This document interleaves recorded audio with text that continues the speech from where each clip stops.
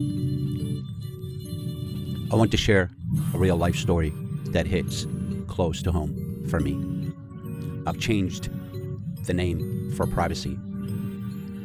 A father had built up a comfortable estate and set up a revocable trust that originally included all three of his children equally. But in the final months of his life, one sibling, let's call him Jack, was able to spend private time with his dad and convinced him to revise the trust. The new version named Jack as the sole beneficiary, cutting out the other two siblings completely. Because it was a revocable trust, those changes were legally allowed while the father was still alive, even though they felt deeply unfair. When he passed away, the revised trust took effect, and the other siblings received nothing. Stories like this are heartbreakingly common, and they're exactly why irrevocable trust matters so much. Once set up properly, an irrevocable trust cannot be altered without everyone's knowledge and agreement. That built-in protection helps prevent last-minute changes when someone's health or judgment may be declining. If you want to safeguard your family and make sure your wishes are truly protected, I can help. The life insurance plans that I offer include free irrevocable living trust, free living wills, and valuable living benefits that let you access funds while you're still alive if needed. Click the link around this video to see what you qualify for, or simply just text One Life to 910-447-6508. I'd love to answer any questions and help you get this important protection in place. Thank you and best of luck.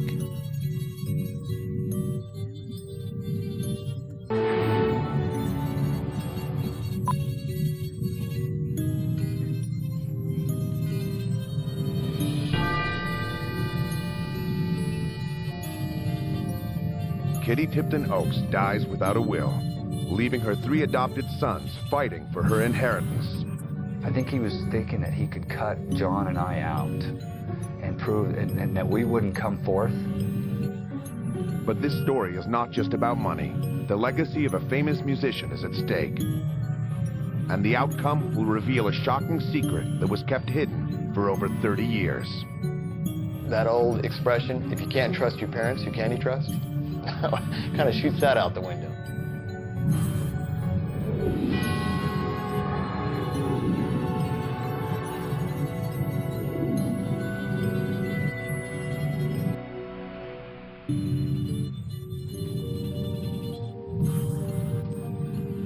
On April 6, 2007, 73-year-old Kitty Tipton Oakes passes away in the Eastern State Hospital in Spokane, Washington.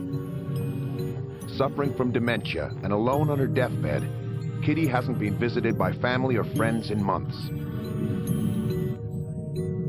In fact, Kitty has spent the last years of her life living in seclusion in an upper-class neighborhood of Spokane. Disabled by mental illness, Kitty's only link with the outside world is a professional guardian appointed to her by the state, Thea Scomo.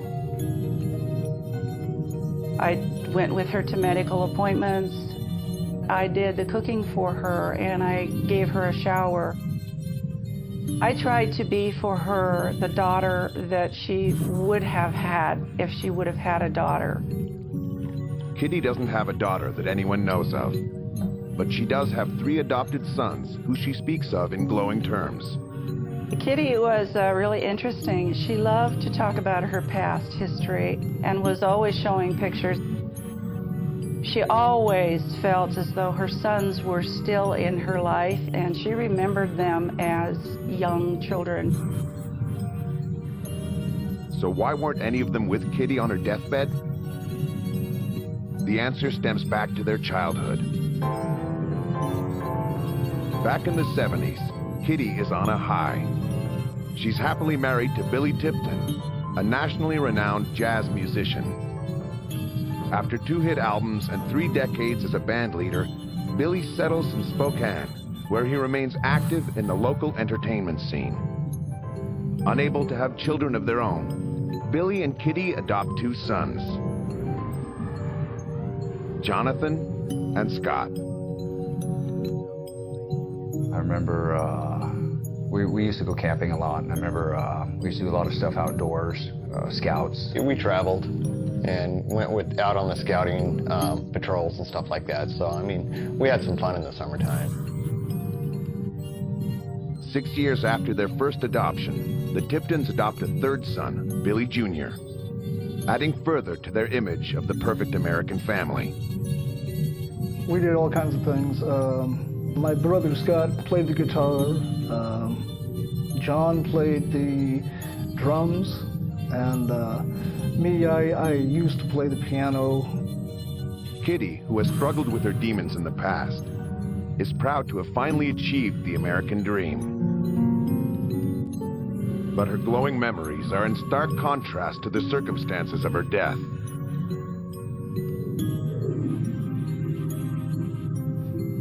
When Kitty passes away in 2007, her former husband, Billy Tipton, has already been dead for 20 years. She leaves behind an estate worth $300,000. But in the years leading up to her death, Kitty hasn't had any contact with her youngest son, Billy Jr. And she hasn't spoken to her 2 older sons, Scott and Jonathan, in more than 25 years. Since Kitty dies completely alone, the court appoints her legal guardian, Thea Scomo, to take charge of distributing her estate.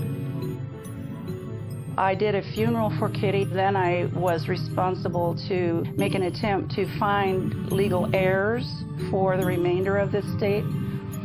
Ultimately, that turned out to be a bigger chore than what we thought.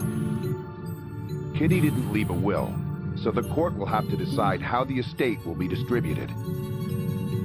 Scomo hires attorney Lynn St. Louis to investigate who Kitty's legal heirs would be. Well, initially we didn't know that much. We knew that there were 3 boys who were raised by Billy Tipton and Kitty Oakes, and we knew that they had been estranged from their mother, and we didn't know how to find them. And so we needed to hire the services of a private investigator to locate the boys.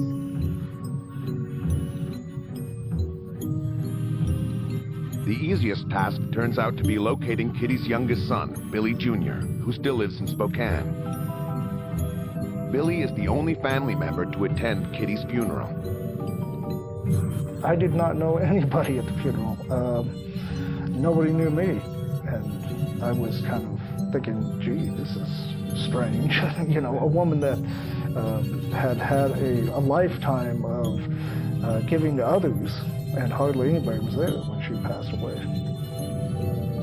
Billy Jr.'s older brothers, Jonathan and Scott, left Spokane years before, changing their last names away from Tipton. The 2 brothers are finally located in Idaho by a private investigator. But despite the promise of financial gain, Scott in particular is reluctant to reconnect with his past.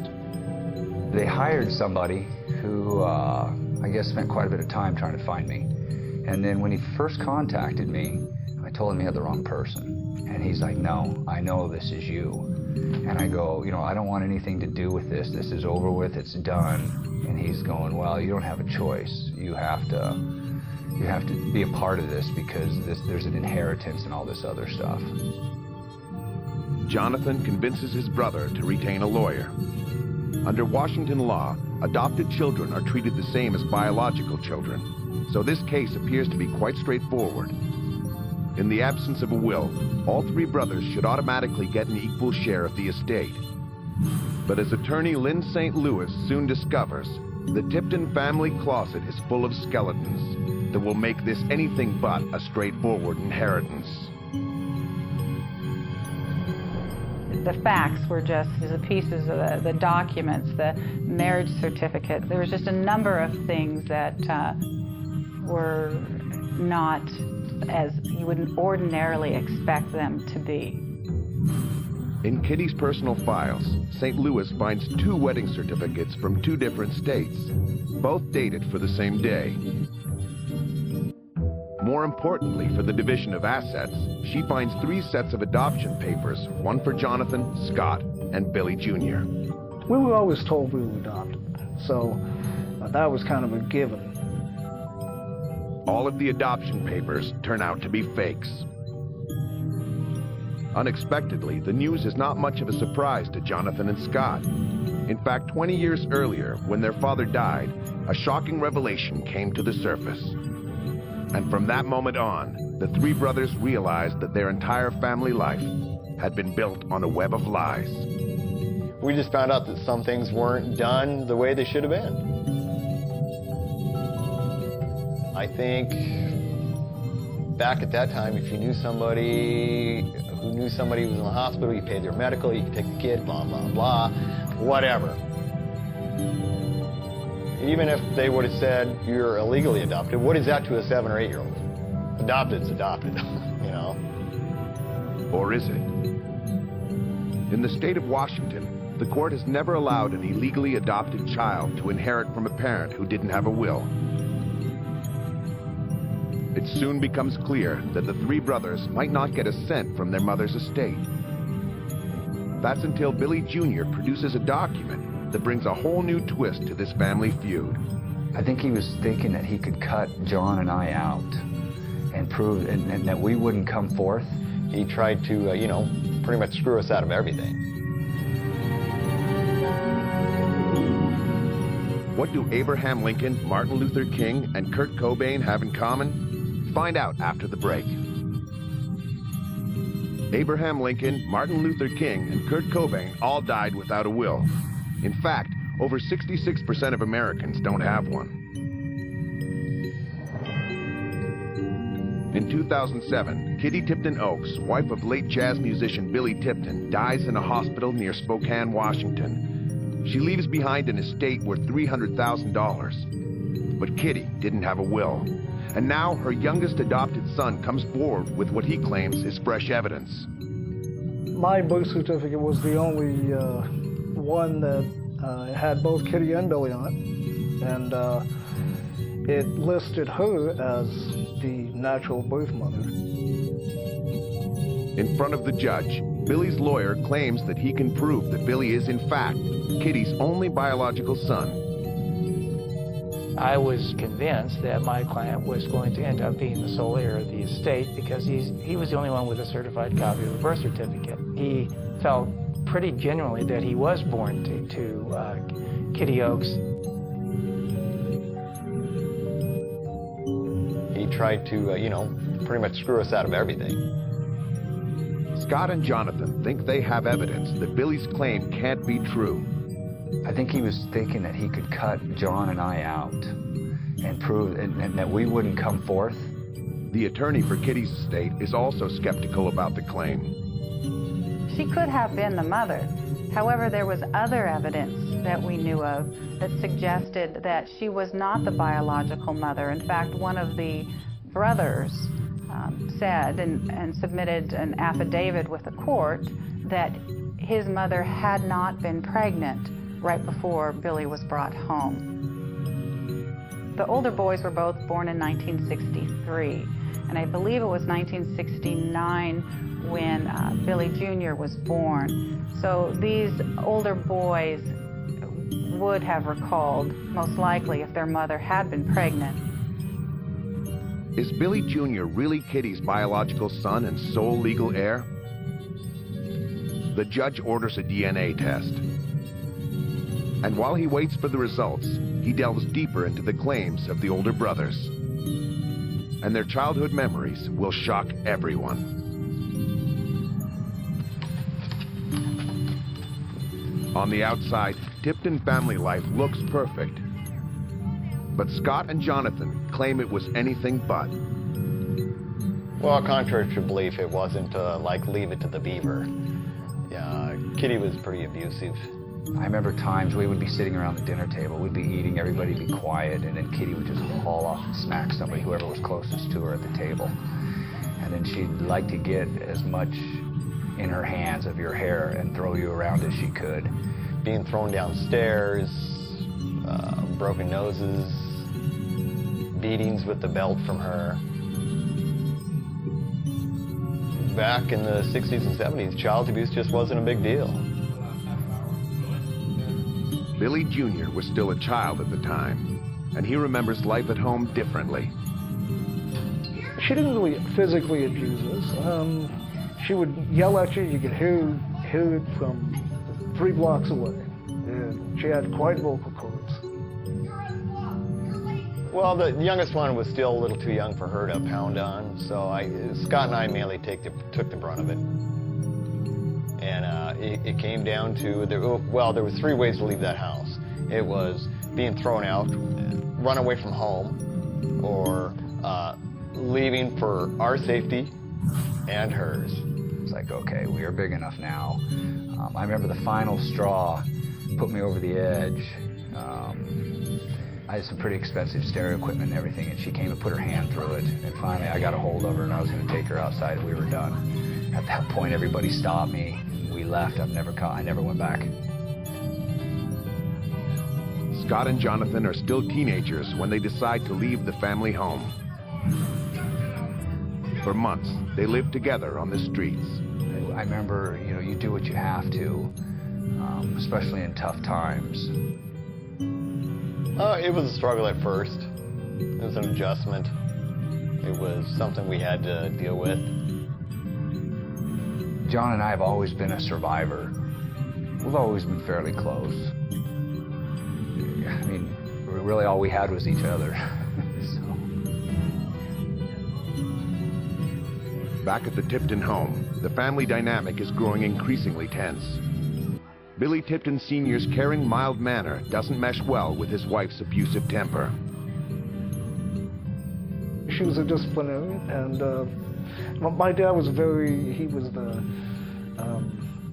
he was totally on the other side. He was just like, and that always caused havoc. I think he had had enough too, with the yelling and the screaming. She was pretty abusive to Billy. I mean, she would get in his face and just yell at him and scream at him all the time. And I think he realized that he realized that we weren't coming back. This was done. We were gone. He can do what he needs to do, but we are not coming back.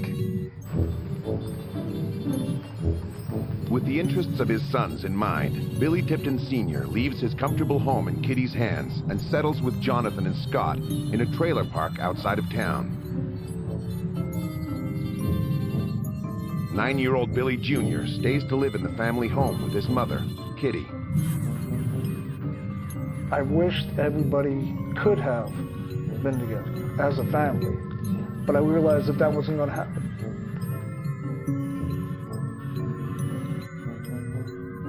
Was Kitty's decision to keep Billy living with her evidence that he is in fact her biological son?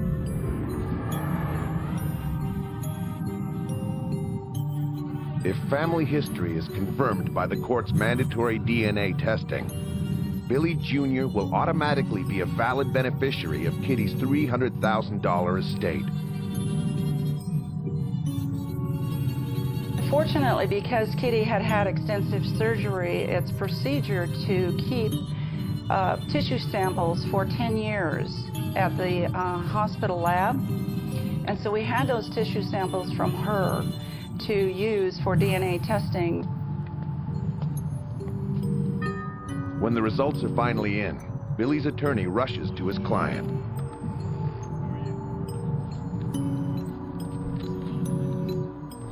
Billy Jr. is not Kitty's natural child. I don't know how he thought he was going to get away with it, but whatever. When it comes to money, people will do weird things. But Billy's attorney thinks this explanation is too simple. My impression is that my client, William Tipton, was truly desirous of having been a blood-related person to Kitty Oakes. And I'll never forget his response when I explained to him the results had come out. The question he asked for me was, well, if she wasn't my mother, then who am I? With the adoptions going wrong and so many lies and deceit and just on and on and on.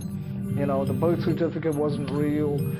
You start thinking, gee, what is real? I mean, obviously I wasn't born under a rock.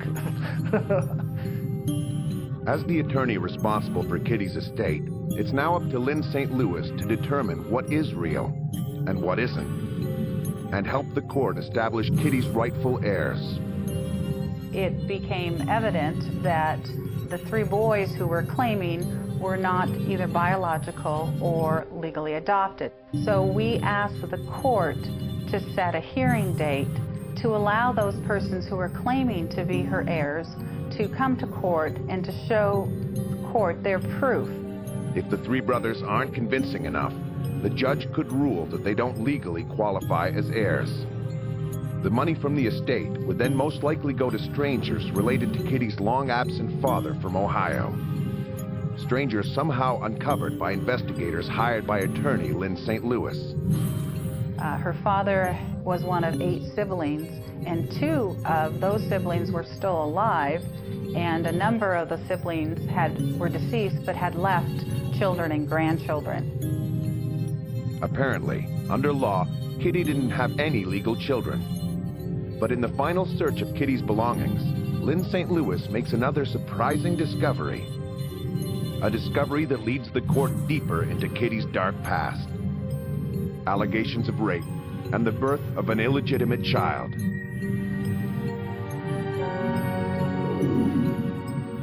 As your family grows, don't forget to update the beneficiaries in your will. For underage children, it's also important to appoint a guardian to care for them. In 2007, Kitty Tipton Oakes dies in a mental hospital, leaving behind an estate worth $300,000. But Kitty doesn't have a will. A search of her belongings has already revealed that her 3 sons aren't legally adopted. But there's more. There was a birth certificate found listing a female child in the important documents. Could Kitty have a long-lost daughter, completely unknown to her family? There were secrets in the Tipton and Oakes families' lives, and that Kitty may have had a child was not stretching one's imagination. The name on the birth certificate is Pamela Marie Lyon, born June 19th, 1945. That's 15 years before Kitty met her husband and decided to adopt children. They found it in my mother's house. I really don't know what connection there was, where that birth certificate came from. Attorney Lynn St. Louis feels she has no alternative but to follow the lead, no matter where it might take the case. When Kitty first met Billy Tipton at the age of 28, she was working as a stripper in the same Spokane nightclub where Billy played. Before that, Kitty earned a living working as a Las Vegas showgirl.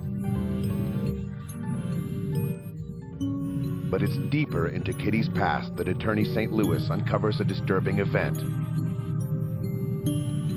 When Kitty was only a teenager, she was raped by an older boy and became pregnant. If the mysterious Pamela Marie Lyon listed on the birth certificate is in fact the child from this pregnancy, the outcome of the inheritance could be drastically changed. Well, had she been the biological child, and if she was not adopted out to another family, then she truly would have been an heir who would have inherited. The court identifies a Pamela Marie Lyon living in an assisted care facility near Spokane. She is a paranoid schizophrenic. In an amazing coincidence, she is the same legal guardian as Kitty. Gee, what a coincidence. To Scott and Jonathan, this new twist in the case is simply an excuse for ScoMo and St. Louis to delay the court proceedings and take more money from the inheritance. Yeah, I mean, sometimes when it smells like coffee, it is coffee. In a legal situation like this, investigation costs and lawyers' fees are paid out directly by the estate. Here's one perspective, I think. I think that Kitty and this lady, they had a relationship before, because she was in her care, doing all this stuff. You know, she's thinking, well, the kids aren't around, they're not legal heirs. If I put this paperwork in there, maybe they won't find the boys, they won't come forward, the money can be awarded to the state, and so this person will have the care they need, and then nobody's ever going to know anything about it. Kitty's former legal guardian rejects these accusations. If indeed Kitty had a female child and had given her up for whatever reason, here was a name that matched with a person who says she was raised by foster parents.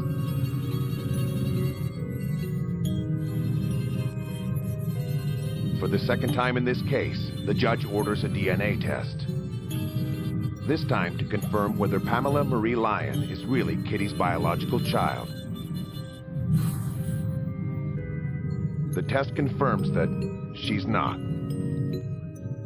So why then was Pamela Marie Lyon's birth certificate found with Kitty's personal files?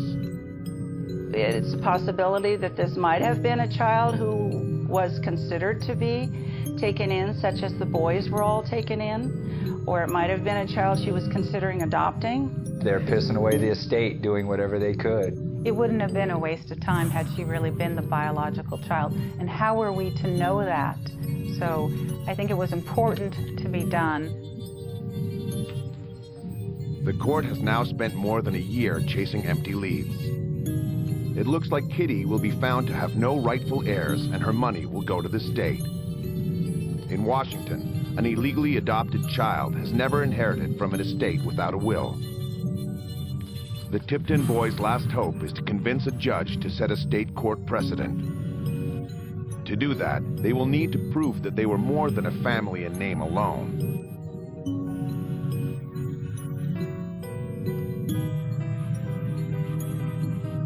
When Kitty and Billy divorce in 1980, Billy moves into a trailer home to look after his two older sons. Well, Dad was mom and dad. He did both jobs. He took us in, taught us right from wrong, sent us to school, clothed it, feed us. He had a good heart. A lot of things started to change for all of us. He would do whatever it took to make sure that we were taken care of. It was a complete 180. Our grades started going up. Even though we had all the luxuries and, you know, of an upper middle class family, we would have preferred to go the other route and not have anything at all, as long as we had our peace of mind and safety. But a few miles away in the Tipton's family home, youngest son Billy Tipton Jr. continues to live under his mother's care. Well, I stayed with Kitty for a long time. And then, of course, I always loved her, but of course, you know, didn't agree with her on everything.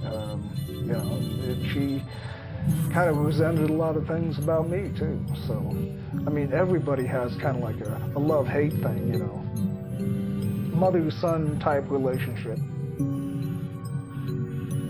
Eventually, Kitty makes a drastic and unexpected decision. Well, it was pretty simple. She came to me one day and she goes, "You're gonna go live with your dad." Packed my stuff, put me outside, and then called him and said, "Here he is." And so he took me and I went to live with him.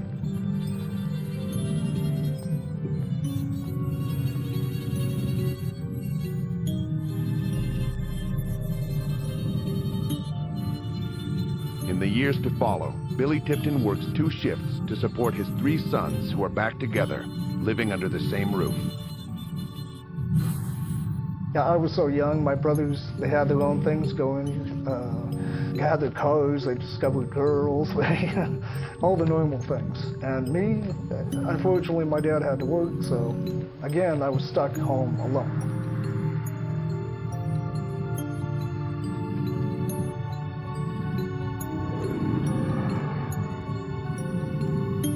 By the end of the 1980s, Billy Jr. is the only son still living with his father in the trailer home. And he's about to discover some secrets about his family that he could never have imagined. Now in his 70s, Billy Tipton Sr. is feeling the physical effects of his age. In fact, his health takes a rapid decline in the fall of 1988. In addition to the emphysema that has bothered him for years, an intense stomach pain now seriously debilitates him. We all tried to get him to go to the doctor. No, I don't need that. And then he started getting weaker and weaker, didn't want to eat anything. Got to the point where I would have to carry him from room to room, make him as comfortable as I could because he wouldn't go to the doctor. On the morning of January 21st, 1989, Billy Tipton's continuous refusal to seek medical treatment finally catches up with him. The last day, when he woke up, I carried him into the bathroom. I carried him into the living room. I got him coffee and breakfast and stuff. And then he asked me to come over there, and he just kind of gave me this very strange look and just slumped into my arms.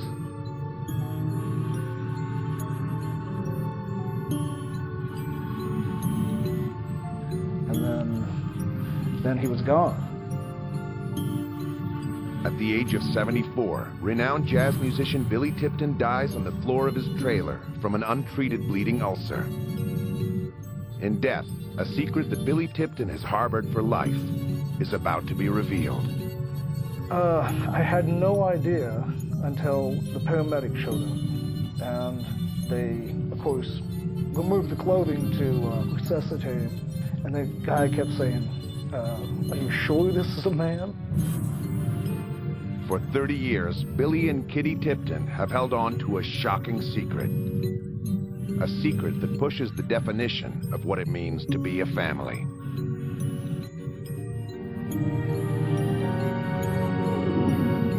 An Egyptian businessman once left his pet mouse $2 million in his will. Although his family thought the request was absurd, they were bound by law to respect it. The children of jazz musician Billy Tipton are fighting in court over $300,000 left by their mother, Kitty. Every step seems to reveal new secrets that threaten their claim to be rightful heirs. The more we found out, Mom and Dad were never legally married, they were never legally divorced, we were never legally adopted, Dad wasn't really Dad. For these 3 adopted sons, the biggest secret of all is revealed the moment their father dies.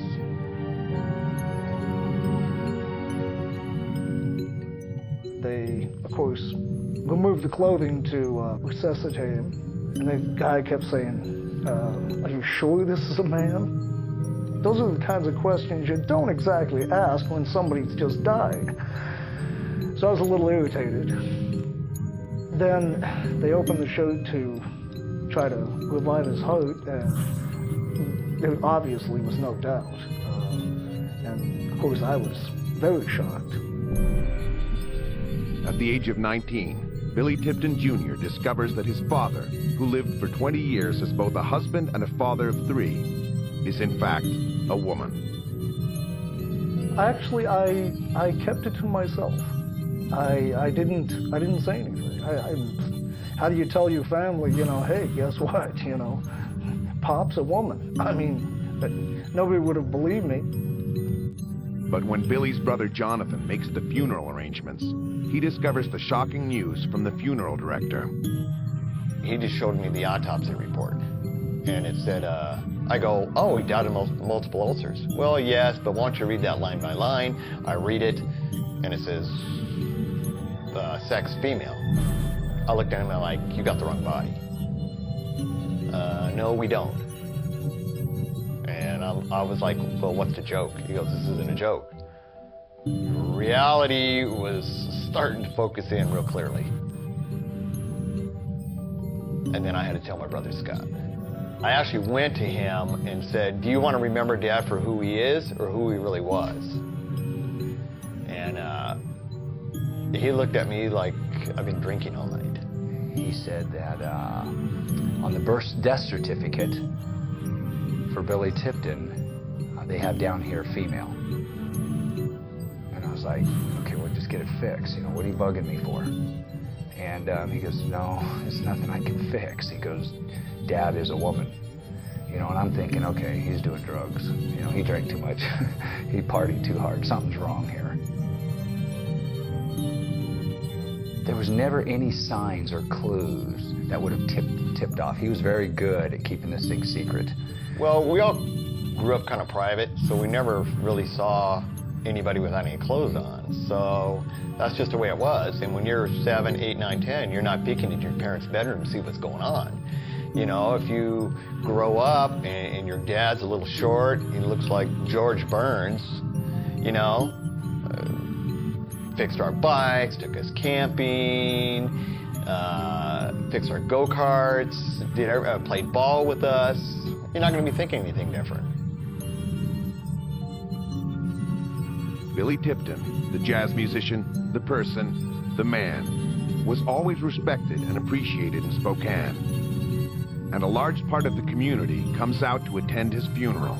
Well, there's a lot of people at the funeral to begin with. And all these people were giving me their condolences and stuff.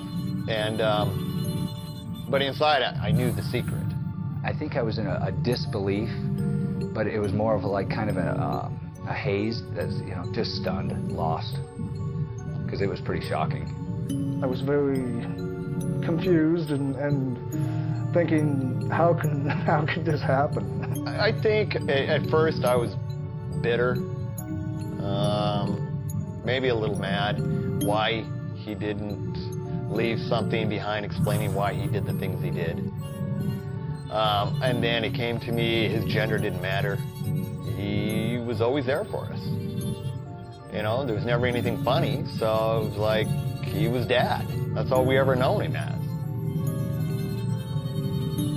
Why would Billy Tipton, who was really a woman, live his entire adult life disguised as a man? At the time of his death, this dramatic revelation leaves Billy's sons shocked and confused. At least it helps explain a few things, like why Billy and Kitty had a fake marriage certificate, and why the couple avoided the official adoption process. A more thorough examination of their backgrounds would likely have unraveled Billy's secret. A secret eventually exposed the morning after Billy's funeral.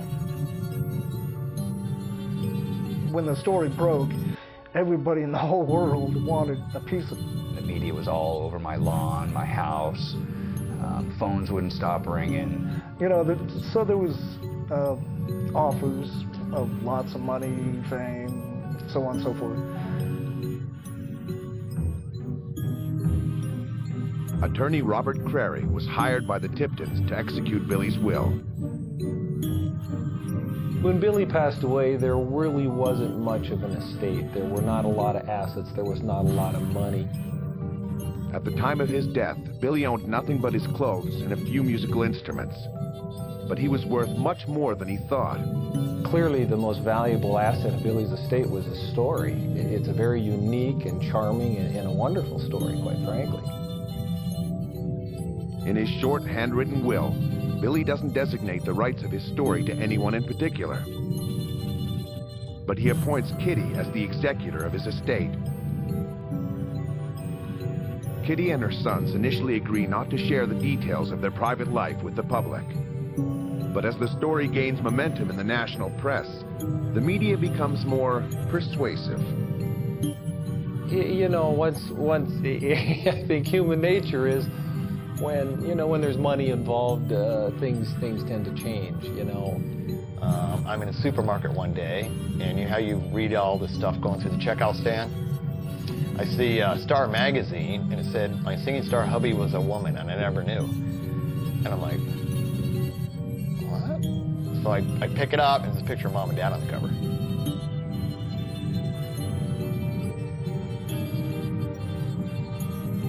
Kitty's claim that she didn't know Billy's secret only makes the story more valuable. I figured Kitty was trying to sell the story to make some money. that started the ball rolling with her trying to profit on everything else.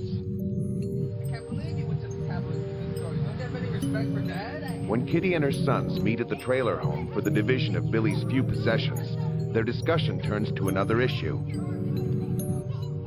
Should Kitty or any of her sons profit from Billy's incredible story? She realized there was a story here, and there was an opportunity to make money. Movie deals, picture deals, the media, the tabloids, which to me would be kind of embarrassing. We would have preferred him going to the grave with a secret. So then we talked to Billy, asked him what is he going to do. We gave Billy an opportunity. It was like, okay, you better make your decision on what camp you're going to decide with. He made his choice. He sided with Kitty. That was the beginning of the split. But Billy Jr. remembers things differently. You know, I didn't really choose sides. It just, the dispute had always been there between the three of them for many years, you know, since the late 70s. And of course, my two brothers and me we hadn't been close for a long time. When I was growing up, and they didn't have time for a little brother.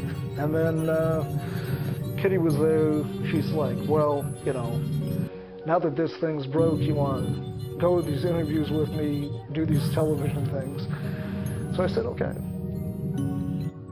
このニュースは家族は死んだ父親が女性だったことを誰一人知らなかった。 As Billy Tipton's story is told in magazines and on TV across the world, Kitty hires an agent and makes appearances on many of America's major talk shows.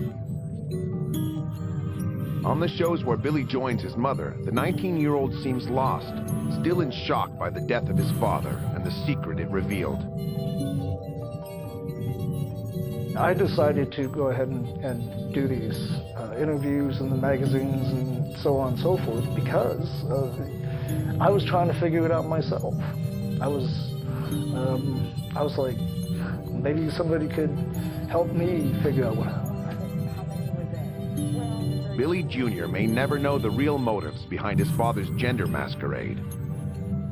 But through the media's coverage of the story, he learns very publicly that his father grew up in Kansas as Dorothy Tipton and allegedly began dressing as a man to further her career as a successful jazz musician. Just the way the story was told, that she wanted to make a living as a jazz musician back in the early 1930s, I believe. And back then, women weren't too involved in show business, except for colored women. You figured you can make money and a living. I'm not sure if the idea was to have a lifelong thing on this, but it turned out that way. For 50 years, Billy wore bandages to disguise his chest. But how could his own wife not have known the truth? And you never had sex? No, in any way, no. No. For her to say she never knew, that's a far stretch. Because they slept in the same bed for 20 years. How can you not know? I mean, personally, I'm going to know what's there in 20 minutes. The questions that we always had is why she ended up with the house and everything, and how was she able to keep it because she didn't work. And Dad seemed to take everything that he constantly made, and it was always gone. I always wondered why. I don't know, maybe because she knew the secret? You know, there's so many theories out there. You know, things that we heard that she was getting money from him so she could keep the house and everything, you know, some type of a blackmail thing. He was pretty well known. There's privacy. And you never had sex? No. Still in shock from the revelation of their father's secret and disgusted by their mother's profiting from it, Scott and Jonathan changed their last name and moved out of Spokane, away from all the media attention. New life, new start. It was time to go. Like 10 years before, when they left the family home as teenagers, the two brothers renounced their father's money in order to break ties with their mother and with their past. This time, they settle in the neighboring state of Idaho, where they still live today. It was already a torn apart family, but it just kind of like, split us even farther apart. For the next 20 years, the Tipton family divides itself into two opposing camps that ignore each other. In Idaho, Scott raises a family of his own and remains very close to his brother Jonathan. And in Spokane, Billy Jr. gets married and has 3 children. More importantly for his claim on the inheritance, he continues to visit with Kitty. She hadn't seen John Scott in many, many years. So I was the only one of the original family that actually stuck around. Billy Jr. claims to have looked after both his parents in their twilight years. The court will now have to decide if that entitles him to a greater share of the inheritance.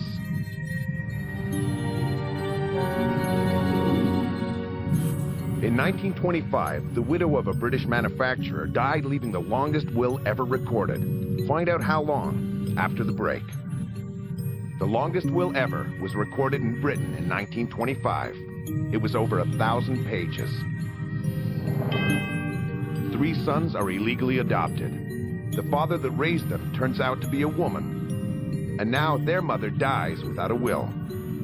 Now in court, the sons must convince a judge that they're entitled to inherit their mother's $300,000 estate and control the valuable legacy of their father, a respected and admired jazz musician.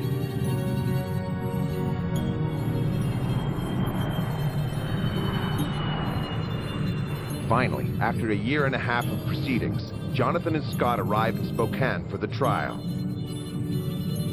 This is the first time they've returned to their hometown in over 20 years. I told John, I go, this is the final chapter. If we get something out of it, then at least we get something out of it. So we had to pull together and do what we had to do. At the hearing, one of the most important things the judge must determine is whether Kitty would have included her sons in her will had she made one. She had told me that she was going to leave me everything, but she just, I guess, never got around to it. I think she would have took it to her grave, just to give us one last spite. During the period of time that I represented her, she was not getting along very well with the older 2 boys, and I know she was very close with her younger son, Billy Tipton Jr., and it's my opinion that that's who she would have wanted to leave the estate to. We're sitting in the hallway, and my brother's sitting next to me, John, and he goes, "There's your brother." And I'm looking around, I go, "Where?" He goes, "That guy in the leather jacket." I go, "You gotta be kidding me." At that point, I hadn't seen either one of my brothers in, close to 25 years, I think. They sat behind me and my attorney, and they had their own attorneys on the other side. I talked to him for a minute, and I told him that I didn't appreciate him trying to screw us out of the will. I wished him good luck, and I go, but I don't ever want to see you again. So I left it like that. Scott pretty much treated him like a leper. The court acknowledges that Billy stayed with his parents longer than the other 2 boys. But when Billy is under questioning, another secret is revealed.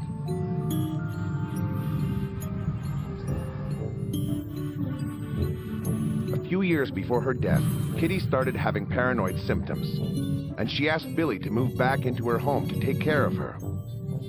But after only 2 weeks of living together, Kitty complained to the authorities that Billy was stealing from her. I tried to tell him that, she wasn't completely mentally sound, I didn't think, and that there was no proof of it. But I did not realize that at the time she was as sick as she was. She had Alzheimer's dementia, I think. The dispute resulted in Billy Jr. being evicted from the house once again, this time along with his whole family. This is how Kitty became the responsibility of the state.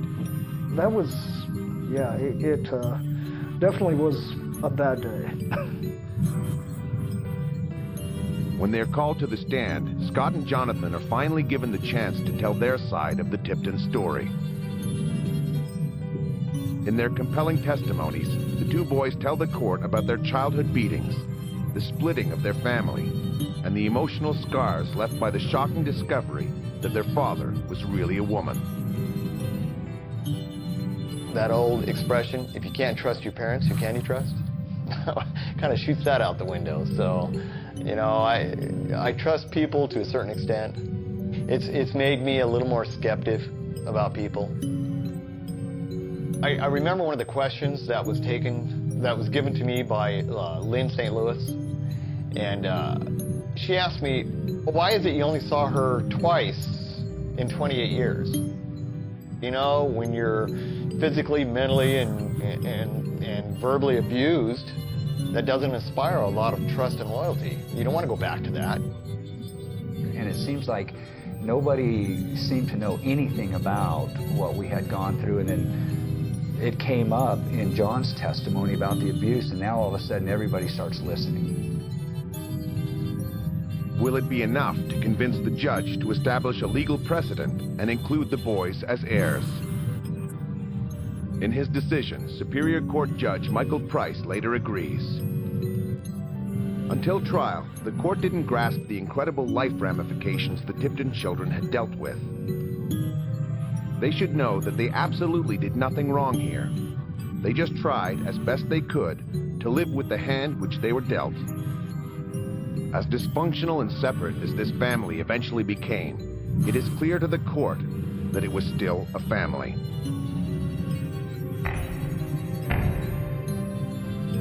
Despite not being legally adopted, the three sons of Kitty Tipton Oakes each inherit an equal share of her estate. Or at least, what's left of it. Once the fees owed to guardians, lawyers, and investigators have been deducted. There's pages and pages of where this money's been all just spent and pissed away. You know, everyone's been taking their piece of the pie, and they don't care what we went through. The attorneys, they always win these kinds of things. You know, they got the majority of it.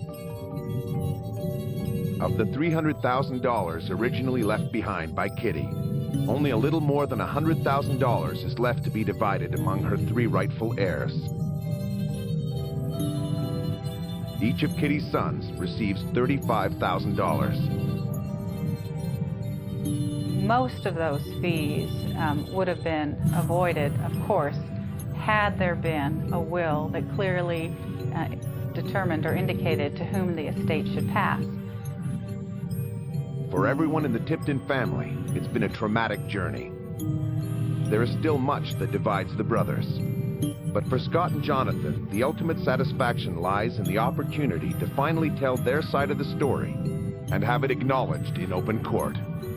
I was telling my brother, I go, you know, there's so much wrong that has been done. Let's just tell people what actually really happened. We had to fill in the blanks. And if we didn't say anything, people were going to start believing her. And if the Tipton boys died today, do they have a will? I do not. Not yet. You always think you got another day, you got another day, you got another week, you got another month, you know, another year. Eventually I will put something together before it's too late. It'll get there. Oh, well, after all this fiasco, I went and had my will taken care of. It's all completely legalized, sitting in my safe that, you know, someday, you know, many years from now, my kids will look at it and say, well, gee, Dad left us $10 each.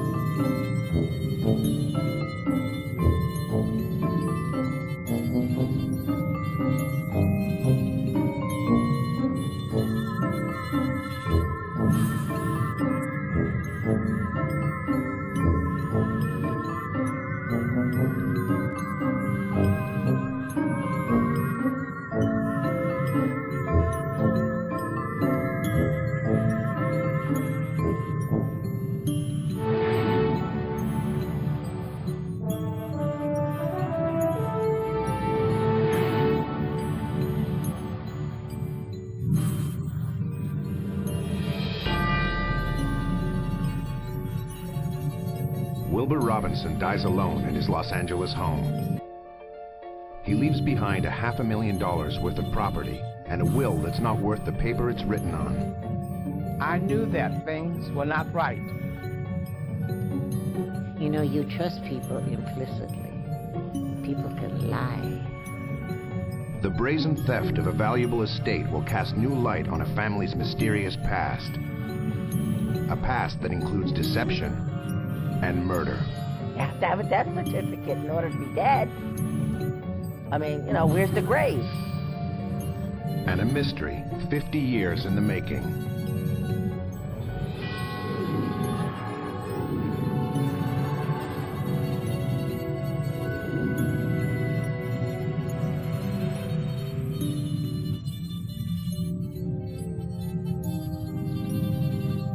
February 1996.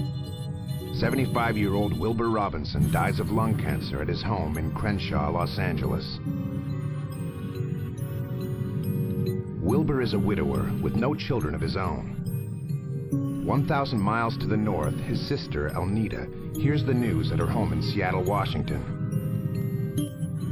Wilbur's death does not come as a surprise. The nurse called me and told me I had seen Wilbur a year before then. I went down, and he was dying of cancer at that time. 6 months later, Wilbur was sick again, and they told me that he was gonna make it.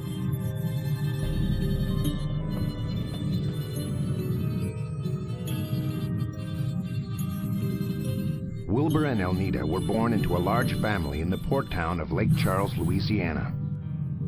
That was Wilda, James, Wilbur, and myself. I'm the fourth child. Walter, Joseph, Richard, Noble, and Rosemary. There was 9 of us. As the years passed, the Robinson siblings were scattered across the United States. Over the years, they lost touch. But Elnita always stayed close to Wilbur, who after spending 25 years in the U.S. Navy, ended up in the Los Angeles neighborhood of Crenshaw.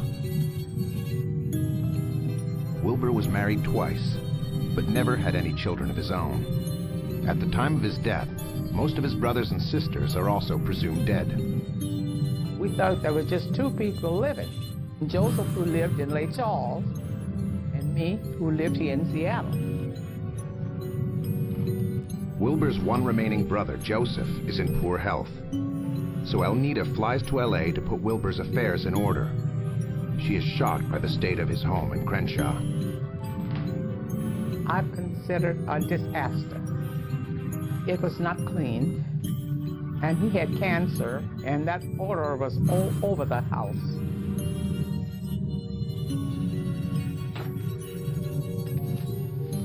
Despite the chaos, Wilbur seems to have been extremely careful with his money. He had lots of insurances, and he had money.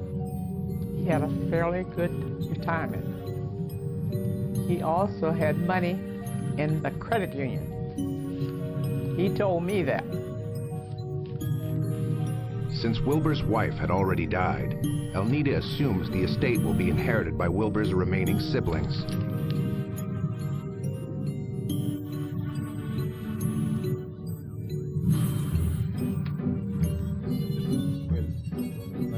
He told me he made up his will. It was for the family trust. That's what it's named. In a trust, a family member is usually given the power to distribute the estate to the heirs without going through expensive court proceedings. Gary Spicuzza is a specialist in estate planning. A trust avoids the probate court system. It is a private disposition of your property rather than a public one through the probate court system. In his trust, Wilbur authorizes 3 people to look after the distribution of his assets. Elnita, Wilbur's stepdaughter Dolores, and a cousin, Joanne. I believe Mr. Robinson did the exact correct thing by having 3 successor trustees with undoubtedly a majority before any decisions were made. Then you have everybody looking over everybody's shoulder and make sure everything is done correctly. Dolores also lives in Seattle. When visiting Wilbur in LA, she had seen the trust paperwork for herself. He had left me a little money, and then so much for other close friends of his. But his sister was the one that was the beneficiary. Everything, you know, it would be done at her discretion. Wilbur's trust is worth several $100,000. He had a huge stamp collection. He had all kind of coins. He had a gun collection that, from what I understand, was something to see. He loved Lincoln Continentals, and that's what he had a beautiful Lincoln Continental. He had lots of insurance that were payable on his death. On February 9th, 1996, Wilbur Robinson is laid to rest. I made arrangements for his funeral. He was buried at a cemetery there in LA. It's called Riverside for veterans. He had retired from the Navy for 25 years. They gave me Wilbur's flag. After the funeral, Dolores, Wilbur's stepdaughter, joins the rest of the mourners at Wilbur's home. We went to his house and we sat there and we talked, you know, and reminisced about him and looked around, and his nephews, they were just taking stuff. He had pictures on the wall. He had paintings. His sister and her husband and I, we're all sitting there watching him. You never expect to see anything like that. And it was an eye-opener.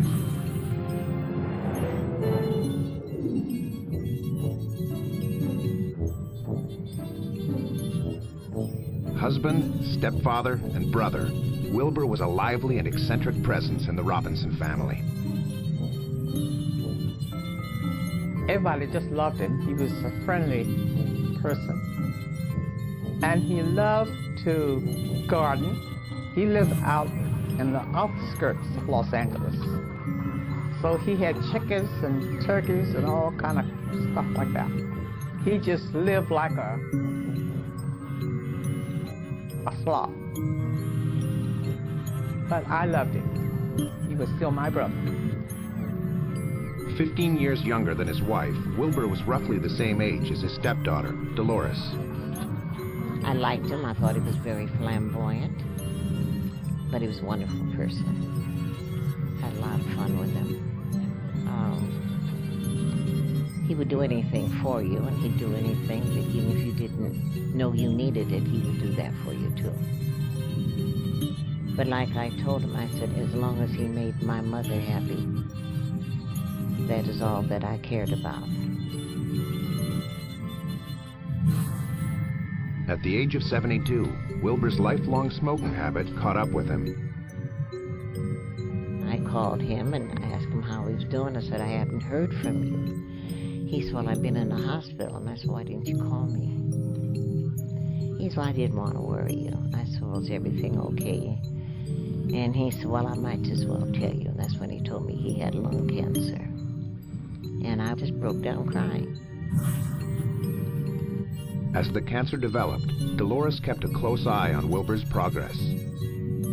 He dealt with it very well. And up until about maybe 4 months, and he took a turn for the worse. He couldn't take care of himself. But I found that out when I went to California. He always liked he was fine. But it wasn't. And he drank a lot. He had a lot of drinking friends. As Wilbur's health declined, professional caregivers were hired to look after him. He had caregivers, and the ones that I met were just wonderful people, took very good care of him. Very good care of him. And then he had a neighbor next door that was very good to him, too.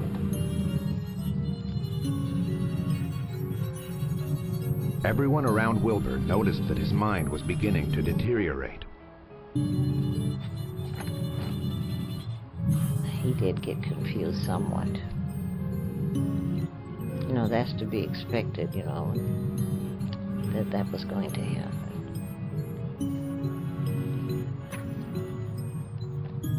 The caregiver was there, and she asked me, did I want some coffee? I said, yes, I'd like a cup of coffee. And he called me Francis, that was my mom. And I said, no, honey, it's Dolores. And I went in and sat down next to him. He said, when did you get here? I thought I heard Francis. He said, no, that was me. Luckily, Wilbur was prepared.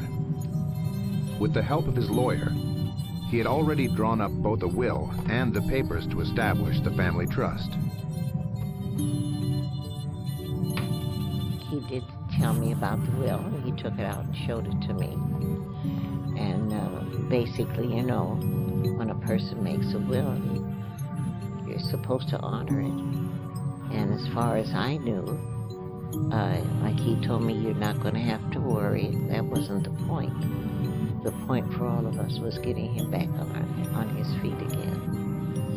But we knew Wilbur was very ill. We knew he was very, very ill. And increasingly vulnerable to outside influence. He was a very trusting person. A very trusting person. He was of the old school, your word is who you are. And that's what, you know, he was all about. In the months before his death, Wilbur is surrounded by caregivers, nurses, lawyers, neighbors, and family members. But it's the person whom he trusts the most that will take full advantage of his confusion and fragility.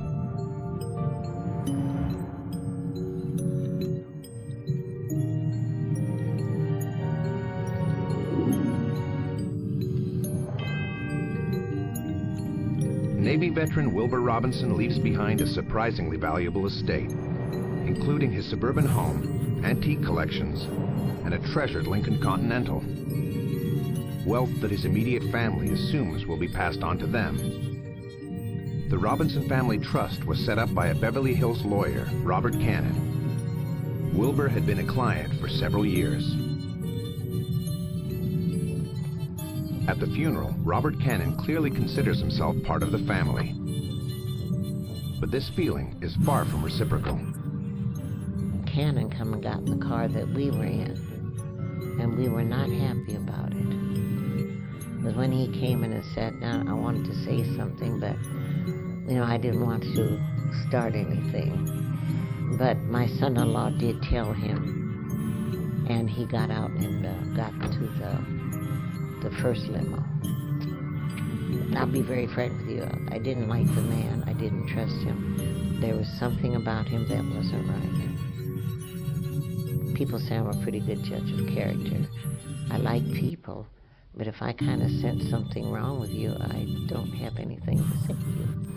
And he was trying to talk, and I just would not talk to him.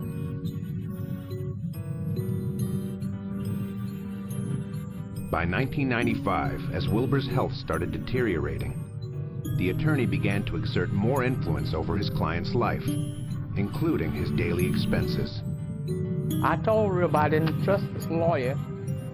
He said, you don't know what you're talking about.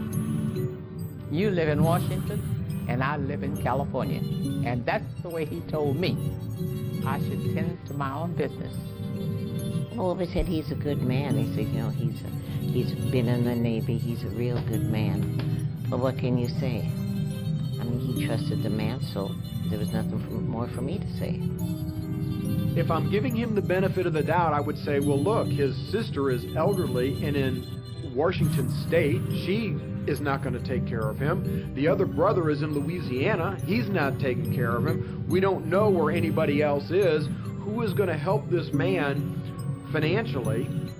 And, you know, it appears that maybe the guy, he must have done some good for him. He did manage his financial affairs. He did probably pay the bills on the house, make sure that taxes were paid, and medical bills and those kind of things. But that's what you would expect if you're a professional thief.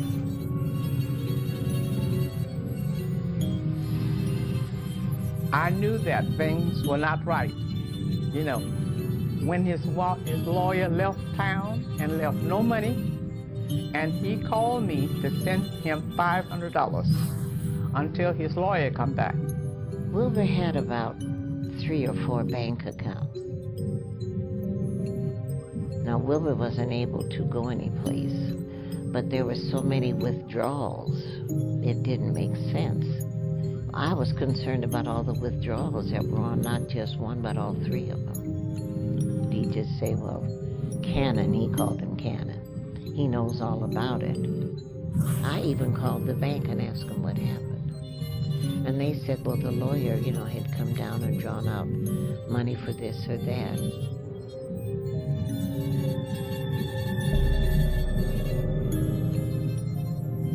A few months before Wilbur's death, Dolores finally summoned Robert Cannon to a meeting with a social worker.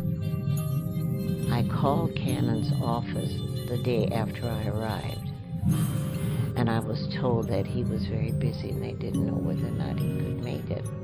But he showed up for the meeting. Cannon's explanations did not impress Dolores. What he was saying about some of the answers he gave, I mean, it just didn't make sense to me. So then when it come my turn, I asked him why he went on a vacation and left him with no money. He said he left him money. I said, where was it? And he said, in the briefcase. And I asked Wilbur where the briefcase was, and he pointed it out to me. He opened it and there was nothing in it. There was nothing, just a big empty briefcase. As the family grew increasingly suspicious, Cannon reassured them that the estate would be properly handled after Wilbur's death. Cannon, after everybody left, was talking about him and explaining there was a trust, and that his sister Elnita was the main person, and that I was getting something too. I said, well, you know, is that the will or the trust? And he said, well, it's a trust. Well, I was at my wit's end. I thought a will was a will. I thought the trust was something else. The difference is critical. A trust, unlike a will, allows for a trustee to handle the estate privately without the supervision of a judge. Dolores takes comfort in this, but not for long. A few days after the funeral, Elnita returns to Seattle. A package arrives at her home. She is shocked by its contents. Legal documents stating that she is no longer one of Wilbur's trustees. Apparently, at the very end of his life, Wilbur had given Robert Cannon complete control over his estate. I just think he's a louse. He's nothing but a thief. That's what he is. That's what I think about it. Cannon had made himself the executor, had the power of attorney and everything. When someone is under duress, it's pretty easy to exert undue influence on them. You know, Wilbur, I've been your attorney for 10, 15 years now. You know, I'll make sure everything is done just the way it is. You know, you want to do it. You know, the only thing that's going to change with your trust is that I'm going to be your successor trustee, which means I'm handling everything. The family members are, in theory, still the beneficiaries of the trust.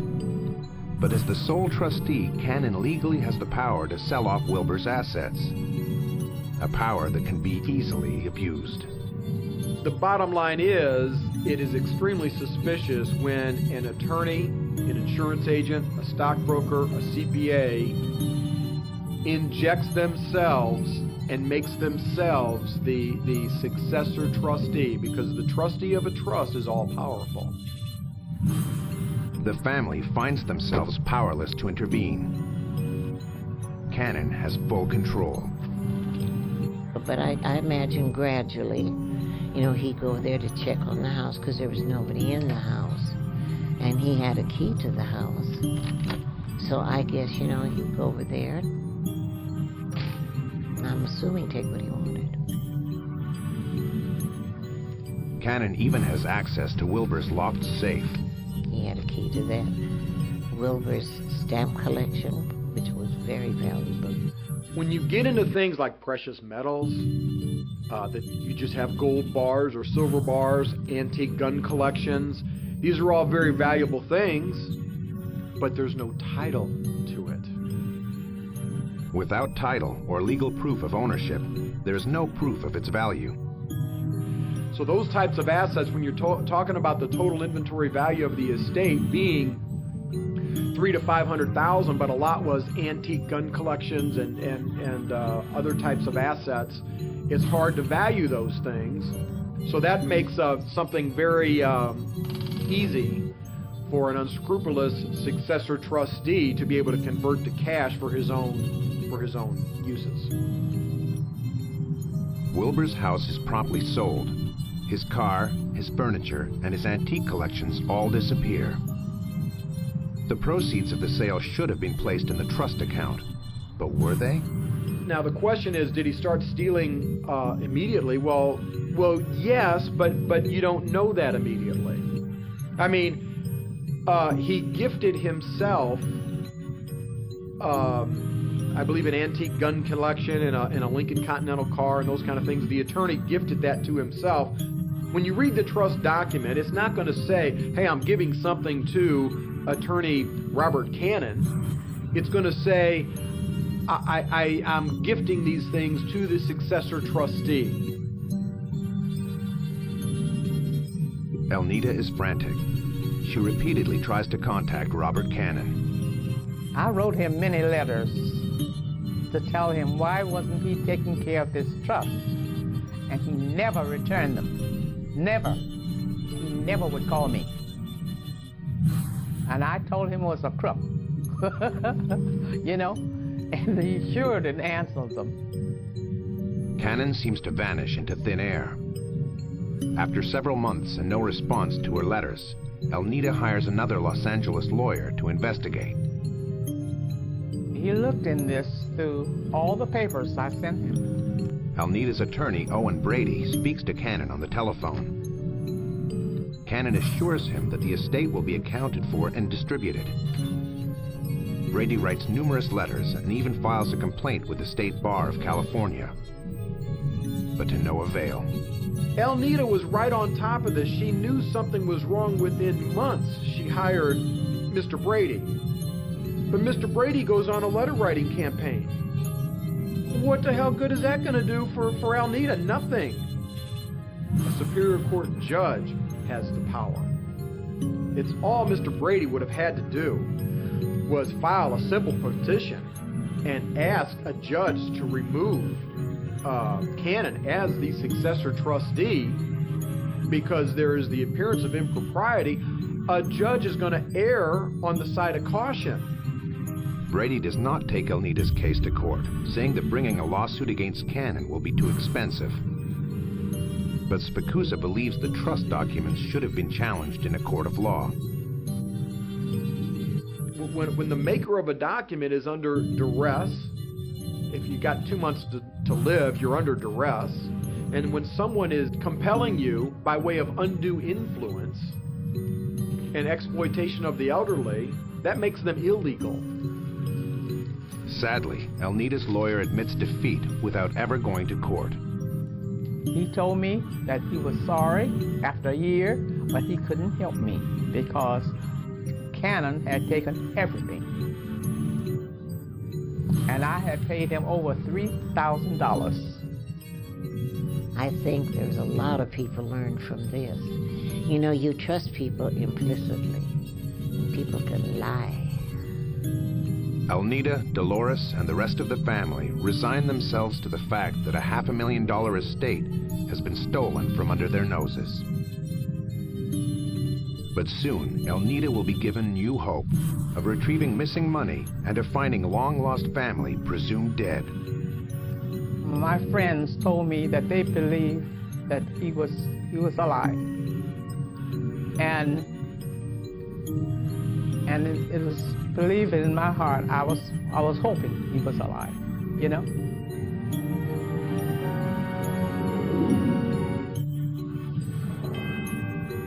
10 years pass, and the loss of Wilbur Robinson's estate is a dim memory for his sister Elnita.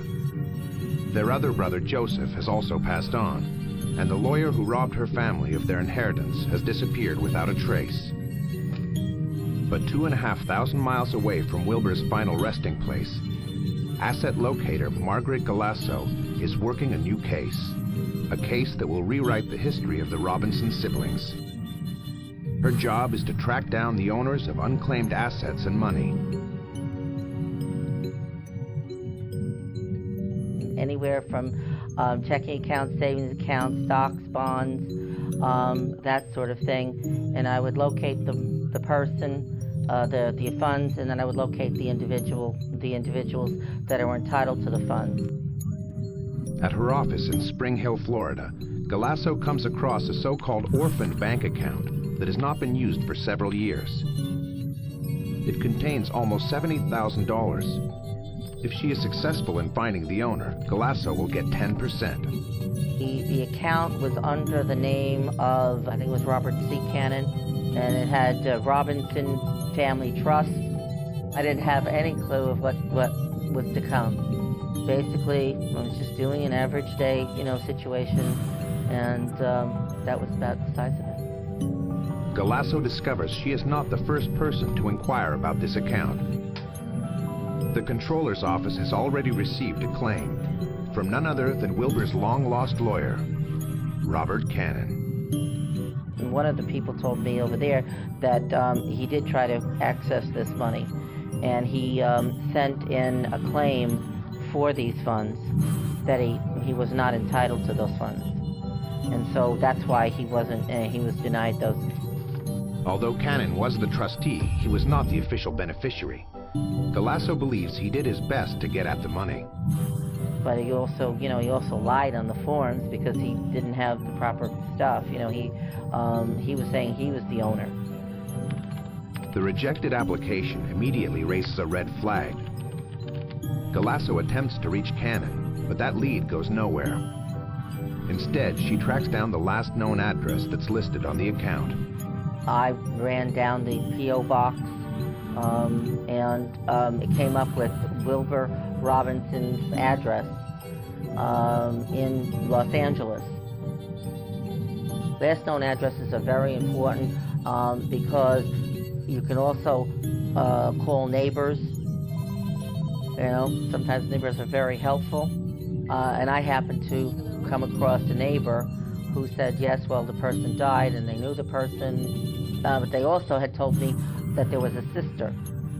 And they might have said that her name was Elnita or Renita. So I started looking for somebody like that in, Washington State, because that's where they said that they were from. And so it took me a while to try and get a phone number to call this individual. For Elnita, who believed that her brother's estate had been completely plundered, Margaret's call is a shock. And I said, well, I'm calling I'm a finder, asset locator, air finder. This is not some joke or some scam. This is for real. There's $60-something thousand here. And basically, she may be one of the heirs to the estate. Elnita can take comfort that a small part of her brother's last will was not tainted by theft or corruption. No, he didn't get that. I'm glad he didn't. It wasn't that much money. It was only $69,000, but that's better than nothing. But in order to access the money, Margaret needs to make a complete list of Wilbur's potential heirs. Since the death of her brother Joseph a few years earlier, Alnita believes she is Wilbur's only remaining sibling. In order for you to claim any of those funds, because you have to prove to the state, you know, who the heirs are to the estate. But then, when I got into this whole thing, some things didn't add up. I said, are you sure that all your brothers and sisters are dead? Because she didn't have all of the death certificates. I said, you don't have all the death certificates? And then she started telling me about her, you know, brothers and sisters. Alnita and her 8 siblings grew up during the Great Depression in Lake Charles, a port town on the western fringe of Louisiana. My father raised chickens. He made a garden. My mother could do anything with food. She was an excellent cook. She died young. She died at 54 of a heart attack. But my mother, I never went hungry. And it was a wonderful family. My father was a longshoreman. So when he did work, he made money. But my mother could manage anything. She could make anything. She was just a wonderful woman. I have a lot of her characteristics myself. Alnita's 2 sisters, Viola and Rosemarie, both died in 1980. She had 6 brothers, James the oldest, Wilbur, Walter, Joseph, Noble, and finally, Richard, the youngest. All of the brothers joined the armed forces. Wilbur was the first to sign up. Wilbur went into the Navy, and he went into the Navy when he was 16 years old. And my mother didn't even sign for him. But he had someone to sign. And that's how he went into the Navy.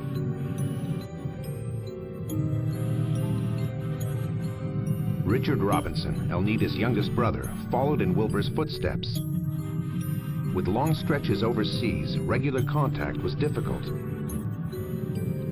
In 1959, when Wilbur and Richard were back on shore leave, some of the siblings organized a get-together. 59, when I went to Los Angeles, we had my sisters there, and Wilbur, and Richard, and they had my oldest sister fix a dinner for us in Los Angeles. That was a happy occasion that we all together. I got pictures of all that was taken at that time. Alnita stayed in touch with Wilbur, but this photograph, taken in 1959, would be her last memory of her youngest brother, Richard, who went overseas and was never heard from again. Richard was the second brother to lose contact with his family. Walter, who also served in the Navy, hadn't come to visit in years.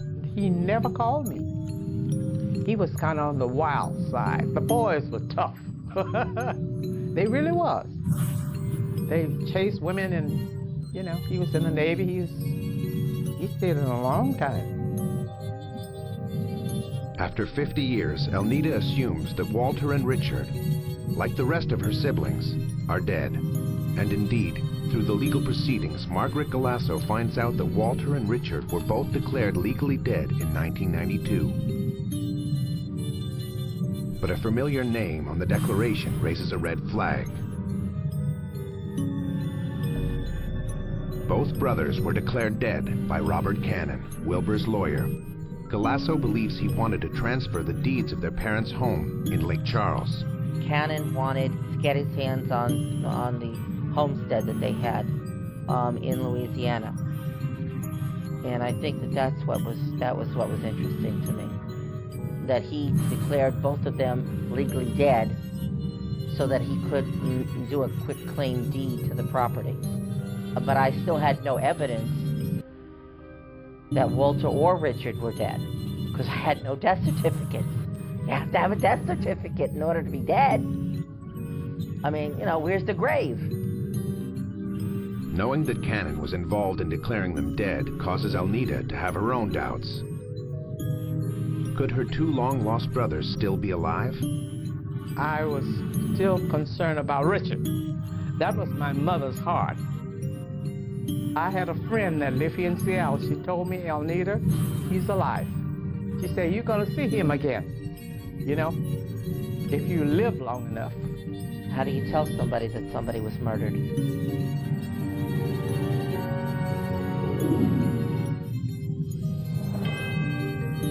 80-year-old Elnita believes she is the only living Robinson sibling. That is, until professional heir finder Margaret Galasso contacts her about $70,000 that belonged to the plundered family trust. But to release the money, she needs to track down death certificates of two of Elnita's brothers, thought to be dead, Walter and Richard.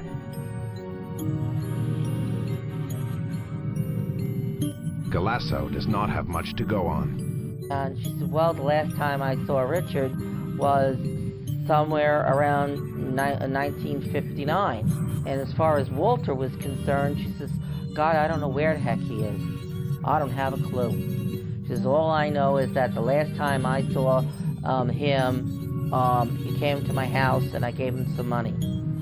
But all I know is that he was living somewhere on an Indian reservation, somewhere in Yuma, Arizona, with a Native American woman. There may be possibly a son out there that I have no clue of who he is.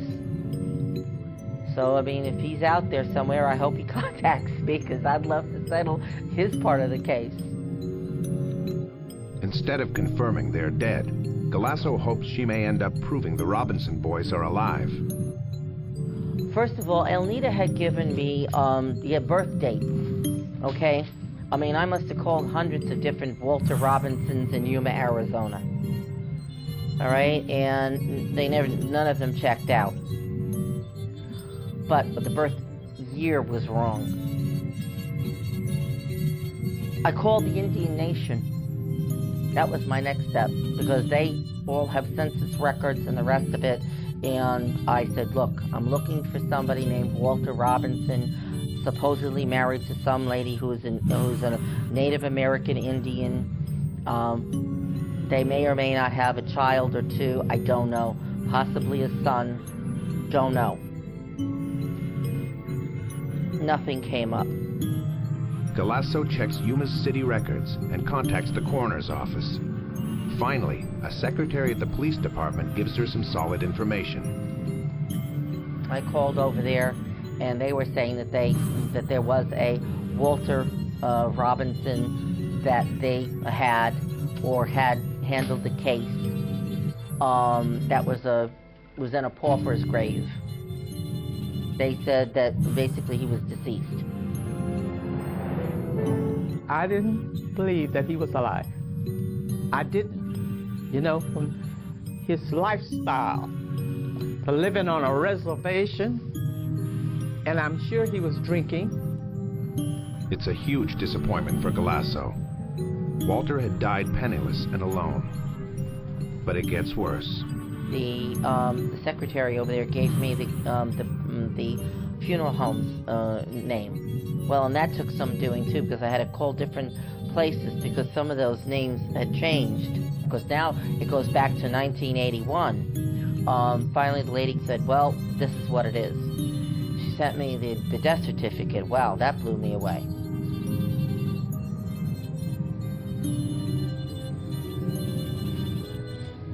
Because on the death certificate, it clearly states that it's a homicide.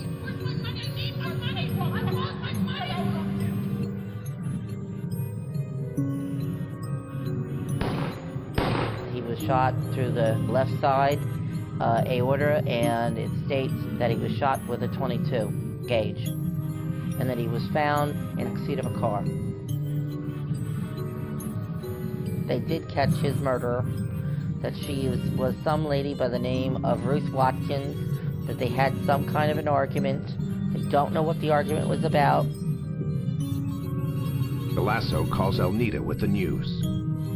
How do you tell somebody that somebody was murdered? You know, I called her and I said, look, I think I found Walter.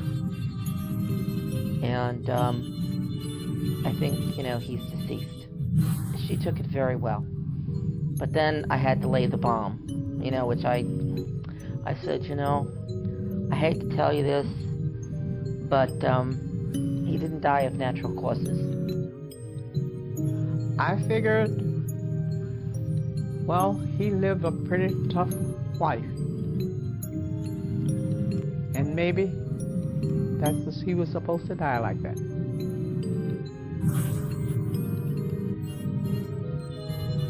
And the kind of life he lived, that could happen, Elnita is still left with one hope, and it rests on her youngest brother, Richard. I was still concerned about Richard. That was my mother's heart. Richard and Rosemary, that's our last children. And she cared those children. She loved them. In my heart, I was hoping he was alive. Margaret doggedly persists in her quest to discover what happened to Richard. In order to release Wilbur's account, she needs to find him, dead or alive. She had said to me that he, that he was in the Navy and that he lived in Long Beach at one time, and that's all I knew at that point. And I must have called hundreds of Robinsons, Richard Robinsons, all throughout, California and the rest of it. The thing of it is that I also was looking for somebody specific. I was looking for somebody who was African American, which I knew, but I had one thing that most people didn't have, which was the birth date. In the Los Angeles area, 2 Richard Robinsons have the same birth date as Elnita's brother. The first one Margaret gets on the phone tells her he is white. The other Richard Robinson does not have a listed phone number, but Margaret finds his address. Started calling some of the neighbors. A couple of neighbors down about 4 or 5 houses down the street. There's a kid named Ferguson. Margaret asks a favor of the 25-year-old Julius Ferguson. I think that there is a gentleman down the street, about 3 or 4 houses down the street, and I want to give you my number because I can't get a hold of this guy. I have, he doesn't have, he's not listed. It's an unlisted phone number. I said, look, I'll even give you $25 if you just go down there and ask him a couple of questions. And I said, by the way, I'm looking for a man who was African American. This kid was really cute because he said, oh no, ma'am, we're all black here. I said, no, I wasn't care if you're all black. I said, I want to know if he's African American because I need, I'm looking for a person who it may be the potential heir to the estate of his brother. And I need to know if he comes from Lake Charles, Louisiana. So the guy wrote it all down. He says, well, ma'am, I go by there every day with my dog. And I sit on that porch and I chat with this gentleman every day. Ferguson sets off to question his elderly neighbor. Is Margaret Galasso on the verge of cracking a half-century-old mystery? I nearly fell off the chair. God bless him, I nearly fell off the chair. I couldn't believe it. I say, are you telling me the truth?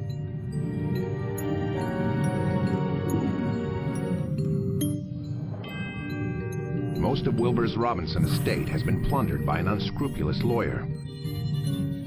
To access the remaining money, Margaret Galasso needs to find 2 missing Robinson brothers, potential heirs to the estate. Walter is dead, but the youngest brother, Richard, may still be alive. And the trail leads to an address in Palmdale, California. Margaret enlists a neighbor to investigate.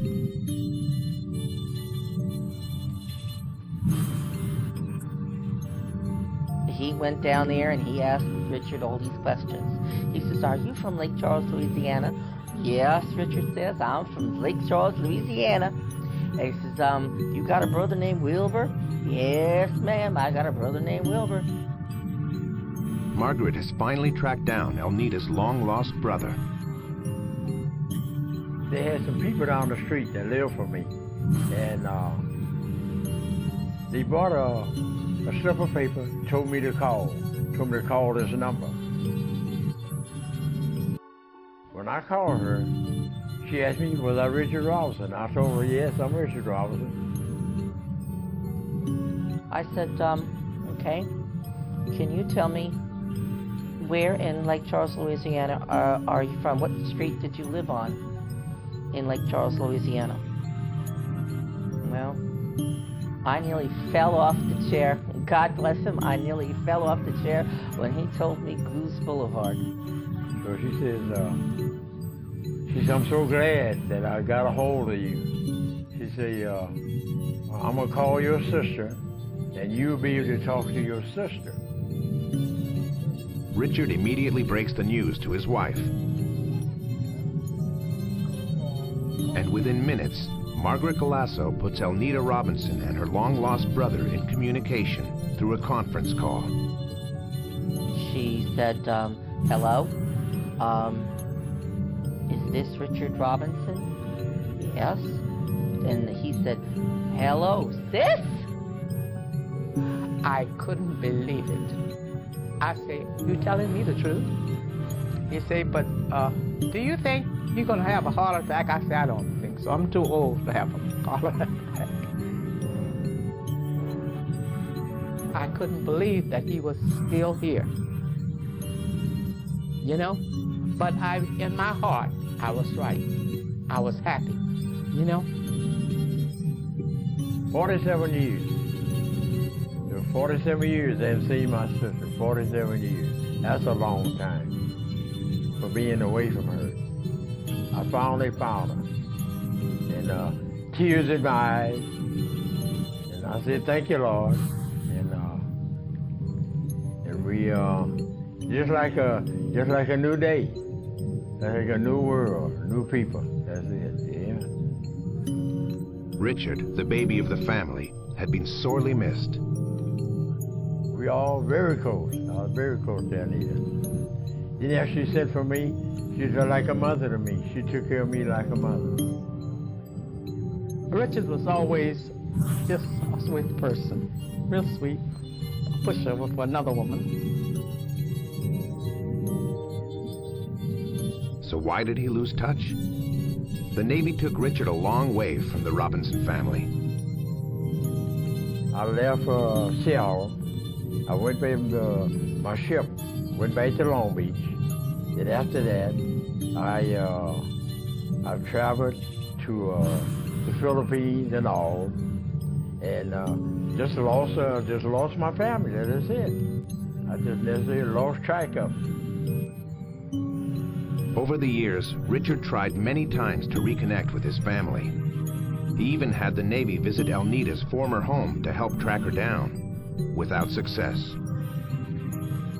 After the Navy couldn't find her, then I hired me a private investigator, which I knew they would try to find him, and he couldn't find him. So actually, I gave up. I was having too much fun in Long Beach, and to tell the truth about it, I just put my family down. And that's the worst thing I ever do, is put my family down. I should have found them. It's my fault. I should have found my family.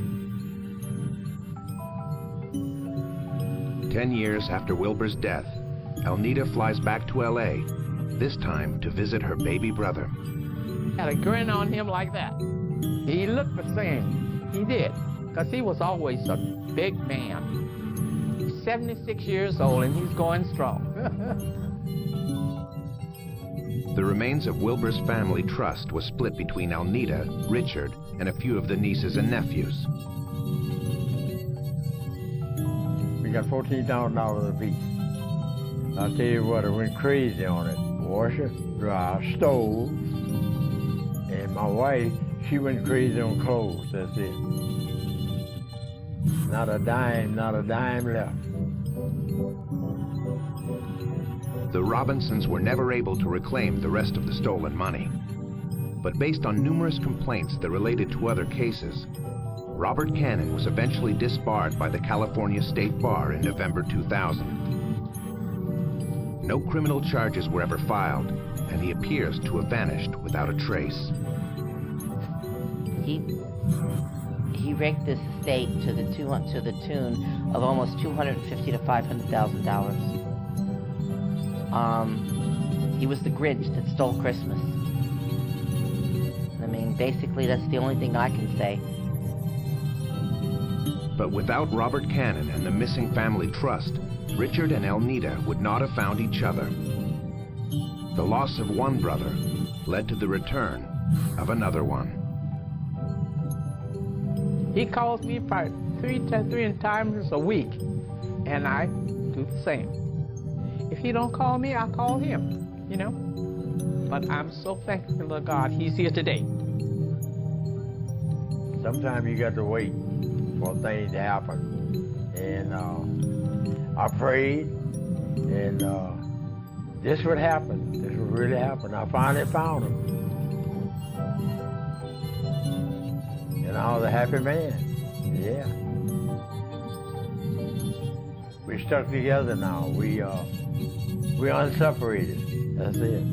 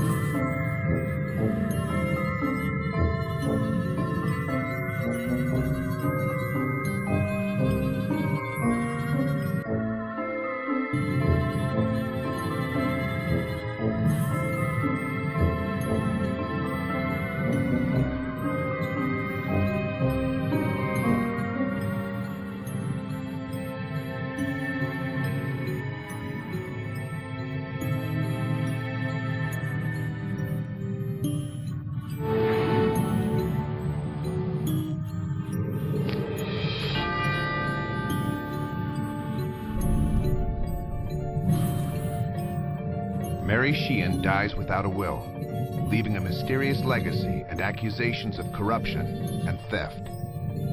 All these people come from out of the woodwork and they've never even seen the person, and they're only there for money.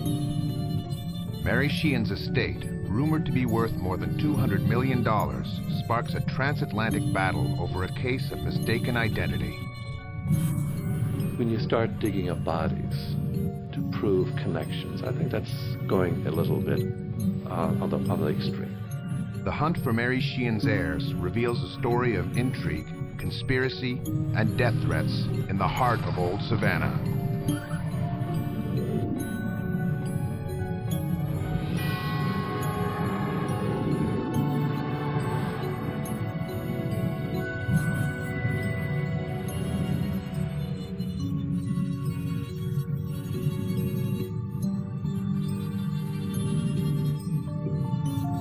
November 1983. Mary Sheehan, a reclusive spinster, dies alone in her Savannah home at the age of 81.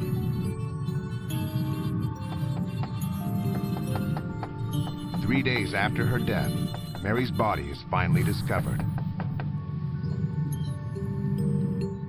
Kim Burge, chief clerk of the Chatham County Probate Court, works directly across the street from Mary's home. We were looking out of the window from the courthouse, and the EMS came up, and then I saw them leave with a person in a body bag. So I know that that's the way she left.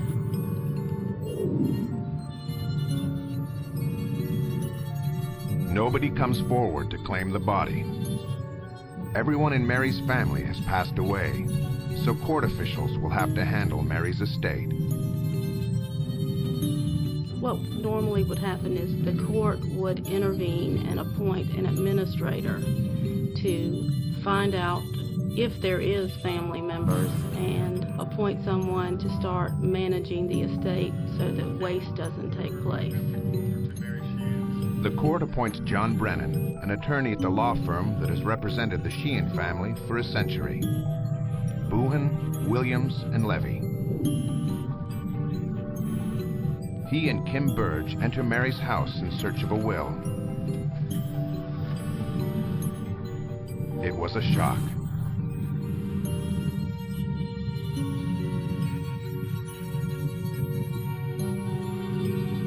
What she had done was taken newspaper and stacked it from the floor to the ceiling, where you could not see in at all. And above that, it had a hanging, just one bulb light, and on the bottom of the string, there was bread pinned by a clothespin. And I remember asking Mr. Brennan, why is that? And he said he could only assume that was to keep the rats out of the bread. I remember that there was also a bathroom downstairs, but the bathroom had no commode. It had a hole for one and a sink, but that was it. You know, it was not very clean. I couldn't imagine living that way.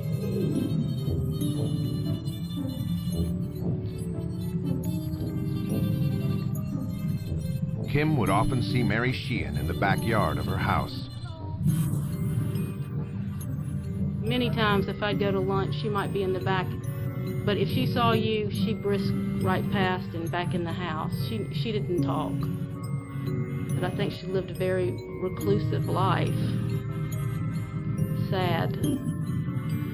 Since no will is found, the administrator takes care of funeral arrangements. Mary is buried at the family plot next to her 3 siblings, her mother Ellen and her father William, both born in Ireland. Mary has lived all her life in her parents' house. With no will to be found, and given the poor condition of the property, the estate doesn't appear to have much value. But appearances are deceptive. We called around to the different banks, and we did discover that there was a safety deposit box at the old CNS Bank.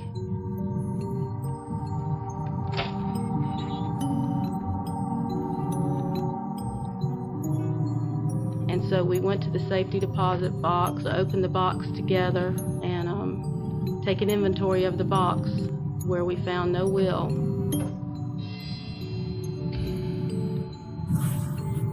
We did find $47,000 in cash. And what was so interesting about this cash is it was all $100 bills and $50 bills, 1929 series. They were crisp, brand new, never touched. And then if you went over to that house and saw how she lived, you would have thought she had no money. Now, I don't know, but if I had $47,000, you know, it would be different than living in that nasty mess that was over there. With such a large amount of cash up for grabs, the administrators of Mary's estate begin to search for heirs. Attorney Melanie Marks joins the legal team. To determine if there were any heirs in the Savannah area, you would look at birth and death records, marriage certificates, and see if anybody could produce evidence that they were related to Mary Sheehan. There were some articles published in the Savannah Morning News asking people to come forward if they knew of any relatives of Mary Sheehan. She was a fairly reclusive individual, so people didn't know too much about her family.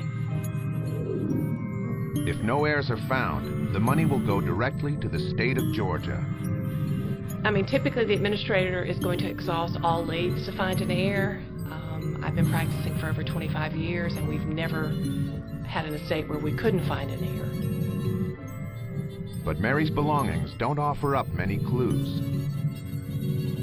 She kept scrapbooks of religious sites that she had visited. Very little personal information was found in her belongings.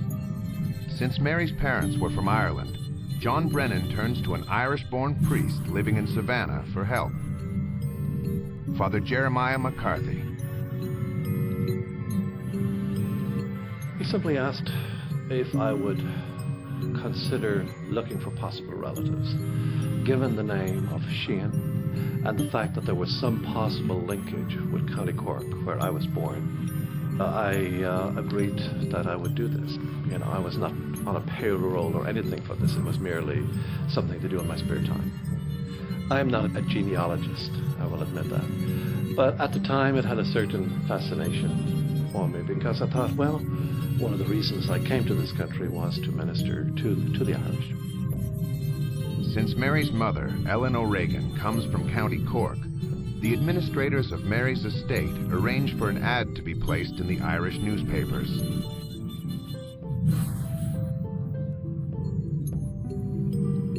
For the successful and wealthy County Cork businessman, Dermot O'Regan, the name Ellen O'Regan immediately grabs his attention. My wife was in Dungarvan, and she saw the paper. My wife was in Dungarvan, and she saw the paper that said Ellen Reagan. They were looking for an Ellen Reagan from County Cork, and she brought the paper home, and she said to me, "That might be the Ellen Reagan you're looking for." Dermot O'Regan had always been fascinated with his family's connection to the United States. Dermot's grandfather, Jeremiah, and his sister Ellen had traveled to Boston in 1898. While Jeremiah eventually returned to Ireland, Ellen stayed behind. It is believed that Mary Sheehan's mother, Ellen, had come to Savannah from Boston, a journey she made on her own. Dermot is convinced that Ellen, his grandfather's long-lost sister, has finally been found.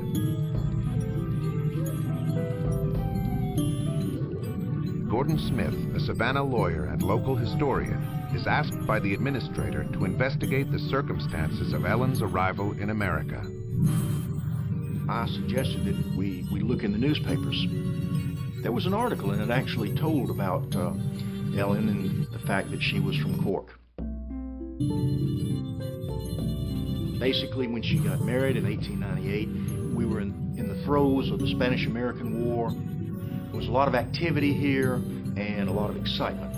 And when she was married, it seems to me, and this is sheer speculation, it appears to have been an arranged marriage.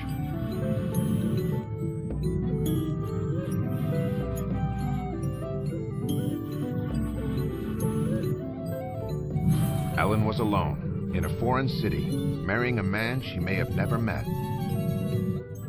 I suspect it was very intimidating. Savannah is not Ireland.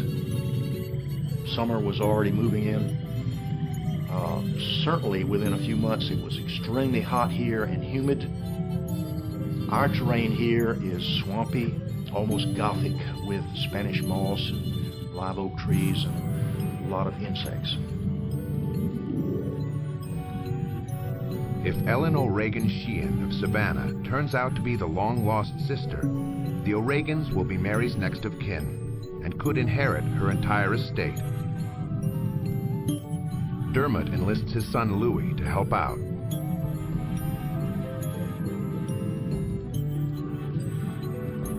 It's the first time we've ever seen or heard of any claim being advertised. It was the first time we've ever heard of this claim being advertised in the Irish papers, so there was obviously some substance to it. So we decided we'd do as much research as we could and try and get to the bottom of it. Since Mary's estate wasn't estimated to have much value, the O'Regans weren't drawn to the case by money. What fascinated them most was confirming their family ties. But the O'Regans are not the only family to spot the advertisement placed in the Irish newspapers. As we say in Ireland, where there is a will, there are relatives. And that brought in a host of hoaxes, and I guess the lawyers had to sift out the real from the fake on that. The administrator of Mary's estate, John Brennan, receives claim after claim from Ireland. I can remember he'd be in the record room in our court. He'd say, "Oh, by the way, I got 2 more calls today." And I said, "Well, by the time it's over, we'll have 100. And we just laugh. And me, having been in the court system for 27 years, I've seen a lot of different things, so it really doesn't shock me. It's just very sad that it happens. all these people come from out of the woodwork and they've never even seen the person, and they're only there for money. The O'Reagans are firmly convinced that they are the rightful heirs to Mary Sheehan's estate. And to prove it, they'll spare no expense. It was the old story, we have some rich relative in America who's died and we're going to expand it to the max. These people in Savannah are not too smart, they might just give it to us. But once in the U.S., the O'Reagans discover that nothing is easy as they stumble onto a potential conspiracy that hits at the heart of Savannah society.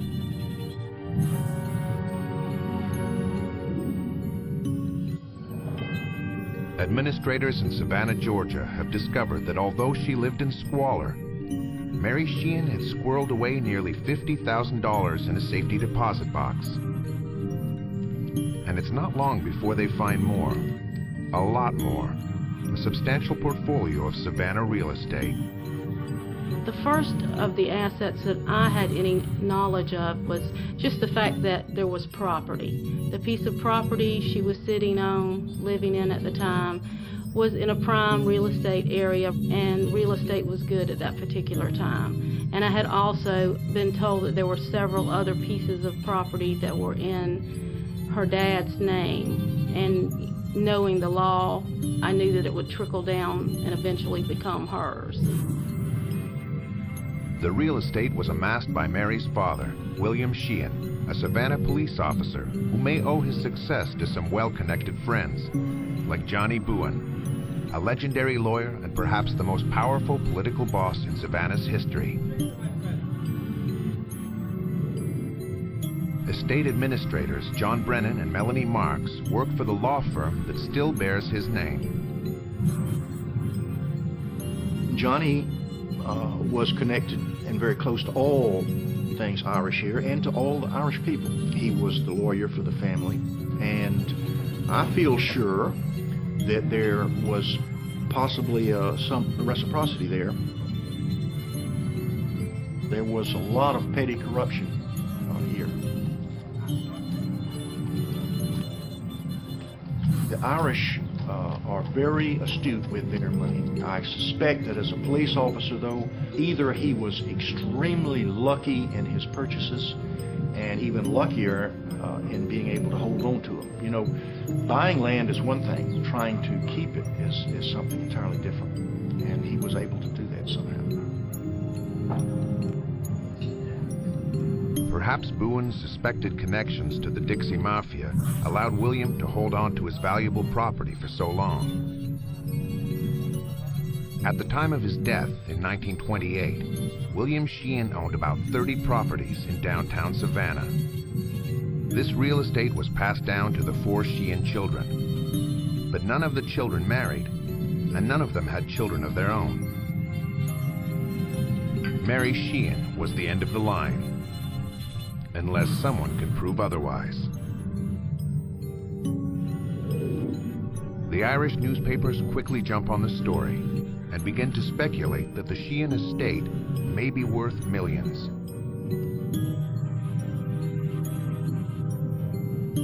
And just as Father McCarthy prepares to leave for Ireland to sort out the dozens of claimants, an important clue is discovered in Savannah. Amid the meager scraps of Mary's personal possessions, the administrators find compelling evidence that links Mary back to family in Ireland. There is no doubt that the key piece of evidence was the Uncle William letter. This was a letter written in April of 1941 from a Uncle William O'Regan in Gubeen Skull. It was written to Mary expressing condolences on the death of her mother, and it referred to their visit about 10 years or so before when they had come to see her, and it said that Ellen was being prayed for in her local church, and it was just a letter of condolences.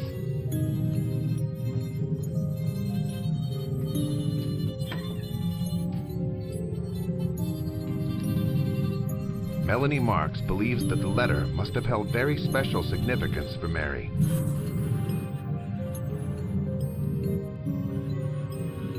All of us have lost relatives and received letters of condolence. It's very rare to keep a letter that long unless it means something to you. And it was found in her scrapbook with information on all the religious sites she'd visited throughout her life. The Uncle William letter was probably the one piece of tangible evidence that tied her to a named individual that we could track down.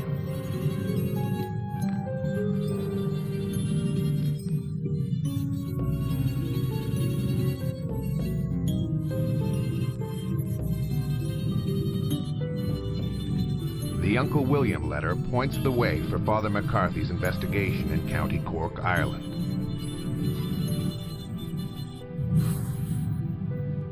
I found a baptismal record for Mary's parents. That would be William and Ellen. Those records also indicate who the parents would be. So that gave me some inkling of that yes, we're in the right area here. I remember going to that local village in Skull. I remember going into a local pub, and I was told that there was a man in there who knew everybody in the area. And I told him my story, and yes, he said, yeah, there was a family in Gubbeen by the name of O'Regans, and gave me some of the facts and so forth. I tried to visit as many of those who were named, and listening to their story, and consistently they all pointed in the same direction. And that direction was a family called the Halls. They can prove that they are cousins of the letter writer William, and therefore stand to inherit Mary's estate. To the Halls, this unexpected turn of events was like winning the lottery. That letter certainly was relevant because it made a direct connection between Gubbeen and the family in Savannah. Of the hundreds of claims received, administrators believe the Halls and the O'Regans are the two strongest. Both families are related to an Ellen O'Regan, but which Ellen ended up moving to Savannah? In Cork, Dermot and Louis O'Regan employ a genealogist and former police detective named Jim Herlihy to prove their case. My rule of thumb the whole way was the definition of evidence, which... My rule of thumb the whole way was the definition of evidence, which we use in our own police force. If it happened, it happened. And if it's a fact, it's a fact. And there's no changing of the facts. It's a search for the truth the whole way.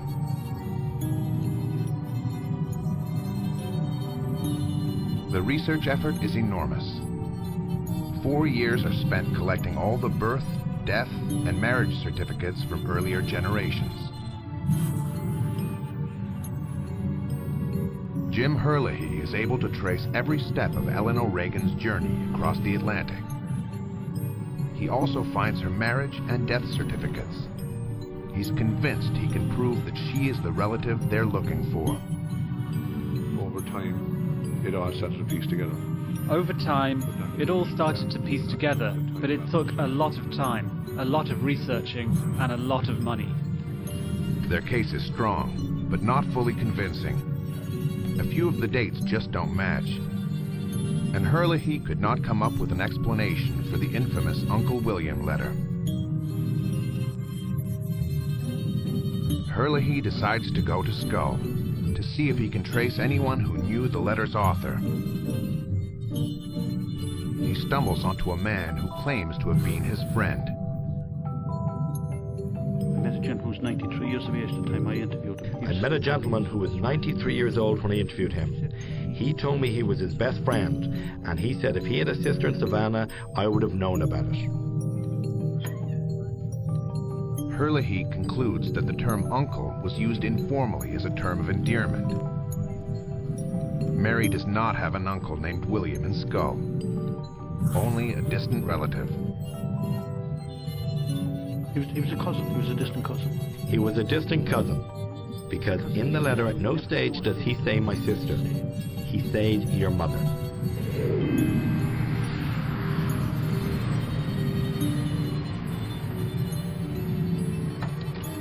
Armed with thorough research, ample resources, and endless determination, the O'Regans travel to Savannah to put up a fight, whatever the cost.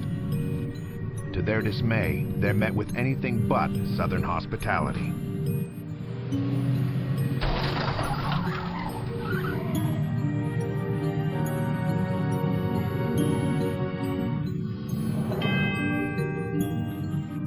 The O'Regan family of County Cork are one of many different claimants to Mary Sheehan's purportedly valuable estate. I did not believe that so many people would come forward claiming to be an heir. A lot of it was the inflated value in the Irish papers, so people thought there were millions involved instead of thousands. All I can speculate is that they did not feel that they had to check their sources. If they had contacted the administrator, they would have been told the estate was worth approximately $95,000, and it was just blown out of proportion.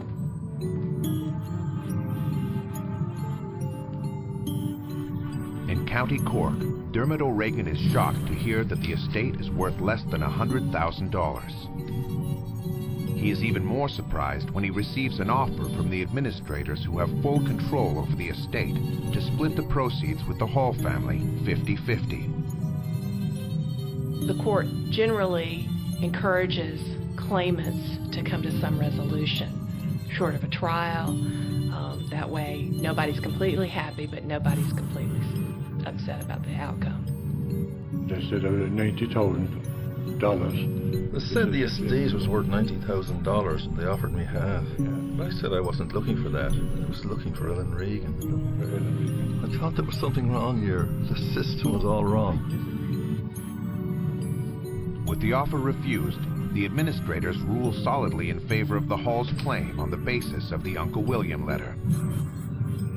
We believe these people were probably distantly related. We just thought they weren't as related as closely as the William O'Regan and Obaid skull. The 50-50 offer simply strengthens the O'Regans' resolve. That was completely off the wall. It was completely off the wall. 1 minute they were saying we were not the heirs, but they still offered us 50-50. But if we took it, that was the end of it. There was obviously a big cover-up, and we had to try and get to the bottom of it. Convinced that something is amiss, the O'Regans head to Savannah, ready to take their claim to the courtroom. Jim Herlihy, the O'Regans' genealogist, briefs a local lawyer. They have just 3 days to prepare for the case.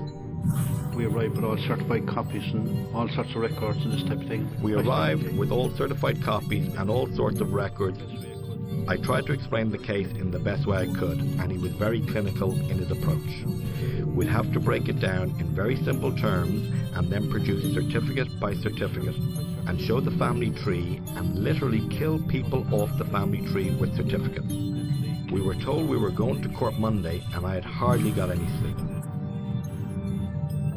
I was surprised by Dermot O'Regan spending the amount of money that he was spending to contest an estate of this size. I have no idea what he spent in attorney's fees and genealogy and having people flown to Savannah, but he had to spend more than the estate was worth. The court hearings begin. Father McCarthy is called to give evidence. Based on the Uncle William letter and his investigations, he says the Hall family are the rightful heirs. Oh, I'm absolutely convinced. I would not have submitted the names if I did not believe it. From the church records, from personal interviews with many of those people, and from the letters and correspondence, I had no doubt that this was a valid connection. This was the only connection that I could see. But it was just a letter. There was nothing. There was just a letter. There were no death certificates, no marriage certificates, no shipping records, nothing. Just a letter. That's no proof.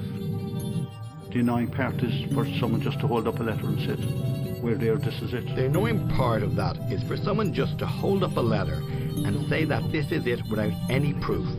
Nobody proved on the other side that their Ellen Regan even went to America. The case is built wrong, the letter is wrong, and that's the end of that. That's the end of that. Dermot takes the stand.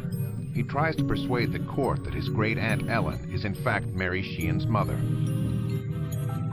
He presents the evidence his team has pulled together, but it is received with skepticism. He doesn't convince either the administrator or Father McCarthy.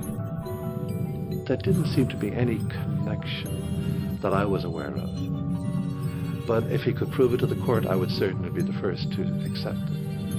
I was merely looking for the truth. Dermot believes the court had already made up their minds before the evidence was even properly heard. We were up against it from the start. We were up against it from the start. We were up against it all the time. I didn't realize till afterwards that they had already awarded the estate to the other Ellen Regan. It was all actually decided before we even went to court. The judge took testimony, took it under consideration, took several months to rule. I don't know why they would think that other than they didn't like the outcome.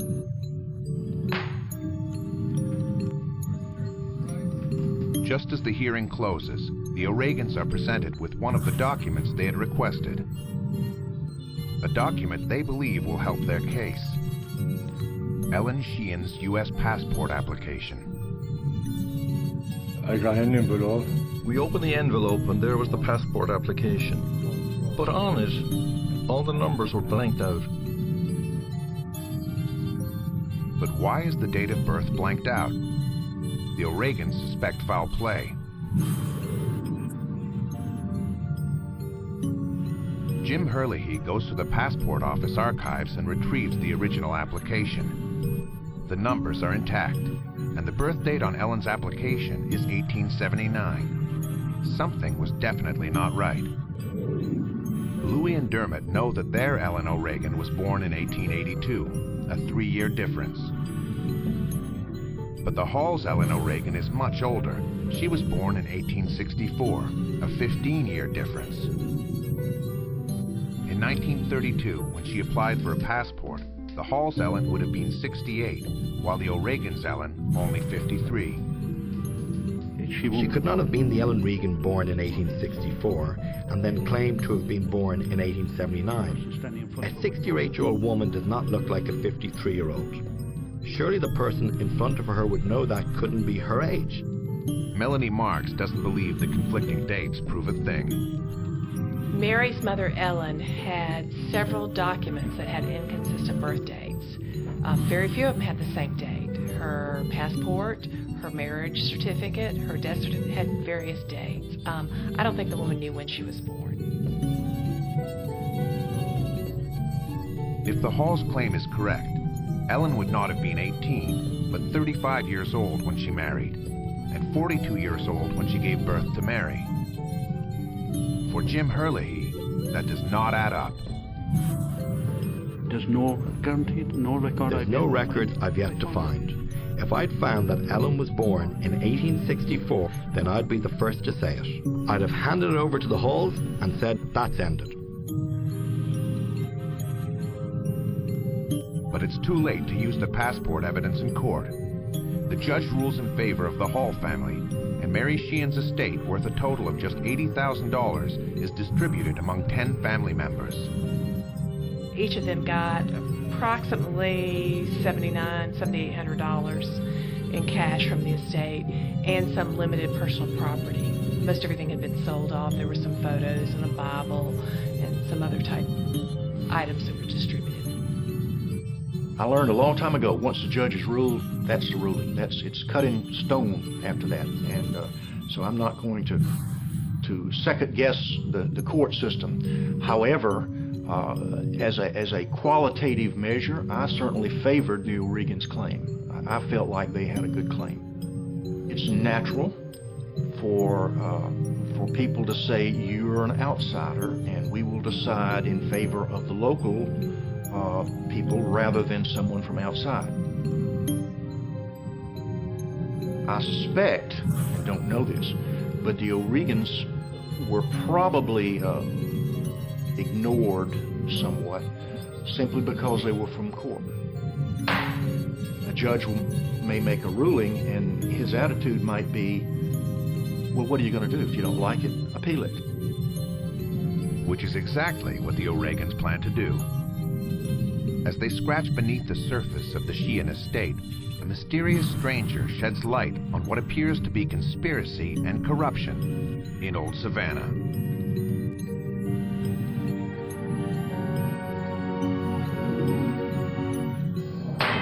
Mary Sheehan's Savannah estate has been closed and distributed to 10 members of the Hall family.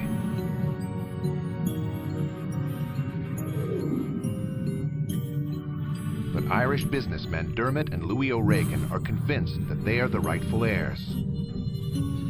They ask Irish probate lawyer Margaret Campbell for help.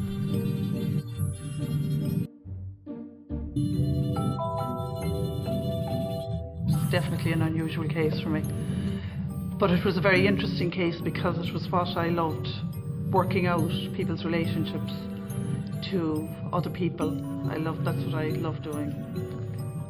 I felt that maybe there was a case to answer, that there was an incorrect chain established.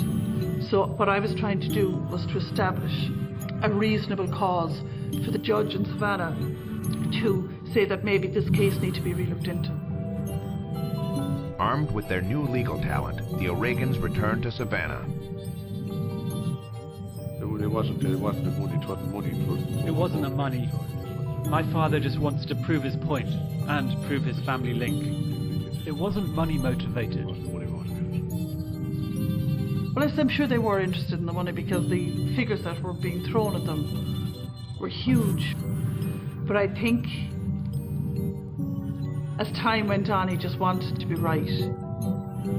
The O'Regans have strong suspicions that the Sheehan estate is much more valuable than they have been told.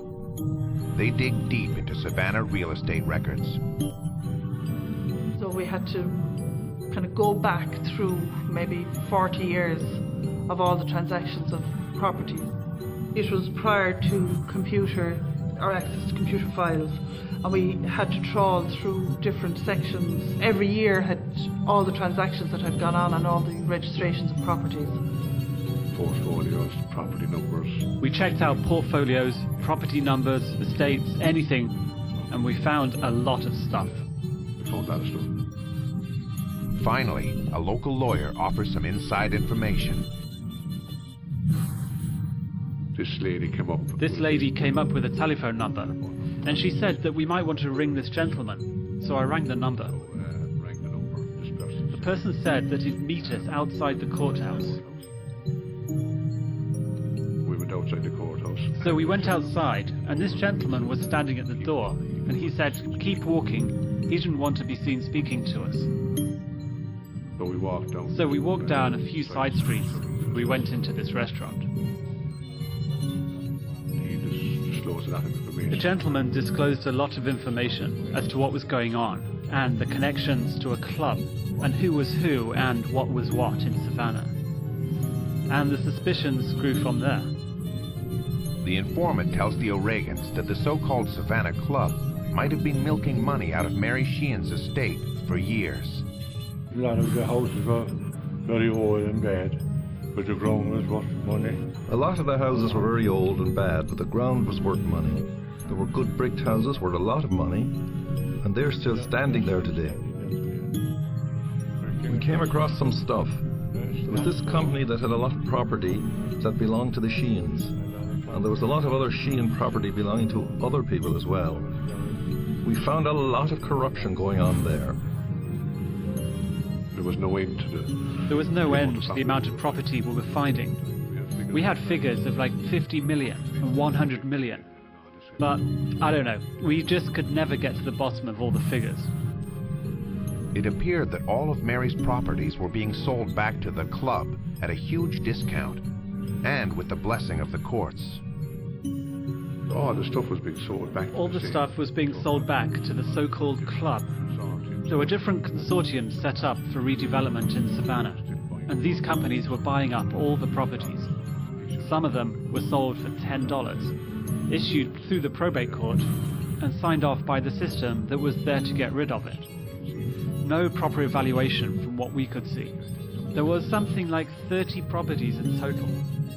That's what we found. I don't know what else there was, or whatever monies were there, or whatever. We don't know. Probably we'll never know. Dermot believes that Mary Sheehan was the victim of fraud and was not aware of the true nature of her wealth.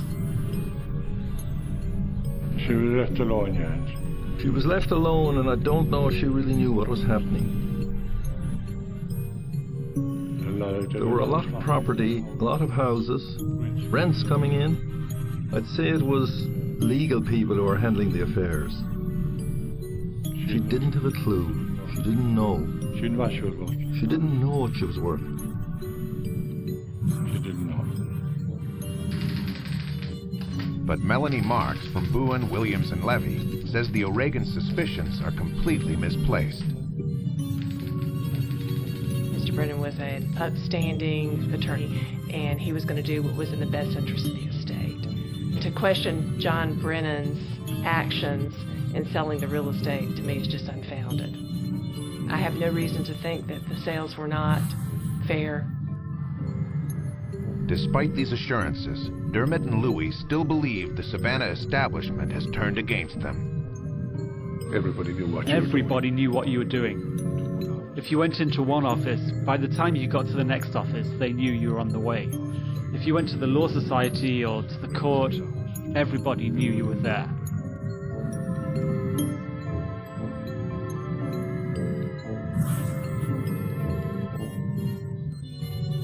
On the next trip to Savannah, suspicion turns to fear after a potentially lethal incident on a freeway.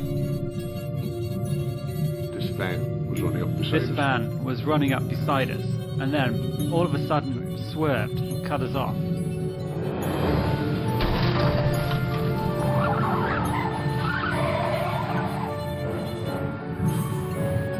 It hit us sideways and put us down on the embankment. Whether this was related or not, I don't know, but I don't see any reason why someone should just all of a sudden try and run you off the road in Savannah. Looking at the characters down there and the type of society that you were in, I wouldn't put anything past it. Anything. Louis and Dermot are shaken, but the incident only makes them more determined to prove their case. They return home to plan their next move. Dermot had no way of getting into the Savannah court because the case was closed. So we thought about it for a while, and I felt then that, well, if I could establish that in Ireland Dermot would have had some standing in relation to this estate, that maybe then we could go to Savannah with this document, and that this would maybe cause a bit of interest. Margaret asks the High Court in Ireland to recognize Dermot's connection to the Sheehan estate. I thought that the existence of the Irish grant could well make the judge in Savannah have another look at the case to see whether there was a mistake made. It takes months, but finally the Irish court rules in their favor. We were convinced when she got the High Court order. We were convinced, once she got the High Court order in Dublin, that there was going to be a bit of pressure back on America to do something. Oh, they thought they were home and dry then, you see. But again, I had to say, no, lads, this is, it's the first step in what we're going to try and do. With the Irish court order in hand, Margaret has a plan that could reopen the case and settle this once and for all. A plan that involves digging up the dead. So the next step then was to try and get the body exhumed in Savannah.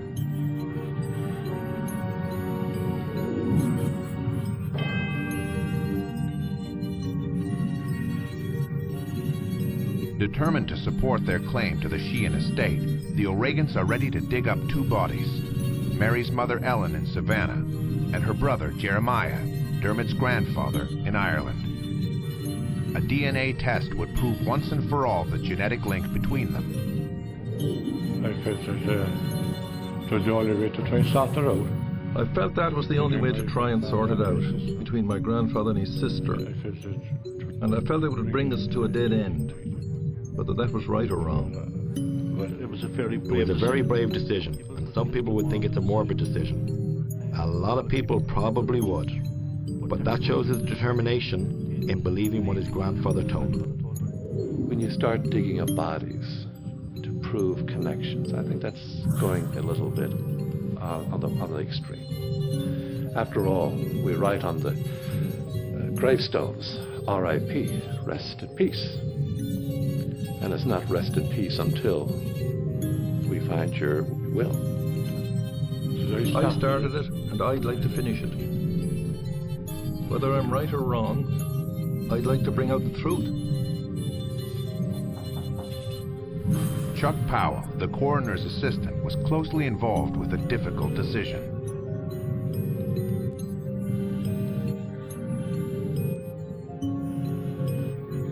It's the first request I ever handled with the coroner's office like that.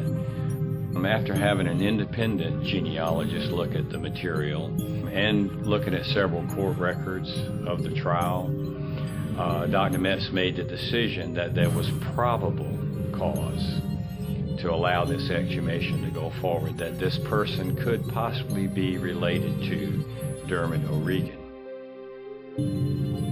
The coroner, Dr. Metz, says it is well researched and credible.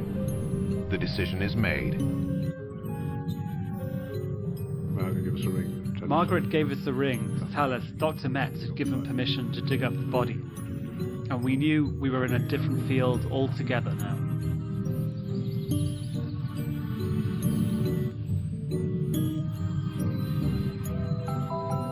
Both exhumations in Savannah and Ireland will be carried out by Dr. Karen Burns, a forensic anthropologist who specializes in the identification of human remains. I've worked in disasters, World Trade Center, after Katrina, hurricanes, that sort of thing. I have been involved in many identification cases, but not where inheritance was involved.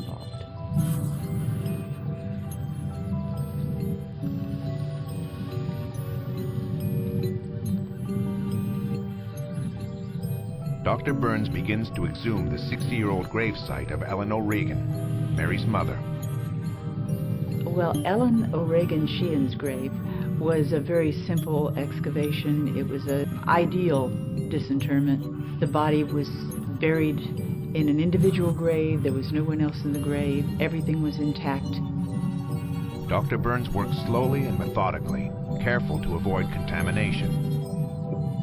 The femur is the thigh bone. It's a very dense bone, and it's possible to obtain a reasonable amount of DNA, assuming the preservation is good. At the cemetery in Cork, Ireland, it is time to exhume Jeremiah O'Regan, Dermot's grandfather.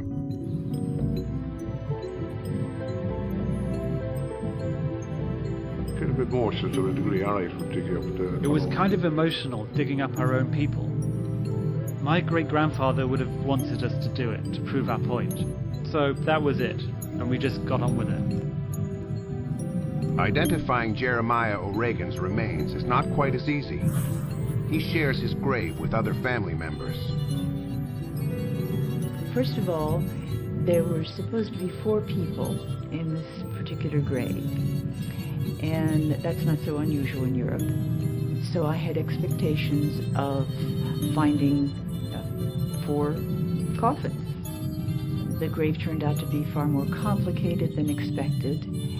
Instead of 4 boxes stacked, there was 1 coffin at the top, 1 at the very bottom, and a lot of fill in between. So we still did work at going down layer by layer and removing everything as it came up, but a good deal of sorting had to be done at the same time. As Dr. Burns sifts through the remains, searching for Jeremiah, others are voicing their unease. How much does it cost to do all of this? Exhume a body, do DNA tests? Does the cost outweigh what this poor person... You know, this is where it seems to me ridiculous. We're digging her body, thinking we're going to get rich. I think that's a disgrace, and I don't think I would want it on my conscience.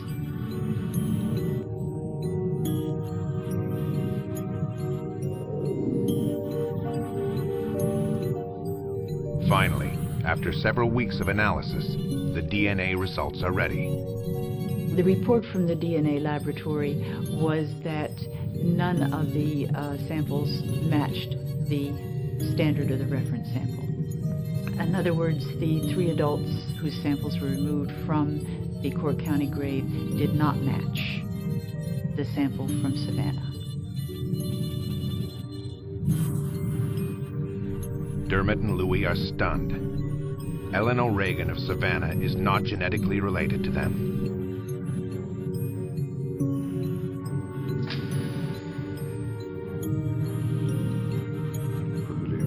Couldn't believe it. Still don't believe it. I still don't believe it. My paperwork seems to be right. It's the DNA is wrong. There's something wrong somewhere. Knowing Dr. Karen Burns for about the last 15 years and watching her and the way she works and how thorough she is, I'm very confident that that the sampling was done correctly, and that the information was passed on to the DNA lab the way it should be. The sample was passed on, and I can't really speak for the DNA lab, but we've had good results with that DNA lab in the past, so I think it's a very, very good source for running the DNA. The whole paper trail contradicts. The whole paper trail contradicts the DNA findings. The paper documentation is there, generations of families and a family tree. Something doesn't stack up. If there was a mistake, I don't know where the mistake was.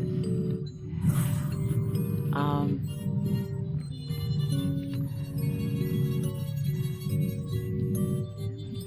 don't know what else to say. To this day, the O'Regans still do not accept the results of the DNA tests. Dermot has not given up hope entirely and plans to have the bones tested again. The Mary Sheehan case spanned over 20 years, an investigation that cost the O'Regans more than $1 million of their own money. Today, they maintain that they didn't do it for the money, but to right a wrong and expose theft and corruption that hits the heart of old Savannah. We may never know the truth, but one thing is certain. Mary Sheehan, who lived so simply, would probably never have imagined the controversy caused by her death. There's something wrong somewhere. There's something wrong somewhere. The truth might come out sometime. The truth might come out sometime.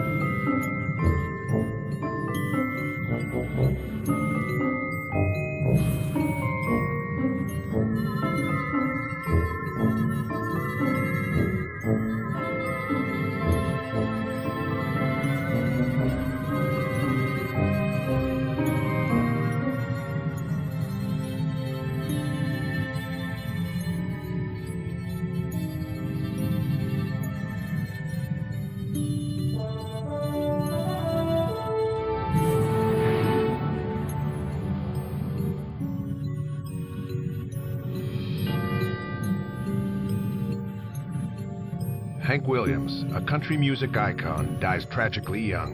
He died of a massive coronary. His heart just exploded. He leaves behind a child whose origins are a mystery and whose future is uncertain. My first 3 years of my life were a complete blank. It's a story of tragedy, conspiracy, and a battle for recognition. The laws were clear. She was not entitled to inherit.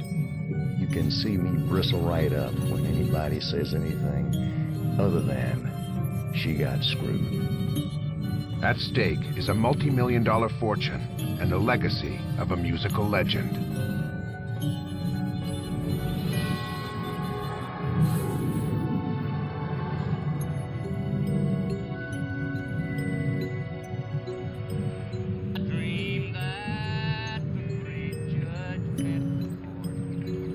New Year's Day, 1953, West Virginia. Hank Williams, a successful and wealthy country music star, a man who would become a musical legend, dies of heart failure in the back seat of his Cadillac. He's just 29 years old. Just 5 days later, a blonde, blue-eyed baby girl is born in the city of Montgomery, Alabama. Kathy, as she comes to be called, is given up for adoption.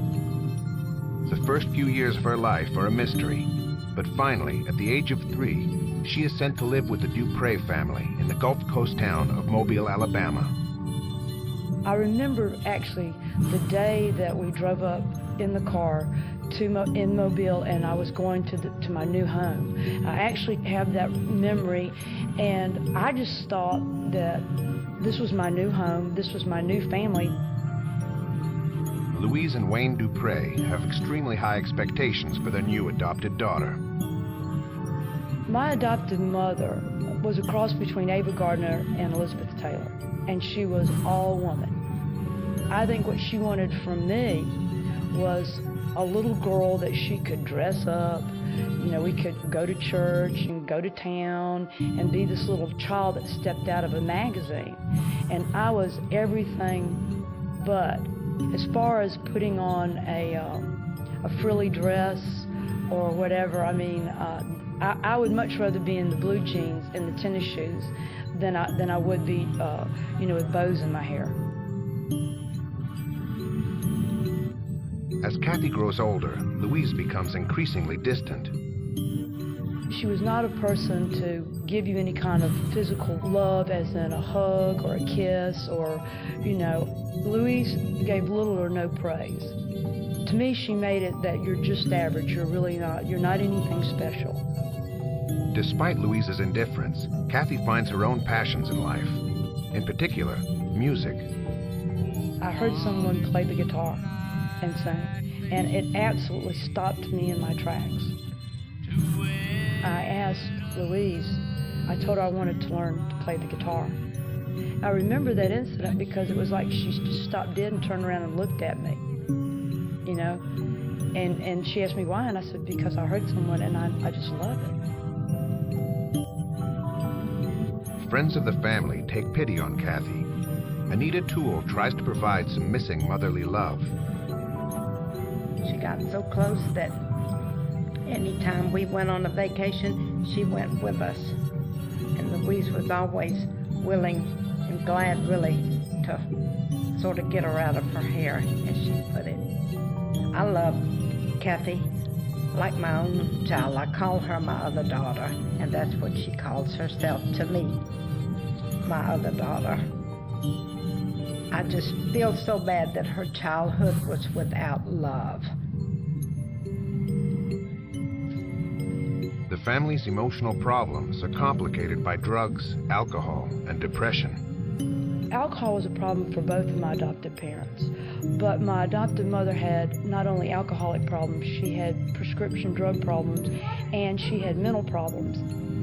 One time she got so depressed that she took a overdose of pills, and it was on purpose. She did take all the pills that she could possibly swallow, and of course it scared them. They thought she had fainted or hit herself or fallen, and right away they called me.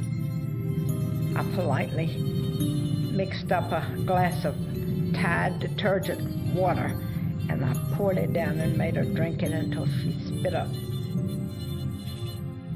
But I don't think she ever got over the depression. dysfunctional family life makes Kathy increasingly curious about the circumstances of her adoption. There were no pictures of me before the age of 3, and in fact, when you open the family Dupree photo album, there I am, 3 years old, sitting there with this deer-in-the-headlight look on my face, and it says first night at home. I never even saw myself as an infant. My first 3 years of my life were a complete blank. I didn't know, I had no idea what I looked like, who I was, or where I came from. The Duprees had no answers for any question that I asked them. And if they did, they never gave it to me. Despite her parents' silence on the subject, Kathy keeps searching for the smallest clues. I do remember one incident. For some reason, I was digging around in a piece of furniture, and there was a little picture frame, and there was this person that I didn't recognize. And I asked Louise about it, and she got pretty upset with me, and she scolded me heavily and used a few choice words to tell me that I shouldn't be looking in places that I shouldn't be looking, and that it was really none of my business. Kathy, believing the mystery will never be solved, escapes the Dupre household and heads off to college. When I left at 18, I do believe that things changed completely in Mobile. I mean, I felt now as I look back that they had done their duty.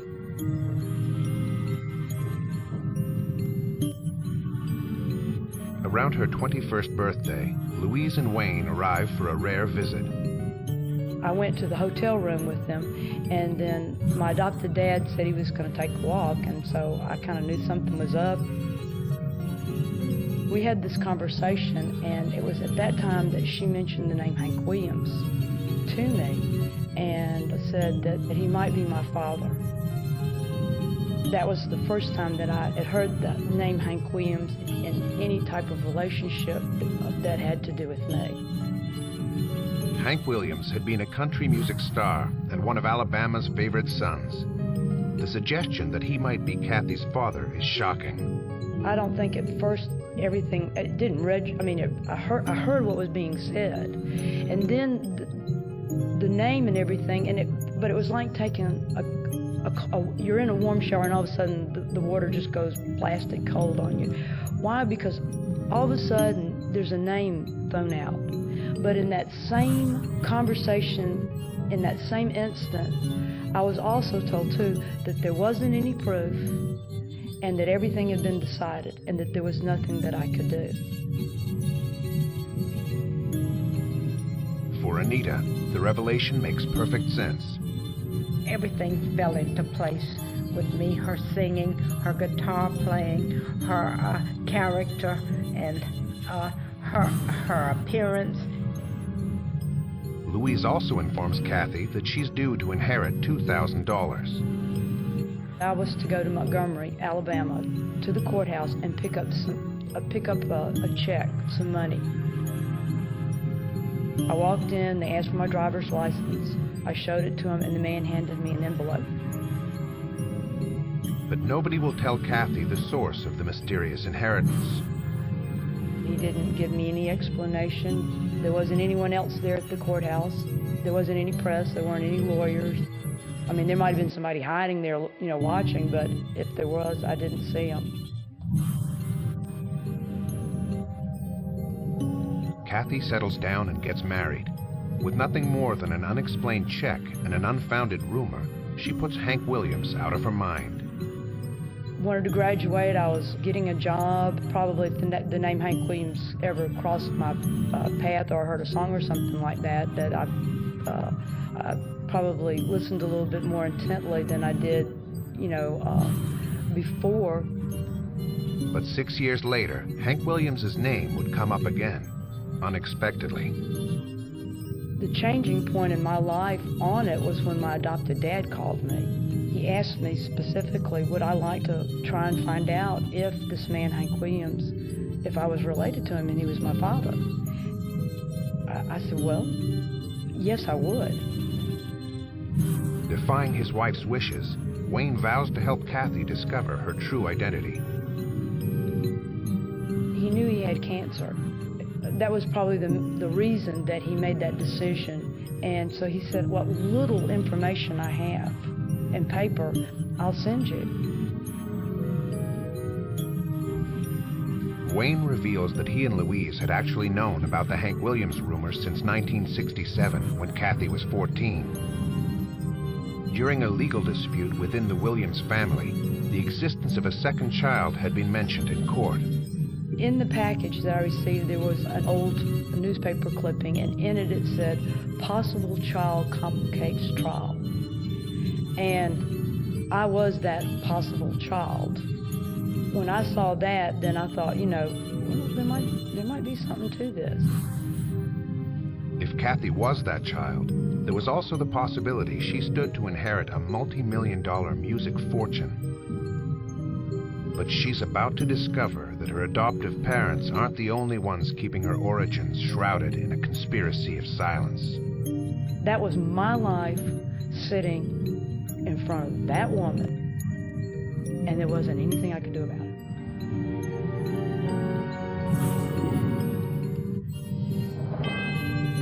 At 27, Kathy Dupre's adoptive father, Wayne, finally agrees to help her prove that she may be the daughter of iconic country superstar Hank Williams, who died 5 days before she was born. Before the age of 3, her life is a blank, but papers Wayne gives her contain some intriguing clues.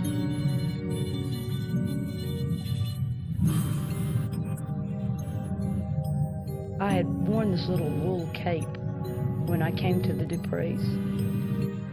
In the cape, in the lining of the cape, had been a little letter that had been hidden. The letter is written by her first foster mother, meant to introduce Kathy to her new family. It also mentions her favorite food, ketchup. As an adult, to start to get these little pearls, like liking ketchup as a 2-year-old. I mean, those were such little treasures to me. Most importantly, the note provides a name, Mrs. J. Cook, Pine Level, Alabama. Finally, Kathy is in possession of a concrete piece of her past. It's not long before she tracks down the Cook family in a small town north of Montgomery. When I walked back into the Cooks, to Mama and Daddy Cook's lives, and that whole Cook family, it was at their 50th wedding anniversary. And then from that moment, they welcomed me back into their family. The Cook family took Kathy in temporarily when she was just 2 years old. Perhaps they have information about her natural parents. I did ask them, and they were all very vague because they had heard rumors, but there wasn't anything or any concrete or anything that they had or any information or any documentation that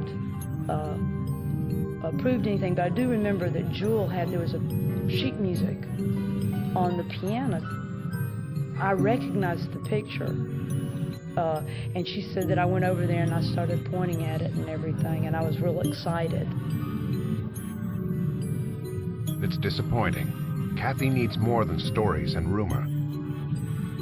She heads to Montgomery, Alabama, the town where Hank Williams spent most of his short life. She knows that if her adoption files still exist, they will be held by the Department of Pensions and Security. I made an appointment to meet with a social worker.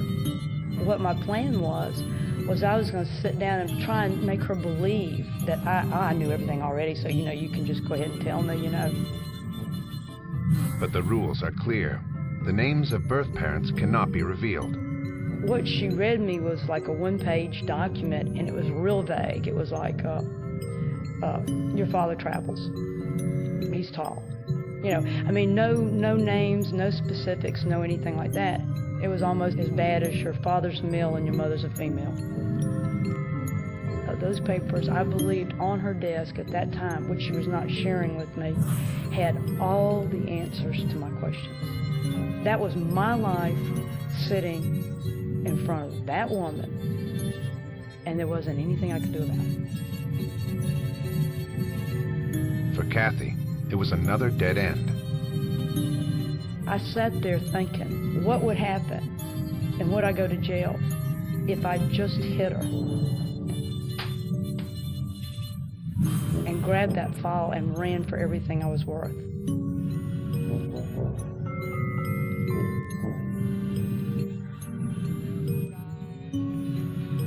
Realizing she needs to find the answers elsewhere, Kathy digs deeper into the life of the man she believes to be her father.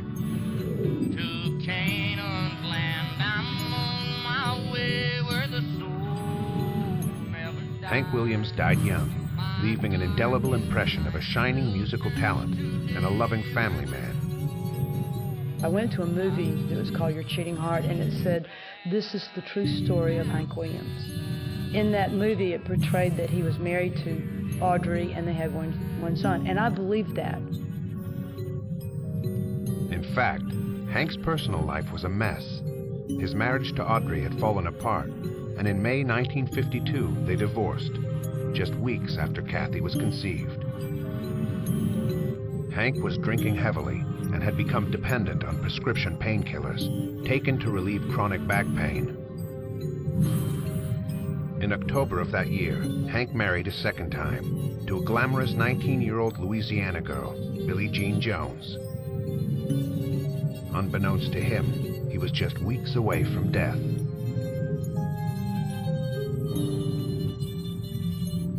In newspaper accounts of Hank's death, Kathy finds the name of Hank's driver, the last man to see him alive.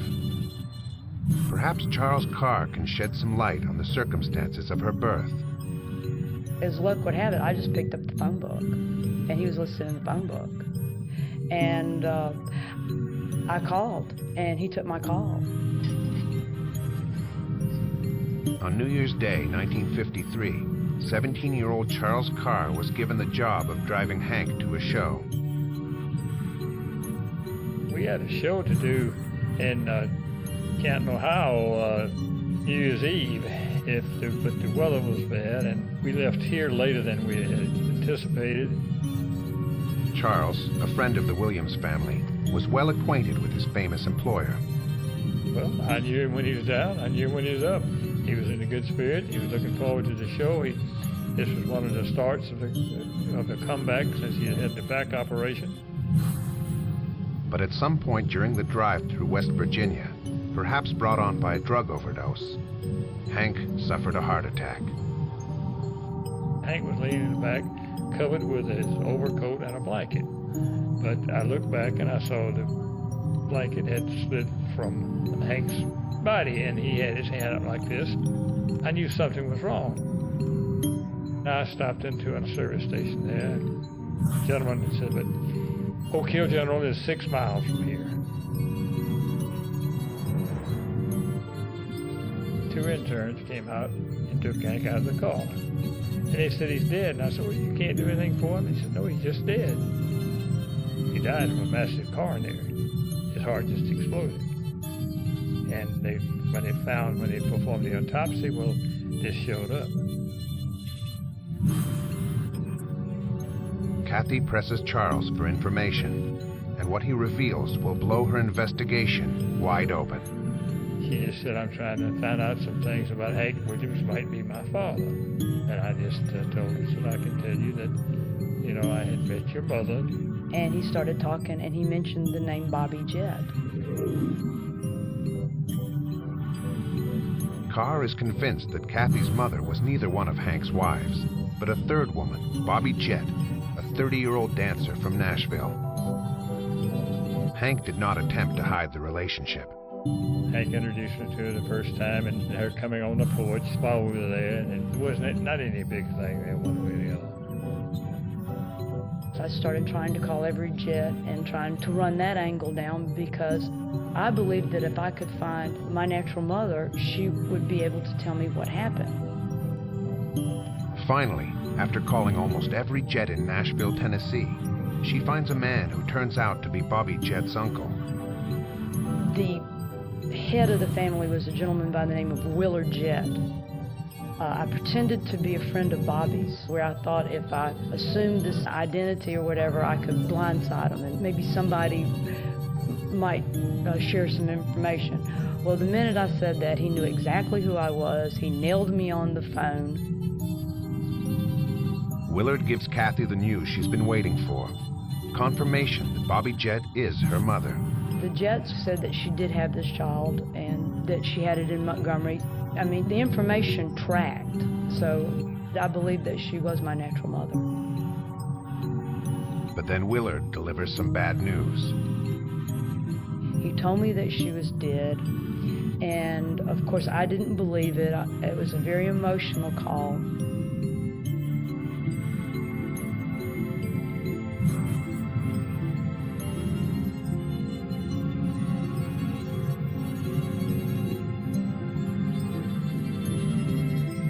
I was invited to come to Nashville and meet some of the Jetts and learn about her and her family. After giving birth to Kathy, Bobby Jett had later married and had several more children. But she died young, at the age of 51. When I found out that she was dead, I was mad.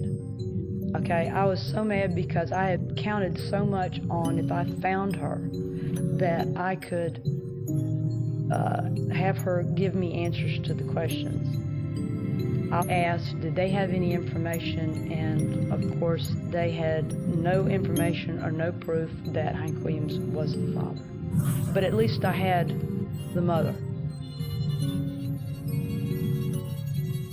It's a grave disappointment, but Charles Carr has another suggestion for Kathy. If I wanted to know more information, there was this cousin. He told me her name was Marie. He couldn't remember her last name, and that she had a birth defect on her face. But Charles has not seen Hank's cousin Marie in years. He has no address or any other details. Tracking her down seems impossible until chance intervenes in a remarkable way. As luck would have it, she gave an interview, and I opened the newspaper, and there's a picture of Marie, and it had to be this person that Charles was talking about. This extraordinary coincidence leads to Marie's full name, which leads Kathy to an address in Montgomery. I was trying to come on as strong as possible. You know, if she knew who I was, I figured I'd get a door slammed in my face. So I figured if I told her that I was a reporter, she would be receptive. But the subterfuge is a waste of time. Marie recognizes her instantly. When she let me in, she said, let me see your arm. I held out my left arm, and she goes, no, the other arm. I have a scar, a distinctive scar on my right arm. I never knew how I received it. And when she saw the scar, she said, oh my God, my baby's come home. The first 2 years of Kathy's life are finally revealed. Marie lived with Hank Williams' mother, Lillian, in Montgomery. She and Lillian looked after Kathy for the first 2 years of her life. Kathy is now convinced that Lillian is her grandmother. I was that Kathy that had lived at the boarding house that she had taken care of. Marie also describes how Kathy fell and cut her arm on shards of broken glass. Marie told me how I received the scar. She also told me that my grandmother took me to the hospital in a cab, and I held on to her for my life. Sadly, Hank's mother Lillian had a serious heart condition. She died of heart failure when Kathy was just 2 years old, and the infant was duly handed over to the state of Alabama. My life changed with the stroke of a pen. Some judge signed an order. Some social worker made a placement, signed a document.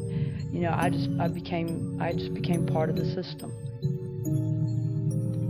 But if Kathy believes that Marie can confirm the identity of her natural parents, she is soon disappointed. Marie was not going to give me any information whatsoever.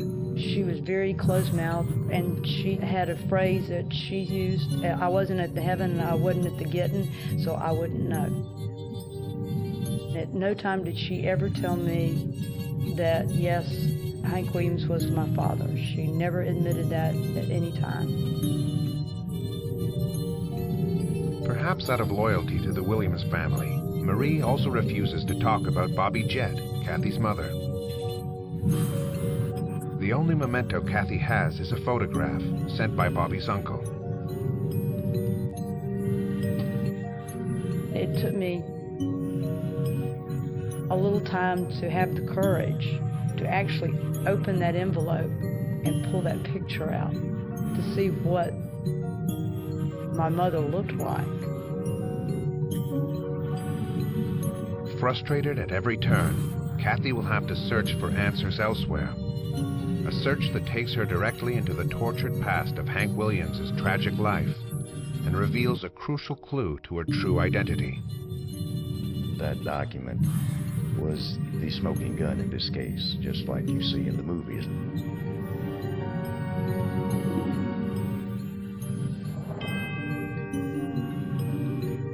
Kathy Dupre believes she is the illegitimate daughter of country star Hank Williams. But neither Hank nor her natural mother, Bobby Jett, are alive to tell the story. And 4 years later, she's hit a brick wall. I was open to anything. At that point, I had pretty much resigned myself. I was not going to ever get any answers. She needs help, and it comes in the form of an investigative attorney from Washington, D.C., Keith Atkinson.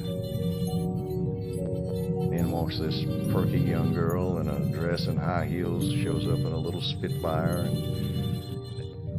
I was instantly taken with her sincerity. A good lawyer that takes a case may well spend months finding out whether his client's telling the truth or not, and that was not her case. But Keith is not optimistic about reopening the Hank Williams estate. I, like everyone else, thought that Hank Williams had been dead for some decades, and the estate had been distributed in accordance with general probate law, and never thought beyond that. It wasn't until I got into it that caused me to realize that we had engaged in a rather serious undertaking that then became a labor of love. He begins by searching for clues amongst the papers from Kathy's adoptive father.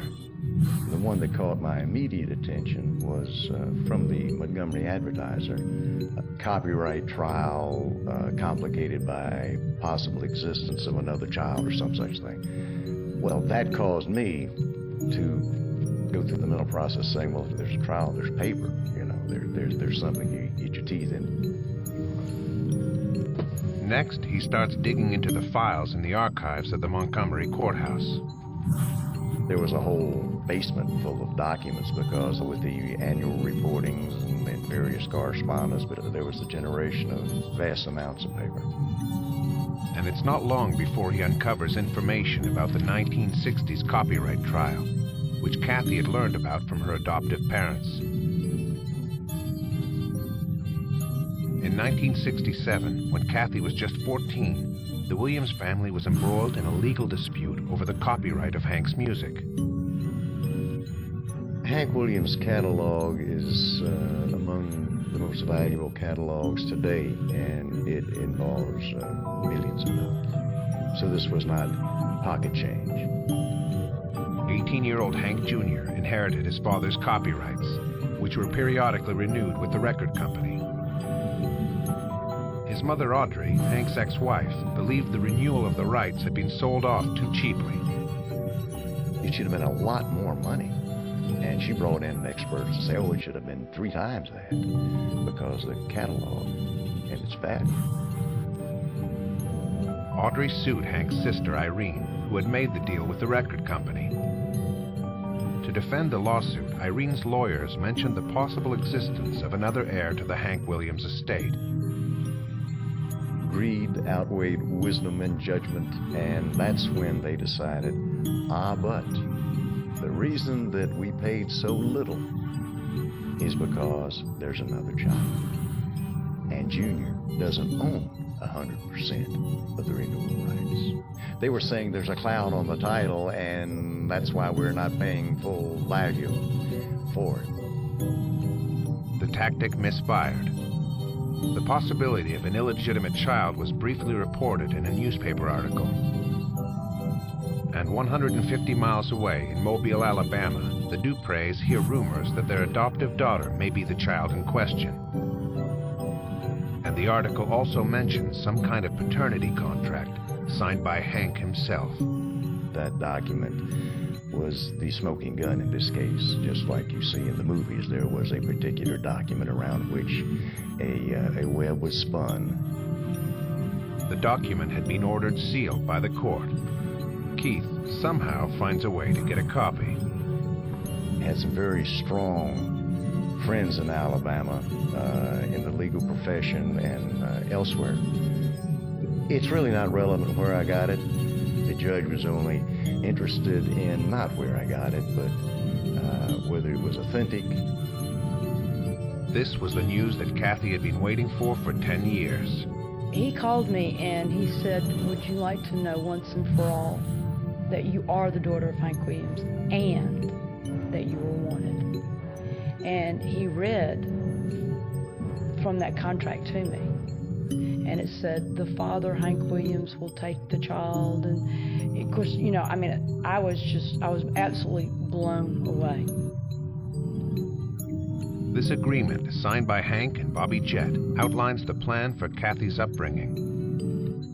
Hank's mother, Lillian, was to take custody of the child for the first 2 years, with Hank paying all medical expenses. After 2 years, custody of Kathy would be shared between Hank and Bobby Jett. But Hank did not live to see that come to fruition. Never did I ever think that I would have a contract that my father entered into with my mother that said, I am the father and I want you.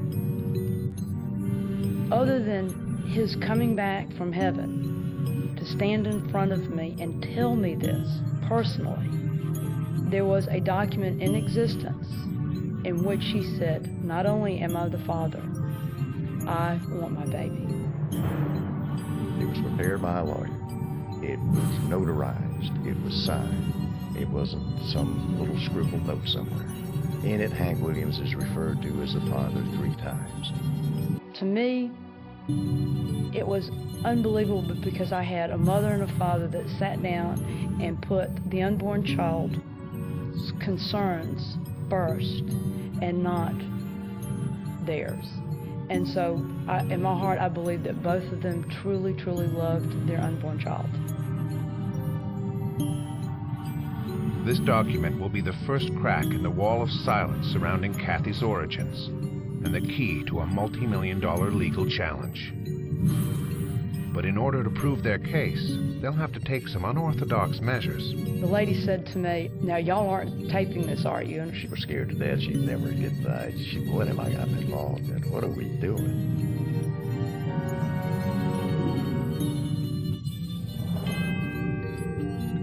As Kathy Duprey gets closer to proving that country star Hank Williams is her natural father, she wants to know more about the first 2 years of her life.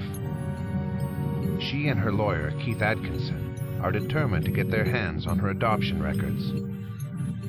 This time, Keith persuades the caseworker to bend the rules. It was arranged that they would read us the records.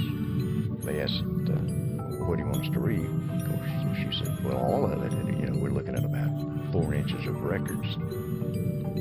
Kathy and Keith come back the next day, prepared. We couldn't make any kind of copies or anything. And so Keith and I went armed. And the lady said to me, now y'all aren't taping this, are you? And of course we said, oh, no, ma'am. Well, when that 60-minute tape ended and that click went off, it was the loudest click. think she thought I had a medical condition because I kept going to the men's room to swap the tapes out. She'd never get that. What have I gotten involved in? What are we doing? The records vividly describe the events surrounding Kathy's adoption. The very first entry is just 3 weeks after Kathy's birth. Hank has been dead for 4 weeks. Lillian, Hank's mother, visits the office. She explains that she wishes to adopt her new granddaughter. My grandmother goes and she tries to present her case to the state of Alabama, and in it she says, I have to have this child. It's all I have left of my dead son.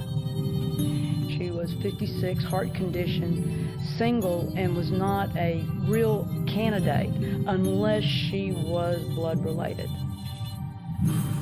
Eventually, the caseworker agreed to the adoption. Lillian could adopt Kathy, so long as Bobby Jett agreed to it and confirmed that Hank was the father. There was a handwritten note in the adoption files that Bobby had written in which she states that Hank Williams is the father of her child. That meant a lot.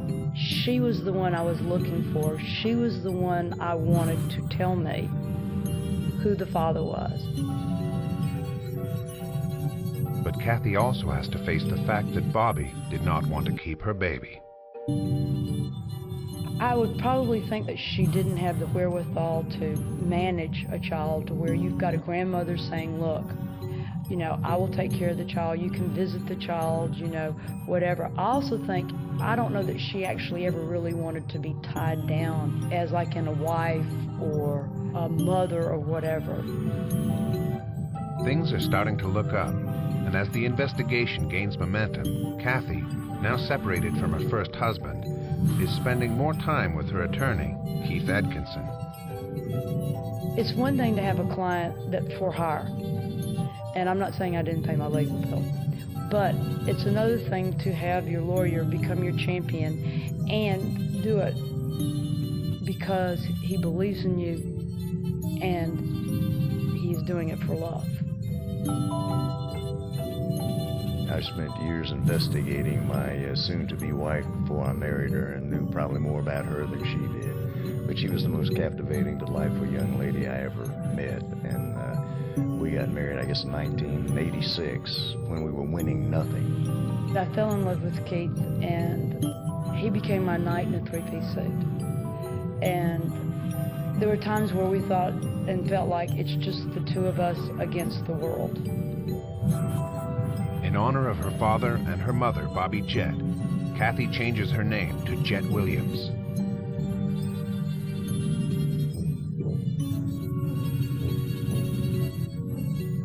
In 1986, Jett and her husband lawyer, Keith Atkinson, prepare to go to war. Keith makes an announcement on her behalf that she is Hank's daughter, and she has decided to sue the state of Alabama to get access to her full adoption records. It provokes an immediate response. It was obvious to them that trouble was right at the front door. Hank Jr. and the music company are represented by a team of lawyers, including Montgomery attorney Sterling Culpepper. We got wind of the fact that Jett Williams was looking at records at the courthouse in Montgomery, that she filed a petition to unseal probate court documents pertaining to her adoption. We realized that there would probably be more litigation on the subject of her entitlement to the royalties from Hank Sr.'s estate. Judge Mark Kennedy presides over the court proceedings in Alabama. The first issue before him is Jett, Hank's biological daughter. We all have to resemble someone. It was obviously noted, I would assume, just because we're all human, that she bore a striking resemblance to the photographs of her father. But physical resemblance cannot be proven in court. Keith calls witnesses, including a friend of Hank's, Bob Helton, who describes visiting Hank and a pregnant Bobby Jett. When they were at Lake Martin in August of '52, And Bob Helton testified that my grandmother said, "Isn't that Bobby?" And my dad says, "Yes." "Is she pregnant?" My father said, "Yes, I'm the father. I'm keeping the baby, and that's all you need to know." Judge Kennedy looked at the other side collectively and said, "Do you have any evidence?" And they said, "No, we have no evidence." I found that there was a preponderance of the evidence that established that she was in fact the natural-born daughter of Hank Williams, Sr. But for Hank Jr. and his lawyers, that is not the issue at stake. The issue was whether she, as an adopted child, was entitled to a share of the estate of her natural father. So the law at the time was that an adopted child could not inherit from the estate of her natural father. And Judge Kennedy rules that Jet will not inherit a cent. I believe they had a fair hearing, a fair trial, and I believe that my judgment was justified under the evidence that I heard. The laws were clear. She was not entitled to inherit. The court ruled for Hank Jr. We were 100% certain under the laws of Alabama as they were then and are now that we had won. But Keith Atkinson is not so certain. He argues that the estate should be reopened because the Williams family engaged in a legal conspiracy to keep Jet from her share. The litigation becomes lengthy, expensive, and hard-fought. I had many depositions that I think one lasted for over 12 hours. There was a strategy when you're fighting big business that they're going to wear you down mentally, physically, and financially. What they didn't understand is I was trained by the best, and I didn't wear down. I just got more angry with it. Now, why would grown men go round robin, pounding the fire out of somebody that didn't do anything to anybody? It just seemed that they were going an extra mile to hurt an innocent person. That sounds like, Pollyanna stuff. No, I mean, I'm used to blood and guts and let's, rock and roll. But at the same time, there's just a little bit over the edge sometimes. As the case snowballs, everyone involved in Jet's life so far is called to give evidence, including her adoptive mother, Louise, who is now 65 years old and terminally ill. I had made a relationship with my adopted mother, and she had had cancer, and she gave me a picture of her when she was young, and she told me that she wanted me to remember her the way she used to look and not the way she looked, and she had actually signed the card, "Love, Mama." But Louise, always full of surprises, has a final surprise in store for Jet. She is disinherited from her adoptive family. I guess my mouth dropped because I was floored.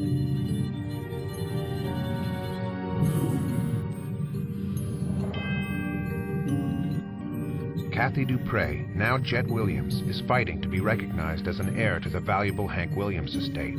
She reconciles with her adoptive mother, Louise, who testifies on her behalf. But when Louise dies of cancer several months later, Jet discovers that she has been written out of the Dupre will. I guess my mouth dropped because I was floored. I had always believed and had always been told by the Dupres that I would inherit. And so to be totally disinherited, and that also includes, mementos, pictures, and things like that, it was everything. Jet believes that medication and mental illness made Louise increasingly vulnerable to outside influence.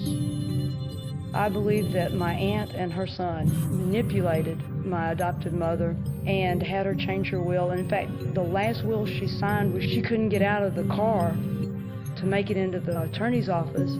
I believe that they manipulated her, had her sign those wills, and completely disinherit me 100%. I call it the Hank Williams thing.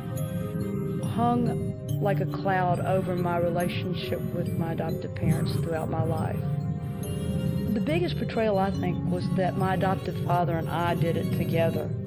without her, that he contacted me and said, let's, not tell her.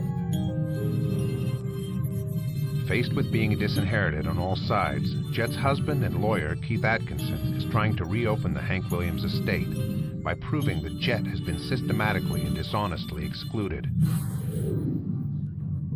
When Lillian died, Jet was a potential heir to Hank's valuable musical legacy, and therefore she was a threat, especially to Audrey, Hank's first wife, and her son, Hank Jr.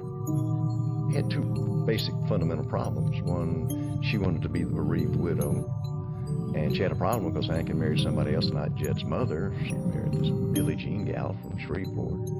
And then Audrey wanted Hank Jr. to be the heir to the throne.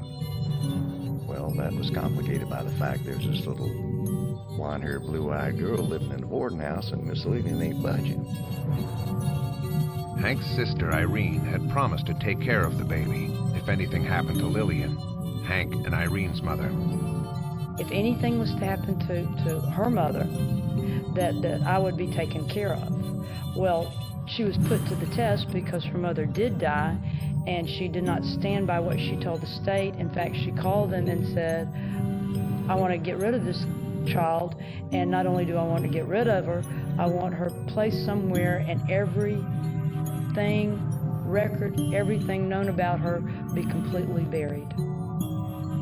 You see Irene in these adoption records talking about it'd be better for the child if we get it away. Well, yeah, sure, better for them. Keep the money. To this day, you can see me bristle right up when anybody says anything other than she got screwed, and we're sorry we did it.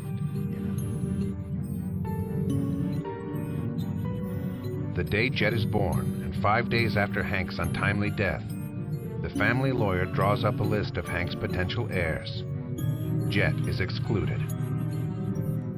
2 years later, the family gives her up for adoption, leaving her just $2,000 set aside from Lillian's will.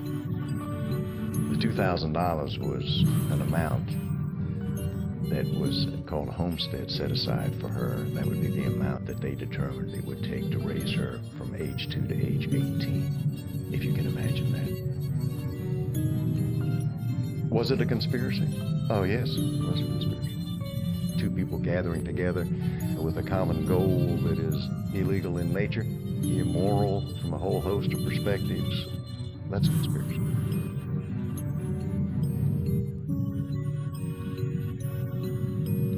Finally, on July 5th, 1989, Jet and Keith hear the news. The Alabama Supreme Court has made their decision. We beeline it back to Montgomery and go over to the Supreme Court building. And he said, go in there and ask them for a copy of it. And so they gave me a physical copy of the order, and we sat out there and read it. And the Supreme Court of Alabama ruled in a split decision that there was fraud, and therefore the general law didn't apply to her because of these unusual and unique circumstances, and she was therefore entitled to inherit from her natural father's estate.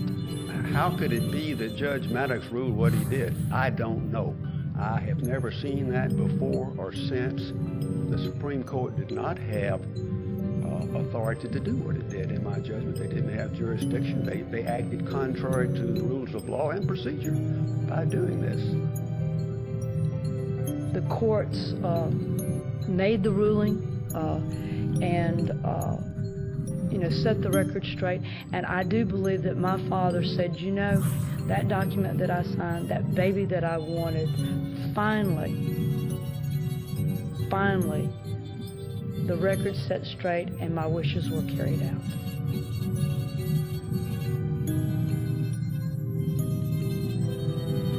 After a 6-year legal battle, the estate is reopened, making Jet Williams a legal heir. She now shares in the proceeds from Hank's copyright royalties, worth millions of dollars. Jet and Keith Atkinson are happily married. Having followed in her father's footsteps, Jet has now become a country music singer. She is reconciled with her half-brother, Hank Jr.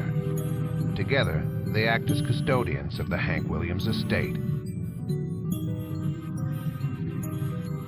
I think she's come up full circle.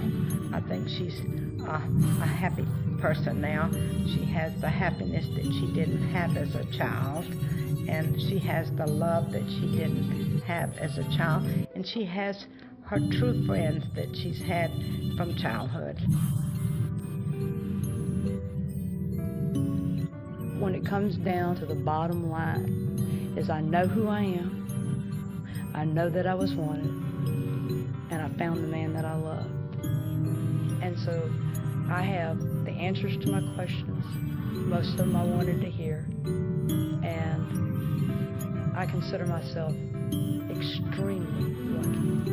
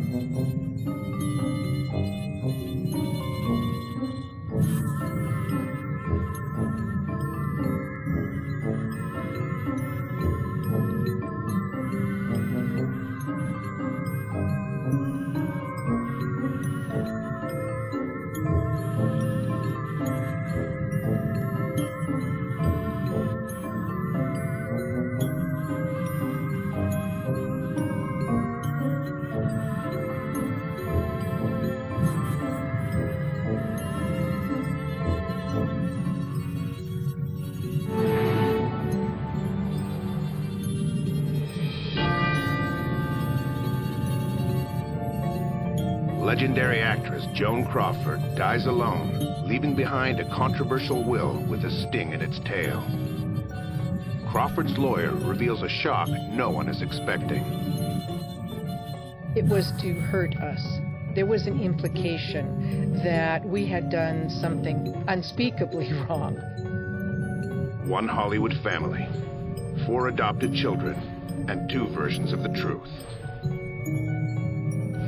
We've heard the dark secrets exposed in the explosive memoir of one daughter.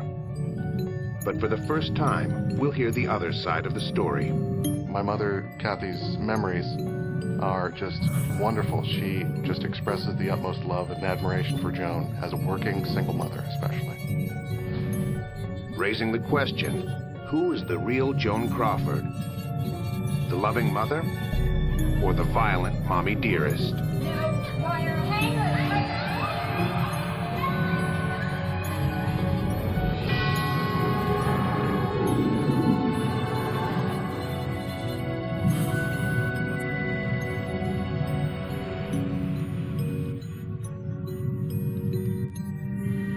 May 10th, 1977. Movie star Joan Crawford dies in New York City, age 71.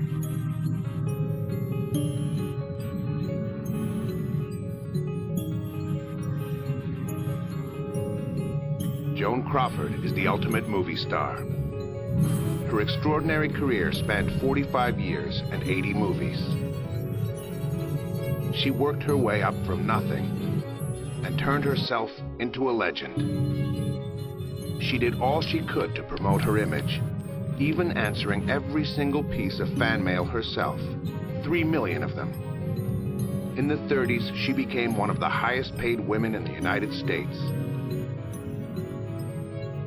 At 35, in spite of her failed marriages, Joan longed to have children.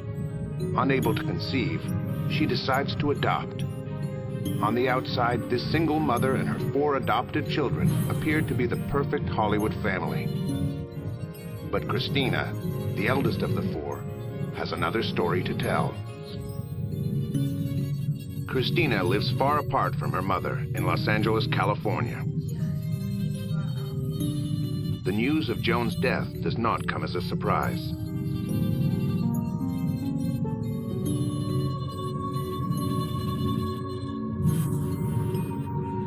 I had not seen her in about 5 years. No matter what our relationship was, I always sent her flowers on Mother's Day. I had this really strange sad feeling, and I thought, oh my goodness, I wonder if she is all right. And the irony is that when the flowers arrived in New York, she was terminally ill. Christina prepares to leave for New York, and the funeral of a woman who was one part mother and one part Hollywood legend. I didn't think of my adopted mother as a movie star until I was in elementary school.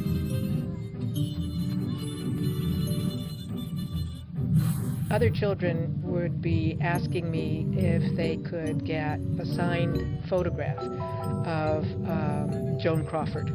And they would come over to the house, and she, of course, was extremely flattered that all my little friends wanted her photograph, and so she'd sign them and give them ice cream and do all that. And then they'd leave, and they were no longer my friends, so I had a very rude awakening into human behavior when I was a very little girl.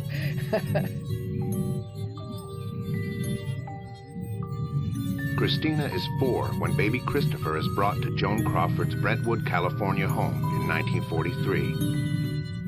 He was the cutest, chubbiest little guy that you ever saw in your life, and I fell totally in love with him. We looked like we were brother and sister all of our lives.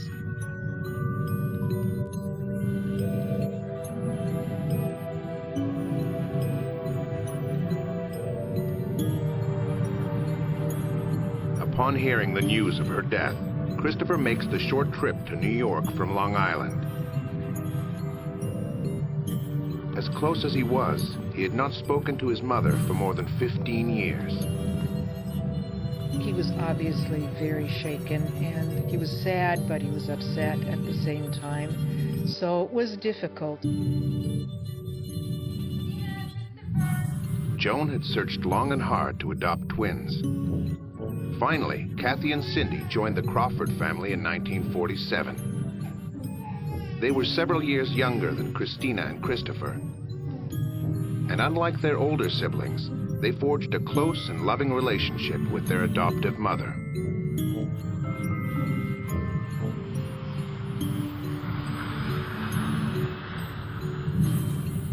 As they head to the funeral, Kathy and Cindy are devastated. They kept in close contact with Joan as her health started to fail. But Christina is the only one of the 4 siblings who dares a final look at her dead mother before the cremation. She had been such a presence in my life, and a lot of that was destructive. And I needed to assure myself that this was final. No secondhand information was going to do. So it was very scary, and I went with the funeral director. He was very, very proud of the way he had presented her, and he kind of went on and on and on about that, and I thought, oh my goodness, even in death, there are the fans. I cried, and I said goodbye, and I told her that I was so sorry and I had tried to love her.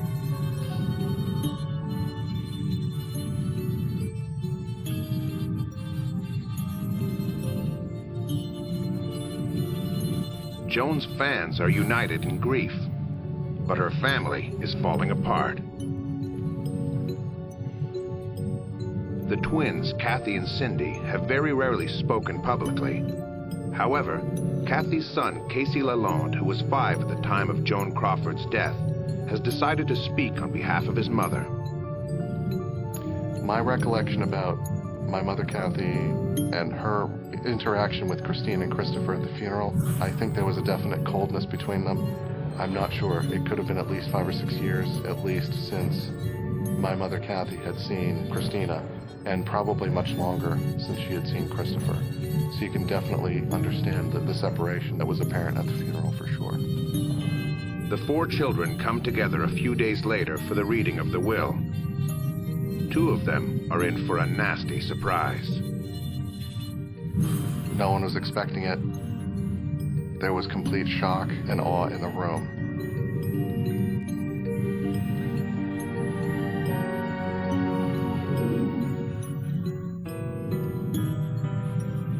Joan Crawford, movie star, Hollywood legend, and adoptive mother of 4, is dead. Her estate is worth more than $2 million. But at the will reading, the children learn that most of the money will go to charity. She had always been a person that was involved in charitable work. A lot of it was goodwill, but an awful lot of it was to get publicity. Because with charitable appearances and charitable activities came a certain amount of publicity. So that didn't really surprise me. She had always impressed upon her children to be self-sufficient. Because of her upbringing and her very dire situation when Joan was a child, I think she intended for her own kids to go out and find their place in the world. Kathy and Cindy. Kathy and Cindy each received $77,500 to be paid out over a number of years. Kathy also receives most of Joan's personal property. Cindy had been left much, much less, and that sort of surprised me also, because they had, I thought, always been treated as pretty much equals, but that certainly wasn't the case in the will. I don't recall any ill will or any misgivings or feelings of betrayal by Cindy to my mother, Kathy, or to Joan. Small sums are given to each of the 4 grandchildren and 6 or 7 close friends and associates, including Betty Barker, Joan's longtime confidential secretary, who receives $35,000. It's now Christina and Christopher's turn. The attorney reads the infamous line.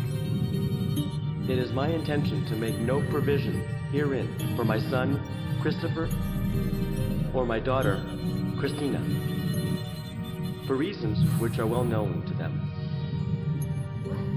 There was complete shock and awe in the room.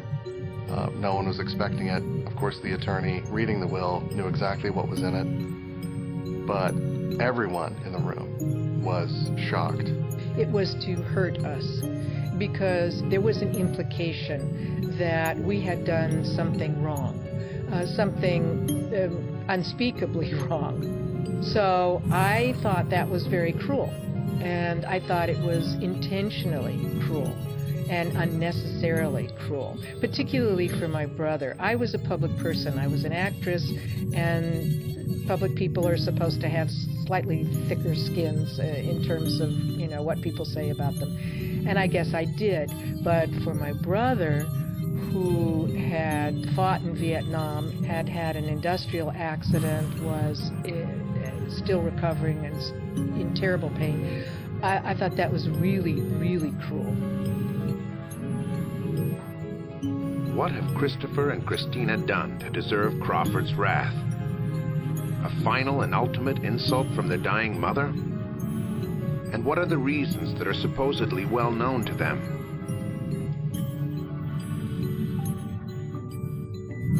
In 1940, Joan Crawford's new family is off to a good start. She appears to be the happiest mother on earth when she adopts Christina. She showers her with lavish birthday parties. These never-before-seen home movies were found in Crawford's belongings by Casey Lalonde. Christina's probably 3 or 4 years old. It's wartime, mind you. It's World War II, so everything's rationed. Joan set up literally a circus or carnival in the backyard at her Brentwood house for Christina's birthday. It's just astounding what kind of a production is put on for Christina's birthday. My birthday parties were probably more extraordinary for everybody else than for me. Unfortunately, I didn't know most of the children because we were pretty secluded and protected. Christina could defend this by saying the viewer's not seeing the other 99% of the time during home life, but I think it does still give a good indication of how much Joan cared about Christina as a child and to what lengths she went to ensure that she had a great, great birthday party. I would have died for a birthday party like that when I was a kid. When these birthday parties happened, and they didn't happen after about the age of, I was about 5 or 6. They stopped after that. So there were really only about 2 or 3 years of the birthday parties. And I have a couple of pictures of me sitting at the table, and I have this very strange look on my face as though I'm observing my own birthday party as opposed to participating in it. And that's very much how I felt. The home movies certainly do not reflect Christina's memory of her childhood.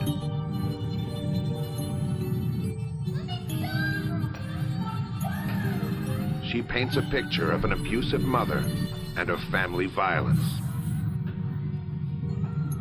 The spankings happened very often,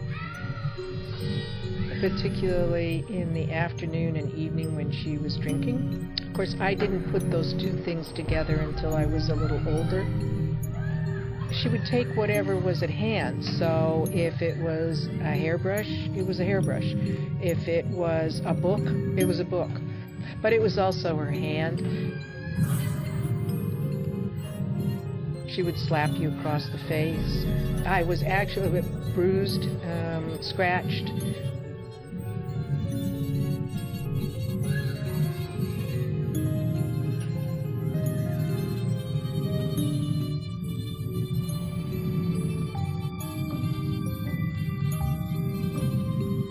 The twin sisters have totally opposite memories of their childhood, especially during the 4 years of Joan's 4th marriage to Al Steele, CEO of the Pepsi-Cola Company. Well, my mother, Kathy, would always talk about, in just loving terms, about her life with her adoptive mother, Joan Crawford. My mother would tell us about traveling the world with Joan. She'd film in England.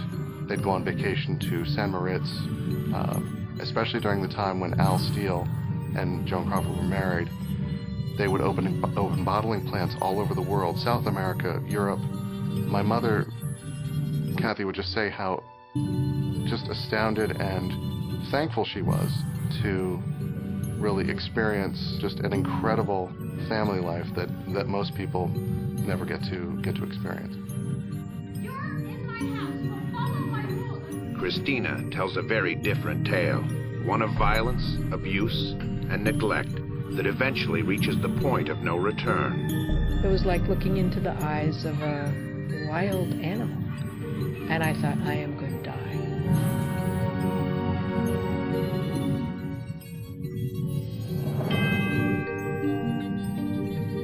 It is my intention to make no provision herein for my son, Christopher, or my daughter, Christina, for reasons which are well known to them. Why would Joan Crawford disinherit her 2 eldest children, but not her 2 youngest?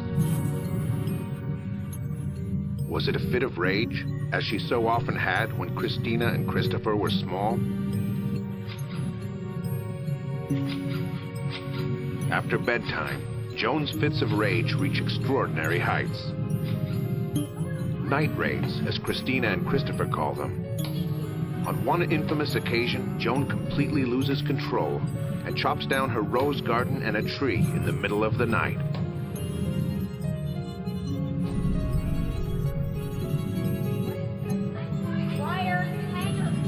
But the most notorious night raid is the wire hanger episode. She was screaming. The gist of it was a whole lot of swear words and then no wire hangers. How many times have I told you no wire hangers? Well, the wire hangers came from the cleaners. So once we got them back in the closet, we were supposed to change them to padded or crocheted fancy hangers. And not all the time did that happen. So she threw every single piece of clothing out of the closet, and then she beat me with one of the wire hangers.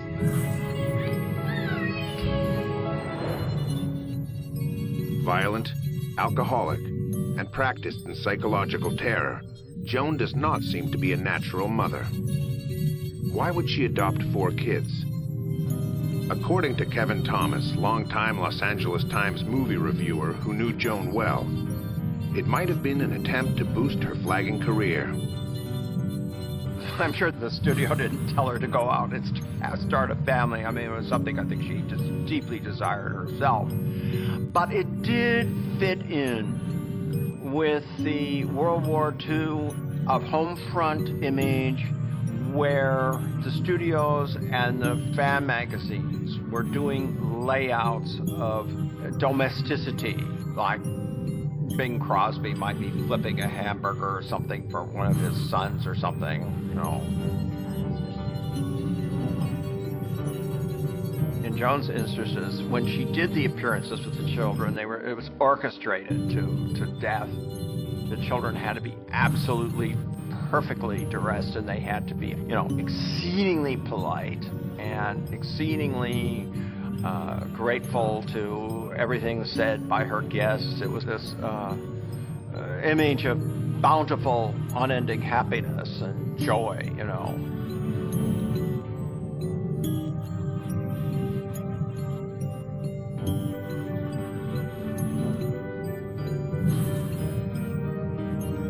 Joan, I think, really wanted desperately to have children, and she wanted those children in turn to have everything that she didn't have. But at the same time, the children were like a movie for her, that with a happy ending, that they were supposed to be perfect at all times, and that, my God, she provided so much for them, and she was rich and famous and celebrated, and that they should be, you know, overwhelmed with gratitude 24/7. But they were kids who were, you know, were spontaneous, and they're not always so easy to control. Even if he was only 5 when he last saw Joan, Casey Lalonde has fond memories of his grandmother, despite her eccentricities. His mother, Kathy, and father, Jerome Lalonde, a naval officer, frequently visited her immaculate New York City apartment. She did have a noted penchant for keeping things clean, literally changing the toilet seats out when she would get divorced, that type of thing. So I would, in my opinion, with modern mental health counseling available today, I would strongly suggest that she was most likely obsessive compulsive. And not speaking as a doctor, which I'm not, some medication may have helped, some counseling may have helped, but most definitely she did show signs of being obsessive compulsive. And a lot of that may stem from her very dire childhood.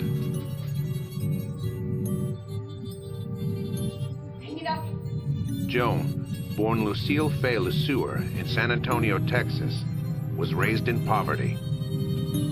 Her father abandoned the family when she was born. She lived in the back room of a laundry and had to work at a very early age. Working in the laundry, where everything had to be shipshape and clean and starched, that obviously really had an effect on her mental state. She would make statements to interviewers that she could never get the smell of the laundry off of her. And I think that really may have affected her subconscious enough that she became OCD, as they say today, just undiagnosed at the time. She had one of these fetishes about cleaning. There were these endless cleaning tasks, and in this case, she took a can of cleanser, and she literally sprinkled it all over a very large room. And she screamed at me, "Clean up your mess." And so I had to get down on my hands and knees and wash the entire floor. So I did that until about 3, maybe 4 o'clock in the morning, crying.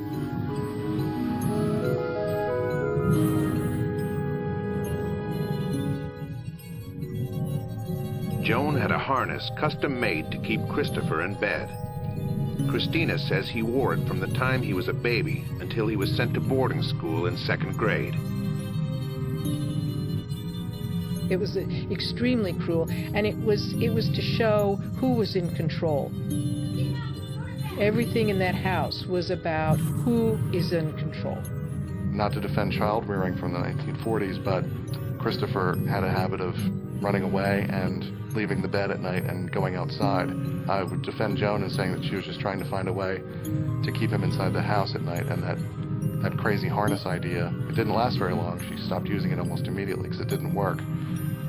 Is true, but it was a different time, and we have to give Joan just a little bit of credit for trying to do her best as a parent. It was a combination of physical pain and psychological, emotional humiliation for both of us. And I think in some strange way that I can't completely explain, it created an unshakable, unbreakable bond between the two of us for the rest of our lives.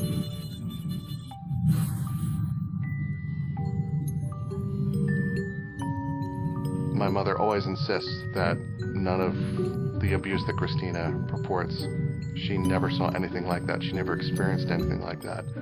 And my Aunt Cindy as well has expressed publicly that she has never witnessed nor experienced anything at all like what Christina purports. It's quite clear that the two younger daughters were able to have a much warmer and more successful relationship with her. Kathy Lalonde has gone on record saying wonderful things, you know. She had changed, evolved, and I think that Joan's life was much happier when the younger children came along.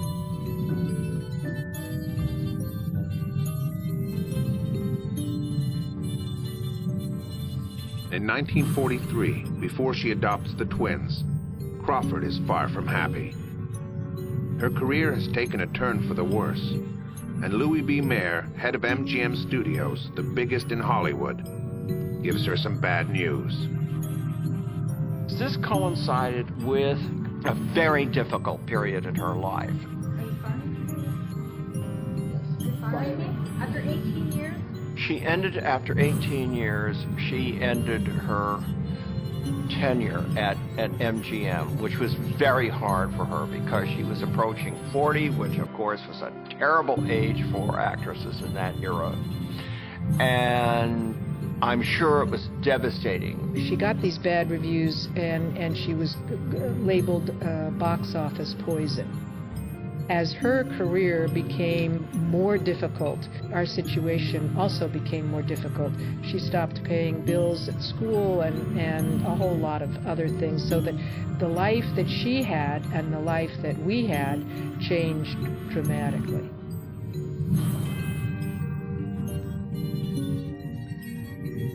But Christina and Christopher are getting older and preparing to rebel against the force of nature that is their movie star mother.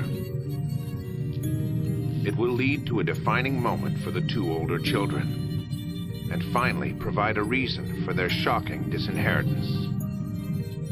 They called me and I said, wait a second, he's in adult jail, he's a juvenile, you're not supposed to do that.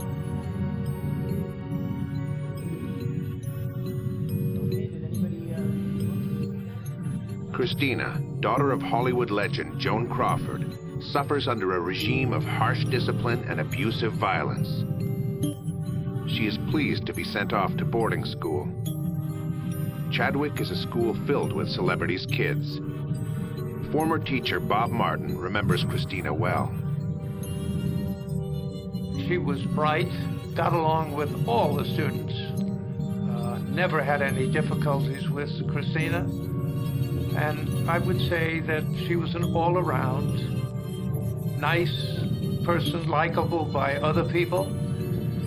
and attentive in class and wanting to do well.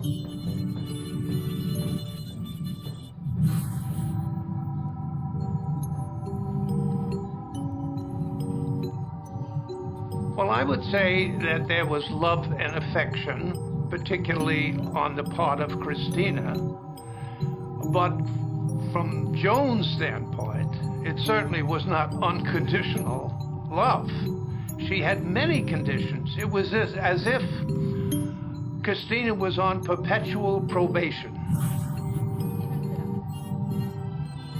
As long as she was a loyal subject and gave unquestioning loyalty to Joan, obeyed all of the many rules and regulations, any infraction was met immediately with some sort of punishment. And therefore, it was not what you would call a normal mother-daughter relationship.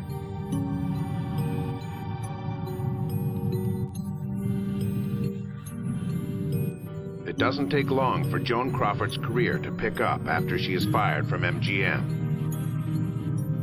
Only 2 years later, in 1945, she wins an Oscar for Mildred Pierce. Work is abundant, and in 1952, she is nominated for Sudden Fear. But her revitalized career does nothing to improve the relationship with her eldest daughter.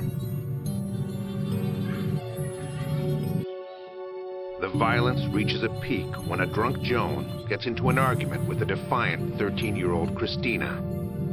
What I think she really wanted to do is make me cry, but I couldn't give her that satisfaction. That was the horrible situation between us. So I went into another room to try and get away from her, and she followed me, and she threw me down. She got on top of me, and she choked me. And I saw a look in her eyes that I will never forget.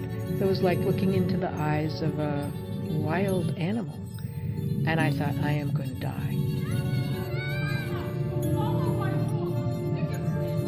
Somebody in the house heard her screaming, and somehow she managed to pull her off of me. Joan calls the police to teach her daughter a lesson. A juvenile officer shows up. He said, your mother says that you're uncontrollable and that she can't handle you anymore, and we have to take you away. I said, are you kidding me? And he said, no, but why don't you tell me your side of the story? He finally, after I finished speaking, there was a long silence, and he said, I'm really, really sorry, but there's nothing I can do to help you. And he said, I don't want to take you to juvenile hall because you're not a street kid. You're not going to survive there. So he said, my advice to you is to try to stay out of the way, keep your mouth shut, and survive until you're 18 years old, and then get the hell out of here.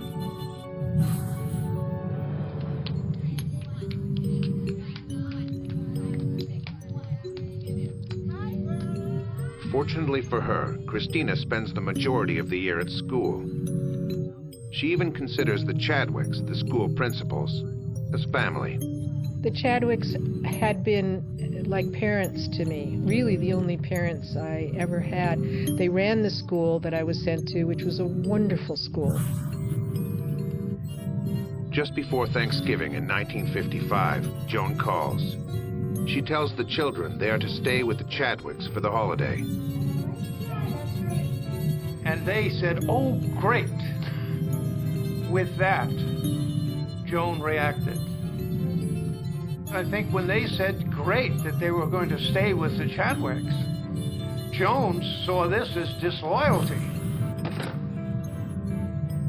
Joan was demanding and controlling. And therefore it looked like they had affection for the Chadwicks and not enough for her.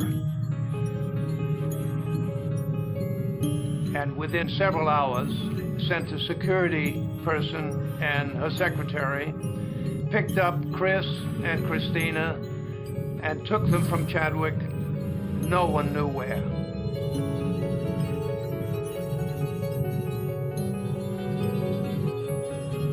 Betty Barker and an armed bodyguard whisk Christina away from Christopher and her friends. They take her directly to a strict religious school in Pasadena. After some weeks had passed, I got a phone call at home. And Christina called me, and she said, "Mr. Martin, I have to talk to you. I'm so confused here that I need to talk to somebody."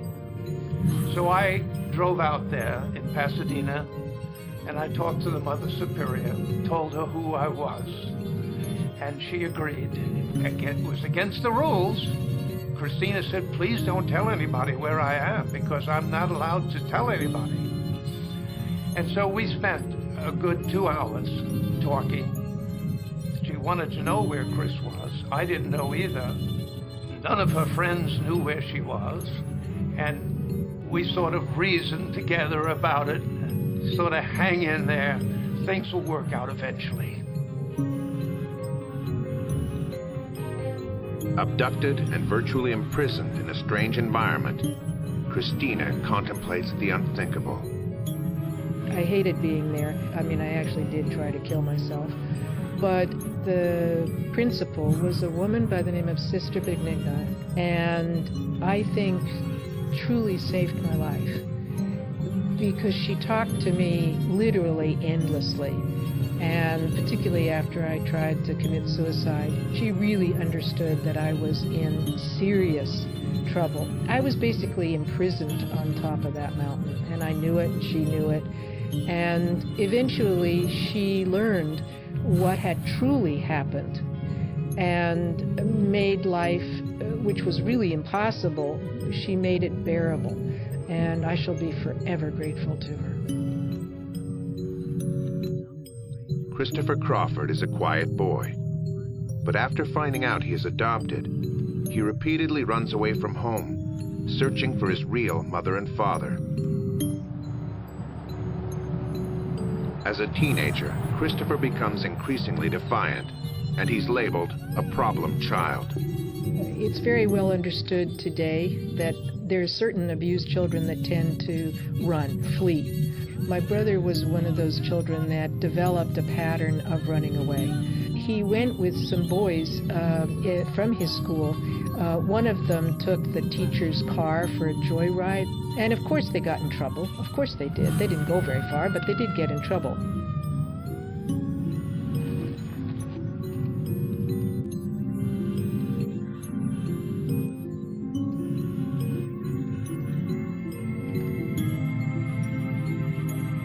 The parents of the other boys quickly bail them out. But Joan decides not to intervene on her son's behalf. Christopher, who is just 16 years old, is forced to stay in a jail for adults. They called me and I said, "Wait a second, he's in adult jail. He's a juvenile. You're not supposed to do that." And they said, "Well, we have no facility and somebody has to be his guardian and somebody has to get him." And I was not 21. Barely 18, Christina, who had moved out of her mother's house, takes matters into her own hands. She is determined to free her brother. I went to legal aid because I had no money whatsoever. And I found a legal aid attorney. God bless him wherever he is. He was just a miraculous angel in our life. And he stuck with us the entire time. It took months and months. We found the judge and we went and I talked to the judge for more than an hour, and he told me that she was afraid of him, my brother. And I said, that doesn't make any sense. All he's ever tried to do is get away from her. Christina finally convinces the judge to release Christopher from Joan's custody and let him live with her.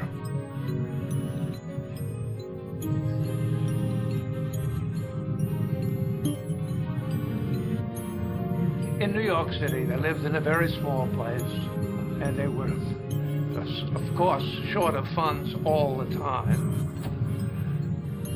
I don't believe they received any money from Joan. They were on their own. as young people doing the best they could. People over the years have indicated that what a wonderful life you must have led, and this, that, and the other thing. No, we worked our asses off and we had no money. What kind of glamour is that? I think there may be a certain perspective that Christina has of her memories of growing up in Joan's household that do ring true. I've never called Christina a liar or anything like that. I wasn't there. I can only go on what my mother Kathy and Aunt Cindy expressed to me growing up about the loving, supportive household that Joan created for them. It's very clear that there was competition. Christina and Christopher were very strong-willed children, according to Joan. I think the story is much bigger and more complicated than what Christina tries to put forth. That strictly Joan was just an abusive old woman who just liked to beat children. I think it's more of a complex story than that. She tried to instill self-discipline and self-dependence on her children. My mother Kathy readily admits that Joan certainly wasn't handing out $100 bills at breakfast every morning. She wanted the children to work for what they got, just like any good parent today would do so. I think at some point my brother just stopped talking about it. And that probably was all he could manage, because he had been so abused, so humiliated, so abandoned, and so unfairly characterized that it had actually changed his entire personality. But why go to the extreme of disinheriting her two eldest children? Christina believes the reason lies in her role in freeing her brother from jail and from the iron grip of her mother's custody. She believes that this victory against her mother is the defining moment, the reasons that are well known to them. I always thought that probably was the time at which that language went into the will, but I have no proof of that. I don't know, and I've never heard anybody confirm or deny that, but that's just my personal feeling. I don't know when Joan wrote the will, but for a long time there was estrangement between Christina, and Joan. The twins were much younger. They probably were loyal subjects. And probably, and this is only speculation, because at the end of her life, there was a coming together of Christina and her mother. And Christina was the person that was there for her. So the will must have been written some period before the end days. And therefore, as frequently happens, the will is not changed, and therefore it only reflects her feelings of some years before. But Casey Lalonde strongly disagrees with Bob Martin and Christina's explanation. He has a completely different theory for the disinheritance. The reason was because Joan and her very close confidants and attorneys knew that Mommy Dearest was about to be published. Christina's motives for writing the infamous book would be at the center of a legal challenge. I wanted some justice for my brother.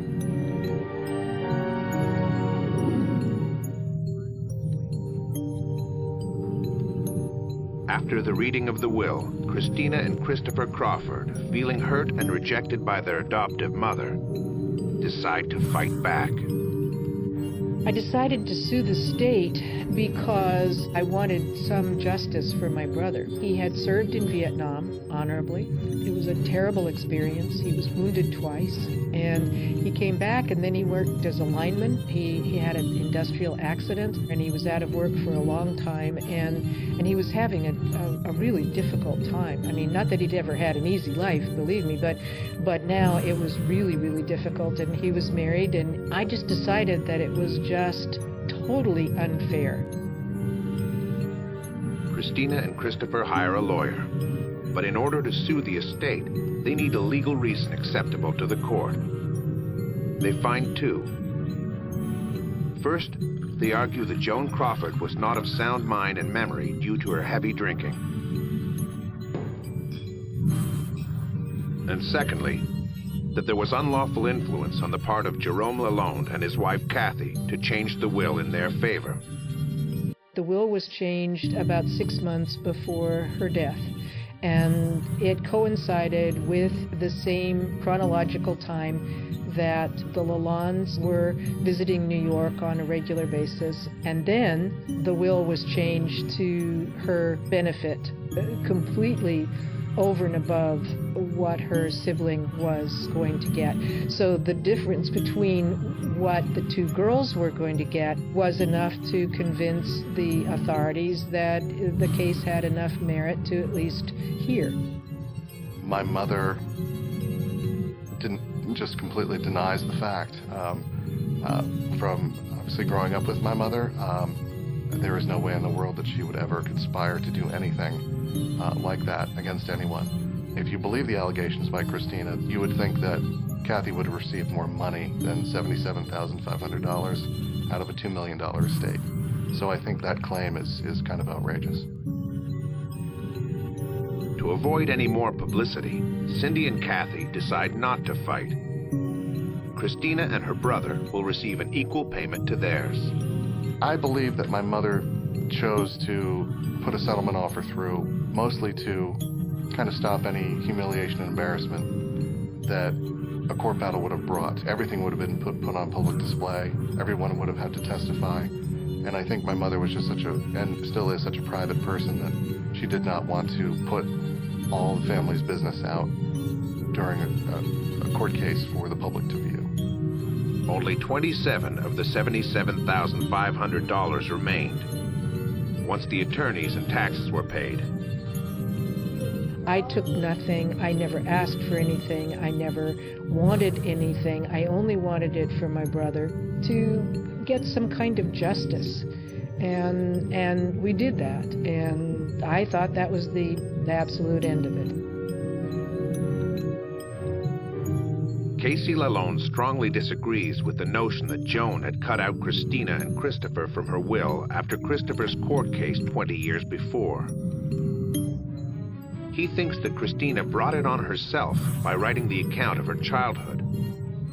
Mommy Dearest. It just so happens that Joan passed away, and Christina waits a year or so until it's published. But since Joan knew that the book was forthcoming, that was the only defense mechanism that she had, was to eliminate her and Christopher from the will. And it's very clear because the new will was drafted in October 1976, and that was about the timing that news of Mommy Dearest was out there. Other witnesses agree with Casey. Charlotte Chandler, Joan's biographer, conducted lengthy interviews with Crawford just before her death. Chandler says that Joan knew her daughter was writing a book. She thought that Christina was using her name strictly to make money. But Christina is adamant. Not only did she start writing after her mother's death, but to begin with, it was just a personal diary, a reaction to her mother's will. The writing of Mommy Dearest had absolutely nothing to do with the will and disinheritance. What it had to do with was the language of the disinheritance, not the money, where it said, both of my brother and myself, for reasons that are well known to them. I think that's the language. And I decided these are the reasons that are well known to them, and I'm going to write it. And that's what I did. So I had no thought of it being published. I was working in corporate America. I had finished graduate school, and I was not in show business. So this had nothing to do with show business as far as I was concerned. And I had never published a book before, so I didn't know anything about that. She cried through much of it. The dam finally burst. All the things, the slings and arrows that she'd suffered, suddenly came to a head. It was something that was good for her, but it was difficult. what she wrote came right from the heart, not fiction. She didn't exaggerate. She did it for herself. A few months later, friends of Christina suggest that she submit her journal to a publisher they know. And the rest is history. The publication of Mommy Dearest devastated my mother, Kathy. To my knowledge, Cindy, my Aunt Cindy, was also just hurt incredibly by the allegations put forth in the book. They claim they never experienced anything at all like what Christina puts forth in the book. They fully supported and defended their mother. You are responsible for what you do. Truth is the greatest libel. And therefore, if you feel, as a reader, that Joan's image has been damaged, it's something that she did herself. And therefore, it's difficult to agree that it's all Christina's fault for writing this.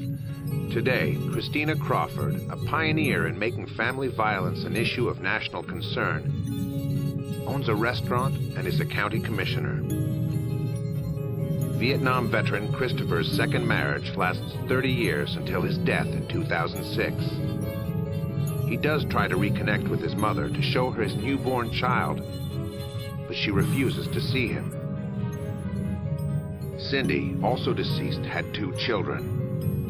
After her divorce, money got scarce, and at one point, she even lived on welfare.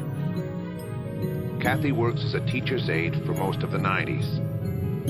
Also divorced, she decides in 1993 to sell Joan's Oscar for $68,500. We may never know who Joan Crawford, the quintessential movie star, really was, or what she really did, or why she disinherited 2 of her children.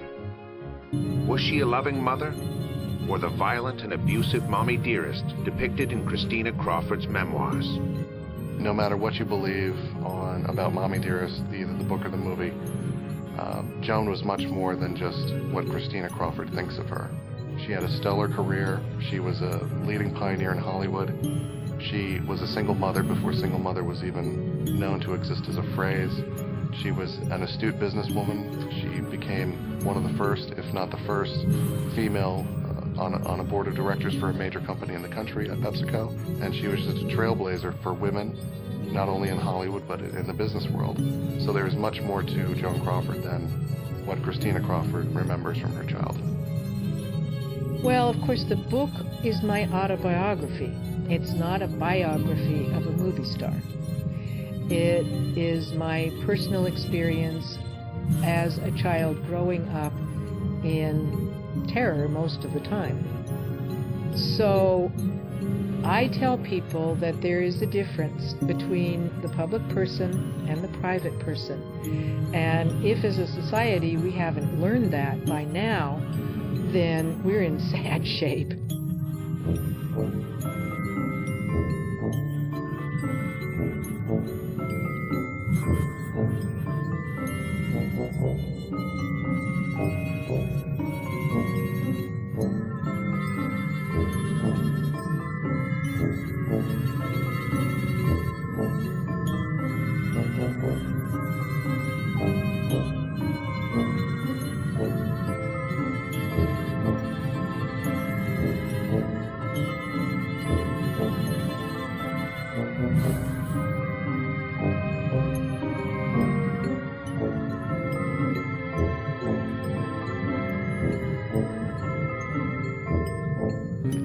On the kitchen table after dinner and singing him Yiddish lullabies, beautiful Yiddish songs. Joey was the joker of the family. His sharp wit turned out to be his ticket out of South Philly. At age 15, he drops out of high school and takes his show on the road. Sandy Hackett, son of comedian Buddy Hackett, grew up amongst showbiz folk and heard the stories about Joey's long and accomplished career. Joey Bishop was a lifelong friend of my father's. They were both comedians. They were both celebrities. They were both stars. And Joey was probably there when I was born. We lived next door to each other. Joey was always Uncle Joey to me. And he got his break, working in clubs and grinding it out like most performers. And then I think Sinatra saw him somewhere and gave him a shot, and then used him when they went to Las Vegas for the Rat Pack to be the comic host. Peter Lawford, Sammy Davis Jr., Frank Sinatra, Joey Bishop, and Dean Martin were the infamous Rat Pack, a gang of friends and performers who thrived on fame, money, and an endless supply of adoring women. But Joey was always the quiet one. They called him the Mouse in the Rat Pack. They called him the Frown Prince of Comedy. His stand-up was very sedate and deadpan. He'd look at you straight in the eye and just hit you with a zinger. These are some of the questions we've gotten from the audience. Are you married or single? I'm single. But I've given a lot of thought to marriage. That's why I'm single. Joey, Joey, Joey. Son of a gun. Son of a gun. I do a great Joey Bishop. Joey hosted The Tonight Show for Johnny Carson. He did more hosting than anybody, including Jay Leno and Joan Rivers. He was the guy that Johnny always turned to fill in for him.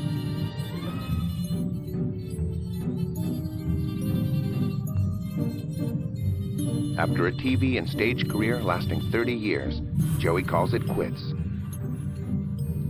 He has more time to spend on his favorite pastime, golf, which is how he meets a local Orange County girl, Nora Garibaldi, in 1983. I was 16 and a half, and I had been playing golf since I was 6 or 7 years of age, and participated in the junior golf program and competed in various events in Southern California. So I took golf pretty seriously. Initially, when we played golf a few times together, I believed he was very funny and clever and warm and caring, and I couldn't help but notice how handsome he was. A year later, despite the almost 50-year age difference, Nora and Joey become lovers. Joey was my first love, my first boyfriend. The first time Joey and I kissed, I was roughly 17 and a half to 18 years of age, and I believe Joey must have been 67 and a half or so. And I no longer thought of the age, I just thought of what a wonderful, warm, loving, caring, intelligent, funny human being that he was. But sensing the scandalous nature of the relationship, they keep it discreet. Well, initially, Joey and I, when it developed into a more intimate relationship, we did share it with some of Joey's closest friends. Those in the know include Buddy Hackett, Joey's longtime friend, and his son, Sandy. The age difference didn't surprise me at all. I wasn't really aware of it. That's who he was with.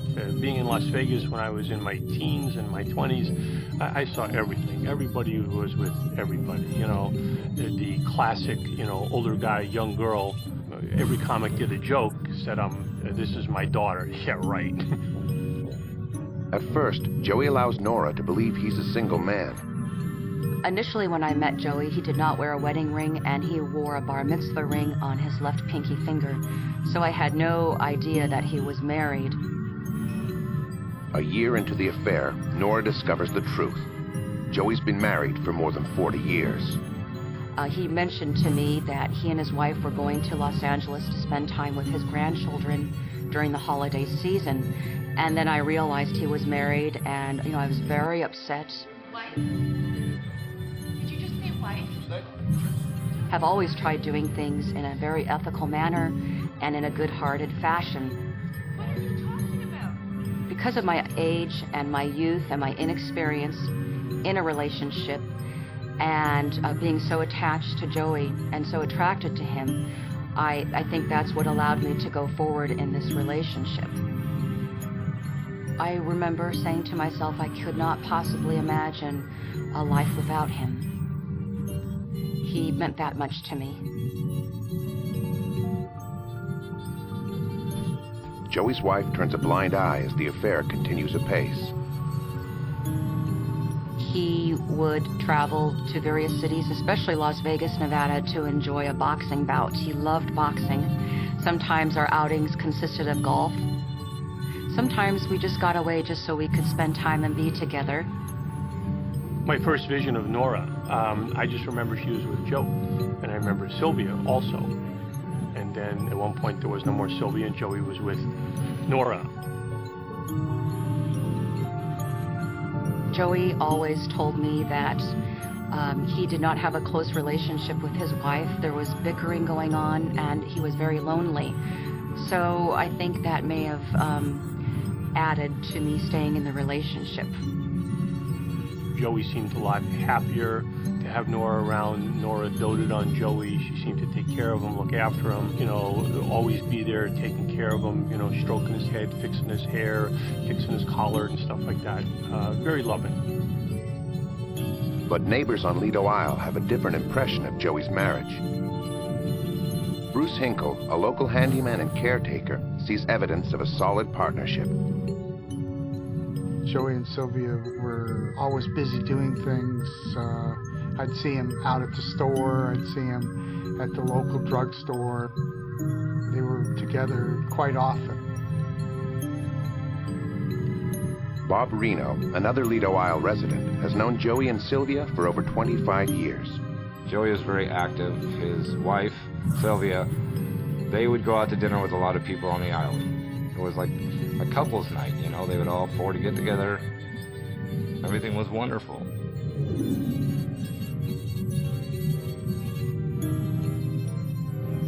Joey met Sylvia in 1940 after one of his nightclub appearances. They married and had one son, Larry. My impression of Joey's relationship with his son Larry is that it was strained. I don't think they got along particularly well. Larry Bishop, a film director, insisted on making his own way in Hollywood. I think, like a lot of sons of famous people, Larry was seeking to be his own identity. You know, instead of allowing his father to help him, he tried to do stuff on his own, and that created a rift. But Joey does manage to maintain a relationship with his two grandsons, Scott and Kirk. I remember Joey introducing me to Scott and Kirk, and Joey had a loving relationship with them, and they would come over during the course of the summertime for a few weeks. And ever since they were born, Joey placed $10,000 into each one of their bank accounts. So his grandchildren, Scott and Kirk, meant the absolute world to him. Nora and Joey have been having an affair for 16 years when Sylvia's health begins to fail. Sometime in the summer of 1999, Joey shared with me that his wife's health was unfortunately declining, and she unfortunately had cancer. And at one point in time, he asked me to please come over to the house and provide groceries and do some of her bedding and laundry. On September 20th, 1999, Sylvia Bishop dies, age 81. A few days later, Sylvia is cremated and Joey spreads her ashes at sea. But some family members are conspicuous by their absence.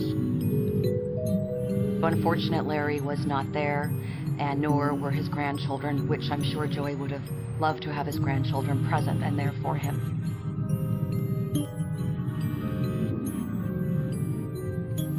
Larry and the grandsons are now the only remaining heirs to Joey's $8 million estate. But Joey's young lover is about to take a central place in his life and his financial affairs. When I moved in with Joey, he was roughly 81 years old, and I must have been around 32. And the scent of scandal starts to drift across Lido Isle. She was starting to get an idea of trying to go after some money in his life.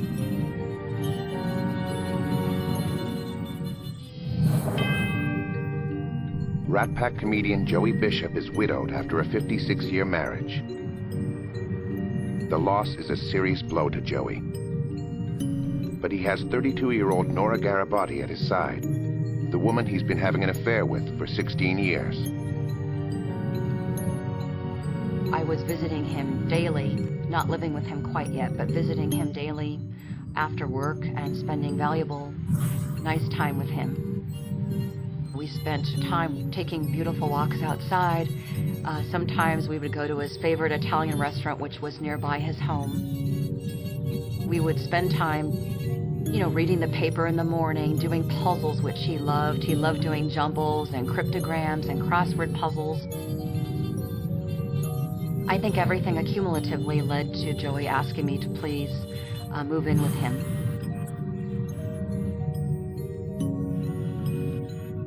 But the Lido Isle neighbors have a very different picture of Nora and Joey's relationship. It became known in the Lido Island community that Joey had a live-in assistant after Sylvia's death. Lynn Beaumont lives next door and sees what she believes is a purely professional relationship. Nora had told me that she was his personal assistant and his secretary, that she did his fan mail and answered letters and sent pictures out to people and took care of his appointments. She told me that she had worked for him for a number of years and that she disclosed to me that she made $500 a week.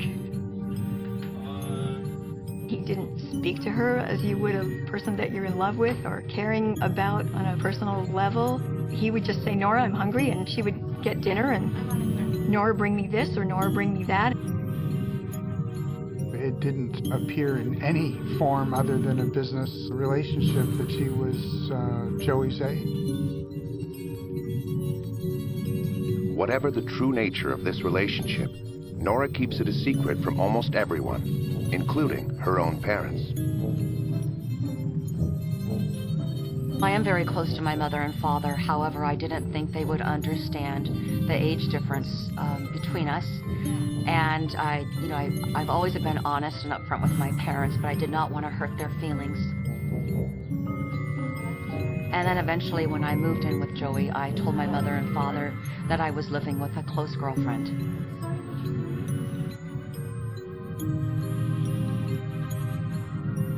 The romance never ended, and our love for one another and our relationship never changed. In February of 2002, Joey asked me to marry him.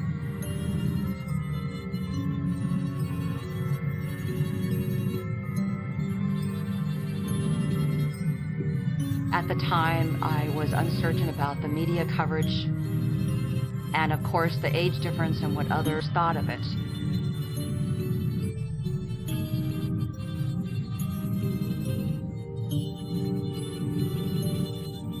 I should have actually followed my heart and married him. I regret that to this day.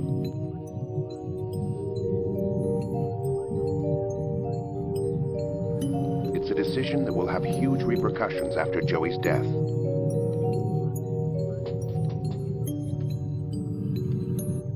As Joey gets older and more frail, more and more he seeks the company of his rabbi, Reuven Mintz. We had a beautiful relationship. In addition to that I was his rabbi, we had a very, very close personal relationship.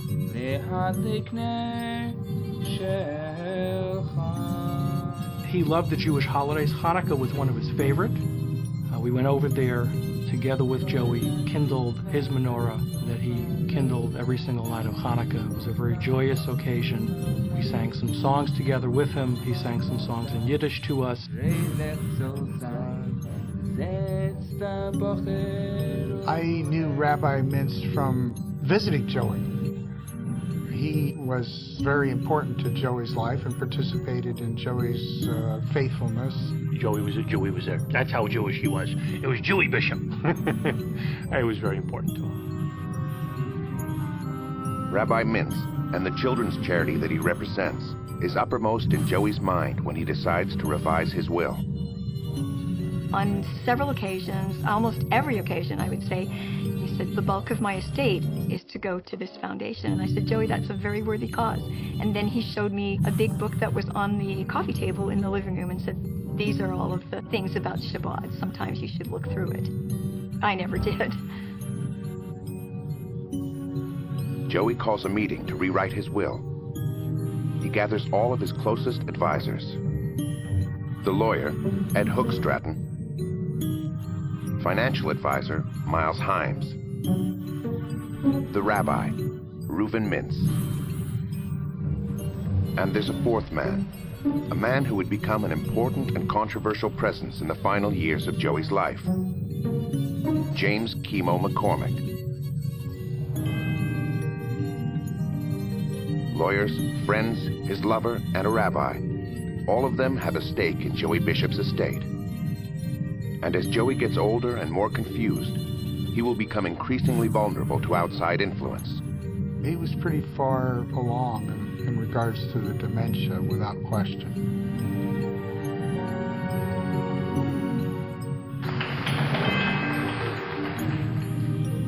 Joey Bishop, a wealthy comedian and former member of Frank Sinatra's Rat Pack, is worth an estimated $8 million. In 2004, age 86, Joey holds a meeting at his home to discuss his will. His longtime entertainment lawyer, Ed Hookstratton, brings another lawyer, Chemo McCormick, who will take the lead in organizing Joey's estate.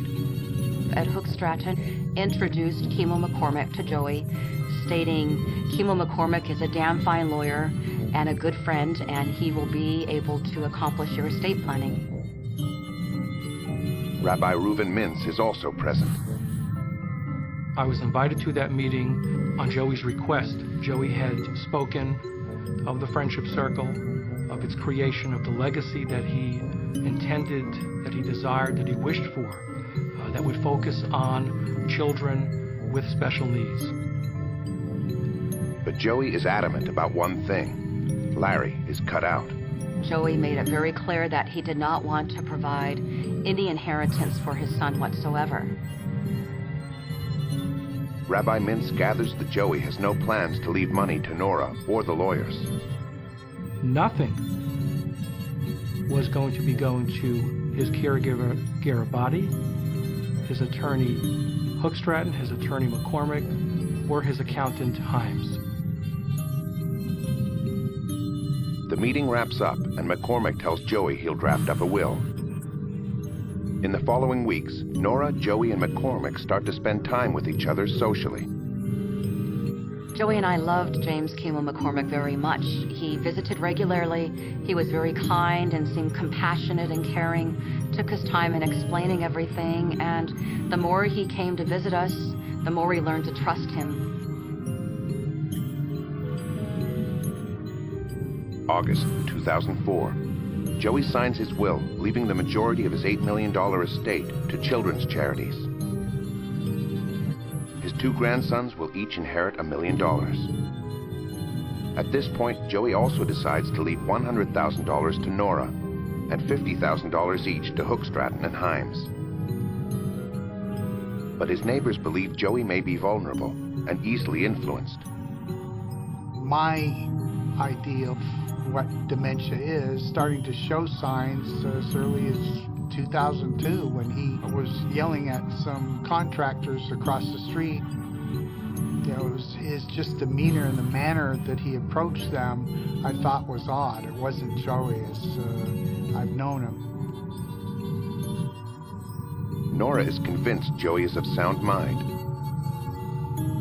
In 2004 and early 2005, Joey is very sharp and lucid and well aware of all that is going on in relation to his estate planning. But less than 6 months after signing his will, Joey rethinks. His grandchildren had not visited or made any phone contact with him, and he was very upset. He was struggling. He loved his grandsons, but they did not come to visit, they did not call. Joey cuts his grandsons Scott and Kirk out of his will, and then makes another dramatic change. In the first half of 2005, Joey communicated to Rabbi Reuven Mintz that he no longer considered giving to any children's charities, including the rabbis. Why does he abandon an organization that seems so close to his heart? Mintz says he's not even told about the change. In September of 2004, Joey had told me he had executed and signed the will and everything was set in place and taken care of. The rabbi's visits decreased significantly, and I still remember Joey telling me, "I wonder what happened to the rabbi." And then Rabbi Reuven Mintz's visit stopped altogether, and Joey said, "I am very disappointed in the rabbi's behavior and believed he was only interested in money." We never had a falling out. We had a beautiful relationship, as many can attest to. Rabbi Mintz insists that Nora is the one who kept him away from Joey. Nora Garibati, the caregiver, began not to allow me into the home. When I called for Joey, she would not give the phone to Joey. She took total control of Joey's home. The rabbi's lawyer, Robert Weinberg, becomes suspicious of the dramatic changes in Joey's estate planning. There's a radical alteration. Now the money, instead of going in bulk to children's charities, goes to his caretaker, Nora Garibati, his lawyer, Ed Hookstratton, and his accountant, Miles Himes. So, to a great extent, the money guys get the money. Excluded now is the beloved charity, the close friend and confidant rabbi, and the grandchildren. Unusual, I would say. Nora's share now increases to 50% of the estate. Hookstratton will get 40% and Himes 10%. On March 19th, 2005, Joey signs his revised will. He also wants to make McCormick a beneficiary, but legally the lawyer drafting the will is not allowed to inherit. McCormick suggests that Joey should simply state his intentions in a handwritten note. James Kimo McCormick could not be a recipient of a gift because it was unethical and unlawful. He suddenly was now telling him to write a note to circumvent the whole idea. And I remember something in the back of my mind saying, this doesn't sound quite right, but I remained quiet.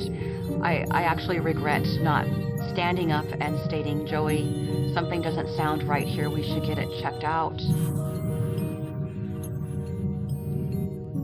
At this point, family friend Sandy Hackett notices a rapid decline in Joey's physical condition.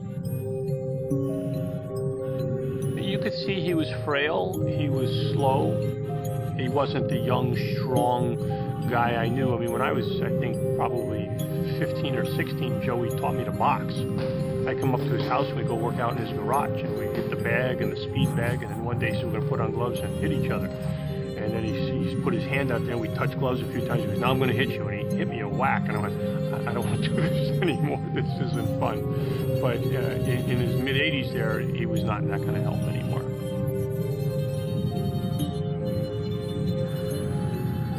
It's not just Joey's physical condition. His mental condition is also fast declining. It puts into question whether Joey can make rational decisions concerning his last will and testament.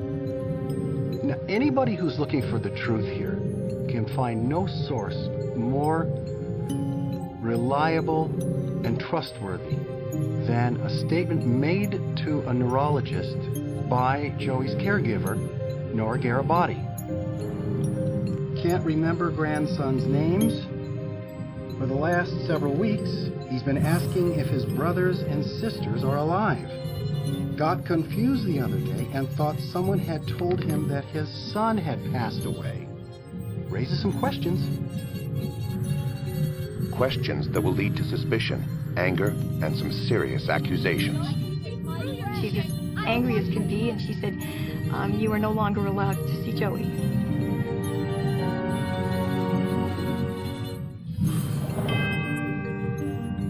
Rat Pack comedian Joey Bishop is 88 years old, and those closest to him are the potential inheritors of his $8 million estate.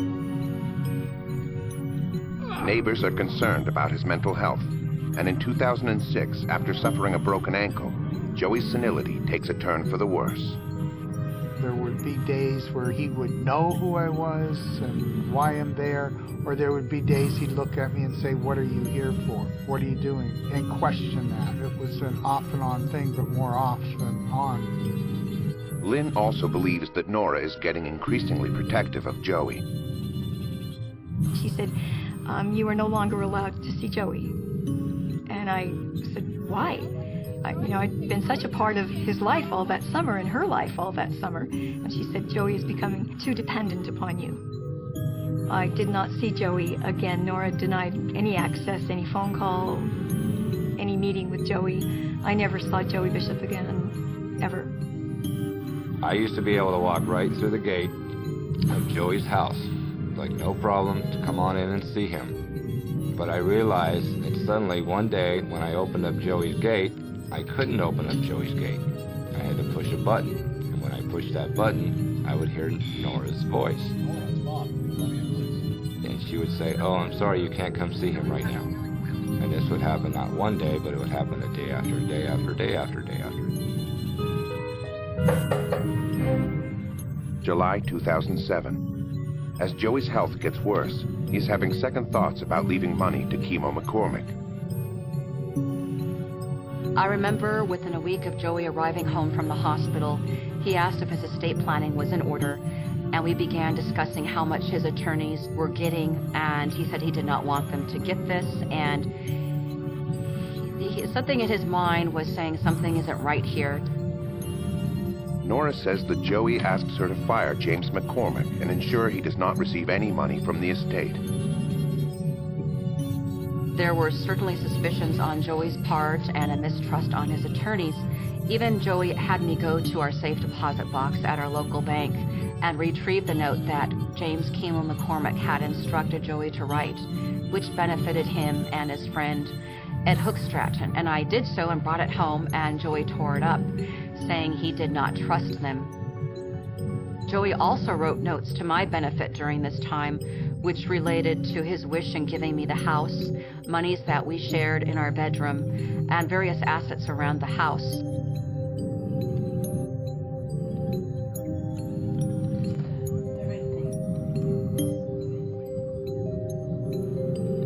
Joey, sensing his death is near, calls for another Orange County rabbi and friend, Bernard King.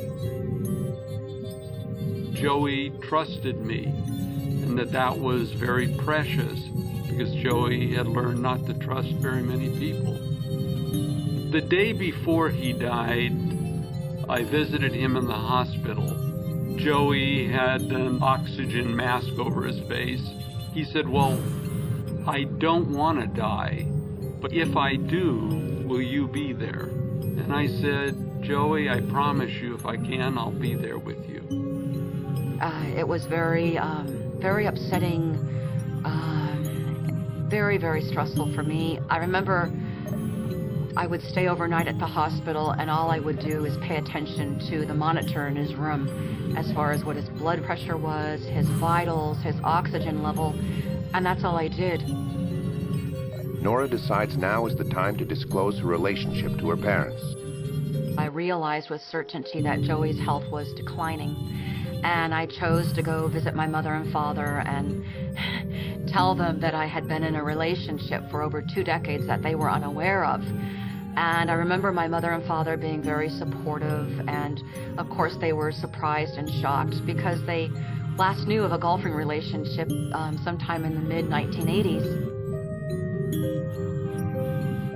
On October 17th, 2007, Joey Bishop dies peacefully in bed.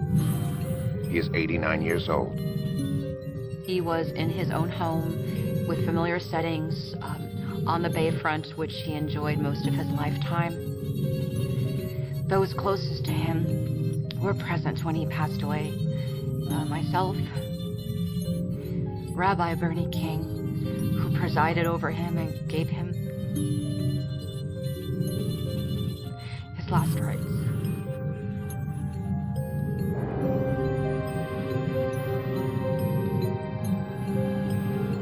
Joey is cremated and his ashes cast into the Pacific Ocean.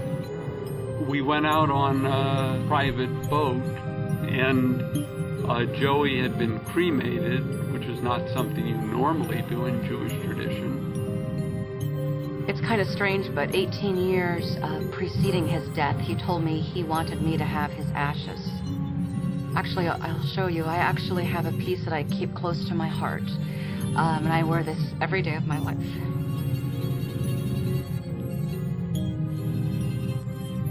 And these are his ashes.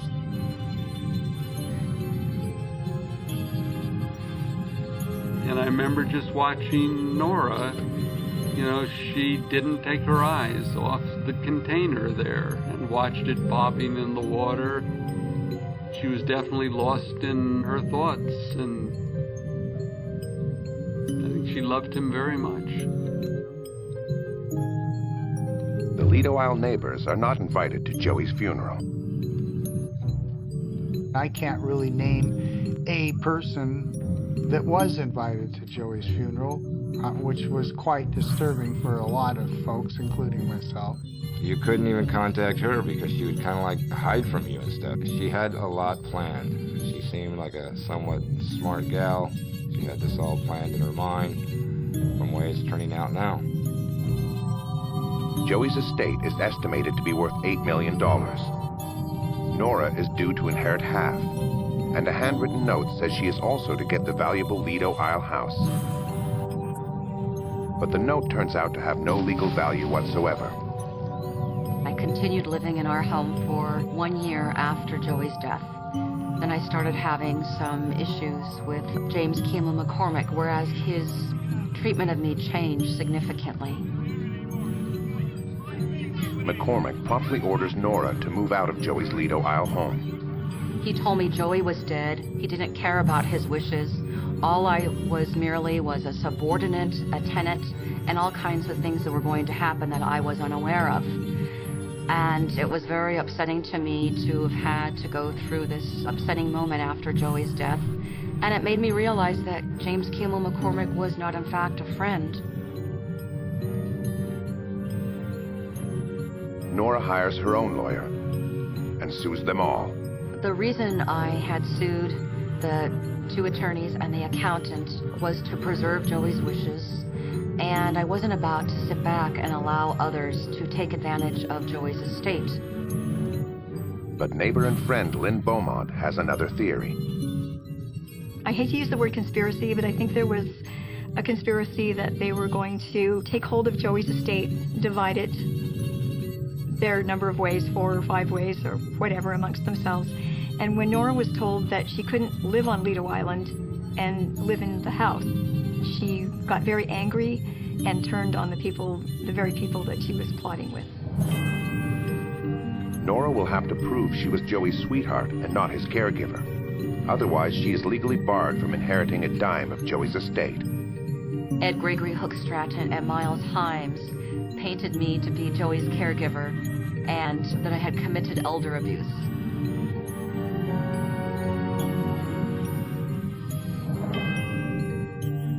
Joey Bishop has left half his estate to his girlfriend of 20 years, and the other half to his lawyers. But Nora Garibaldi is not satisfied with half. She sues Hookstratton, Himes, and McCormick, alleging that they conspired to manipulate a senile old man and gain personally from the estate. Nora hires experienced litigator Robert A. Julian. Nora Garibaldi requested me to represent her in connection with the losses she suffered as a result of the estate planning for Joey Bishop. We had a case essentially of he said, she said. Nora Garibaldi explained that in her view, she believed Keeler McCormick was the one who put Joey Bishop up to giving 50% of his estate to the lawyers, and Keeler McCormick said that's not how it happened. The media gets wind of the court battle, and Nora's claim about her 20-year romance with Joey goes public. Rabbi King is shocked. You know, I first became aware of a romantic relationship between Joey and Nora after he died, when I read it in the newspaper. Prior to that, I knew they had a very close relationship, a very loving relationship, but I had no idea, you know, the depths of that relationship. But this is exactly what Nora has to prove in court. A lover can inherit, but a caregiver cannot. Nora did not describe her relationship with Joey in an intimate manner at all, ever. To even conjure up the ideal that he had a romantic feeling for Nora was the most absurd of notions that I could imagine. And I can't believe anybody would ever believe anything different that knew Nora and Joey. Ed Gregory Hookstratton and Miles Himes painted me to be Joey's caregiver and that I had committed elder abuse. And I found the claim to be completely and totally outrageous. Nora calls witnesses to testify on her behalf. Some of Joey's physicians that were involved in his life said I was a wonderful person. In fact, his neurologist even thought that there was a loving relationship between us and that I was not, in fact, the caregiver. McCormick's credibility is shaken when during deposition he reveals an extraordinary fact. McCormick, in 30 years of practicing law as a mergers and acquisition lawyer, had never drafted a single trust instrument or will in his life for a client. Nora and her lawyer twist the knife. They accuse the lawyers of attempting to illegally siphon off money from the Joey Bishop estate. McCormick had structured the transactions with Hookstratton and Himes solely in order to get the transfer back to McCormick in what we allege to be a kickback. I never heard of an attorney manipulating an individual's estate to benefit themselves. It is highly unethical, in my opinion, and unconscionable as well. The legal proceedings last for almost a year. Finally, both sides agree to settle. The terms of the settlement will forever remain a closely guarded secret. But financially, Nora is the big winner. She walks away with several $1 million. My goal was to preserve Joey's wishes, which were to give me the majority of his estate. Also, another goal of mine was to reveal what James Kimo McCormick had done. And between me and my attorney, we successfully embarked on that. In 2008, the Joey Bishop estate is settled. But no one has told Rabbi Mintz. With the Chabad charity completely cut out of Joey's will, Mintz sues Hookstratton, McCormick, Himes, and Nora, accusing them of blocking Joey's final wishes. Joey's intention was to leave this to Chabad for the creation of the Friendship Circle that would be dedicated to children with special needs of all races and religions. I think the rabbi was a putz. I think he was a ganef. I think he wanted to procure for himself what he wanted instead of procuring for Joey's loved ones what Joey wanted them to have. The rabbi's case is thrown out of court. The wording in Joey's original will was far too vague. You see, I don't believe that Rabbi Mintz knew that the first document did not include Chabad by name. Joey had merely left his money to children's charities in the abstract. Joey's neighbors are dismayed to discover that Nora has won out in court and inherited Joey's millions. It was shocked. People were absolutely shocked. Some people would say, oh, she deserved it. She had to put up with his sickness for all of those years. And the majority of people said, how could this happen? The true motives of those closest to Joey in his final years will remain a mystery. A mystery that provokes strong feelings on all sides. He wanted the Friendship Circle and the children to be taken care of. And this, as far as I'm concerned, is a travesty to his life.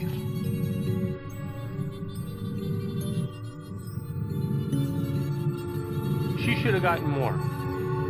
Nora Garabati should have gotten everything Joey ever intended.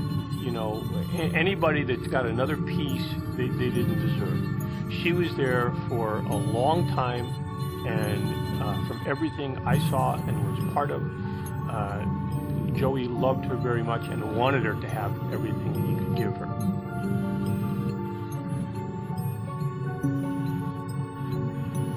Joey always called me his soulmate and the love of his life. And I always felt the same, and we had a wonderful, beautiful, loving relationship, which in my opinion will last my entire life.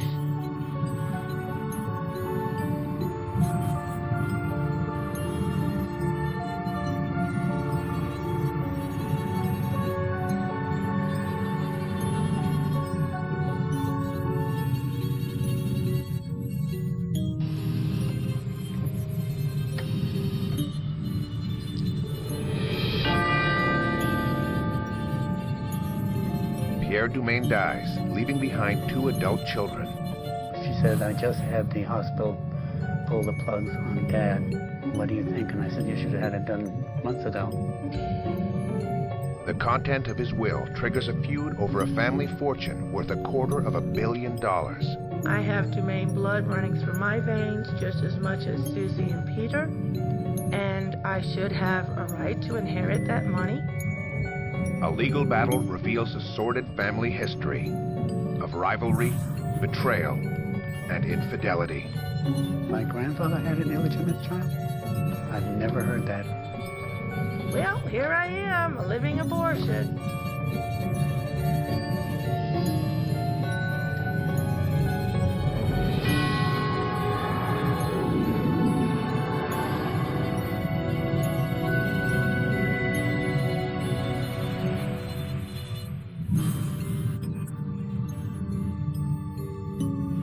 August 1987.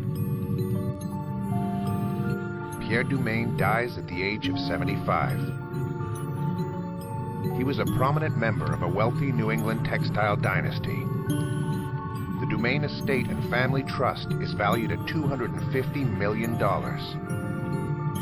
Pierre, a widower, leaves behind his 2 children, Susie and Peter. My sister called me at work, and I knew exactly what she had to say.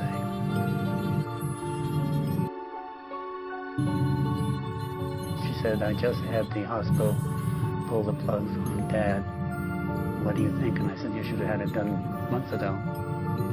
When Pierre Dumaine dies, his family has already been torn apart for years.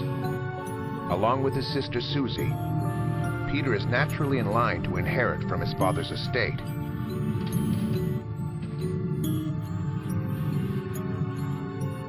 But when Pierre delivers his last wishes in a pre-recorded speech, his children are in for a surprise.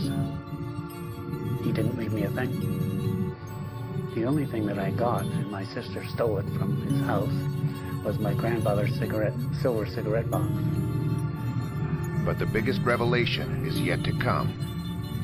One that will trigger a legal battle over a $250 million trust that was originally established by Pierre's father. Frederick Christopher Dumaine. My grandfather, F.C. Dumaine, was a self-made man. He came from very poor parents. In spite of his modest background, F.C. Dumaine quickly rises through the ranks of the Amoscag textile plant in Manchester, New Hampshire. By the time he reaches the senior position of treasurer in 1905, Amoscag is one of the largest textile firms in the world. He was taught by his mother to save half of everything he earned. And that's how he started to amass a lot of money. As the years pass, F.C. Dumaine invests his money wisely. He takes control of a shipyard and a railroad. And by the 1920s, he is one of the richest Americans in his time.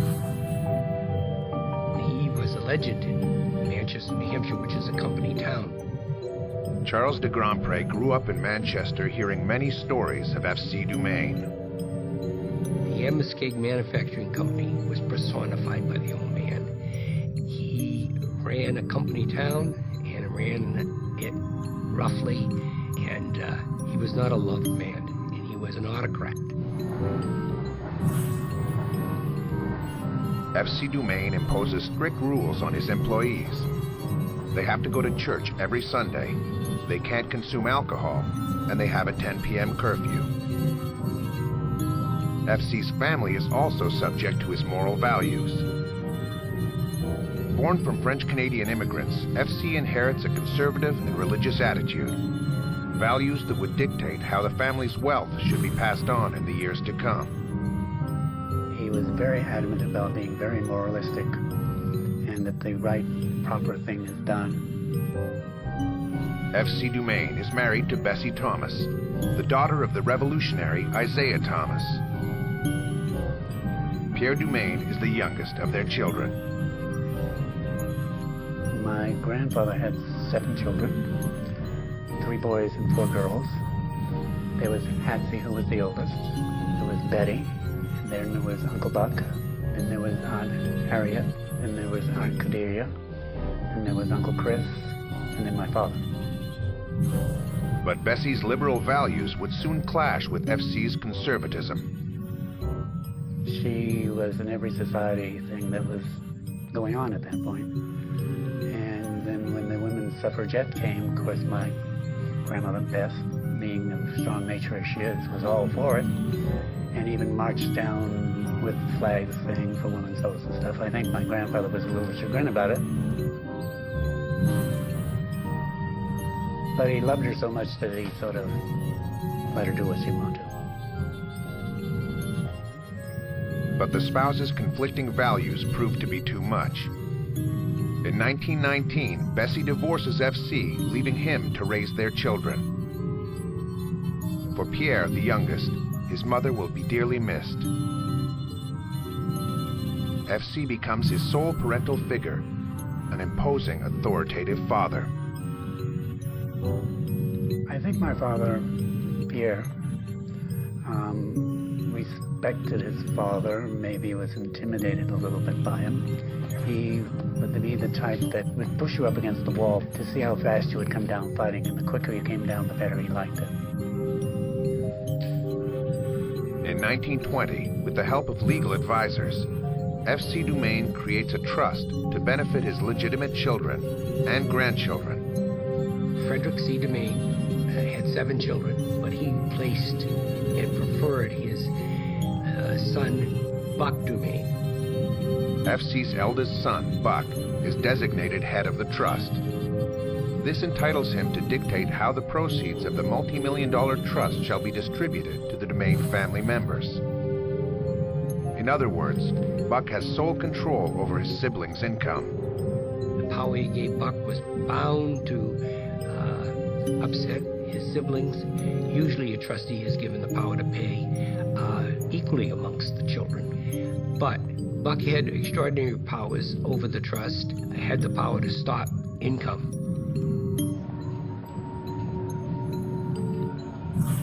From a young age, Buck is given important responsibilities in the family business. As F.C.'s eldest daughters are sent off to school to be formally educated, Buck stays behind to learn firsthand from his father how to run the company. He nurtured Buck along to take his place, which he well should have. He was the oldest son.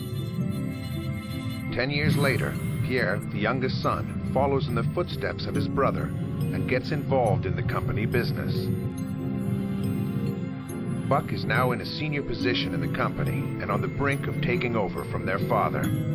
My father, Pierre's relationship to his brother, Buck, was strained.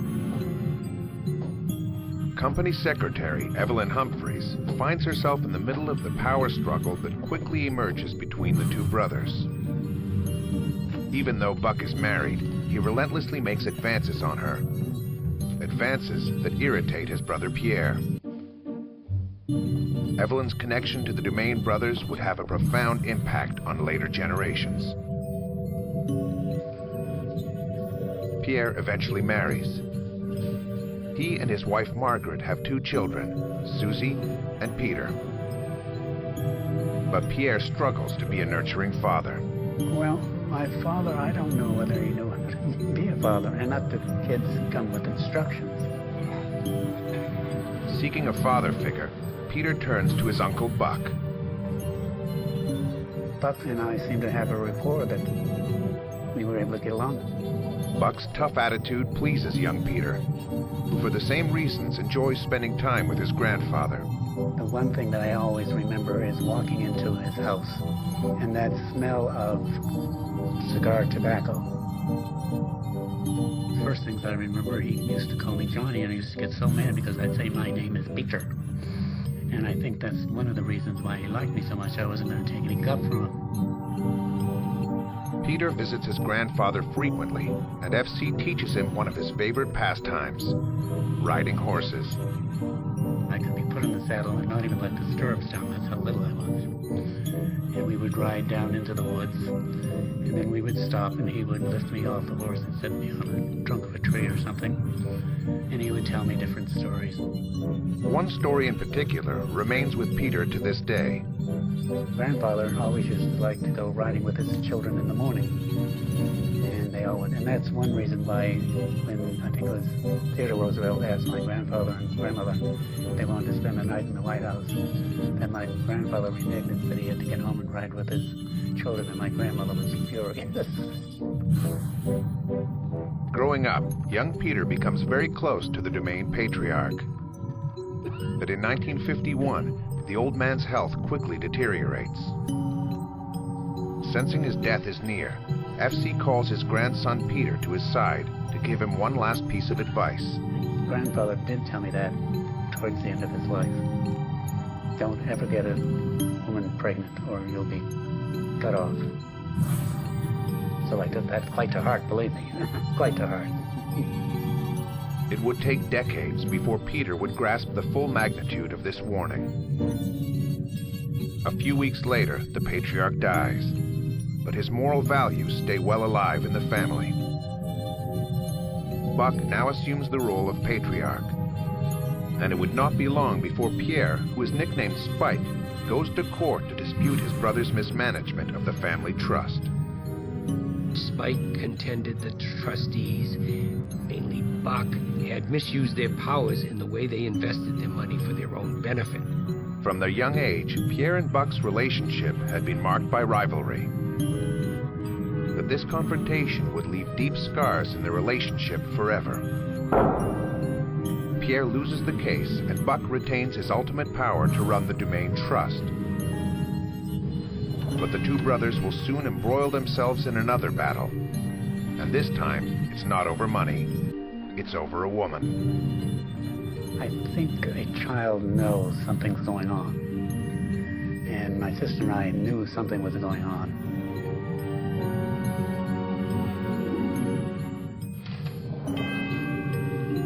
Pierre Dumaine dies, leaving behind a multi-million-dollar trust and 2 adult children.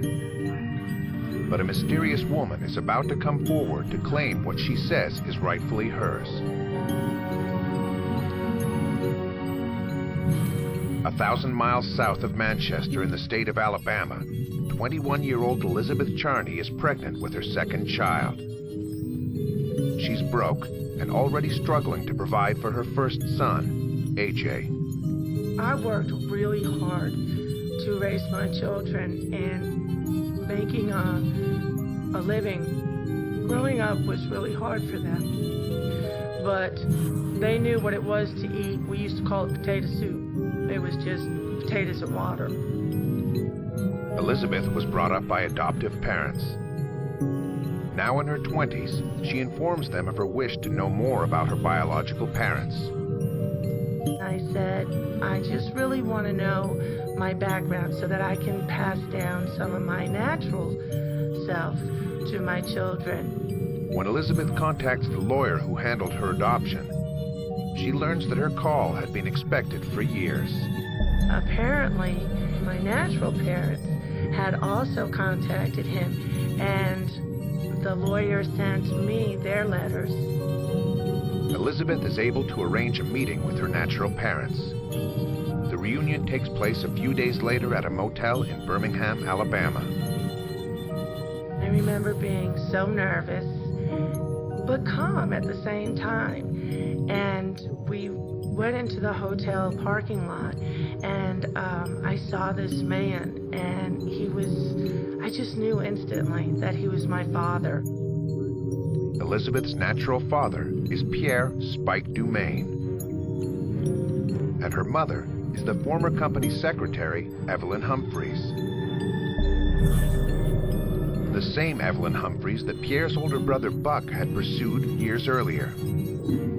As their daughter was growing up in Alabama, Evelyn and Pierre had finally become husband and wife. They met at some motel someplace. And somebody told me as she and whoever was with her were walking down the driveway to the motel, she was bouncing up and down saying her father loved her, her father loved her, her father loved her, etc., etc. My mother, Evelyn, I think was more nervous that very day. She gave me a necklace an amethyst necklace that her mother had made for her. I just knew that they loved me and I loved them like no years had ever passed.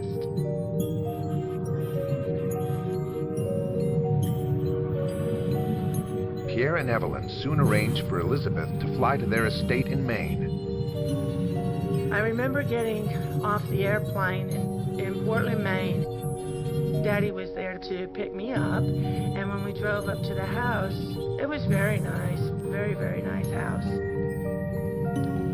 I didn't really give thought about money or anything. Pierre and Evelyn explained to Elizabeth how they were forced, decades earlier, to give her up for adoption. In those days, Evelyn was working as Pierre's secretary. My father was having an affair with my mother, and she got pregnant with me. But Pierre is married to Margaret at the time, and the baby is soon perceived as a threat to the respectability of the Dumaine name. I was a change-of-life baby, so it was kind of a surprise to everybody. As patriarch of the Dumaine family, Buck reacts strongly to the news of Evelyn's pregnancy. My Uncle Buck was very upset about my father's infidelity. They were not willing to abort me, even though it was illegal. People with money could do those things, and they weren't willing to do that.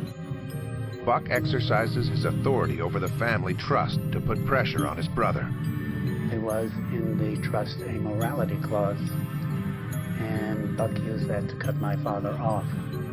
And so my father actually sent my mother to Europe, supposedly on business, for about 8 months, and then brought her back to New York City, where I was born on January 19th, 1956, in French Hospital, New York City. Payments were resumed to Spike by Buck, but the lesson had been learned that they all should stay in line or they would lose the income of this enormous trust. Shortly after her birth, Elizabeth is adopted by Nelda and John Scudder. They will never keep Elizabeth's adoption a secret from her. My mom and dad, Scudder, were some of the most giving, generous, loving people. And as I get older, I realize that they always read to us as children, and one of the books they read was The Chosen Baby, which is about adoption. I still have the book. And it talks about adoption, and they explain that I was the chosen baby and that I was adopted. In March 1961, Pierre divorces Peter and Susie's mother, Margaret. And only 1 week later, he marries Evelyn. Elizabeth discovers that they were thinking of her at the time. They went to Virginia to get married because Virginia is one of the states that when a couple gets married and already has a living child born out of wedlock, the marriage legitimizes that child. Pierre and Evelyn then make a gesture to Elizabeth's adoptive parents to ensure her financial security. They had tried to set up a trust for me when I was 5 or 6 years old. And Mom and Dad Scudder said they would take the trust, but it had to be split between Henry, my adopted brother Henry, and myself. And they didn't, want to do that. And so they never did set up the trust.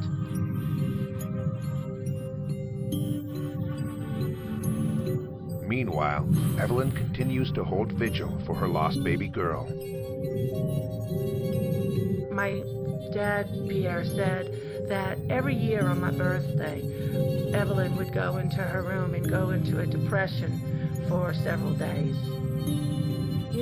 I can't imagine giving up a child. Through the lawyer who handled the adoption, Pierre and Evelyn continue to keep constant tabs on Elizabeth.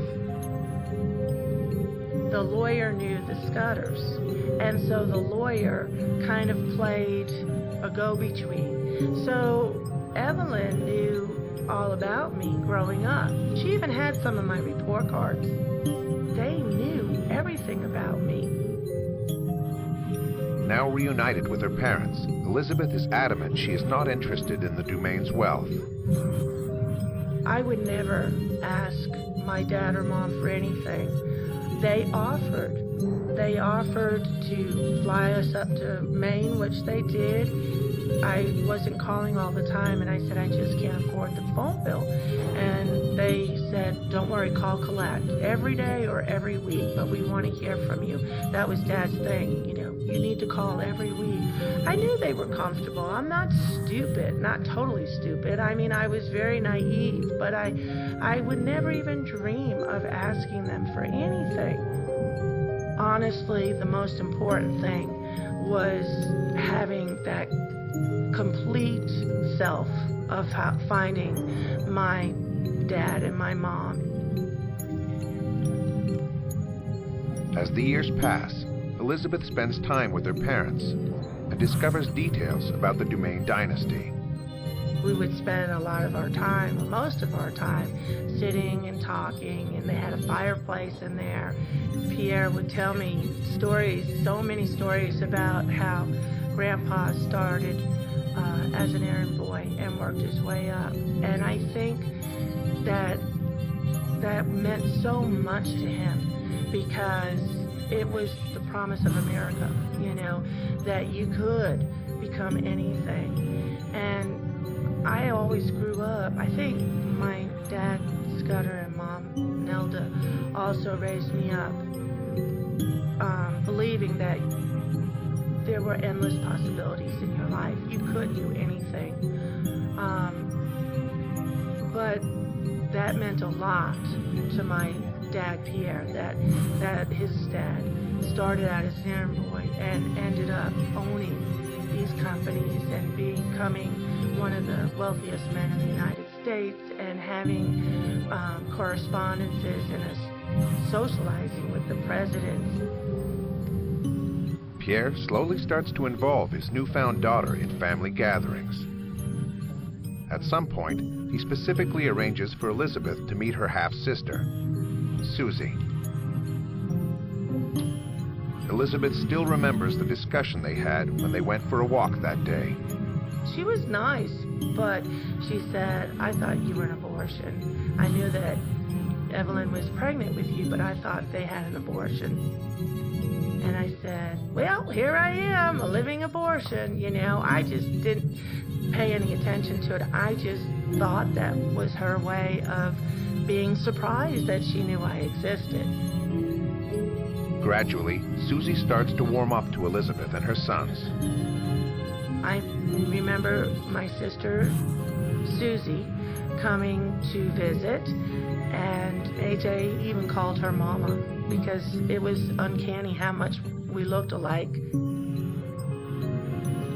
My dad talked a lot about Susie. He loved Susie. He, you know, shared a lot of things about her. But Elizabeth's half-brother Peter is conspicuously absent from her father's life. Dad told me he was angry at Peter for siding with the opposite side of the family. Peter has never forgiven his father for cheating on his mother. And the two men haven't talked to each other since Pierre's wedding to Evelyn. I felt my father was completely wrong. My sister, I think, made an effort to be more a child to him, and she did stay friendly to him throughout all of this stuff, but I just did not think that he did the right thing by my mother and the family. And even my mother said, well, Peter, you really should try to have a relationship with your father. At one point, when my sister was married and had 4 kids,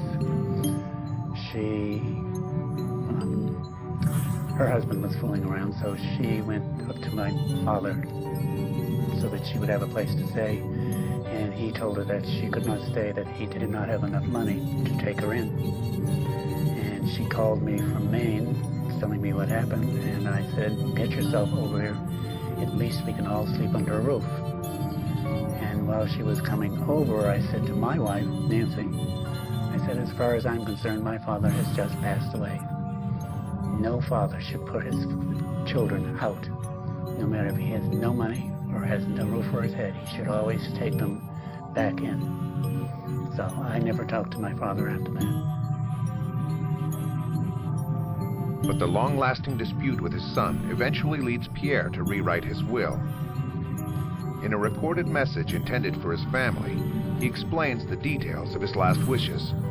The will stated specifically that my sister and I were to inherit equally, and that Peter was not to inherit from my father Pierre's estate.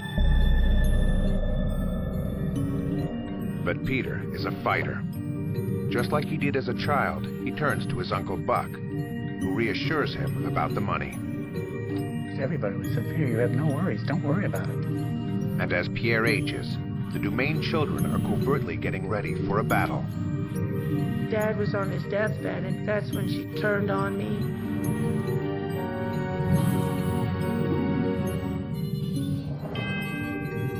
Elizabeth Charney has been reunited with her biological parents, Pierre and Evelyn Dumaine, for more than 10 years. It's like a fairy tale come true. Her parents are overjoyed that she is back in their lives, but their health is failing.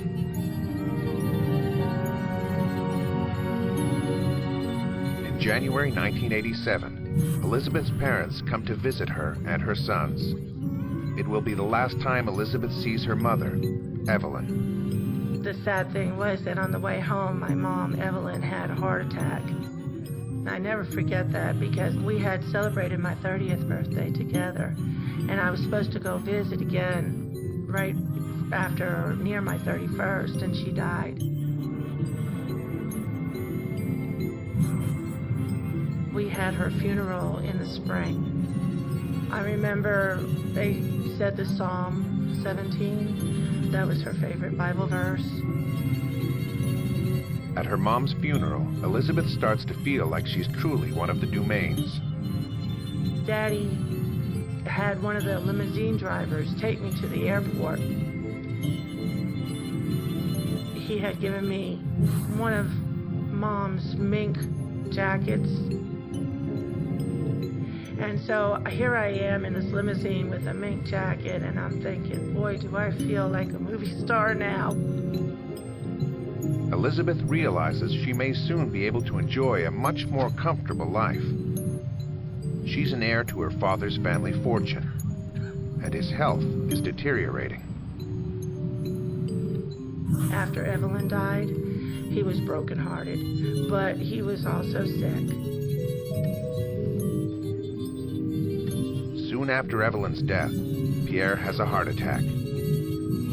For days, a life support system is all that keeps him alive. Susie is the only sibling at his bedside. I called her to find out my dad's condition while he was still in the hospital. She was curt and said, if you want to see him, you need to get up there, and basically hung up the phone. That was the last conversation I have ever had with her. Dad was on his deathbed, and that's when she turned on me. Elizabeth is en route to see her father when Susie asks for the respirator to be unplugged. Pierre Dumaine dies at the age of 75. I just felt like I lost one of my best friends.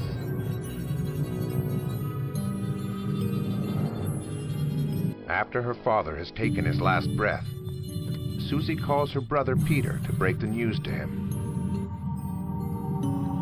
Despite a lifelong estranged relationship with his father, Peter tells his sister he'll be at the funeral, just to make sure his dad is dead and buried in his casket. I said, well, I'll be up. She said, you're coming? I said, yes, I want to make sure he's in it.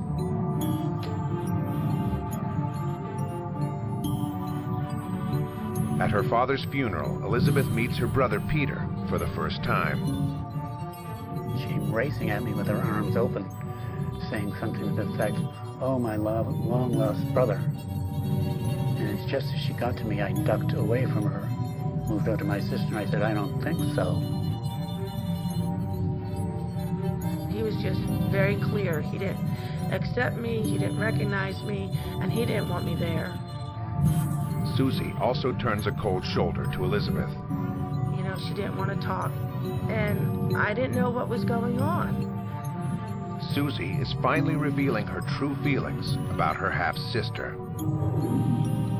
The reason Susie had anything to do with me while Dad was alive was because Dad had said that if she did not accept me, he would cut her off as well.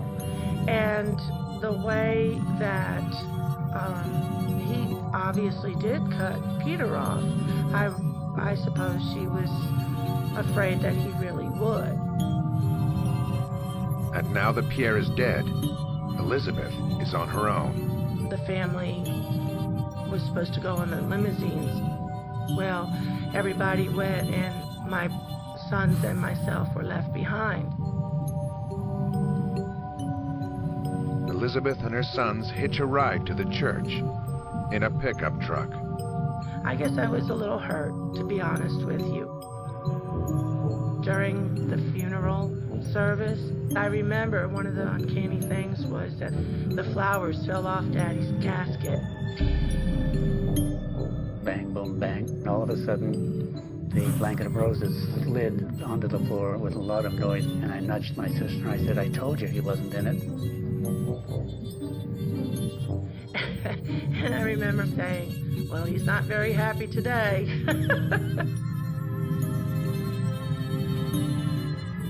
Shortly after the funeral service, Pierre's children gather in a room to listen to the tape of Pierre's last wishes. As expected, Peter inherits nothing from his father's estate. When he died, he didn't leave me a thing, which is fine. I don't really care. But Elizabeth and Susie are both named in the will. The tape said basically that he didn't want us kids to fight. Now, what that was pointed at, I don't know. I think he probably realized that all of us being very strong individuals would probably start fighting over what he got out of his estate. After it was played, I turned to my sister and I said, that's it, let's go. So I have no comment on it other than that it was played. I'm guessing, purely my guess, that it was pointed at all of us. Peter doesn't challenge Pierre's will, and Elizabeth and Susie get a check for $200,000 each. It's a fraction of the Dumaine family fortune, but more money than Elizabeth has had in her entire life. It was like I won the lottery. But like many lottery winners, Elizabeth is unable to handle her newfound wealth.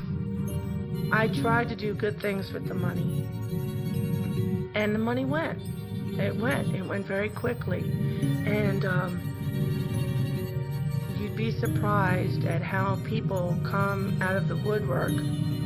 Elizabeth buys her ex-husband a car and hands over cash to her mother-in-law and needy friends. Within a year, she's blown her inheritance and is back to being broke. That's when she hears about the Dumaine Trust, the one that was established by Pierre's father, F.C. And a lawyer tells her that her father's last wishes might not have been completely fulfilled. In his will, it was stated that my dad wanted me to inherit from the trust. So that's what I was supposed to inherit to. The trust was equal to something like $250,000 a year for life.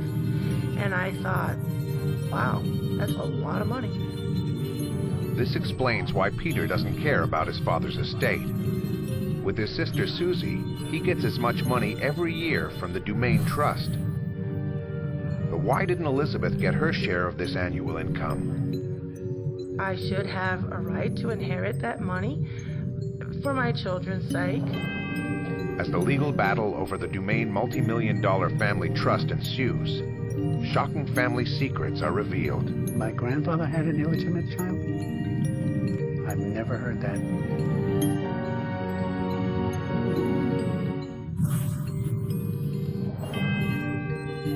Pierre Spike Dumaine dies leaving $200,000 to each of his two daughters, Susie and Elizabeth. But Elizabeth discovers that her father also wanted her to benefit from a family trust, where the real money is. If she can make her case, she stands to gain up to $250,000 every year for life. But her half-brother and sister, Peter and Susie, are putting up a fight. Elizabeth hires lawyer Mark Langan to fight for the share of the Dumaine fortune she's been denied. The first thing, upon meeting Elizabeth, I was just struck by how much she looked like her father. She's very tall, and the genetic composition is just, very, very close. In my heart, I had that stubbornness. I always call it the Dumaine stubbornness. That if my father wanted me to inherit, there was no reason why, in my mind, that I shouldn't. The media get wind of the story and have a field day. The rich siblings versus the poor half-sister is sensational press. Peter and Susie hire lawyer Charles de Grand Prix to defend their reputation and fight for what they feel is rightfully theirs. Elizabeth Charney had gone on TV on one of the famous shows, Sally Jesse Raphael, something like that, and had spoken to People magazine and clearly painted a picture of my clients as the rich brothers and sisters who wouldn't let the poor, ugly half-sister in on their millions. When the media was getting wind of the story, I think they all came to us from Geraldo, Sally Jesse Raphael, Oprah. And I say this jokingly, I think Charles de Grand Prix purposely kept them away from me. As a matter of fact, de Grand Prix specifically asks his clients not to retaliate publicly to Elizabeth's assertions. Public relations-wise, it would be a disaster. They would look like they were excluding from the trust assets a person who they acknowledged was probably their sister. They did not deny that she was a half-sister. They just said she wasn't entitled to benefit from this trust. In December 1990, the court hearings commence in F.C. Dumaine's former company town, Manchester, New Hampshire. We knew that with Mr. de Grand Prix representing Peter and Susie, it would be an uphill battle. Mr. de Grand Prix is one of the preeminent trust attorney in New Hampshire. I was extremely nervous. I was worried about what to wear and all like that. I just looked straight ahead, tried to have no expression. We have to go through those metal detectors. Well, our two lawyers, my sister, went through. And of course, when I went through, the alarms went beep, bop, boop, bop, bop, bop. So I had to stop, and it was my keychain. So anyway, I got through, and my sister and the two lawyers had already gone upstairs. And as I got to the top of the stairs, they were all laughing at me. And I thought it was because I'm the one that usually gets stuck in these things. And I said, yeah, I got stuck in the thing. She said, no, you just came up the stairs with the Charney girl. So they said, we thought you had taken sides with her. Being very funny, of course. I said, I hardly think so. It was very emotional. I was scared. I really felt alone.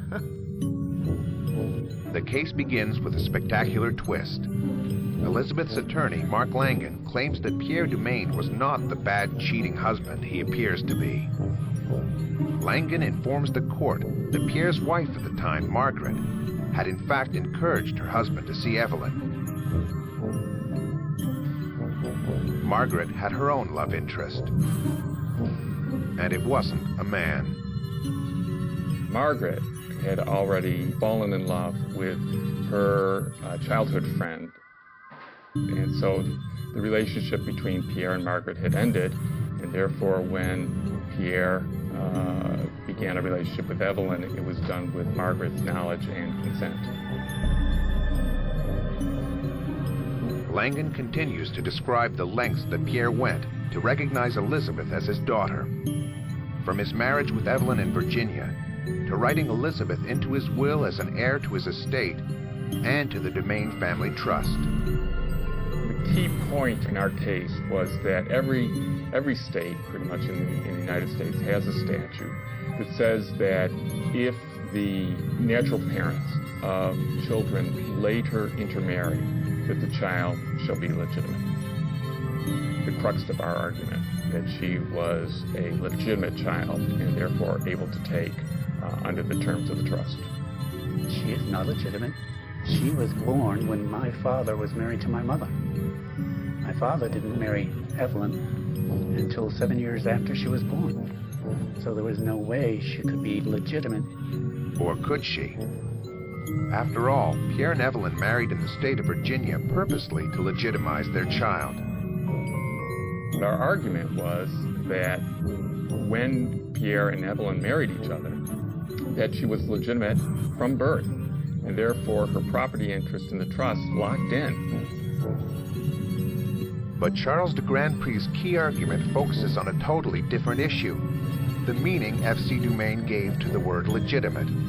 What did the old man F.C. Dumaine mean when he limited his trust beneficiaries to legitimate children? In a spectacular move, de Grand Prix introduces the testimony of Frederick Meltzar, who was present when F.C. Dumaine drafted his trust in 1920. Frederick Meltzar said they had gone over each word. They had specifically discussed the term legitimate. Frederick C. Dumaine intended by that term, quote, people born to parents who were married or subsequently married before their birth. This was the old-fashioned legitimate because Frederick Dumaine was, quote, of the old school, unquote, a perfect picture of the old man. The court will have to decide if the modern legal definition of an illegitimate child prevails over the meaning that F.C. Dumaine had in mind when he drafted his trust in 1920. And one question remains. Why was F.C. Dumaine so focused on the issue of illegitimacy? Realizing that her chance to inherit millions is at risk, Elizabeth does the unthinkable. During the fight for the trust, at one point, Mark thought that if my mom and dad Scudder, John and Nelda, I don't know what the legal terms are, but like went and said that they reneged on the adoption, that it would help. And, you know, that's pretty hard to even ask to do, but I did. And they were even willing to do that if it was what I wanted. And I didn't want that. But I was just trying to inherit from my father Pierre's wishes. I just could not do that to my adopted parents for any type of money. I don't care if there was hundreds of millions of dollars. To throw that into the face of people who had cared for me and loved me and taken care of me, I just couldn't do that. So that made me think what type of girl she was. You know, that had to hurt. I know that now, as a mother, I couldn't imagine my kids saying, you know, I just want to say that you're not my mother to people. Is that okay? And because she didn't birth me, but she was my mother. I am as much Evelyn as I am Nelda. Just because I don't have Nelda's blood, I hope to be as good a person as she was. I tried to be what she was. She was so smart and so giving. And I really miss her. I really miss her. As we got ready to make our arguments, someone told me that F.C. Dumaine had had himself an illegitimate child and thus wanted to make sure no illegitimate children ever benefited from this trust. When I learned that fact, I just didn't know what to do. Should I mention it in the court argument I was about to make? The old man, F.C. Dumaine, is about to be unmasked. But will his past transgressions help Elizabeth's case? We estimated that Elizabeth would stand to gain about $10 million.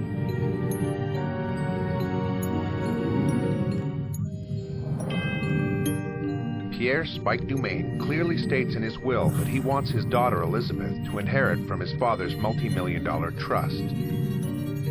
But Elizabeth's half-brother and sister argue that she is not a legitimate child of their father's, and therefore she's not entitled to inherit. When their lawyer is about to give his argument to the court, it's revealed to him that the old man, F.C. Dumaine himself, had an illegitimate child.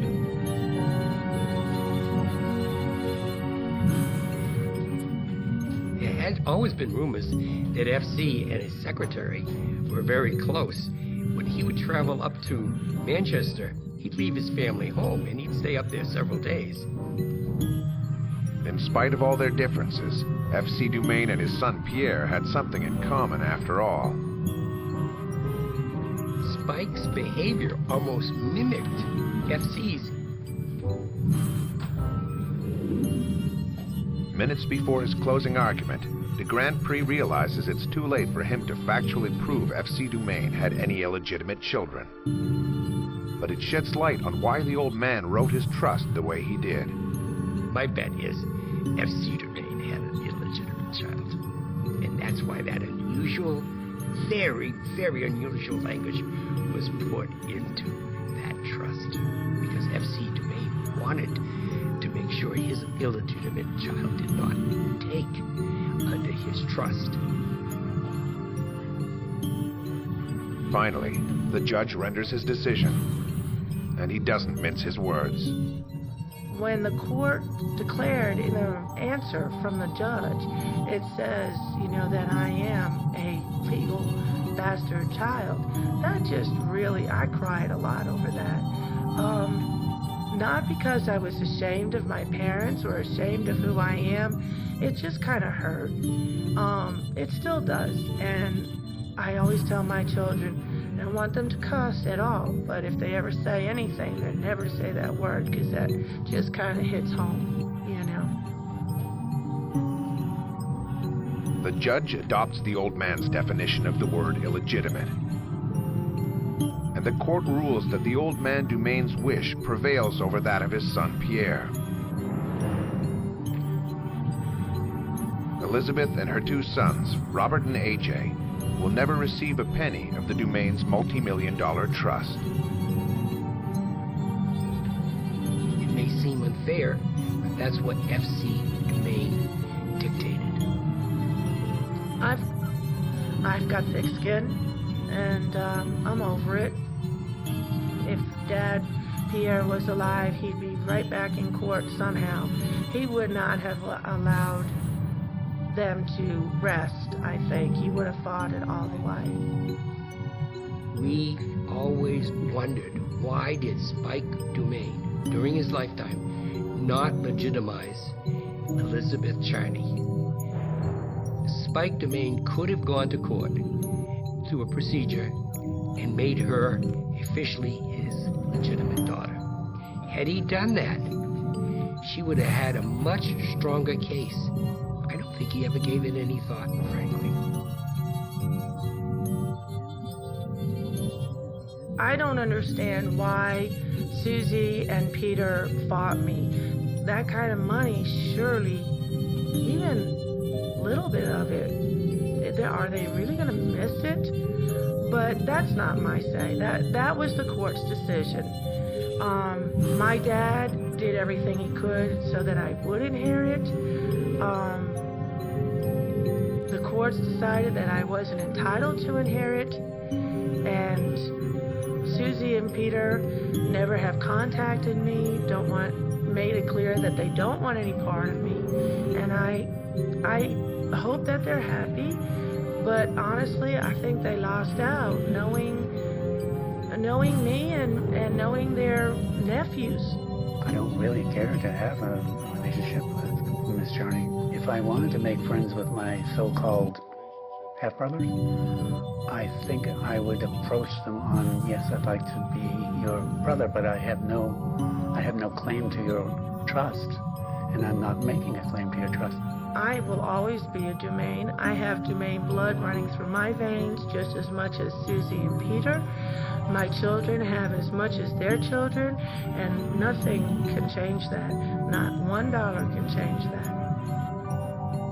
To this day, whether the old man F.C. Dumaine really had an illegitimate child remains a mystery.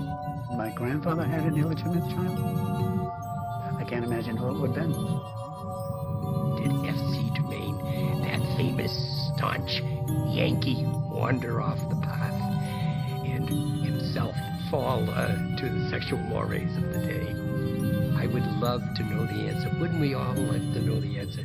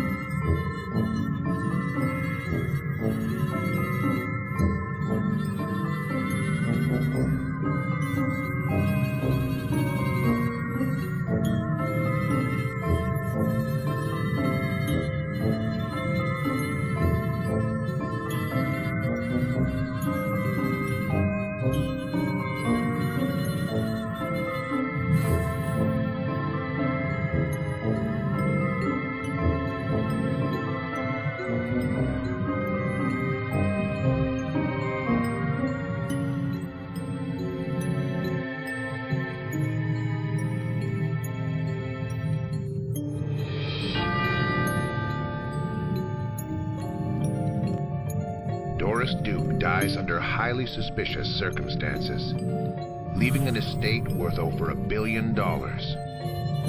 Accusations of theft, corruption, drug abuse, and even murder abound. It was like a feeding frenzy for lawyers. Hordes of lawyers battle each other for the loot. But why did Doris Duke leave control of her vast fortune to her butler? It just made a better story to say that the butler did it. But in this case, the butler didn't do it. But was he a doting caregiver? Or a manipulative gold digger who hastened her demise?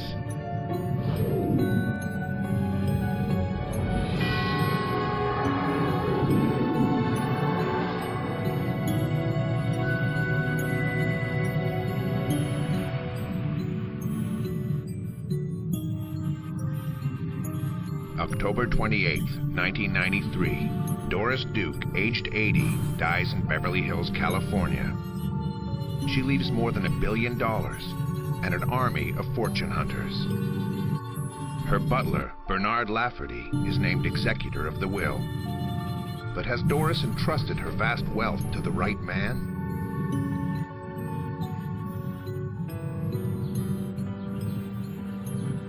Doris was born into one of the richest families in America.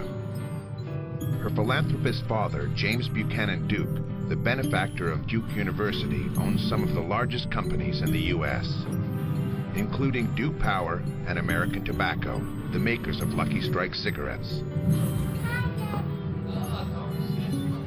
Buck loves his only child fiercely and is obsessed with her safety. From bodyguards to routine disinfection of the house to stave off disease, he spares no expense in shielding Doris. He tries to warn Doris about the curse of having too much money. Buck teaches her that because of her wealth, she should trust no one. When Buck dies in 1925, 12-year-old Doris inherits $80 million. The press nicknames her the richest girl in the world. Doris quickly asserts her independence, even suing her own mother for control over her inheritance. Her father has made it clear that he did not even trust his wife. Doris wins the trial.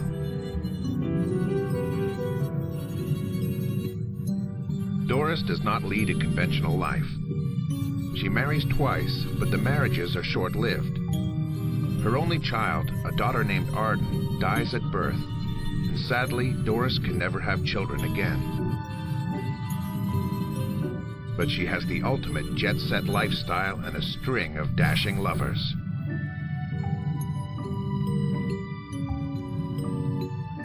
Doris travels extensively and collects countless treasures. The arts become her real passion. She has 5 residences: Duke Farms in New Jersey, Falcon's Lair in Beverly Hills, California, Rough Point in Newport, Rhode Island, a penthouse in New York City, and Shangri-La in Hawaii, that she decorates with an impressive collection of Islamic art. She shuttles between these homes in her own Boeing 737.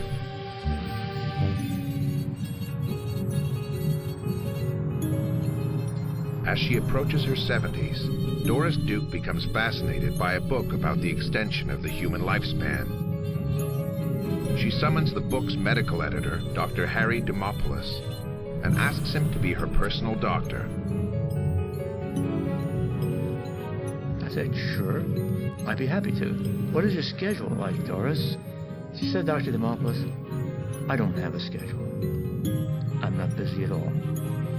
And that was the first indication that I had that she was kind of lonely, and she longed for people's company. What many people don't know is that Doris Duke was an excellent businesswoman. She knew how to manage her money. She knew how to make it grow. She knew how to manage people. She was incredible. I never charged for any of my examinations. I paid all my own expenses when I had to travel. I don't know, somehow the subject about money never came up. It would have felt as if I was rendering a bill to somebody in my family or a close friend. And you just don't do that.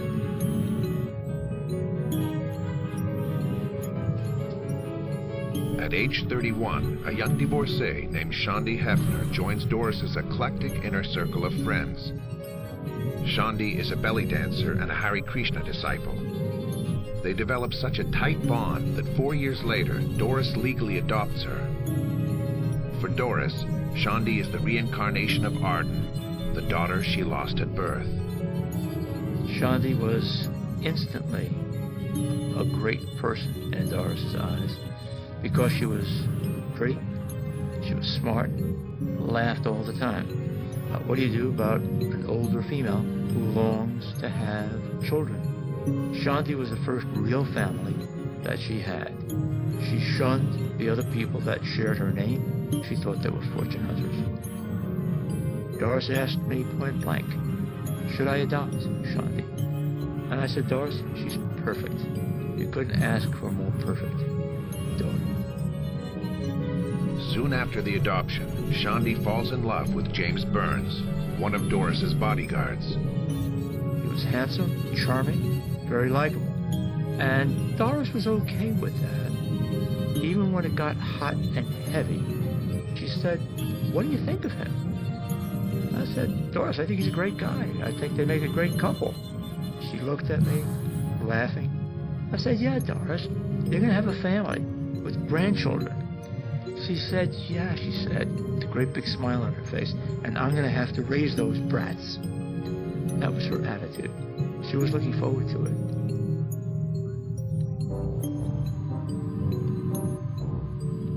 In 1987, Doris hires a butler, Bernard Lafferty. He has good credentials, having worked for Peggy Lee and Elizabeth Taylor. Doris is not concerned with Lafferty's self-admitted drinking problem. Orphaned as a teenager, poor and uneducated, the Irish-born Lafferty emigrated to the U.S. in the 1970s. He worked his way up from restaurant waiter to butler for celebrities and the super rich. The word obsequious was invented for Bernard Lafferty. He had all the superficial mannerisms of a very polite, attentive butler. But that was a facade. And he did not like the fact that Shandi was a gifted daughter. that Doris loved her, and it was obvious to whom the estate would pass when and if Doris passed.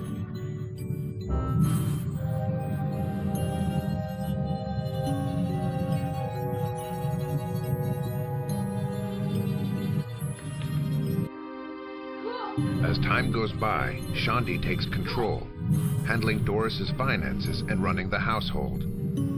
She is making enemies with the staff, including Bernard Lafferty. He convinces Doris that Shandi wants to poison her.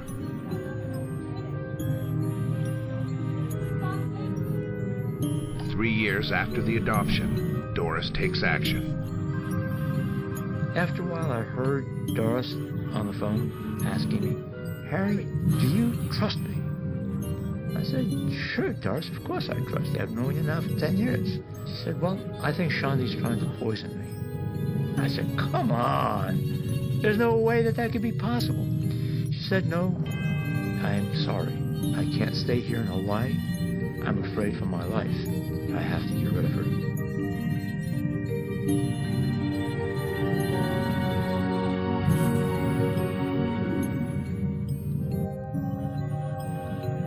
Dr. Demopoulos is very concerned that his friend Doris Duke wants to cut ties with her adoptive daughter, Shandi.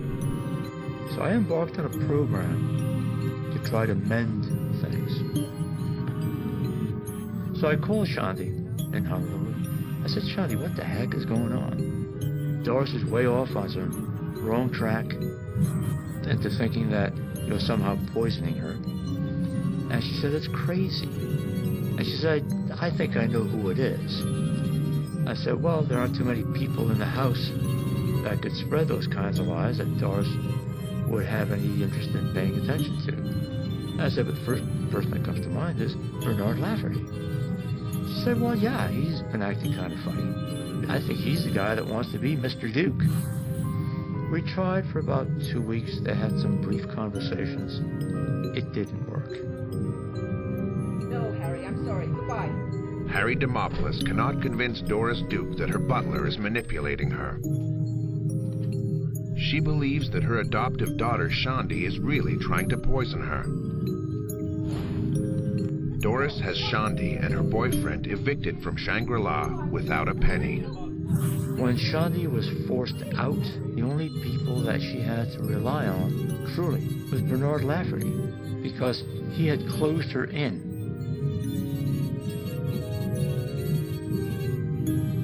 Doris now wants to disinherit her adopted daughter, Shandi.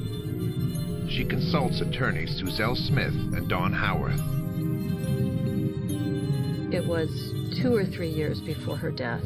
Bernard Lafferty, her butler, answered the door in a tuxedo, very formal butler outfit. She was then in her late 70s, and she was alert. She was on top of her game, I would say.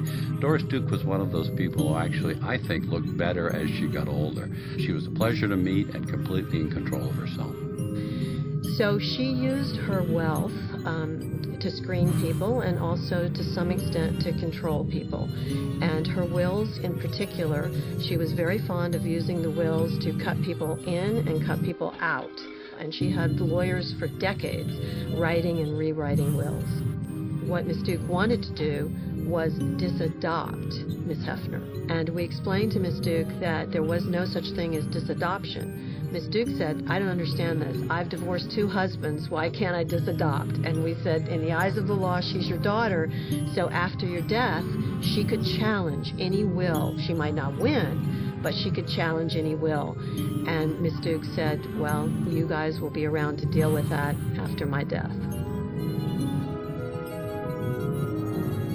A year later, Doris is still in good health. Bernard Lafferty follows her everywhere and has become indispensable. Christopher Mason met Doris through a mutual friend that year.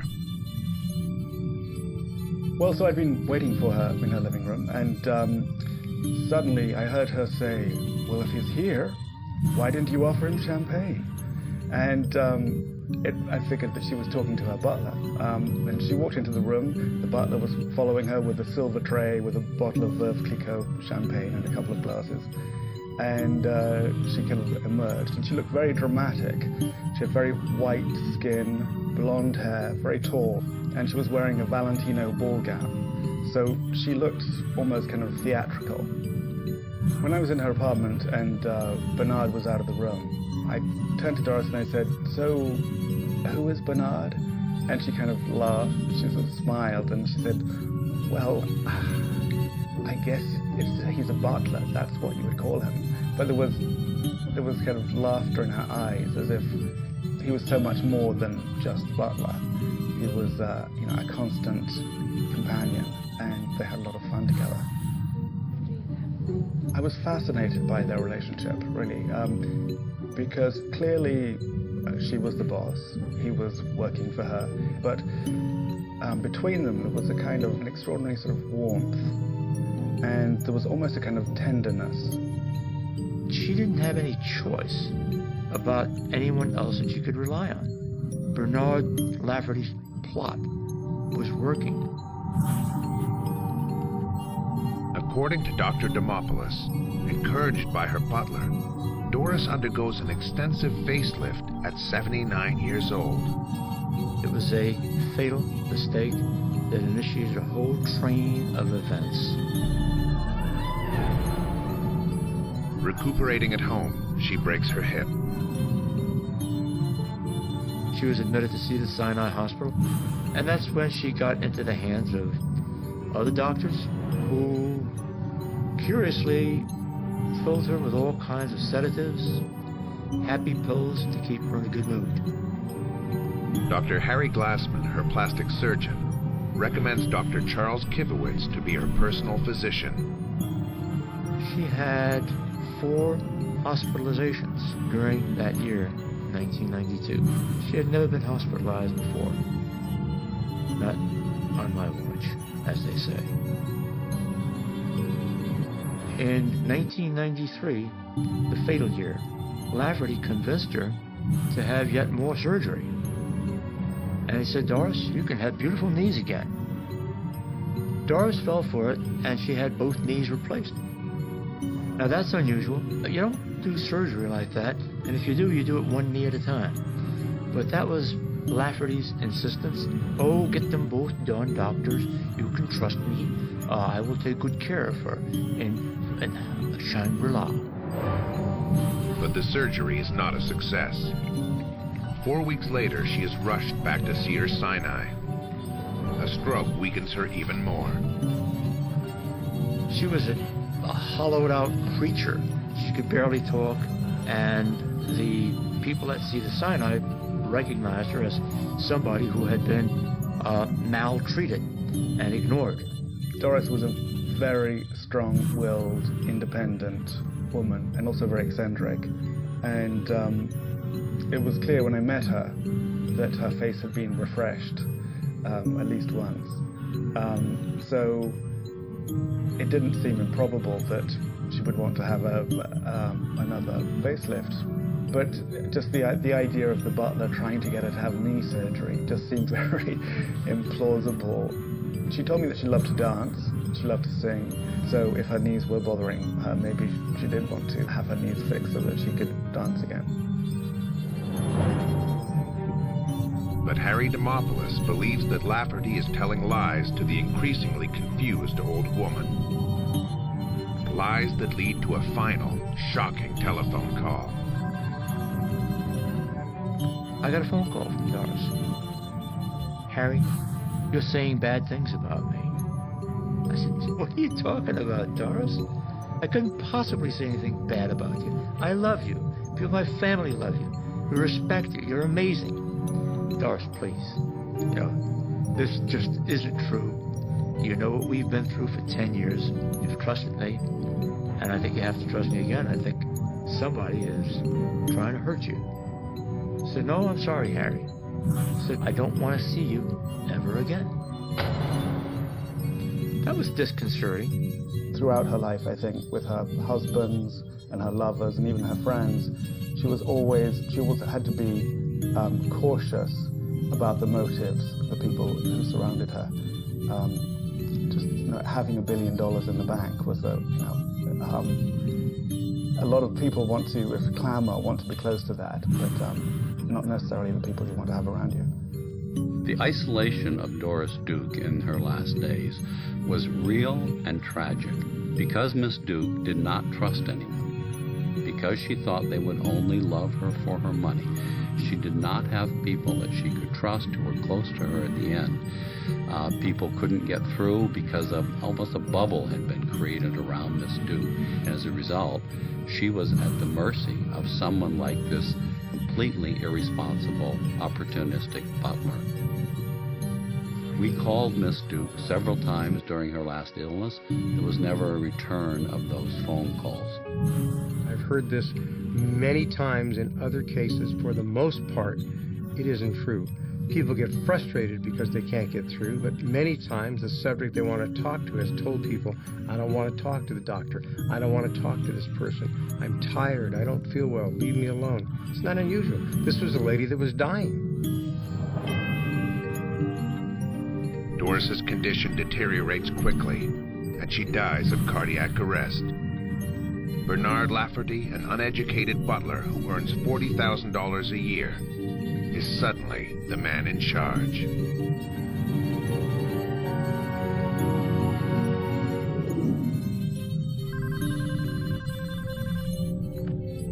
I found out about Doris's passing in my lab. Lafferty called me, and in his obsequious, characteristic Irish brogue, said that Miss Duke had passed away. And I said, wait, what happened? What happened? Click. He offered no explanation, just hung up. The next couple of days, I saw the will in the New York Times. They published everything. Following her family's tradition of philanthropy, Doris Duke leaves, as expected, the bulk of her estate to the new Doris Duke Charitable Foundation. Its mission includes support to the performing arts, the environment, medical research, and the prevention of child abuse. But what comes next is a shock to everyone. Bernard Lafferty is named executor of the will and trustee of the new foundation. When I heard that she'd left $4.5 million to Bernard and $500,000 a year for the rest of his life, it struck me as kind of far-fetched. Being the executor of $1 billion estate is a very big deal. You have to be tremendously sophisticated. It was hard to imagine that Bernard, who seemed rather likable, but he seemed at the same time kind of simple, and I couldn't imagine that he would be able to handle something like that. But Lafferty is up to the task. And because the will contains a highly unusual provision, he can even choose the institutional trustee to hold the assets. He appoints U.S. Trust. In all of the prior wills of Miss Duke, there was an individual trustee and there was an institutional trustee. This is a system of checks and balances, so each one can look after the other and be a restraint on the other. In the Lafferty will, it gave him, for the first time, the complete power so that he could fire the institutional trustee if he chose to do so. So it put one man in a complete position of power. Power corrupts. He had absolute power. As the saying is, that corrupts absolutely. That was unprecedented, and in fact unprecedented in estate law. Here was a person who was making $30,000 to $40,000 a year, who would suddenly be coming into the position of not only controlling $1 billion in funds, but would also be paid every year millions and millions of dollars of fees as a trustee, as an executor of the estate. Marion Oates Charles, a friend of Doris Duke, is also named to the board of the Charitable Foundation. But Lafferty alone has the authority to appoint the three other members. His choices are Michael Jackson, the LSD guru Timothy Leary, and his friend Elizabeth Taylor, who has her own charity. He wanted what I would call the Hollywood causes. He wanted Elizabeth Taylor to be on the board. He wanted to send her flowers. He wanted to make a flashy donation here and there, instead of working with the children, the rainforest, the animals, the things that Miss Duke's will made clear for what she was looking out for. Dr. Demopoulos is powerless to intervene. He believes Doris died in suspicious circumstances and that Lafferty is abusing his authority. But 3 months after Doris passes away, one of Lafferty's lawyers invites him to Doris Duke's New York City penthouse. He said, you know, you were named as a prior executor and trustee of Doris's will. I said, what are you talking about? He said, no, you were the previous executor and trustee. I said, I had no idea. How did that happen? Well, this was written up in sometime March 1991. I said, okay, why am I here? Apparently she changed the will and that's it. He said, no, New York State law requires that if you're named in a previous will, you have an obligation to check out the will, make sure that it was written fairly. He said, well, I'll be your lawyer so that if anybody wants to get to you, they have to come through me. I said, I don't need you. If there's something fishy going on, I want to know about it. I left.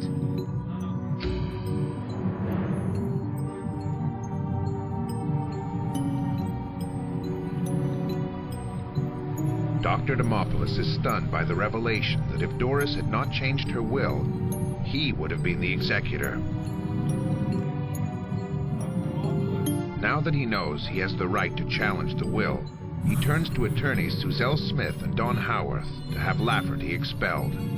He said that he would do whatever it took. He would mortgage his house, but he felt that Doris Duke had been abused and taken advantage of, and he wanted to get to the bottom of it, and that her wishes were not being carried out. I said, look, guys, I don't have any money, but I can assure you of one thing. I think I smell a rat, a big stinking one, then I will get to the truth of the matter. Howarth and Smith decide to embrace the cause and prove that Lafferty is unfit as an executor. It's David against Goliath. I bless the fact that we had these lawyers. They took a big risk. They didn't know if they were going to get anything out of it. To defend himself, Bernard Lafferty has access to unlimited funds from the estate. He hires an army of lawyers, including celebrity lawyer Howard Weitzman, who defended the likes of Marlon Brando, Mike Tyson, and Michael Jackson. I did like Bernard Lafferty. I thought he was a simple man, kind of an eccentric personality in a good sense, not in a bad sense. By the way, it's a story that's not unheard of, where someone takes an individual that they became close to and they put him in a position of trust and maybe even power, so to speak. But it's not unusual. It was clear his whole life was Doris Duke. He ended up being her friend, her confidant, and ultimately, of course, she named him an executor in her estate. I think that is utter and complete nonsense. She saw him in a very specific role, and she called him with a bell. Anyone who suggests that he was a confidant of Miss Duke's either does not know what they are talking about, or they are telling you something that's intentionally misleading and untrue. I believe she was in sound mind. I knew the lawyers that were around her then, and I believe she did what she wanted to do. People may not have agreed with it, but they can't substitute their judgment or their wishes for what Ms. Duke wanted. According to Dr. Demopoulos, Bernard Lafferty is running scared and wants to avoid litigation at all cost. He offers to buy him out. They were going to give me $10 million in cold cash, and they would give me $100 million to have my own medical foundation if I would just leave, go away. And I said, I'm not doing this for money. I want him to be gone. Next, with the help of Elizabeth Taylor, who maintains the Duke was entirely lucid when she spoke to her a month before her death, Lafferty tries to discredit Demopoulos. Taylor's PR firm issues a press release claiming that Demopoulos is motivated by greed. Raging mad, he consults his lawyers. I said, my God, I don't want that money. Can I somehow negate it? They said, yes, you can write an affidavit. I said, well, let's get an affidavit typed up. Typed it up. I said, send it to the judge. And it said, I renounce all fees. Whatever fees I might collect should I become a trustee will be determined by your honor and by the Attorney General. This is not about money. This is about a charity from a person who had a soul, who left it to the people. It was not supposed to be Bernard Lafferty's. playground and piggy bank. Not to be outdone, Lafferty spends $300,000 and hires a detective firm to dig up any dirt on the doctor that might discredit him. But they find nothing. And Dr. Demopoulos starts to believe his life may be in danger. We got some of Lafferty's writings. Dr. Demopoulos has to be destroyed. Dr. Demopoulos must be destroyed.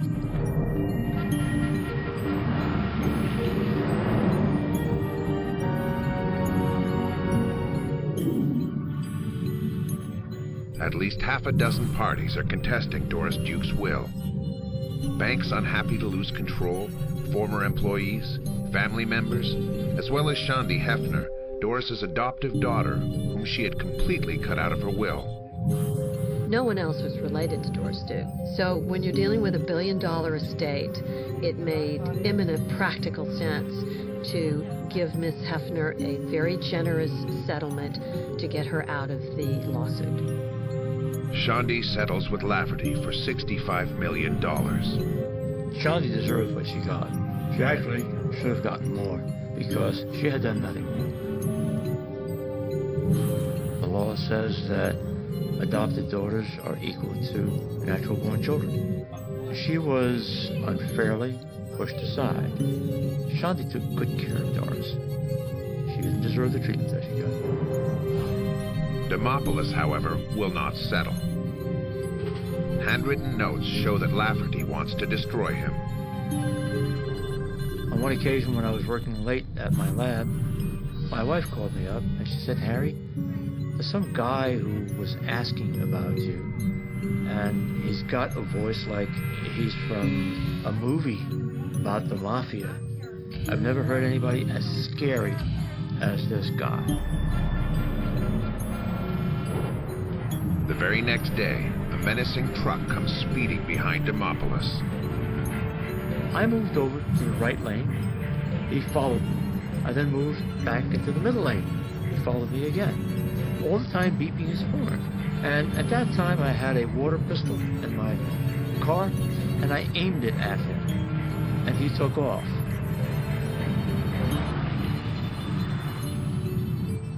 It may have been coincidence, but I've been driving that road for 20 years now. Never had any kind of a problem. Finally, the hearings begin. The court is about to consider whether Bernard Lafferty is fit to be the executor of Doris Duke's will. Judge Preminger, who is now retired from the bench, can talk openly about the case. Well, there were an enormous number of lawyers on the side of Lafferty and U.S. Trust. Nobody needed that many lawyers. They sort of acted, at least to me, as if they had a blank check and could hire anyone they wanted, and occasionally hired someone because that person was rumored to be a friend of mine, which I particularly resented. And I think it was inappropriate. Well, sometimes lawyers are called sharks, and some people did think that there was blood in the water and the sharks were swimming, but the sharks that were getting paid were largely on the Lafferty payroll. And sometimes none of them said anything at the hearing, so it was an interesting show. There always seems to be too many lawyers involved, but when people are vulnerable and scared, lawyers get involved. As I told Mr. Lafferty on more than one occasion, only one side wins. That's just the way it goes. During the hearings, Smith and Howarth take depositions from various witnesses. To prove that Lafferty is unfit as an executor, they get access to Doris Duke's credit card statements. Before Miss Duke even died, while she was in her last illness, Mr. Lafferty took her credit cards.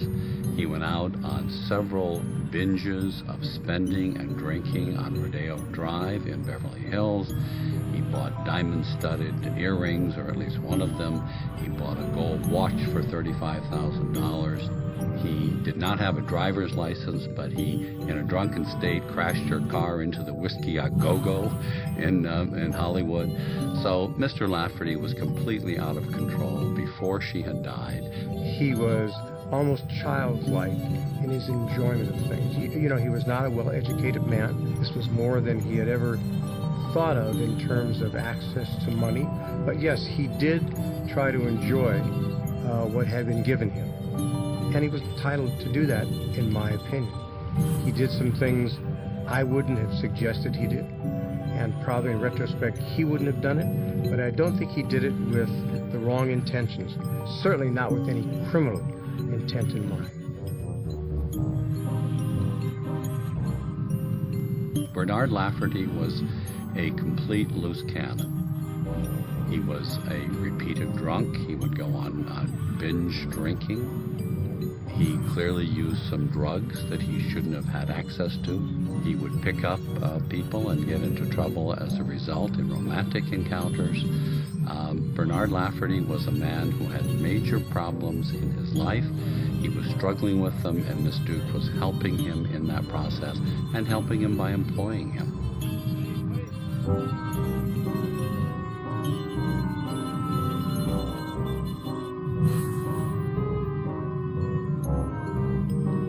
After she died, he began sleeping in her bed.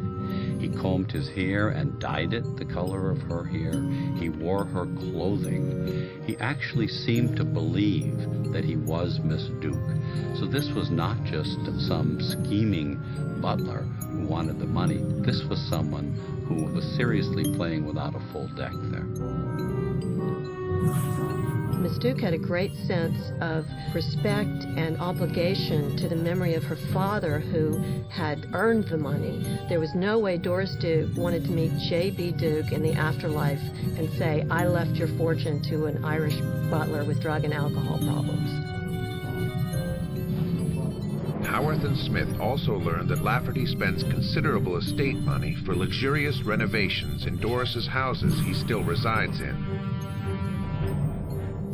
He also borrows a total of $825,000 from U.S. Trust to pay for his personal expenses as he waits to cash in from the estate. The situation between Bernard Lafferty and U.S. Trust was what we in law would call a clear conflict of interest.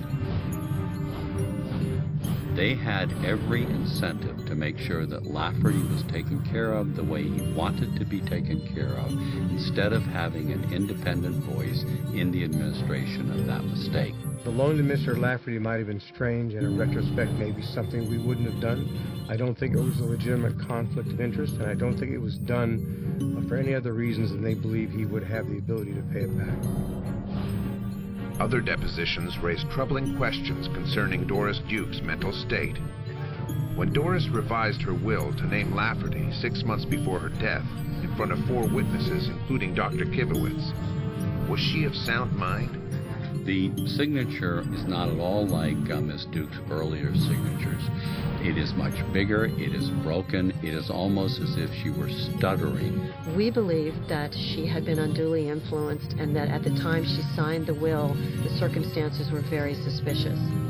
She also was unwise in giving him the health proxy. That means that he, Lafferty, could make the medical decisions for her. When to pull the plug, what to get done, what not to have done. We'll never know, I guess. Maybe she wasn't completely in her right mind.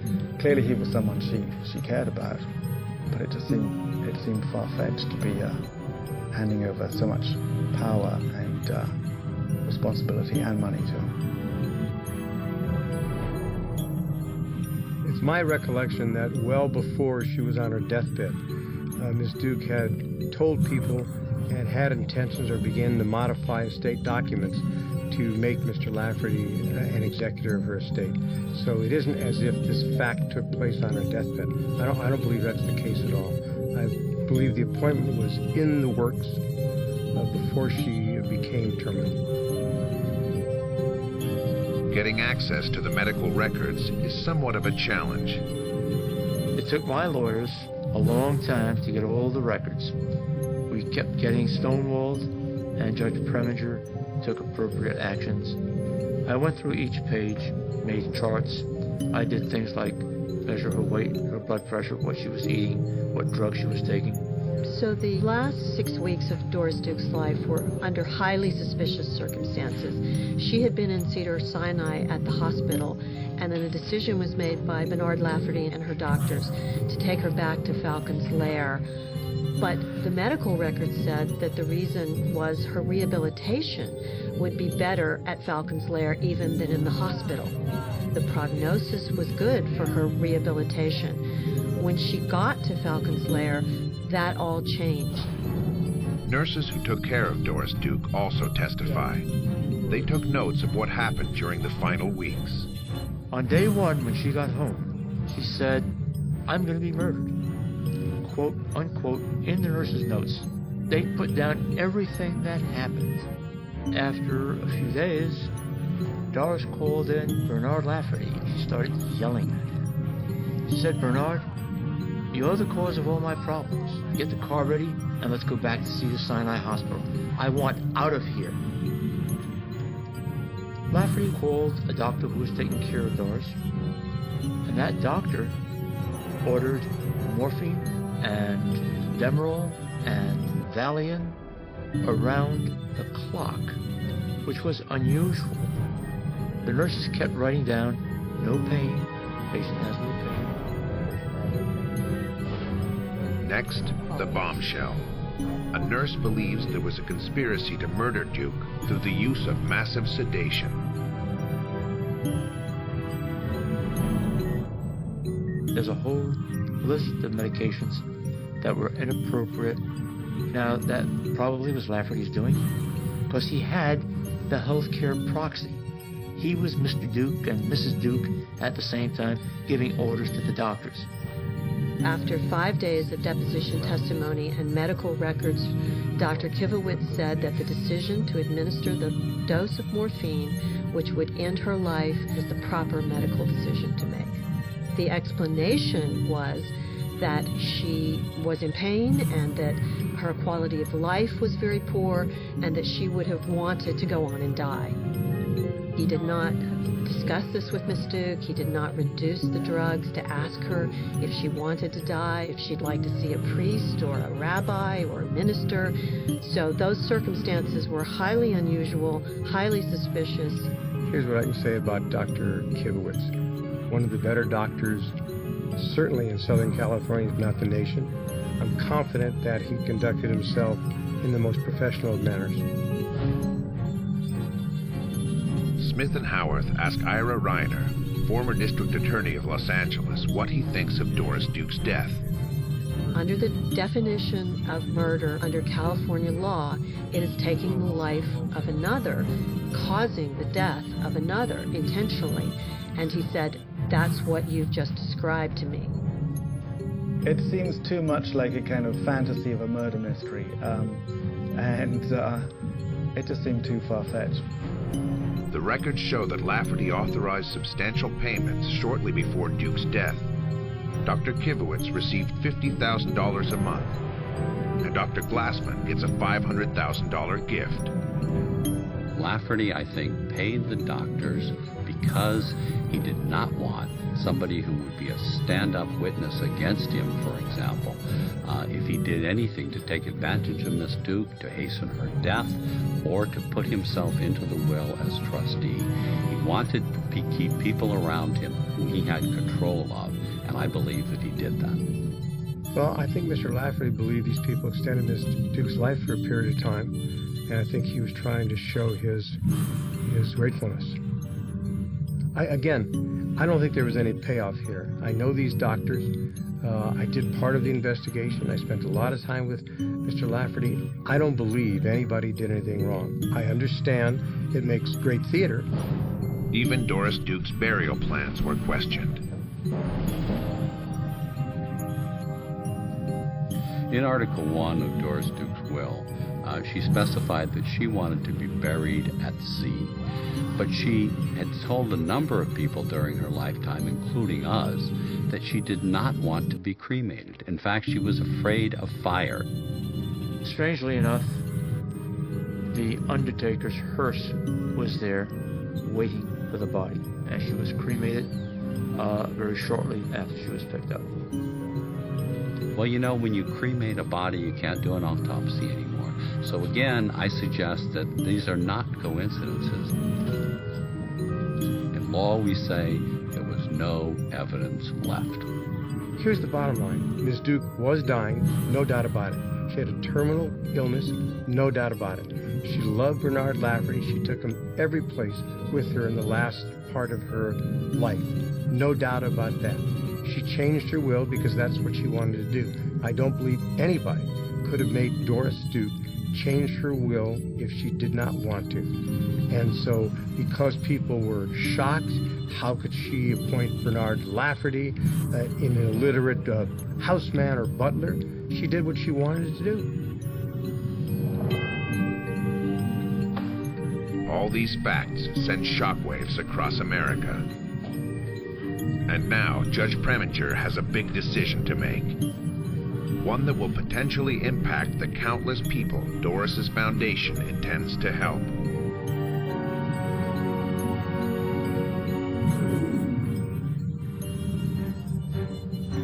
As the hearings progress, Judge Preminger is astounded by the sensational allegations against Lafferty and the completely opposite arguments from both sides.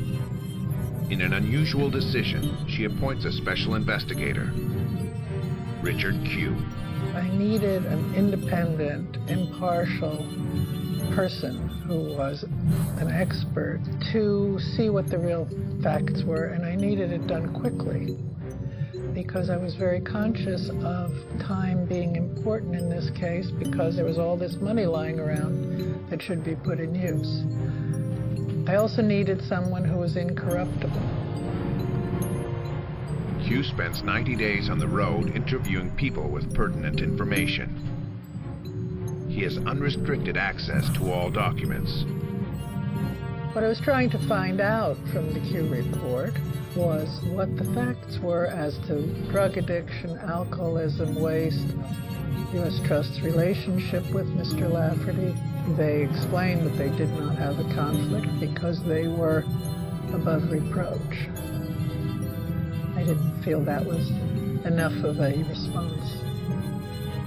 The Q report details numerous findings, including Miss Duke's poor mental state when she changed her will, troubling medical practices, conflicts of interest, and inappropriate conduct on the part of Lafferty, who squandered millions. I can't tell you that many people, by affidavit declaration, refuted the findings of Mr. Q's report. When I read the report, I thought some of the findings were, in my opinion, ludicrous and just not well taken.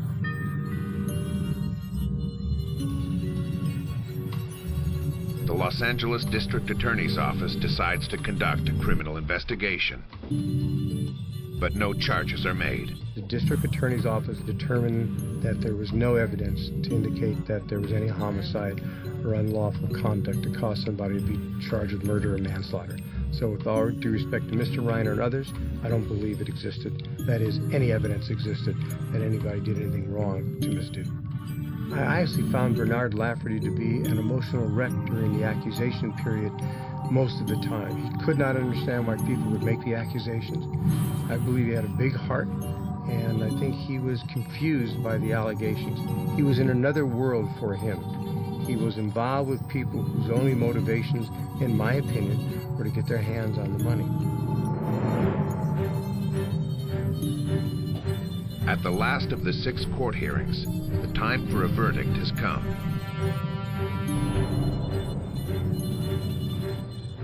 The Q report corroborates most of the arguments of Dr. Demopoulos and his lawyers, and Judge Preminger rules in their favor.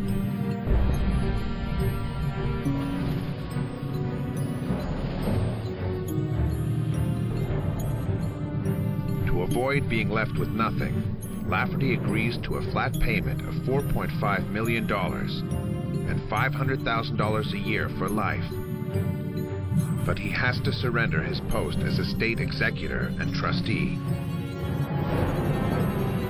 And for the first time in U.S. history, a large financial institution, U.S. Trust, is removed as co-executor for failing to do anything to stop Lafferty. I believe Judge Preminger made a number of mistakes. I found her to be difficult. I didn't think much of her as a judge. I thought the whole process was erroneous and inappropriate. Only a few months after the judgment, at age 51, Bernard Lafferty dies of a heart attack. Bernard Lafferty died out of depression and a broken heart. You could say money didn't buy him happiness. He never really got to enjoy what others thought he was enjoying. I was just his lawyer and perhaps a friend near the end of his life. I'm not his champion in the sense of his lifestyle, but I believe when someone finds themselves in the position that Mr. Lafferty did, he's entitled to a benefit of the doubt. He seemed like the kind of person who kind of depended on a strong character in his life for his life to make sense. And after Doris died, hard to imagine how he was able to function. I do feel sorry for the fact that the crush of the legal system, in effect, in the end, I believe, killed him. And that's a sad story. That's why I say justice wasn't well served for Mr. Lafferty or for Miss Duke, in my opinion. In his will, he leaves all his property to the Doris Duke Charitable Foundation. That was his way of showing her respect. I don't believe it was a public relations move, as some have said. Listen, I was around then. I talked to Bernard Lafferty. I believe I know where his heart and his head were. And I believe if he died, he wanted all that was left to go right back where it came from, and that was the Duke Foundation. So sometimes I'm asked whether Bernard Lafferty could have done this on his own without any help. And there's no way that the butler could have orchestrated this entire effort on his own without the assistance of others. With respect to her ultimate wishes for the money for the disposition of the estate, I think justice has been done. The area where I don't know that justice has ever been done is in the circumstances of her death. As far as I'm concerned, that has never been properly addressed by the legal system.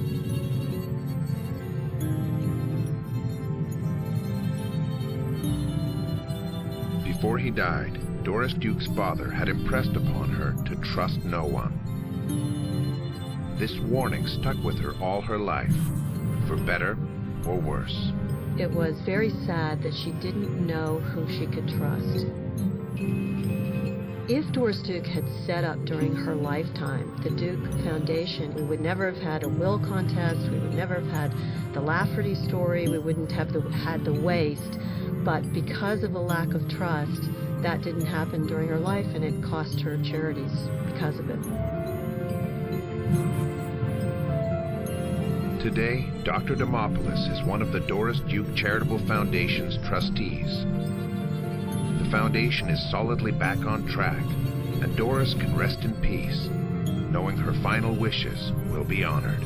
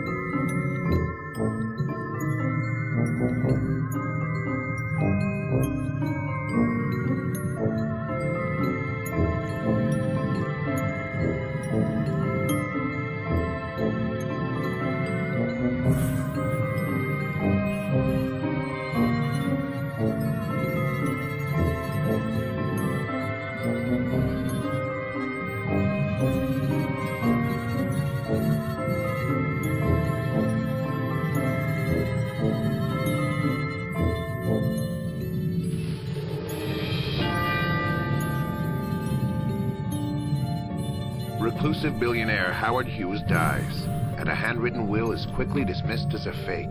I am absolutely stunned that anybody would take it seriously at all. A chance encounter leads to the promise of unimaginable wealth.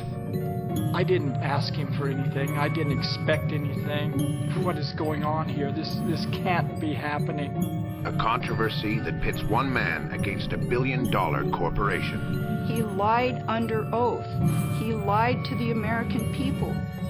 Now fresh evidence could rewrite the story of one of the most mysterious figures in American history.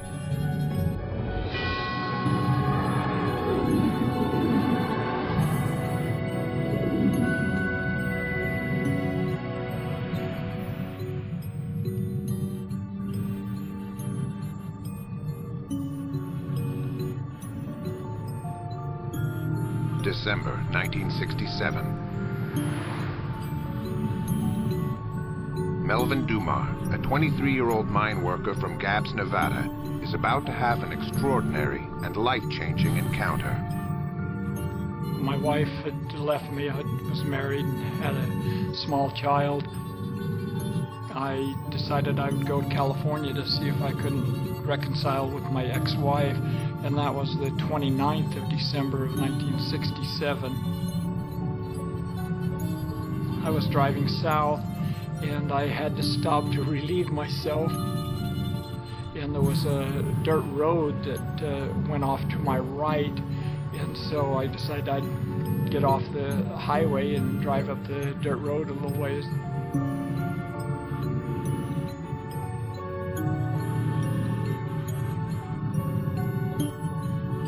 And that's where I found this person laying in the middle of the dirt road.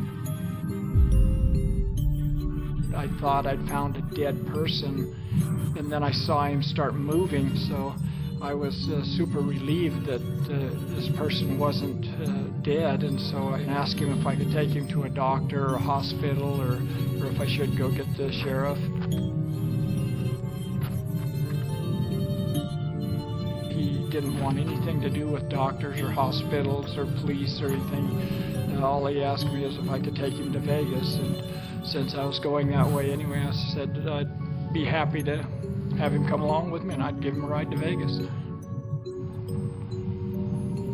It was quite cold that evening, and the first part of the ride, after I got him in the car for the first almost probably an hour, he just trembled violently. He was just shaking. I think he was a little hard of hearing because I recall telling him my name half a dozen times or more.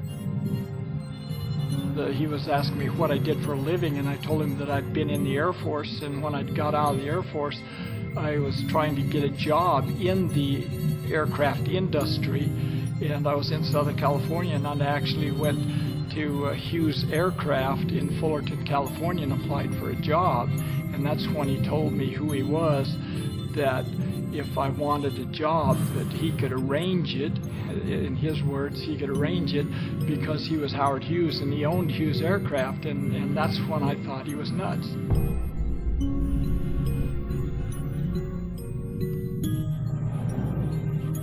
Howard Hughes, a thrill-seeking aviator, Hollywood playboy, billionaire industrialist, casino baron, and the most notorious and mysterious recluse in American history. Hughes has not been seen in public for more than a decade. You know, I'd heard of Howard Hughes. Of course, I didn't know what he looked like or anything, but this person looked like a vagrant that I should see in Skid Row. We drove on and got into Las Vegas, asked him where he wanted to go, and he wanted to go to the Sands Hotel. And just when he got out, he asked me if I had any money. I thought, well, he wants to buy another bottle of wine or a cup of coffee or something, so I gave him some change. He thanked me and walked away from the car, and I left and never seen him again.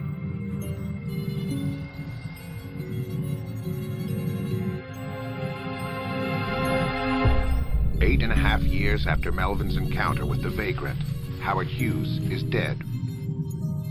Compared to the tall, handsome aviator of the popular imagination, a man who dated more Hollywood starlets than Errol Flynn, Hughes is practically unrecognizable. his sudden death reminds the world of his extraordinary life. He inherited his father's fortune, but was orphaned at 18. As a young movie producer and director, he stunned Hollywood with his daring and his ambition. He dated Hollywood's most desirable starlets, who could not resist his good looks, quiet charisma, and vast wealth.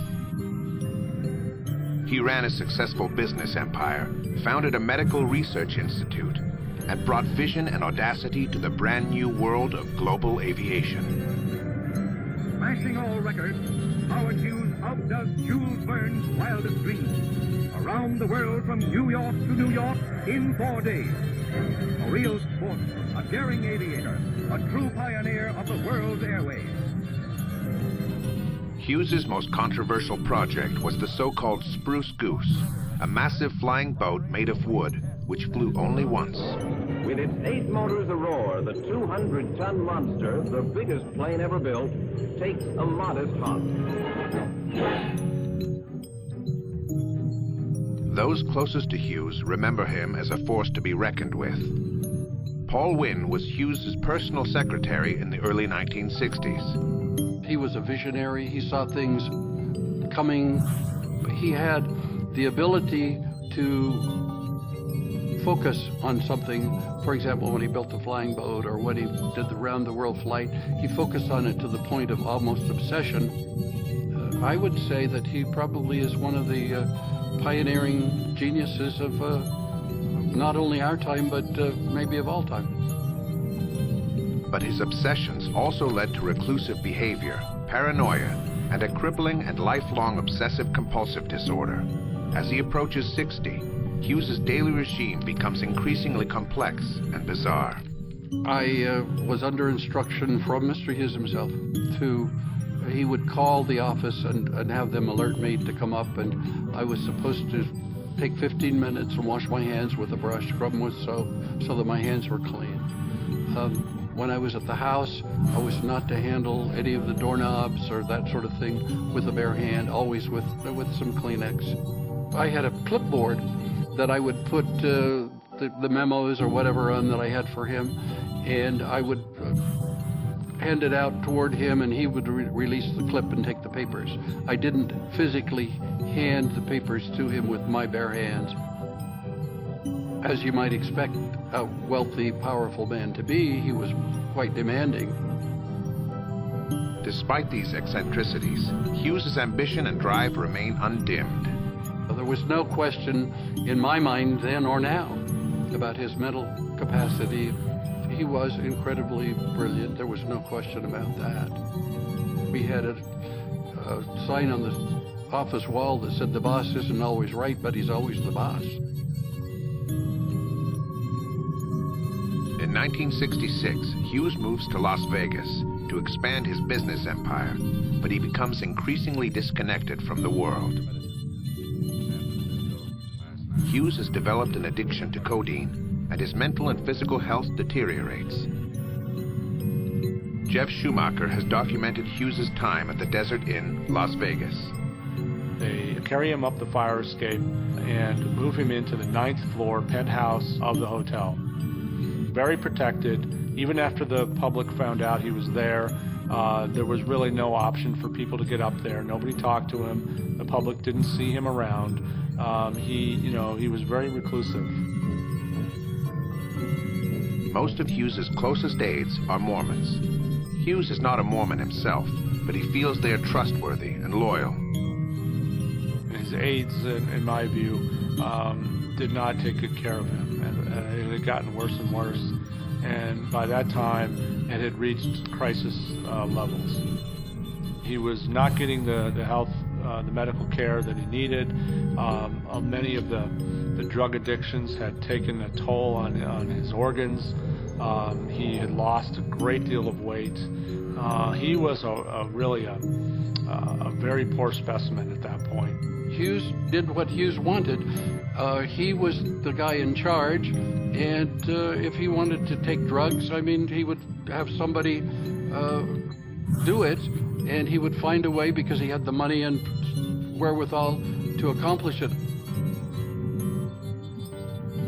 On August 5th, 1976, Hughes, age 70, is flown to a hospital in Houston, but he is dead on arrival. At the time he died, he was about 90 pounds. His hair was long and unkempt, and he had needles broken off in his arms, from injections. Hughes has died an extremely wealthy man. He is worth over $2 billion. He is twice divorced and has no children. Incredibly, he has not left a will. We didn't know what was going to become of the company. I think everyone pretty much assumed that whatever will he had would leave everything to the medical institute. And so we didn't know what was going to happen, who would take charge. There was real apprehension, yes. A frantic search begins immediately. Executives at the Hughes Company place ads in newspapers across America, seeking information about Hughes's will. With such vast riches at stake, opportunists, hoaxers, and scam artists are lining up to try their luck at the greatest jackpot in Vegas history. I understand there were something like maybe 35 or 36 wills that were submitted to the county clerk's office. It's purported wills, so let's put it that way. And for a gas station owner from Gabbs, Nevada, it's the beginning of an incredible adventure.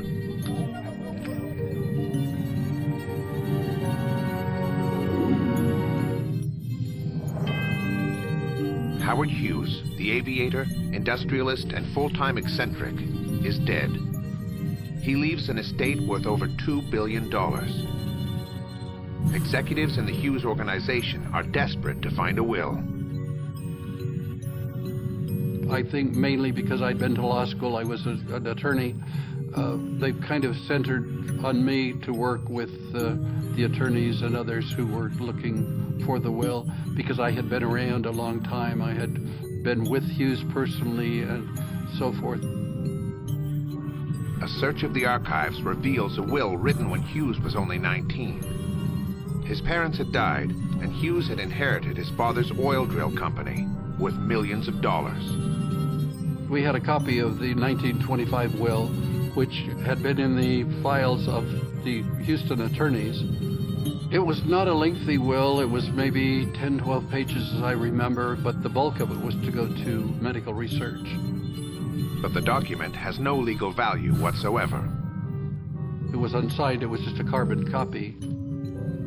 You have to verify that it's you, that it's your signature, and you have to have witnesses that you actually signed it. Handwritten memos reveal that Hughes had intended to revise his will several times. There was a memo from Hughes calling together the people who were going to witness his will. It turned out that there were some blanks left in it for him to write in some personal bequests, and there was one too many lines, and he didn't know what to do, so he said, well, do this later, and later never came. Everything was put off. Time and time again, he had to be pressured to get him to meet deadlines, to sign documents. So he was the world's worst procrastinator. But 3 weeks after Hughes's death, there's a potential breakthrough. An official at the headquarters of the Church of Jesus Christ of Latter-day Saints finds an unidentified envelope on his desk, addressed to the president of the Mormon Church. Inside, there is a 3-page handwritten will. It is signed Howard Hughes. Filled with misspellings, the will leaves $1.56 billion to various charitable organizations, including the Mormon Church itself, the Boy Scouts of America, and the Howard Hughes Medical Institute. $470 million is to be split between a select group of aides. $156 million is left to Hughes's first cousin, William Loomis. $156 million split equally between his 2 ex-wives, Ella Rice and Jean Peters. And $156 million will go to a completely unknown 32-year-old man named Melvin Dumar. The same Melvin Dumas who had kindly offered an indigent a ride in the Nevada desert 8 years earlier. Is this long-awaited proof that he really was Howard Hughes? A reporter tracks down Dumas in Willard, Utah. He just asked me if I'd heard about it before and if I'd seen it, and I told him no. I was scared to death, because I knew that I would be flooded with, reporters and be hounded and everything. $2 billion hangs in the balance. A scrawled 3-page document, as well as Melvin himself, are about to come under the scrutiny of a court and an entire nation. It did puzzle me, as to why he would even mention me in his will, because when I found him, I didn't ask him for anything. I didn't expect anything. I was only glad that I come along and could help somebody in need, and I didn't care whether he was rich or poor or whether he was a bum or who he was. But rumors quickly surface that the will is a forgery. Melvin, knowing he may be a suspect, contacts his attorney, Roger Dudson. Oh, I think like everyone else in the entire country, I was shocked. I was very surprised to learn that one of my former clients had been named in the Howard Hughes will. For Melvin to be the potential beneficiary of millions of dollars, that was, quite unbelievable. Dudson accepts Melvin's account that he had no knowledge of the will before hearing it on the news. Melvin insisted that he had not delivered the will. Therefore, we had this television interview where Melvin made a plea. He said somebody needs to come forward and explain all of this. They should explain how they got the will and where it came from. If the will is found to be invalid, an aunt of Howard Hughes and several cousins stand to inherit his fortune, bequeathed automatically to the next of kin. The family lines up a team of expensive lawyers led by Jim Dilworth, who identify Melvin as the prime target in their legal challenge. Dilworth introduced himself. He had a Texas drawl, and he told the court that he was going to show that this was a forgery, that Melvin Dumas is a forger, and that he's going to end up in prison. And that was how it started out. Dudson believes the financial might of the Hughes empire was backing the family, and that the Hughes executives were afraid of losing control. The money, I'm sure, to fight the will came out of the corporation because there were many executives and people that would have been affected adversely had the will been probated. I was naive. I really didn't stop and think of the power that money might have in a legal case. I was idealistic. Lawyers on all sides agree to submit the will and the envelope to forensic analysis. And the results will turn this case upside down. Well, an attorney shouldn't ever think about killing someone. I wanted to know then a lot more facts.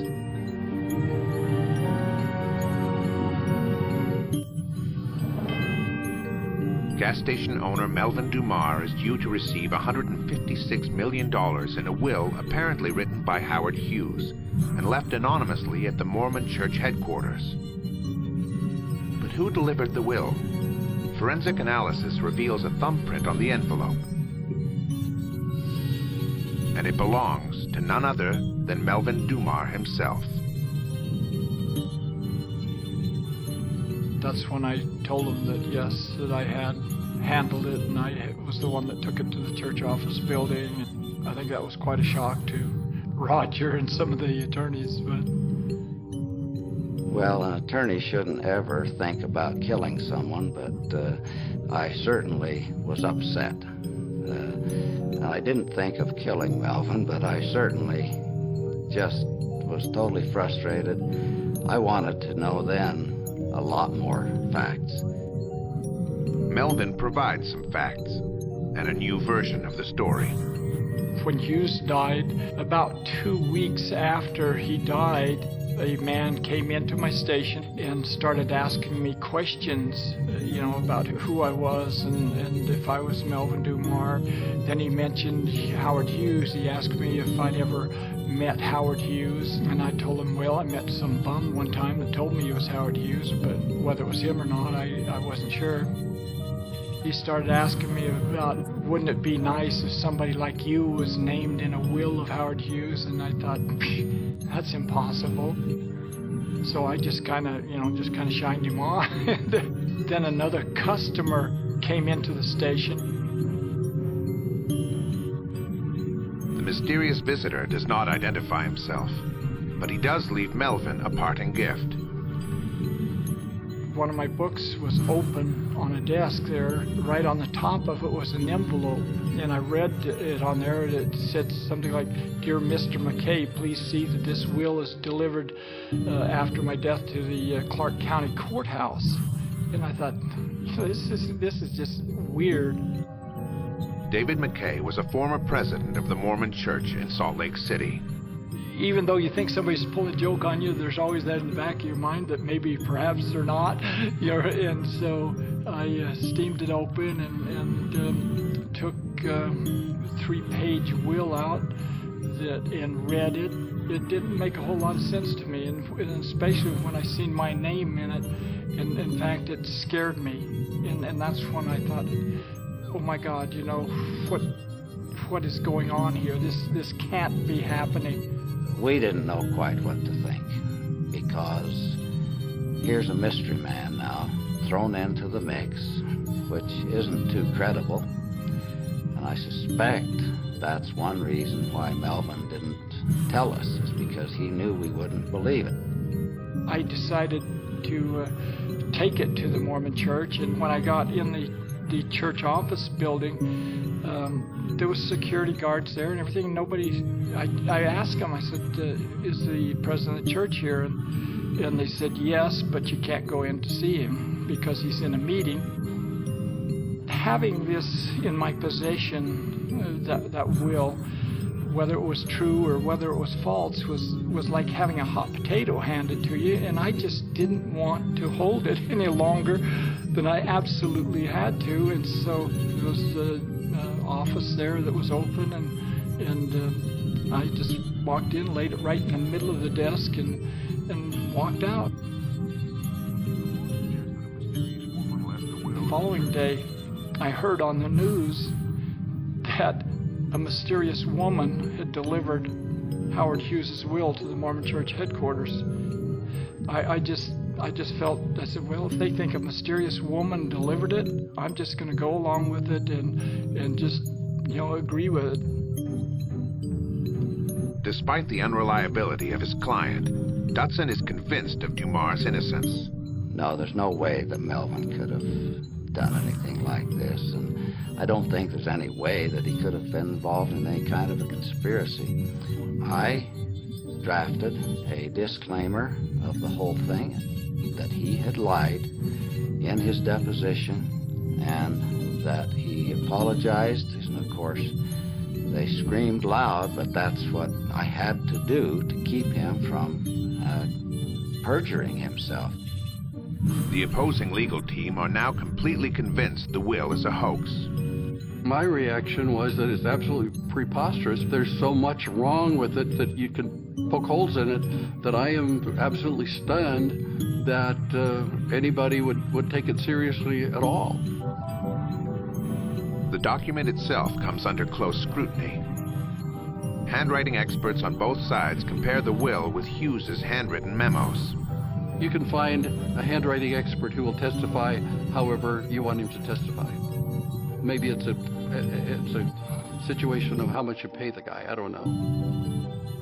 We estimated that their lead handwriting expert may have received up to as much as $250,000, which in today's terms would be in the millions. They had the money to spend. We did not.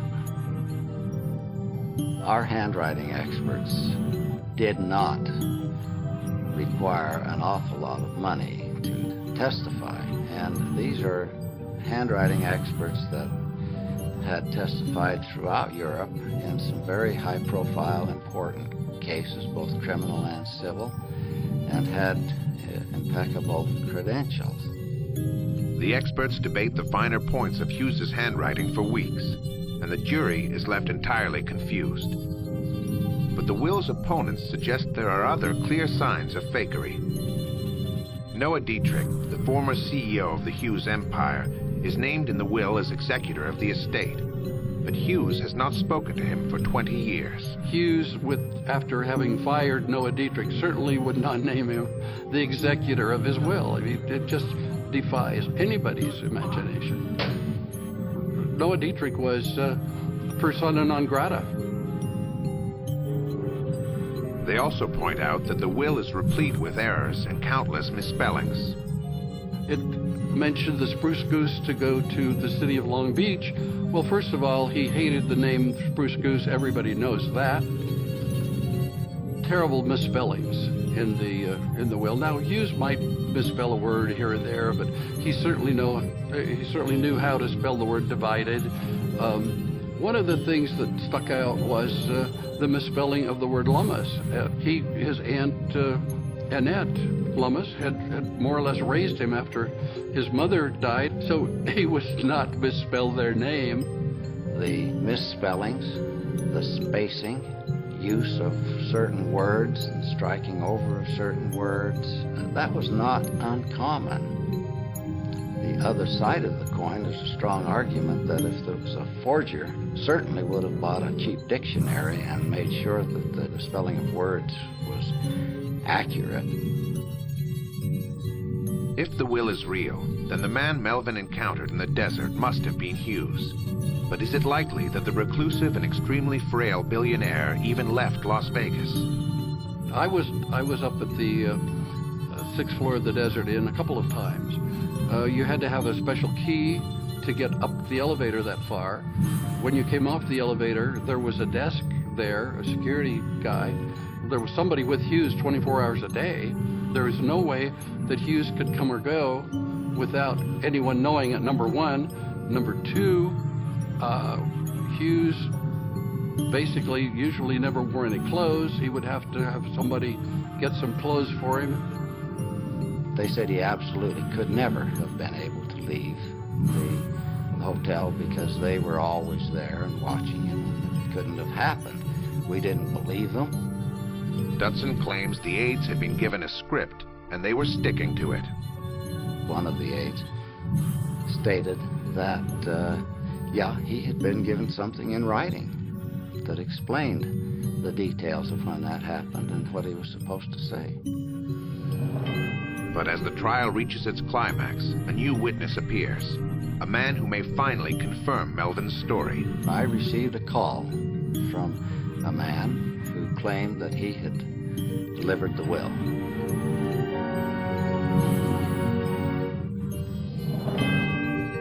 Halfway through a trial that could authenticate the Howard Hughes will and make gas station owner Melvin Dumar a multimillionaire, a witness appears who could blow the case wide open. I had received a lot of calls and a lot of letters from a lot of kooks. But as I questioned this man, he just said he did not want to be involved at all, except he had been told that he had to notify me that he was the man who had delivered the will. He had received a call using a code name that he had used when he did jobs for Howard Hughes. Mainly, he was a bagman. It was implied in his testimony that he had done illegal favors for Howard Hughes. The man, Levain Forsythe, gives evidence in a deposition, and Dutson is slowly convinced. We found a lot of evidence that supported his claim. He had an envelope that had Howard Hughes' handwriting on it that had been given to him that we validated as being Howard Hughes' handwriting by our experts. So we felt confident that he indeed was the person who delivered the will to Melvin Dumar. Melvin is one step closer to the promise of extraordinary wealth and a life transformed. I did think that, that possibly if it ever did come true that I would inherit something. I thought that for a moment that I would like to buy a big ranch in the mountains somewhere where I could get away from everybody and just go hunting and fishing in privacy because I loved hunting and fishing. And so that's about the only thing I fantasized about. We, of course, thought that we had proven our case sufficiently to win. Quite a few of the court personnel expressed to me privately that they thought that we had won the case. It was surprising how many of the news media thought that we had won the case. But the case for the will takes a serious hit when the alleged delivery man Forsyth flees Las Vegas before giving evidence in court. His attorney showed up, but Forsyth did not show up. His attorney told us that he was on an airplane, or getting on an airplane to go back up to Anchorage, that he had received a threat to his life if he said anything about Hughes, and it became public record, and so Forsyth didn't want any more of that, and he took off.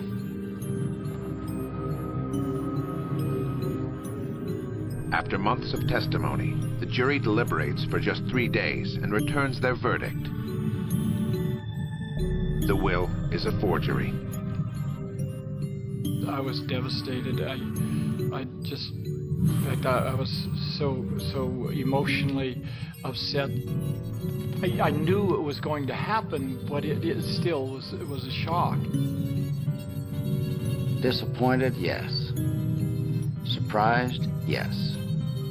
But that's the way the system works. Had Melvin told the truth immediately after he received the will, his credibility would have withstood everything that happened.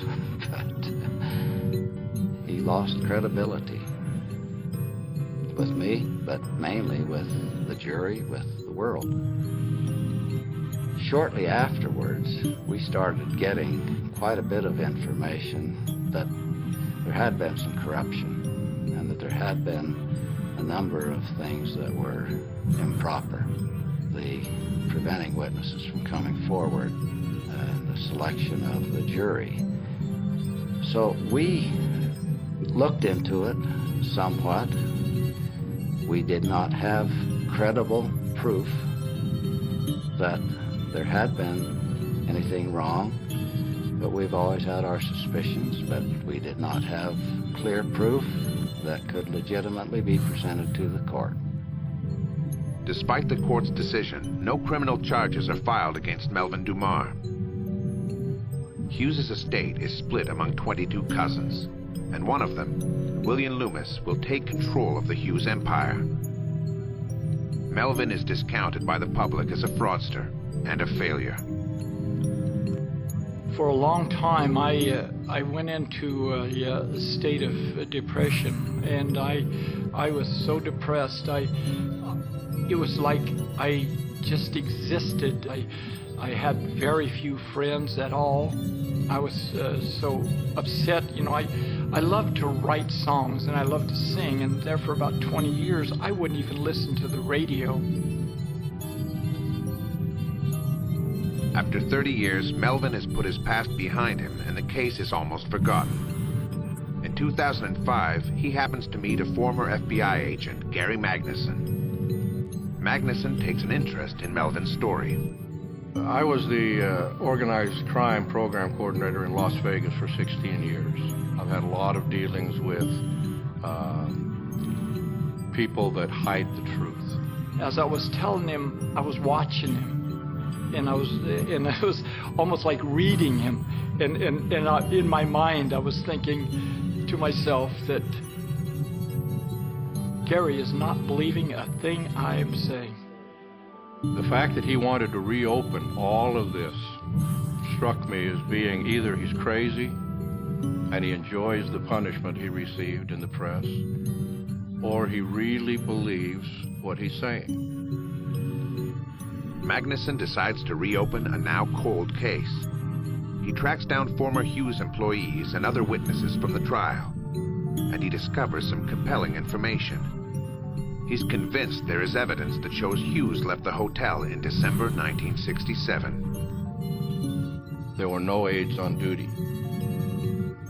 During that 3-day period, there were no meals served to any of the aides who lived on the 8th floor of the Desert Inn. Additionally, during that period, there were no phone calls out of those rooms that the aides lived in. So that shows to me that since they weren't there, Howard Hughes was not there either. But why would Hughes have visited the desert, and in particular, a barren spot named Lido Junction?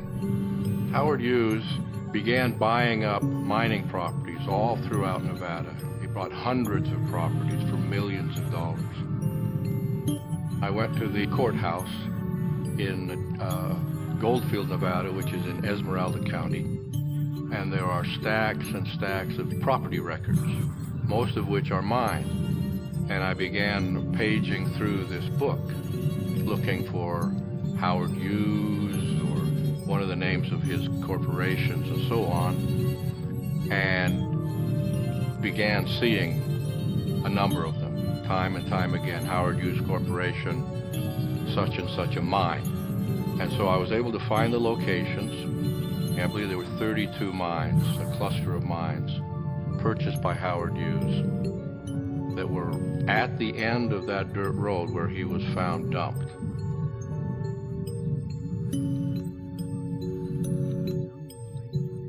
But in 2007, a new witness comes forward with a surprising story. Guido Darrow is a pilot and former manager of the Hughes Airfield in Las Vegas. Well, I was the resident manager of North Las Vegas Air Terminal, as well as being involved in aviation activities there. And the owner of the airport surreptitiously sold it to Mr. Hughes, and I was informed one day that I would be working for them the next morning for the Hughes Tool Company. I had been selected because of my ability as a pilot and my knowledge of the area. Mr. Hughes wanted Las Vegas to be the terminus for the to-be-built supersonic airplane. And they had asked me if I would do site location work. In 1967, Hughes himself decides he wants to go along for the ride. I was contacted by one of his assistants, Mr. Howard Eckersley, who told me to expect to take a passenger. It was strictly, I was an employee and I did what I was told to do, and actually we really got into the seriousness of it. What we were doing was serious flying. Darrow has a lucrative business on the side, taking advantage of Nevada's liberal attitude towards prostitution.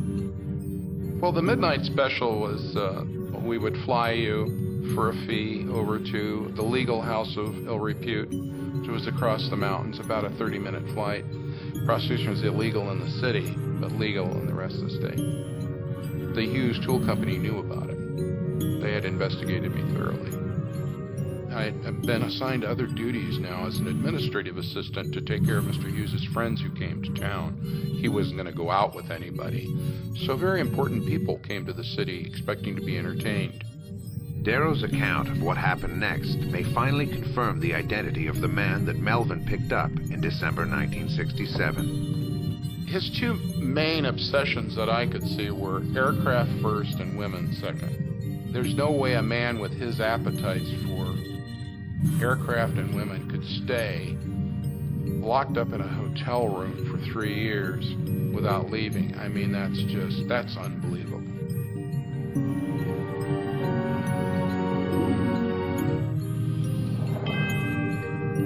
In 1977, an alleged Howard Hughes will is judged a fake by the Las Vegas jury. But 30 years later, a crucial witness comes forward.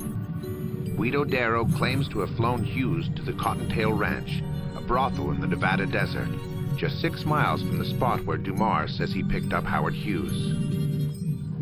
We landed and went up to the house and were buzzed in by the maid, and the girls made the lineup, and I noticed that he selected without any hesitation a very pretty red-headed lady. I would say that she was the class of the field. Very beautiful woman, mature, red hair, and when she smiled broadly, she had a diamond, a small diamond in her left incisor up at the top. Her trick name is Sunny, and a few weeks later, just after Christmas, Hughes cannot resist a return visit. The women had decorated the bar with Christmas lights and a little Christmas tree and jolly season and wearing Santa caps. He went back with Sunny, and I succumbed to the, what would you say, the enticements of the young ladies in having a drink. Johnny Walker Black. And I had another one. And it hit me because I was tired. So I asked Beverly Harrell, the owner, if I could take a nap. She said, well, you can't sleep out here. You'll make the place look like a flop house. So she took me back into an area that was off limits to John's. But she said, you can lay down in the banquette and take a nap. And so I did. And the next thing I knew, I woke up, it was after 4 o'clock in the morning, and the maid was shaking me awake. And I got up and I went into the lounge area, and the vacuum cleaner's going, and it's obvious they've closed. I said, where's my friend? And the maid informed me, well, he left a long time ago. I said, what do you mean he left? I have the keys to the airplane. Where'd he go? Well, he left. I was in deep trouble. And, I was 28 years old. This was a huge job for me. And I thought that I was going to get fired. And so I flew back to town and landed and got an hour or two sleep, and then went into my office and sat behind the desk and waited for the phone to ring. And it marked the last time I ever spoke to or saw Howard Hughes. But I got promoted. Nothing was ever said to me. Darrow is soon offered a high-flying job at a new airline in California. But first, the Hughes executives want to ensure his silence.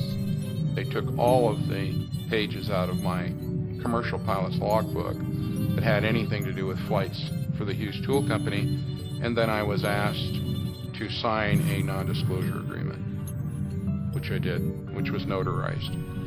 No, it wasn't until 2004 that I picked up a newspaper, and in this story, for the first time, it was published where Melvin Dumar alleged he picked up Mr. Hughes. And immediately it struck me, and the time, the date, and everything. So I said to my wife, oh my God, I said, this fellow Dumar did pick up Howard Hughes. The dates match. Darrow calls Melvin Dumar on the telephone. And then we kind of played a little game. He was very wary of me, and I wasn't of him. I just wanted to ask him a couple of questions. I asked him, what did Howard Hughes look like, and what did he have on? And it matched. I asked him if he had a hat on or a jacket, that kind of thing. Hair, what did he look like? It sounded to me like Mr. Dumar saved his life. He was injured when Dumar found him, and filthy and laying in a ditch. So I was convinced. Representatives of the Hughes estate are unconvinced by Darrow's account. Peggy Tomsick was the attorney for Bill Gay, one of Hughes's key executives. No one who was in a position of being entrusted with the richest man in the world would get drunk, fall asleep, and leave him and find out he was gone, and instead of calling and trying to get some help to find him, simply getting in a plane and flying back and no one ever talking to him and him not getting fired, I think is just not believable. And I think it's also not believable that the richest man in the world, who supposedly was a recluse and had a germ phobia, would not have someone, if he was having some affair with a prostitute flown into his location in Nevada. So I think, one, the credibility just didn't hold out, and I think the facts didn't. I think Mr. Darrow, even though I've never met him personally, I think he's a very gracious man, and I see no reason why he would make up anything. He is a very credible witness. It made sense. It tied the loose ends together. Why was the old man up there? What happened to him? And so on. And it tied the whole story together. Why would I come forward and risk my reputation at my age and subject myself to criticism when I don't have a dog in this hunt? I've been offered no money. I've sought no money. I've never even met Melvin Dumar. Gary Magnuson finds more evidence of Hughes' secret flights to spend time with Sonny. He lived on the 9th floor of the Desert Inn. He was 6'4" and weighed about 94 pounds at his death. He wasn't a heavy man. Would not be difficult to carry him down the stairs. When he felt good, he could say to them, "I want to go see Sonny." I went to Western Nevada a number of times. I spoke with a lot of people. I spoke with several former prostitutes that worked in the brothel circuit. I found 2 who remembered Sonny very well.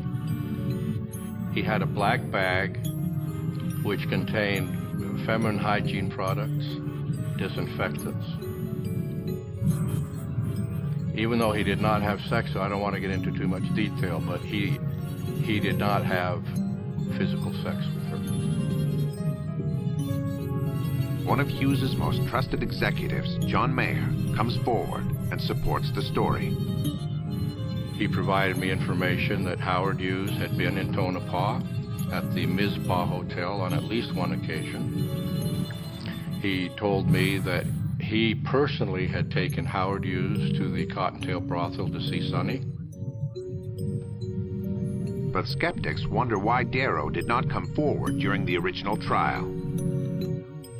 To wait 28 years and then suddenly claim, "Look what happened," just shows you there's no merit to it. He died 10 years after I left the Hughes Tool Company. So, as a great deal of time went by and I was living in California, and I didn't pay any attention to the, quote, Mormon will until later. In June 2006, Melvin Dumar hires a new lawyer and files suit against the executors of the Hughes estate, claiming he was cheated out of his share.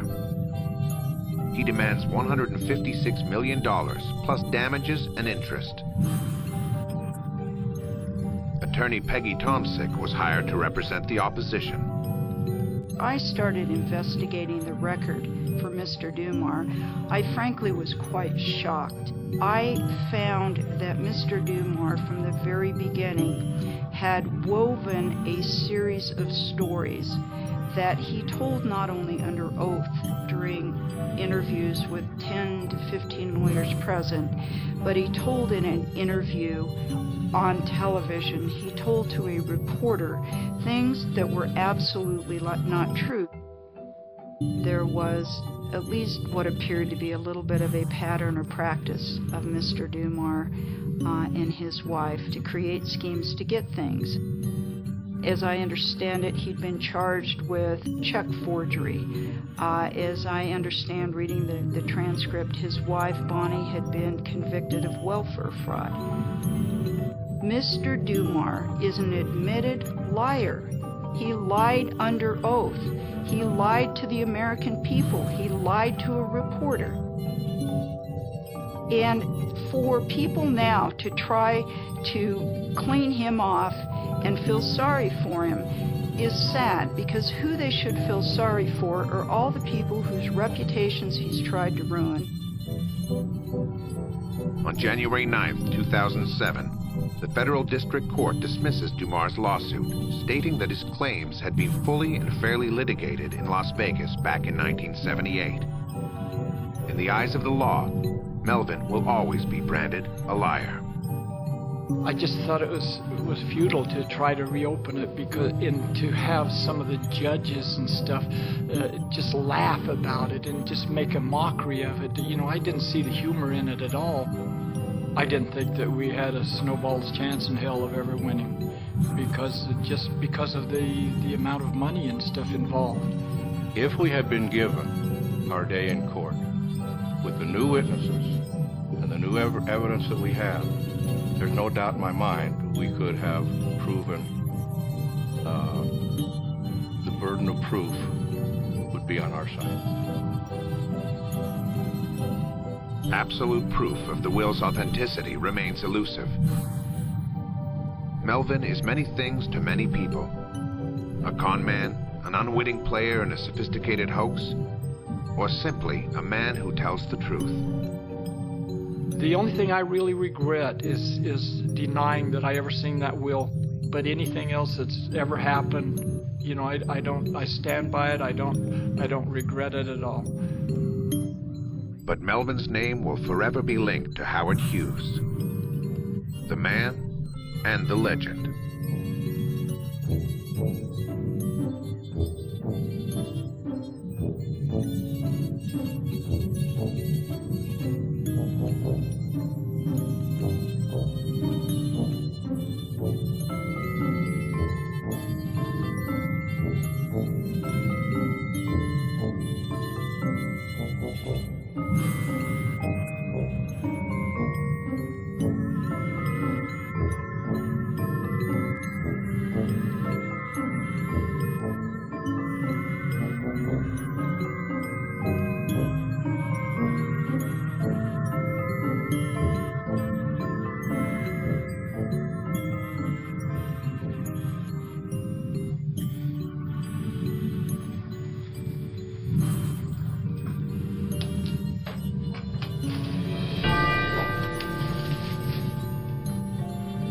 Frankie Lyman, lead singer of Frankie Lyman and the Teenagers, dies from an overdose at the age of 25.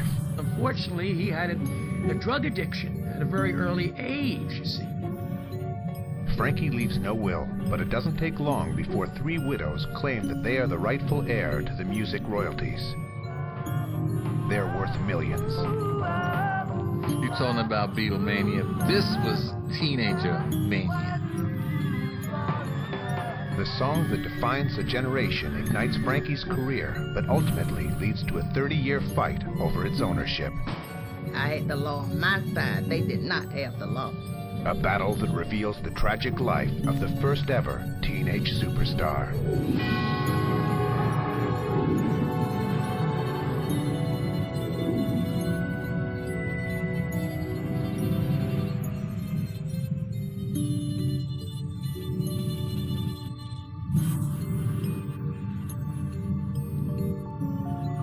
February 27, 1968. Frankie Lyman dies from an overdose at his grandmother's home in New York City. At the time of his death, Frankie has been married for less than a year to a school teacher he met during his military service in Georgia. Amira Lyman. I met Frankie at my home. He came in with my sister's boyfriend at the time. Yeah, I didn't want him to leave. So he didn't leave. I left him sitting on my front porch. He slept in my driveway in a car overnight because I wouldn't let him in the house. Finally, I gave in, I guess.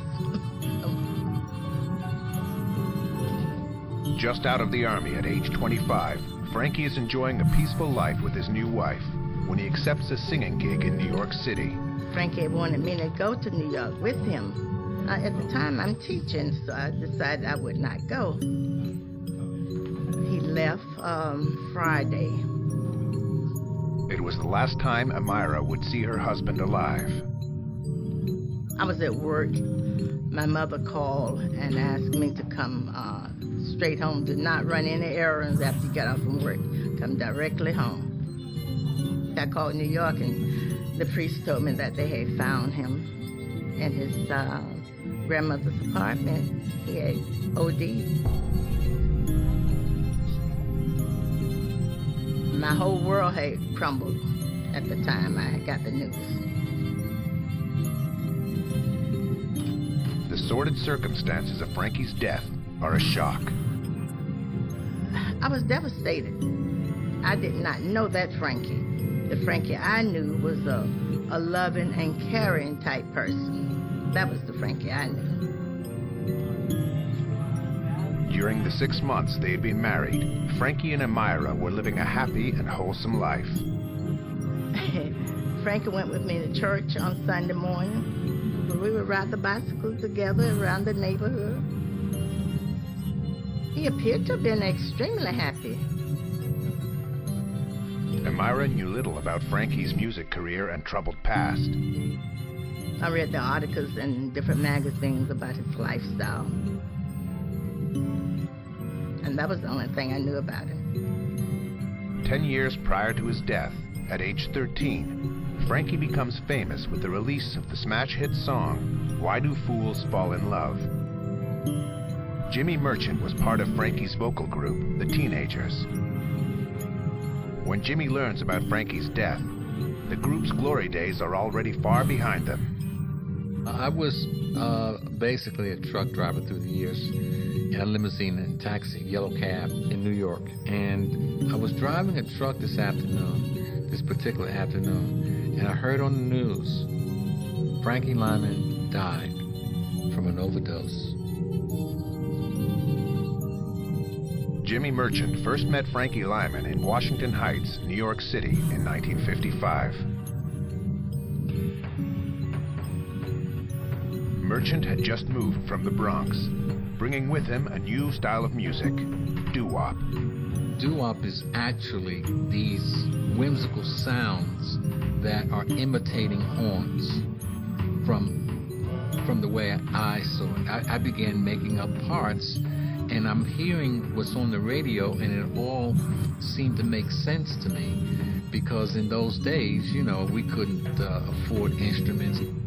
Merchant founded the Teenagers with 3 other neighborhood kids, Herman Santiago, Joe Negroni, and Sherman Garnes.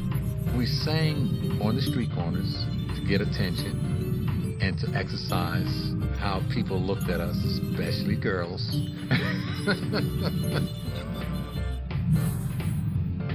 At the time, Frankie Lyman is just another kid from the neighborhood who looks up to the Teenagers. Frankie was 2 years and a half younger than us. He would follow us around in the neighborhood, and then he would throw his 2 cents in and sing along with us. We kept him in the background. When they finally let Frankie in the group, they mainly cover existing pop songs. Everybody was interested in singing harmony to the latest records on the street, that had come out, you know. I gotta stay in key. They later start to write their own material. I would make up songs, make up background parts, make up bass openings, because everything was happening with the bass openings at that time, you know. And Herman sang lead, and Joe did some lead, and I did the first tenor, and we were just making up things. I made up a song called Please Be Mine. We started singing that. I made up a song called I Want You to Be My Girl, and I started working on a song called Why Do Fools Fall in Love.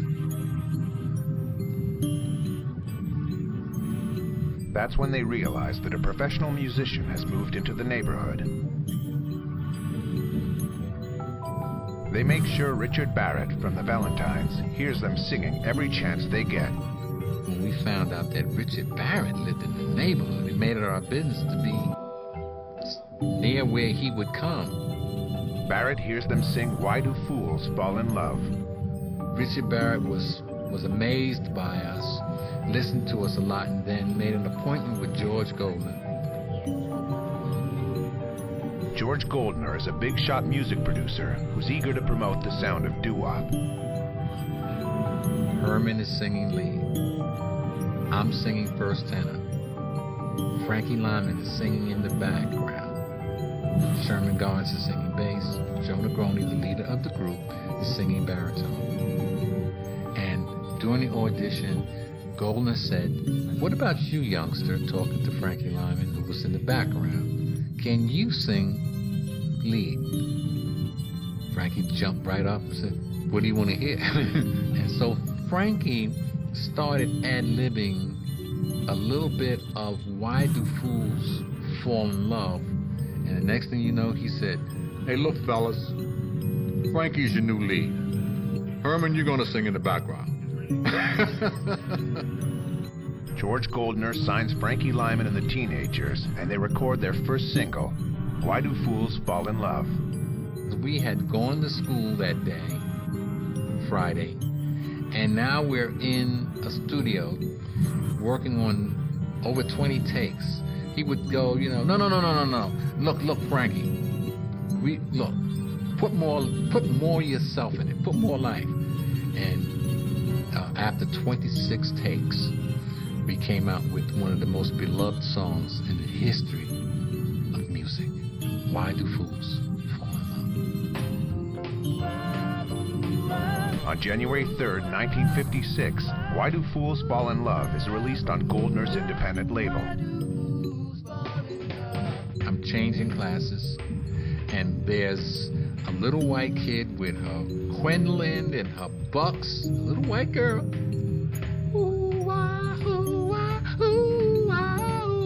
Changing classes. I said, oh no. I ran up to her. She couldn't hardly breathe. Folks, she couldn't breathe. You talking about Beatlemania? This was teenager mania. Overnight, Why Do Fools Fall in Love is a sensational hit.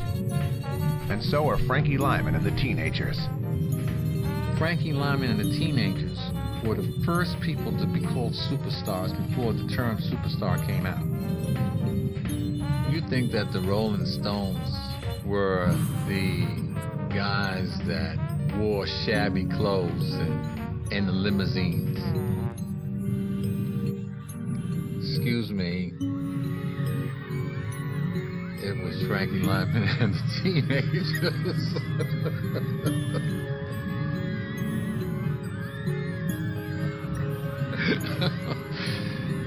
We would get out of our limos in sneakers and jeans. We were the first. Legendary radio DJ Jerry Blavat remembers when Frankie Lyman and the Teenagers hit the music scene. Frankie Lyman and the Teenagers were the first Jackson 5, okay? And if you look at young Michael, he patterned himself after Frankie. Frankie did the splits, Frankie did the dancing, Frankie did all that stuff. We were a good-looking bunch of 5 guys. I mean, we were so clean-cut. I had a lady tell me that when she saw us, she burst into tears and got her mother and her father to get a group of girls to come to see us. Black music was not being played on the popular radio stations at that time. The black stations were playing it. I was playing black music at that time. Frankie and George Goldner had one of the first crossover records. This song, Why Do Fools Fall in Love, caused kids worldwide to come together where the message, they all felt the message, black and white. Frankie Lyman and the Teenagers make their first nationwide appearance on The Frankie Lane Show. But I can't understand how you could write Why Do Fools Fall in Love? What does a 13-year-old boy know about love? Well, Mr. Lane, I've been falling in love since I was only 5. 5? But I've been a fool about it since I was 11. As the song climbs up the charts and royalty payments start flowing, an important question remains unresolved. Who actually wrote the song? George Goldner's partner came into the studio. Okay, fellas, we think we got a big hit here. Now tell us, who are the writers of this song? I said we all did. He said, Hey, you know, we can't put 5 names on the record. We can only put 2. Just give us 2 names. And Herman Santiago said, Santiago and Lyman. They added Goldner's name. It became Lyman, Santiago, and Goldner under the title of the first pressing of the record. The group is not concerned about such details. They're too busy getting famous. The big year for Frankie Lyman and the Teenagers is 1956. The song came out in January, strong. We had about 16 hits. By the time mid-57 came, it was all over. So the group was together approximately 18 months. It was the plan of the management of the company to make Frankie a star as a solo artist. He was very gifted, Frankie. He could play instruments, he could dance, he could sing, he had a style, he had charisma, he was good looking, he knew how to handle an audience, he was multi-talented. So they saw Sammy Davis Jr., they saw Frank Sinatra. Frankie, unfortunately, his voice had changed, and he recorded some songs, but it was not the sound that kids were familiar with. They're trying to get Frankie a hit record, but in his private life, he was running the street, he was hooked on drugs. He couldn't face that reality that he was no longer adored, and that's one of the sadnesses of being a star at a very early age. Whenever he would appear in public, his fans were looking for this little high-pitched voice, which, hey, he had grown into a man. He didn't have it. And they were disappointed. They were looking for the little Frankie Lyman with the high voice. And that was no longer there. It was always hope in my heart that maybe, just maybe, we would come back together again. Groups do it all the time. When Frankie overdosed and I was hearing this on the radio, all hopes that I had died at that moment in my heart. Because once Frankie was gone, I knew that Frankie Lyman and the Teenagers would never exist again. Amira, Frankie's grandmother, his brothers, and a few friends are present when he is buried at the Lyman family plot in the Bronx. Next thing on the agenda was go to New York and arrange for his funeral, which I did. And there were quite a few people there who spoke about Frankie's lifestyle and Frankie as a whole. Frankie has no will. Amira is the sole beneficiary of his Army life insurance of $10,000. She doesn't think to inquire about Frankie's music or song royalties. She returns to Augusta, Georgia, where she continues to work as a school teacher. Time passes, and the other members of the group don't fare much better than Frankie. Some of them have problems with drugs or alcohol. A few years later, Joe Negroni and Sherman Garnes die. They're both in their early 30s. Sherman passed from a heart issue. Joe passed from a brain aneurysm. Jimmy Merchant is struggling to make a living driving a cab in New York City. Why Do Fools has been forgotten and rarely gets airplay. That is, until 1981. Then Diana Ross came out with Why Do Fools Fall in Love. When Diana Ross gives a second life to the hit single, the song is everywhere. The copyrights suddenly become very valuable. There would be a large sum of money, we just didn't know how much.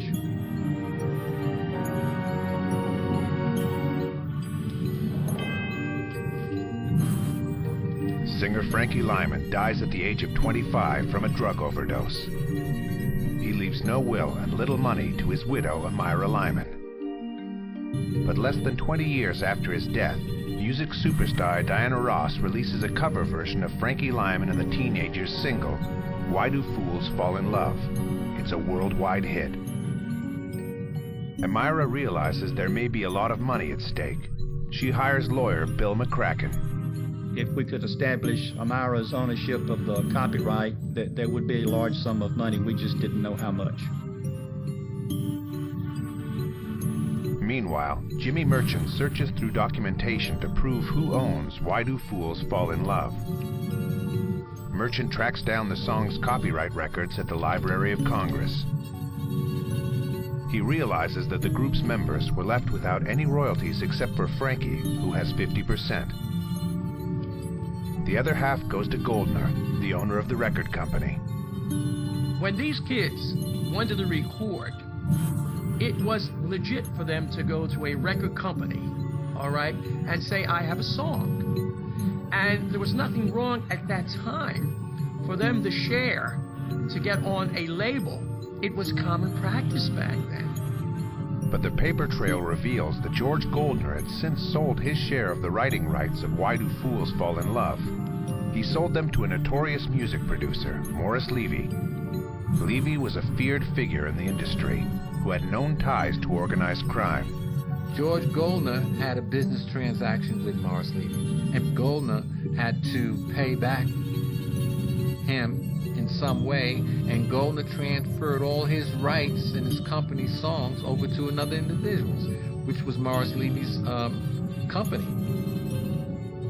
To him, it was all business. All business. You owe me, how are you going to pay me? So Mr. Goldner transferred some valuable belongings that he owned.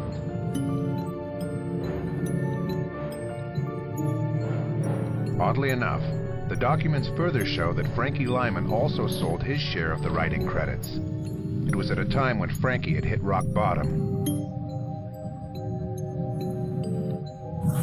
In 1962, Frankie had separated from the teenagers. His career is plummeting, and he's addicted to heroin. I knew what his problems were. Everybody in the industry knew that, unfortunately, he had a drug addiction at a very early age, you see. We were just wild teenagers, you know. There was alcoholism and there was drugs. And he got out of control. He began associating himself with the wrong crowd. He didn't have people who cared. We see that today. You know, we see artists today on drugs, in and out of these drug institutions, and, you know, getting in and out of cars with their clothes off, you know, going crazy, hanging out late at night. It's the same thing, nothing has changed. Most people look at Frankie's life as being very glamorous. I think it was a very sad life. He had missed his childhood life. And he was looking for it in all the wrong places. Desperate for a fix, Frankie sells his half of the copyright for $1,500. He sells the rights to none other than Morris Levy, the same Morris Levy who bought Goldner's rights.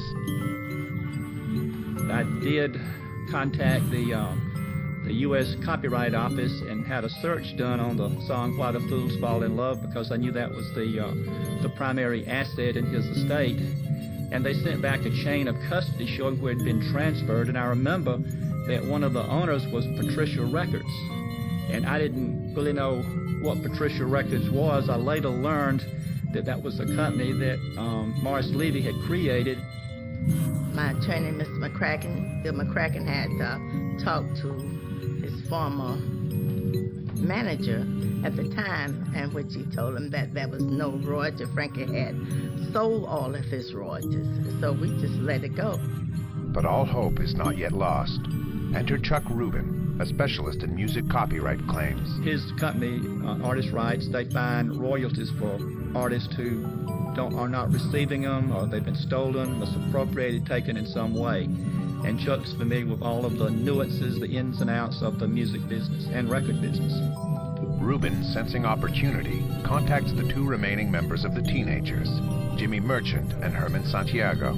Chuck Rubin looked for us and made contact with us, and he told us that he was in the business of going after royalties for groups from the 50s and the 60s who were ripped off and somehow never got any royalty statement. So we took him on Studying the paper trail provided by Merchant, Reuben finds that the royalties of Why Do Fools Fall in Love didn't go to the right person. American copyright law has a provision stating that if a copyright holder signs away his rights forever and dies less than 21 years later, the rights revert to the heirs. In this case, the inheritors of Frankie Lyman's estate. Reuben now asked if there were any family members that were possible estate people that could have his estate. That's what needed to happen. So we eliminated the brothers because Lyman had married. And so we tracked down Lyman's wife. Chuck Rubin of Artist Rights called and said, if you can prove that you are the legal wife, then you can receive royalties. So we decided to go through with it, and we did. Amira and her lawyer, Bill McCracken, strike a deal with Reuben. Reuben will pay for the legal fees, but he will keep a certain percentage of the royalties if they win the case against Levy. When Diana Ross did that version, that generated a cash flow of royalties. And I think that was the motivating force that Mr. Rubin was aware of that. This is his job, this is his thing in life, to locate heirs who are entitled to various royalties. To avoid a trial, Levy tries to strike a deal with Amira. I was offered a settlement from Mr. Levy. But we refused it, and we decided to go to court. Amira's decision to battle Levy will lead to a public airing of Frankie Lyman's sordid and shocking past, and cast doubt on the legality of Amira and Frankie's marriage. And then these two other women came in claiming to be widows.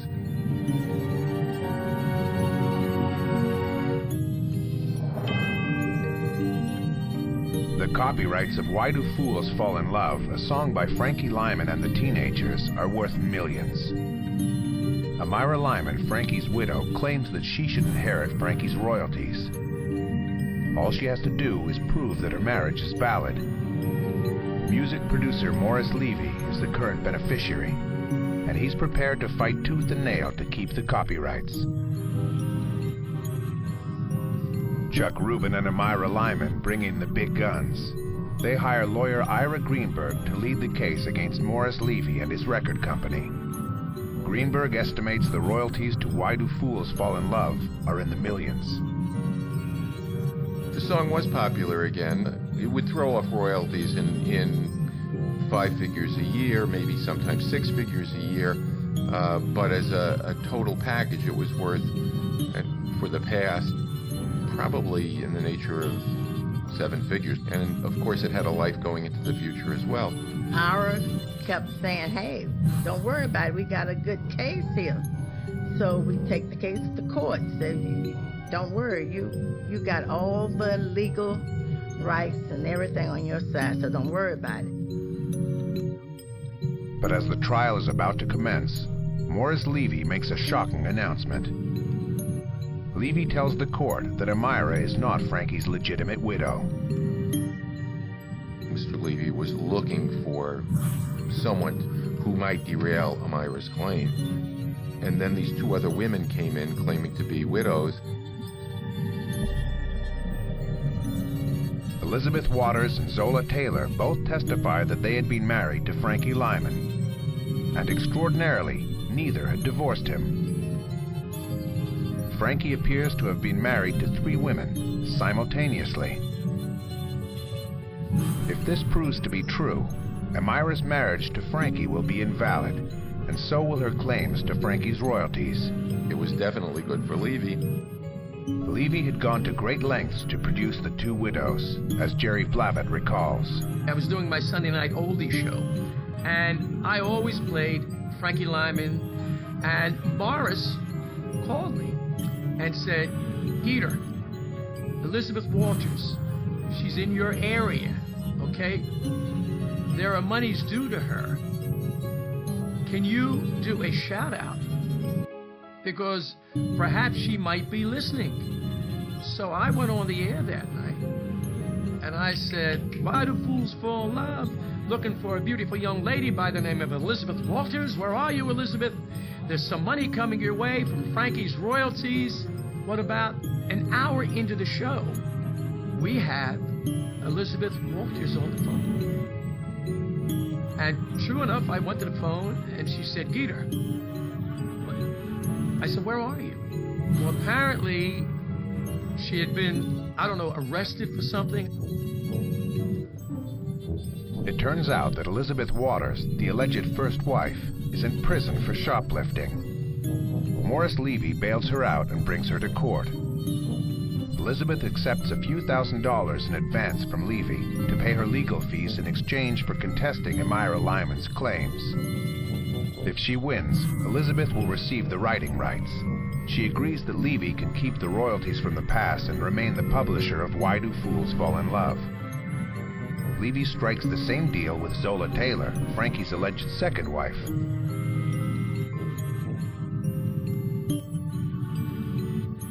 In 1987, the trial of the three alleged widows begins in the Manhattan Surrogate Court, with Judge Marie Lambert presiding. Zola Taylor, Elizabeth Waters, and Amira Lyman must convince the judge that one of them is Frankie's legitimate widow. Jerry Blavat has personal knowledge of the relationship between Frankie Lyman and Elizabeth Waters. Next thing I know, I was asked to testify, which I did, and I told him when he came to the record hop at Wagner's in Philadelphia, Elizabeth was with him. Okay, and I said, yo, Frank. He said, yeah, man, this is my wife. And that was that. I didn't know about Amira. They said what Amira was, but I said, I don't know who. I only know the last one was when Frankie said Elizabeth. And that was it.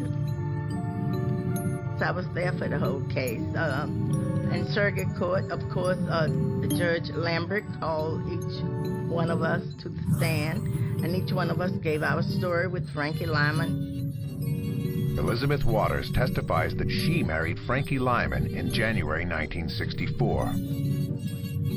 Her testimony was strange, to say the least. She had a number of problems. She had some substance abuse problems. She had worked as a prostitute in New York. If Frankie was legally married to Elizabeth in 1964, he was not free to marry Amira in 1967. Waters cannot produce a wedding certificate to prove her marriage to Frankie Lyman. But she does produce a document that shocks Amira and the court. It's a birth certificate documenting that she and Frankie had a baby in November 1963. The baby died 2 days later, but the birth certificate states that Frankie Lyman is the father and Elizabeth's husband. Amira's lawyer, Greenberg, argues Frankie and Elizabeth's marriage could not have been valid because Elizabeth herself already had a husband. The problem was that Ms. Waters, at the time, was still married to a man who was in the service in Germany, and she couldn't get a divorce. And so at the time the ceremony took place, she wasn't free to marry Frankie because she was still married to somebody else. Zola Taylor is then called to the stand. Zola Taylor claimed she had married Frankie in Tijuana, Mexico. Jerry Blavat, who spent months on tour with Zola Taylor and Frankie in the 50s, backs up their marriage. Well, I met Frankie when I was 17 years of age, and then we went on the road all together. The Everly Brothers, Frankie Lyman and the Teenagers, Buddy Holly and the Crickets, Paul Anka. We were a family of rock and roll. We were doing on the road, as you would say, one-nighters. Zola Taylor was the female voice of the Platters, and Zola Taylor sounded almost exactly like Frankie Lyman when she did solo parts. They fell in love. He married her. He married her in Mexico, though, you see. Frankie told me that he had hit rock bottom, and Zola and the Platters were at the top, so he decided that this was a great publicity stunt to say that he and Zola were married. Zola Taylor testifies that her marriage to Frankie was legitimate and not a tabloid tactic. but she fails to produce a marriage license. Of course, the Mexican authorities had lost the marriage certificate with Frankie. Zola gives conflicting testimony, causing objections to be raised. And the presiding judge, Judge Marie Lambert, is making the case difficult for Greenberg. I have to say it was the most miserable experience of my life. Judge Lambert made that case as difficult to try as could be imagined. She was sustaining objections that weren't even made to questions that seemed perfectly proper, to the point where I couldn't even figure out what it was I was supposed to do to get past the objection. Sensing that Amira's case is faltering, Elizabeth Waters and Zola Taylor approach her to strike a deal. They were waiting on the step. Elizabeth called me and said, Amira, why don't we decide to split 3 ways? I said, no, this is my baby, and I'm not going to split it. During the trial, the 2 other widows tried to get us to agree that I'll get 1/3. And of course we rejected that, but I later learned that Zola and Elizabeth agreed that if one of them won, they would split it 50-50.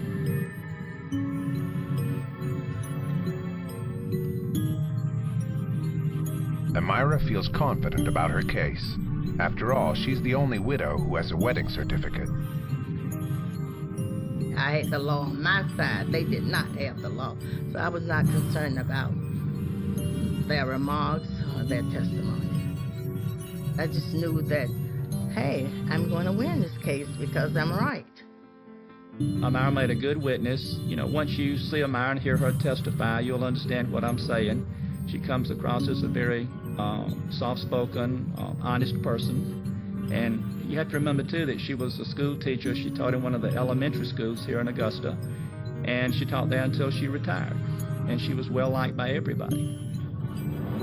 The court's decision comes as a shock. Judge Lambert rules that Elizabeth Waters is Frankie's legal widow, even though there are no documents to prove it. I have been amazed at the decisions of judges for 40 years.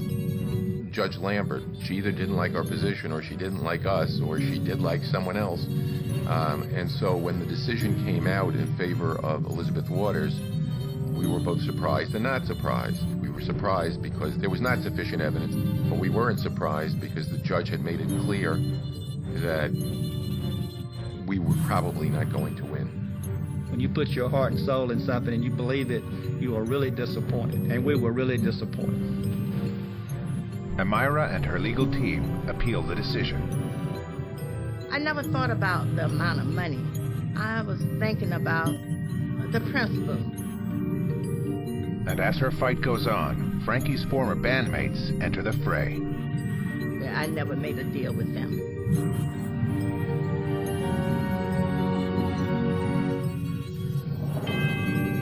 Frankie Lyman's 3 alleged wives are fighting over the royalties to a $1 million hit, Why Do Fools Fall in Love? Against all odds, Elizabeth Waters is found to be the legal widow, but Amira appeals the court's decision. In 1990, the New York Court of Appeal reverses it. They basically held that there was no competent evidence to establish the validity of Elizabeth Waters' claim, and they reversed it and held that Amira was the lawful widow. Mr. Ira Greenberg from New York, my entertainment attorney, called and said, yes, Amira, in the appellate court, we won the case. There is no further appeal. Amira is the legal widow of Frankie Lyman. She is now free to sue Morris Levy for her royalties to Why Do Fools Fall in Love? We were going to go back to federal court to pursue the lawsuit against what was then the Morris Levy estate, because he had died in the interim, and his companies, and Chuck Rubin negotiated a settlement. Amira receives her 50% net share, approximately $500,000, plus a percentage of the royalties that Why Do Fools Fall in Love generates in the future. It was a big relief when I heard it, and I could really just really exhale then. But former band members of the Teenagers want their piece of the pie. Jimmy Merchant says that he and Santiago have been assisting Amira Lyman in her case against Morris Levy from the very beginning. She came to New York City, sat down with us, with Chuck Rubin. At the time, Santiago and Merchant had already done legal research into the case and were getting ready to make their own claim. But they decided, says Merchant, to rally behind Amira. We came to an agreement that we would help her to get her estate because she had legal right as Lyman's wife. Jimmy Merchant alleges that he and Santiago struck a deal with Amira if she won her case. She was to share the royalties of 3 ways, with Herman, myself, and her. Shortly after Amira wins and attains the song royalty rights, Jimmy Merchant reminds her of their meeting and her promises. I called her up and had a conversation with her, and at that time she had amnesia. I cannot remember, had I met them before? I cannot remember. I really can't. Merchant and Santiago sue Amira and the estate of Morris Levy, who died in the interim. The band members claim they wrote Why Do Fools Fall in Love, and that they have all the rights to the music royalties. Can you imagine? When talking to them, I said, you were here in New York. I'm in Georgia. Why haven't you fought this before now? They said, oh, we were afraid. I said, well, now you want to piggyback me? Don't fight me. Fight the person with the money. I don't have anything. Don't go after me. However, they decided to file a lawsuit against me and Mr. Levy. At the trial, Amira is compelled to join forces with Levy's estate to fight Merchant and Santiago. One of the elements of the settlement between the Levy estate and his companies on the one hand and Amira Lyman on the other hand was that we would defend the Levy estate against any claim by Merchant and Santiago. Jimmy Merchant testifies that the writing of Why Do Fools Fall in Love was a collective process. My answer to who wrote the song was, we all did. Frightening words. It became the most frightening answer I ever gave anybody. We all did. Many witnesses from the old neighborhood take the stand, backing Merchant's version of events. We basically brought people in to say that they saw us singing this song, Why Do Fools Fall in Love, before we went for an audition before George Goldner and ultimately Morris Levy. Most importantly, when Merchant and Santiago are singing this song in the streets, Frankie Lyman isn't even a part of their group. Frankie started ad-libbing a little bit of Why Do Fools Fall in Love from what he had heard me create as a ballad. And he gave it a little bit of a twist, all Frankie Lyman himself. But Amira insists that Frankie wrote the song. She claims that the song was inspired from a teenage crush that he had with an older lady. He told me that he was in love with this teacher, and she called him a kid and told him that he was too young for her. And that is when he wrote the song, Why Do Fools Fall in Love. Merchant brings into evidence the original record label and a songwriter's contract that lists Santiago, Lyman, and Goldner as authors of the song Why Do Fools Fall in Love. The judge is convinced by Merchant and Santiago's evidence and testimony. He rules that Merchant, Santiago, and Lyman are the true authors of the song, rejecting any theories of Goldner's involvement. Judge Buchwald had awarded them $270,000, plus they would have shared on a 50% basis, at least as the songwriter's income going forward on the future royalties coming out of Why Do Fools Fall in Love. It would have been a lot of money. Amira keeps the other half. I was happy because I was about to get some royalties. when they took Mr. Levy's name off of that 50% and put my name and Herman Santiago's name. Bang!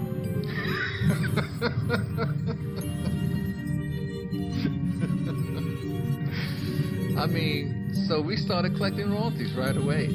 But Jimmy's victory will quickly turn sour. He just said, get out. I don't owe you anything. And before I have you kicked out.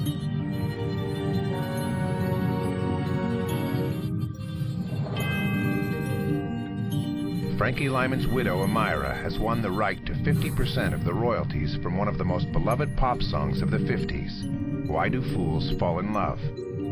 After a court battle to prove their authorship, Jimmy Merchant and Herman Santiago have also won a 50% share. Morris Levy, a music producer who once owned the copyrights, is now dead. But his company is still trying to make money from Frankie Lyman and the teenagers. In the New York Court of Appeal, Levy's legal team argues that Merchant and Santiago waited too long to claim their share of the song's royalties. The claim of ownership went back 30 years, and the copyright statute of limitations is 3 years long, and so barring some form of what lawyers call tolling or extension of the statute of limitations, the statute had expired a really long time ago. But why had Merchant and Santiago waited so long to seek their royalties? Merchant argues that he had approached Levy back in the 80s, but was too intimidated to press his claim. Well, Herman and I walked into the office, and he just basically said, get out, when we asked him for royalties. He just said, get out, I don't owe you anything. And before I have you kicked out. Morris Levy had known connections to organized crime, and Merchant feared that if they pushed Levy too far, he would retaliate with physical violence. People told us in the business that Mr. Levy was not the kind of people to fool with. We had also received some threats. Jerry Blava doubts that Levy would have reacted in such a harsh way. Morris Levy didn't do anything that any of the other R&B labels were doing at the time. As a matter of fact, I would have to say that Morris Levy might have been one of the only record guys that really paid the artist. Maybe they didn't get what people think they should have gotten, but they did get royalties. I think that every record company, every guy who owned a record company at one time or another would have a dispute with their artist over royalties. It happens even today. As long as I've known Morris, he was what do you owed? Bop, bop, bop, bop, bop, and you got paid.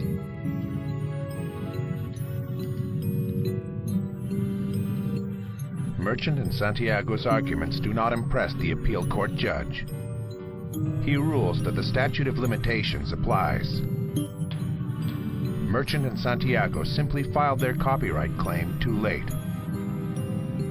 They say, yeah. Yes, sir, Mr. Merchant. We do understand that you and your co-writer, Santiago, are the true owners of this music. You've proved that. The big but is that you didn't go after the pocketbook thief within the time allowed. The copyright and royalty checks return to Amira and to Morris Levy's estate. They are split 50-50. The value remains unknown, but it runs into the millions. Let's put it like this. Anytime you get an extra check, it changes your life. It changes your livelihood. She's a good money manager. She doesn't waste it, and she spends it on appropriate items. It's not like you win the lottery and blow it in a week. She has protected and guarded her money and done quite well with it. I know this is the type of settlement that Frankie would have wanted, of course. Like I go back to whenever he finalized his insurance, whenever he told the person in charge of the insurance, give it to her in one lump sum so she can enjoy it, spend it. Of course, I think this is exactly what he would have wanted without any doubt at all. Merchant and Santiago, co-writers of the song, will never receive a royalty check again. They wanted their share, and which I cannot blame them. But the only thing I felt, they should not have attacked me. I think they should have gone after Mr. Levy, not me. Jimmy Merchant is now in his 70s. He still performs to pay his mortgage. And he sings the ballad version of Why Do Fools Fall in Love?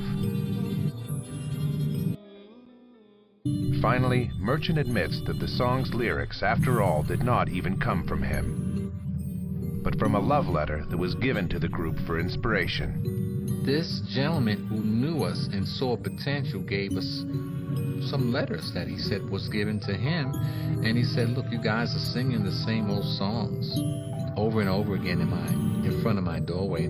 Take these letters and write a hit record. Write something original. The original lyricist behind one of rock and roll's first legendary hits is this neighbor's unknown lover, and to this day, her identity remains a mystery. He didn't say write a hit record, but that's what he was actually doing. Every group has someone who designates the vocal parts and hands out parts and sort of teaches the vocal group how to come together in harmony. And very occasionally that individual also can be a writer and make up songs. We used to call it making up songs, but we were actually writing. And from the moment it was recorded in December of 1955, it had a life of its own. It changed hands. People fought over it. It changed hands again. People fought over it. It changed hands, and finally 50% of it ended in Levy's estate, and the other 50 in the Lyman estate. It has a life of its own. This, before any wives, before any court cases, it's all about a song. The teenagers will forever be remembered fondly, even if they're not rewarded financially. The Great American Royalty ripoff, they did a job on Frankie Lyman and the Teenagers. Thank God for God. Without him, I don't know where I'd be today.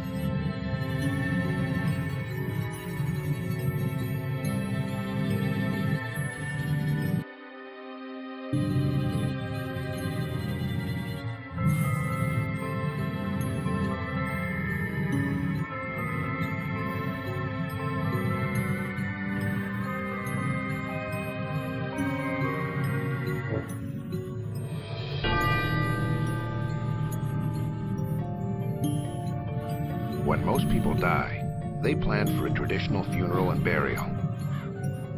But for some, death is an opportunity to make a last memorable statement about their life.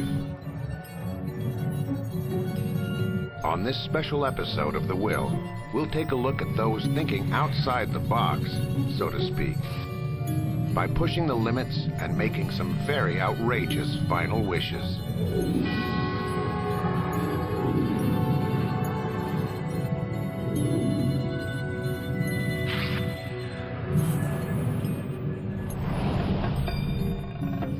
of the problems with dying is that you're perpetually silenced, and I think some people want to speak after death, and they do so through their will. The definition of a will is what you will to be done to you. This is someone's last say, their final wish.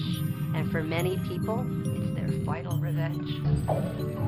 A lot of people think that it's like an 11th commandment from God, and whatever provisions they put in there, they think people are bound to have to carry them out. It's just not that way. I'm definitely shocked how far they'll go. When someone dies, to give a larger-than-life experience for those attending, yeah, a lot of things shock me. Some choose to blast off into the unknown in an explosive send-off. Others have bizarre things done to their bodies for the sake of a cause. A few have off-the-wall ideas of what a coffin should be, and have chosen to be laid to rest in everything from a shoe to a guitar. Renowned philosopher Jerry Bentham decided to be placed in a cupboard for viewing purposes. It's hard to believe what some have requested at their funerals. People have asked to watch one last football game on their favorite recliner, or even a final ride on a prized motorbike. Others have a strange way of honoring human remains, like Keith Richards, who admits to inhaling his father's ashes. People have been requesting unique things for ages. The ancient pharaohs used to be buried with their treasures. And I believe that Napoleon wanted his heart cut out and sent to his wife after he was dead. I think people choose to do different things when they die is to just expand on what they were in life. The best part about my job is the first 3 letters in funeral are fun, so why not sometimes give people what they want to do and expand on what they were in life and then what they can be in death. Others have less noble plans and use their wills to hatch bizarre revenge schemes from the grave.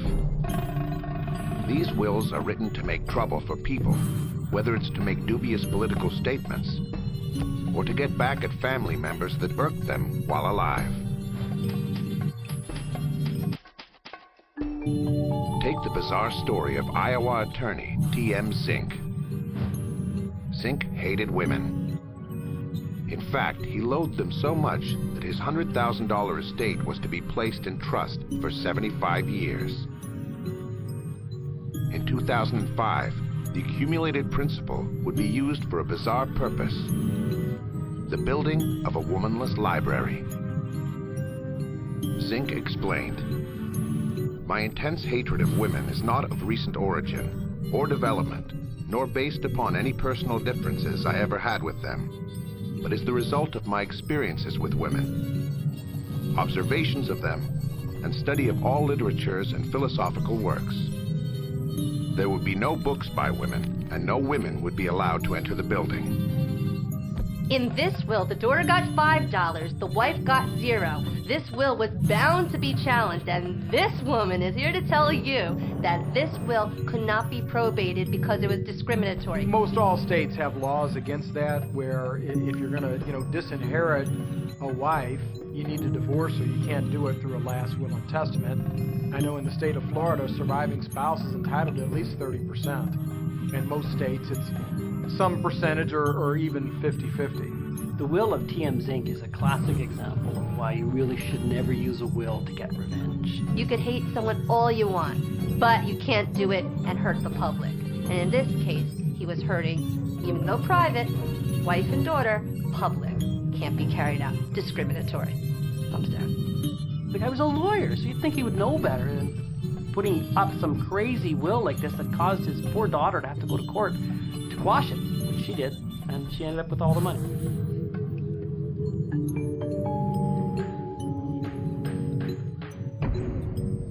More often than not, these revenge plans are directed at a spouse.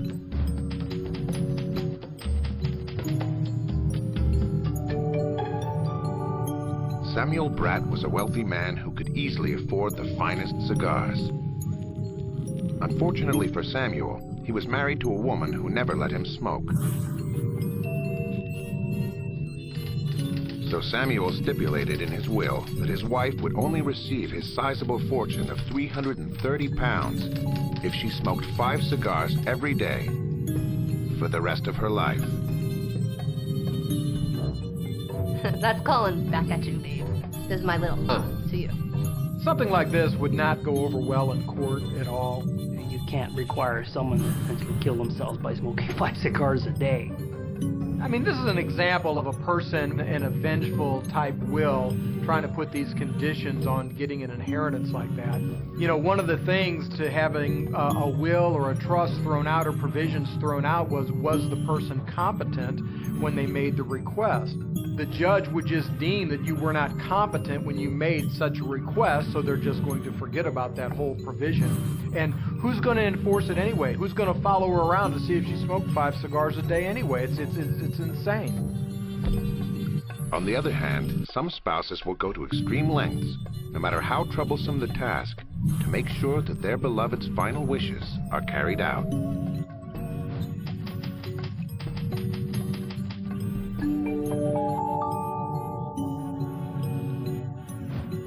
Legendary comic book editor Mark Grunwald was so possessed by comic books that he had some unusual plans for a final issue of his favorite series.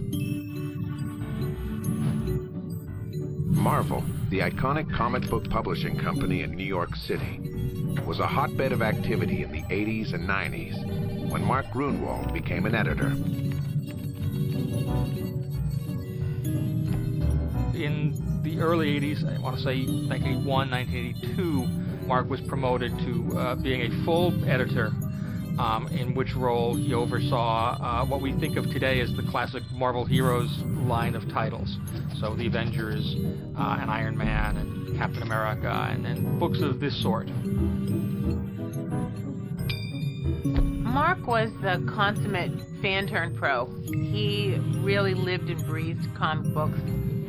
He loved everything about them, the artists, the storylines. Comics defined his existence. They really meant everything to him. The atmosphere he created at Marvel was zany and spontaneous.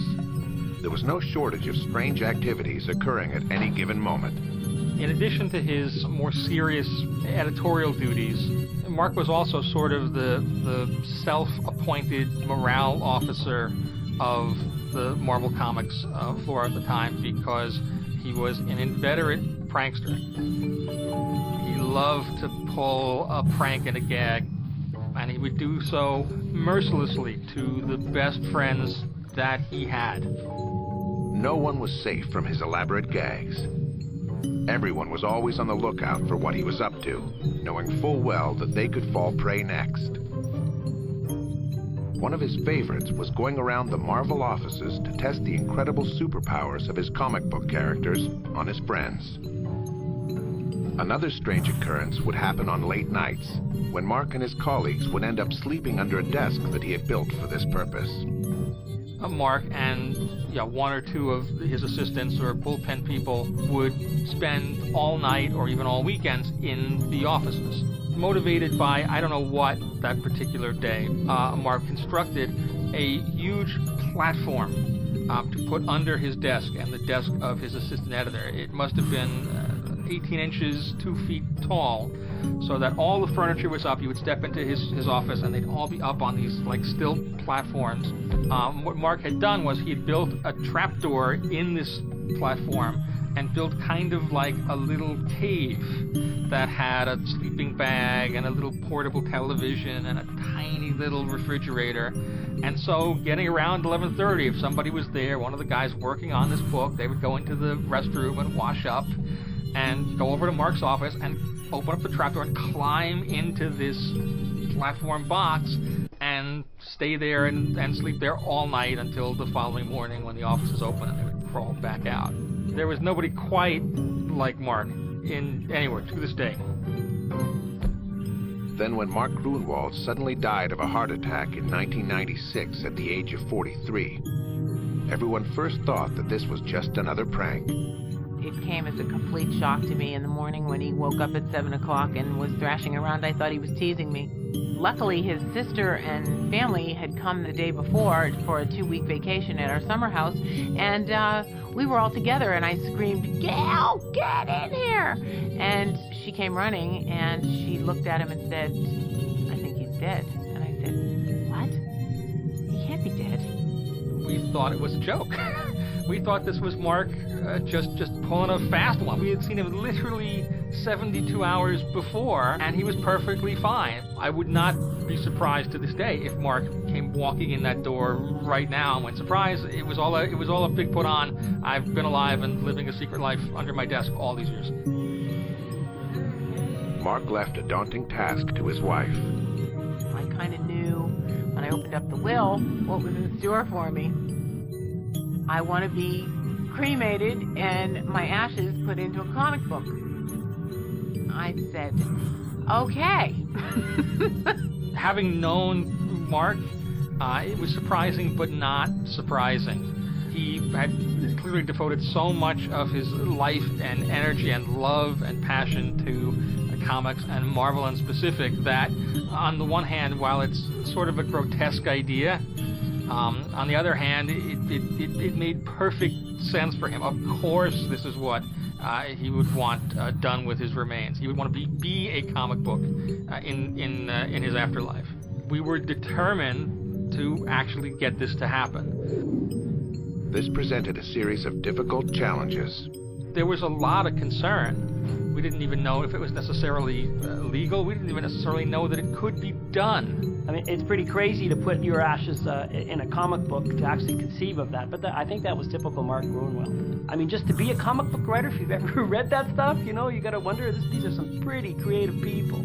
We decided to actually go ahead with his final request and mix his ashes into the trade paperback reprinting of his Squadron Supreme limited series. It was up to his wife to execute his final instructions. We had to get down to brass tacks, and I said, well, I've cremated him. I have these cremains, and we need to put them into some comic book. When a body's cremated, it just doesn't turn into a fine powder. What's left after the cremation process is bone fragment. What happens then is if you want a very fine ash, you want to make sure that you pulverize that bone fragment far enough to where you can get to what you're looking for. This woman was looking for putting it in a printing press. We obviously would want to have that in a very fine ash, and we'd pulverize it as far as we could to not cause blockage with bone fragment getting stuck in the printing press. I got one pressman who wasn't freaked out by it. We stirred the ashes into the ink. You had to make the consistency so that it didn't gum up the works. And I had to pick all the bone chips out really fast, because I don't know if you've ever seen cremains, but they have bone chips in them. And I'm like, oh, this must have been his leg. Oh, this must have been his arm. Oh, and I was like, ah, because I'm thinking while he's watching me pull these bone chips out, laughing his you know, otherworldly butt off. He was a practical joker. This was the world's biggest practical joke on his wife. Placing one's ashes in a commercial product is a real fine line, a very dangerous one to toe, because if you place it in one thing, who knows what's next?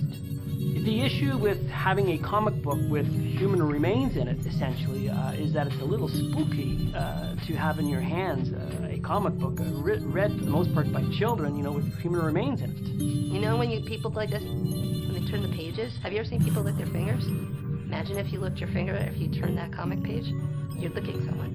That's disgusting. I don't see that as being a real big issue because you're dealing with cremated remains. They're sterile, mixed with the ink, but some people might find that a little bit morbid. The issues with mixing ashes with a comic book are very simple.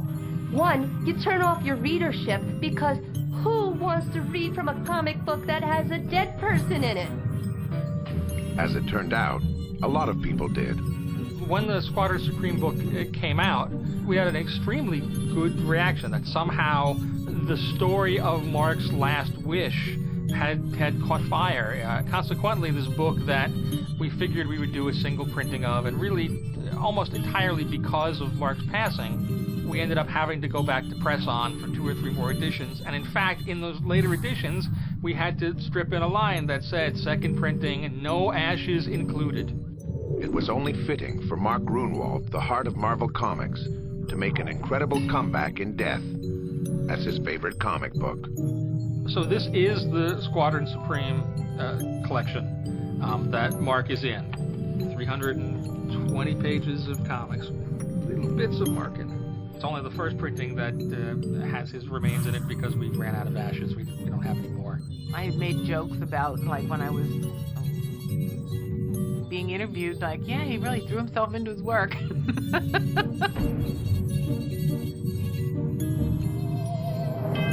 Next, two men with two equally far-out ideas about their final resting place. You might say their funerals were a blast. Oh yes, it's in the will. You know, it's all described. I wish I would have been there.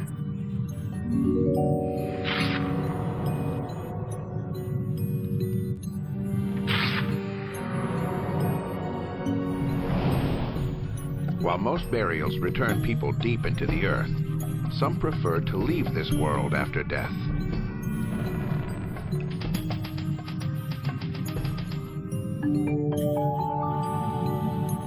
Hunter S. Thompson was an American writer, most famous for his novel Fear and Loathing in Las Vegas, and he is credited as the creator of gonzo journalism. He decided the only fitting burial for him would involve explosives. His idea of a perfect funeral was to be shot out of a cannon mixed with fireworks, and for all of the ashes to come down on his guests that were on his ranch. Oh yes, it's in the will. You know, it's all described. It's gonna be a little hard to do, particularly with me gone. His friend and longtime pal, Johnny Depp, made sure that his passing would be an event to be remembered. Depp paid millions of dollars for the construction of a cannon in the shape of the Gonzo Fist, Thompson's famous personal emblem. His ashes were actually packed into a fiberglass fist. It was perched on top of a 15-story dagger. Property goes back over the cliffs. I can do whatever I want to build. The mourners were walking around amongst the celebrities. Japanese drummers were playing, champagne flowing freely, and then, boom! Yeah! Out he goes with a bang. That's it. That's my funeral. I wish I would have been there. Some choose to go where no man has ever gone before.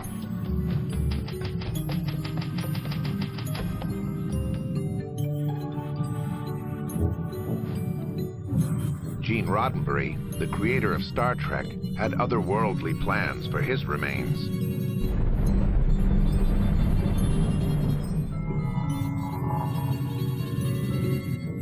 My father was really a forward-thinking man. He was really ahead of his time in the way that he thought about humanity and people around him. He never really dealt with the petty issues of the modern day. He was always thinking of what humanity could be and what he could be.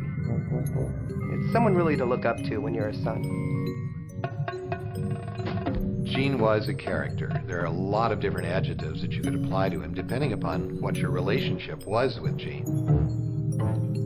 He was mercurial, he was extremely intelligent, very forward-thinking, which is obvious, and with Star Trek, Gene had a perfect storytelling vehicle to make social and political commentary about his time. In 1991, Gene died of heart failure at the age of 70 at Santa Monica Hospital Center in California. It was the day after Gene died. Majel Gene's wife, then widow, Ernie Over, Gene's longtime assistant, and I were at the house. Ernie and I were sitting talking about a variety of things, and I looked at Ernie and I said, you know, and before I could say anything else, Ernie looked at me and said, wouldn't it be great if we could just shoot his ashes into space? I thought that was a great idea because I had it too. So I stood up and I walked across the front of the house to the family room. And before I could say anything to Majel, she was kind of looking at me and looking out into space and said, you know, I wish we could just shoot his ashes into space. And I was slightly stunned because I knew she couldn't hear us from the office, which was 60 feet away, 70 feet away. And I said, let me see what I can do. The question was, how would they get Roddenberry's ashes out there? When it comes to manned spaceflight, there's really only one game in town. And after chasing them for months, their perseverance paid off when NASA finally granted their request. When we got the word from NASA, after a year of no, Majel gave us a 35mm film canister filled with Gene's ashes. We put it in a box, And Ernie and I got in Gene's old Rolls Royce, and with the sound of the music of Star Trek's theme playing in the background, we drove it over to the post office and sent it to NASA.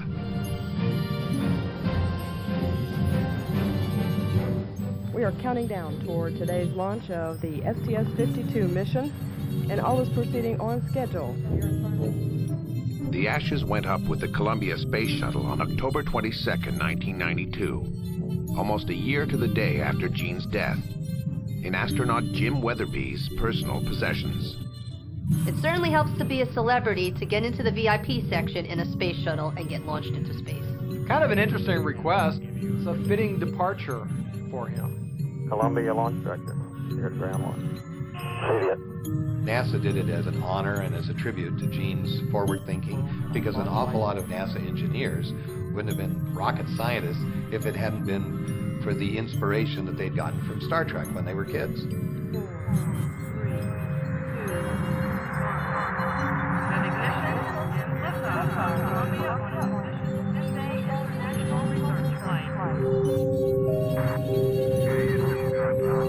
The ashes rode up on the Columbia. They were part of the mission, and then they were brought back to Earth because you cannot leave anything in space. Nobody really found out about it until Majel, a couple of months before my book came out, because it was supposed to be announced in my book. She just casually mentioned it in an interview that she was having in a Florida television station, not thinking that it would be anything other than a little bit of local news. And it was on the radio by the time she got into her car in the parking lot, and it was all over the world in a few hours. Roddenberry's friends and family were disappointed that his remains had returned to Earth the same way they went up. So when they heard about a second opportunity to send Gene's remains into orbit, they gladly accepted. The first flight of Charlie Chaffer's new company, Celestis, carried the remains of Star Trek creator Gene Roddenberry and 1960s icon Timothy Leary into Earth's orbit, where they eventually ended burning up in the Earth's atmosphere. Celestis purchases launches as a secondary payload. You know, it's going up in conjunction with something else that's going into space anyway. Generally between 1 to 7 grams is launched into outer space at a cost of about $12,500. You know, it helps to have a little money saved up if you want to rest in peace in space. Celestis had plans to launch Gene's ashes into space for a third time, and when his wife Majel died in 2008, Celestis and Gene's family decided that she should join him. This time, it was going to be a one-way ticket. After my mother passed away, I received a call from Charles Schaffer. Well, he told me that he had a mission planned for 2012, and he was going to send my father's ashes straight out into space. He told me at the time that he would love to include my mother's ashes with my father and launch them out together. And this time, what I thought was so special was, this wasn't a launch into orbit, but this was a launch into the great beyond, which I felt was something so appropriate for my mother and father to be joined together for eternity into the unknown, truly where no man or woman had gone before. Next, a love of animals inspires two very unusual last requests. Pets can inherit money. I've left my eyes to the Environmental Protection Agency because they blind rabbits to test chemicals, and there's no excuse for it.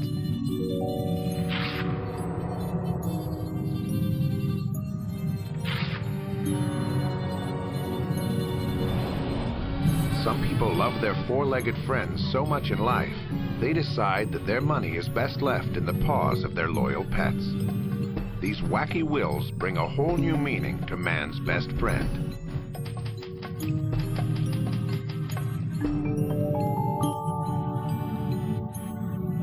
Hotel magnate Leona Helmsley decided her dog was the only candidate for her millions. So she cut her grandchildren out of her will and gave $12 million to her dog, Trouble. If you want to spite your family, this is the way to do it. Give the money to the dog. Right. Pets can inherit money.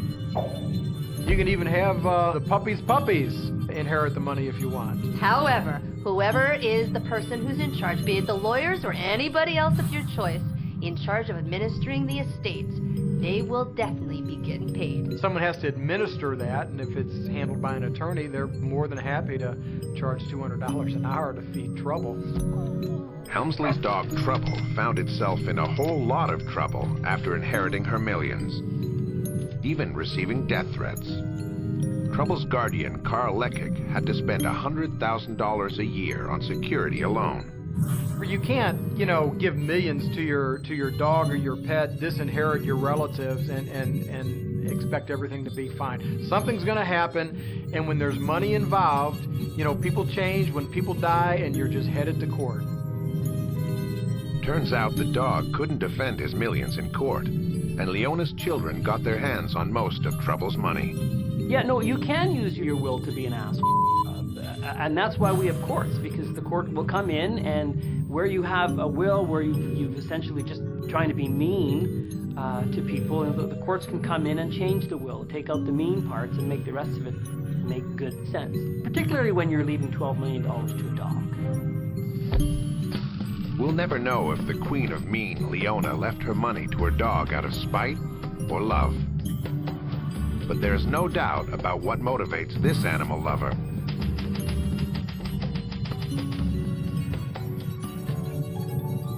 Ingrid Newkirk is the founder and president of People for the Ethical Treatment of Animals, and a force to be reckoned with.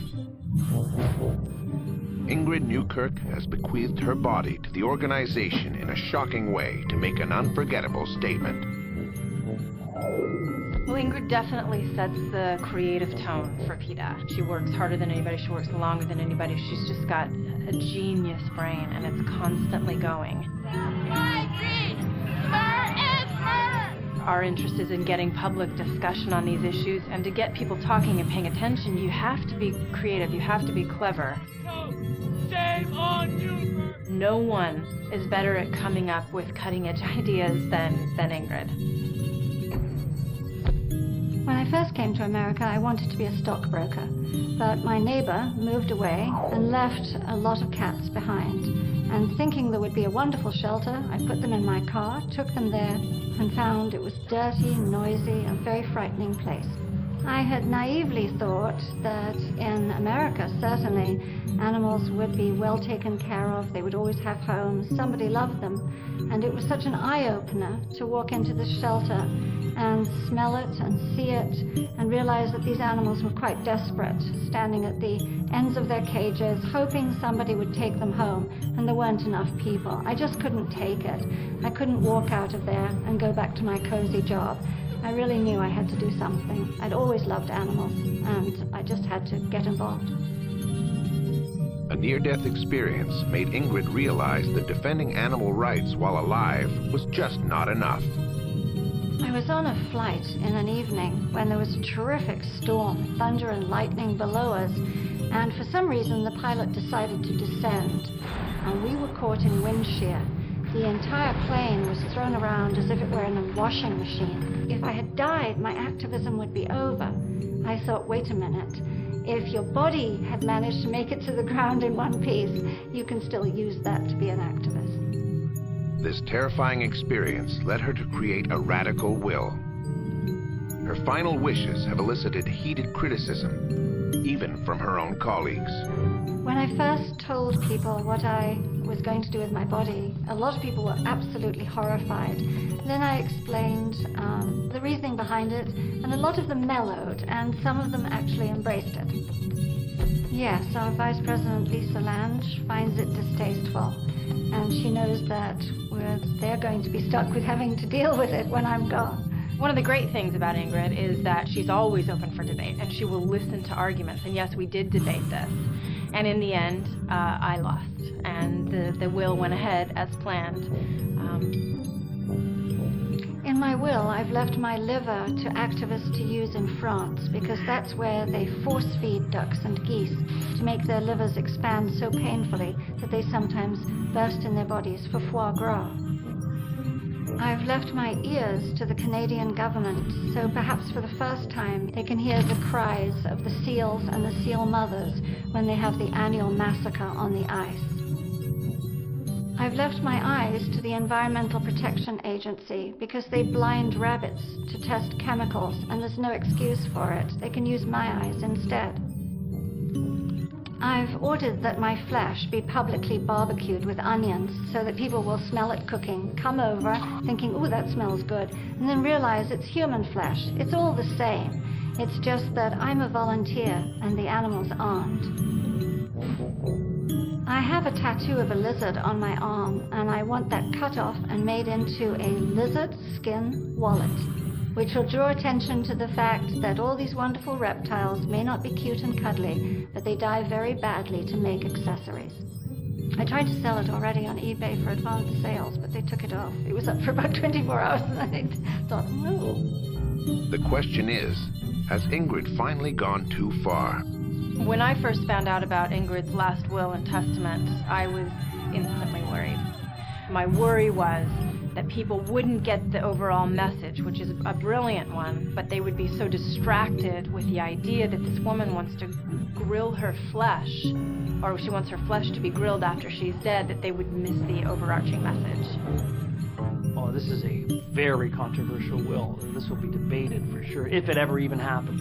In her will, she says that her pointing finger is to be delivered to Kenneth Feld, the owner of Barlow and Bailey Circus. Now, I can just imagine Mr. Feld receiving this finger in the mail and going to see his lawyers and talking about the intentional infliction of emotional distress. You don't cut someone's finger off and send it for a message. No, you don't do that. So, generally, you cannot send body parts in the mail. It's illegal, unless it's for transplant purposes. And what are you supposed to do if you receive body parts in the mail? Return to sender. That's what I do.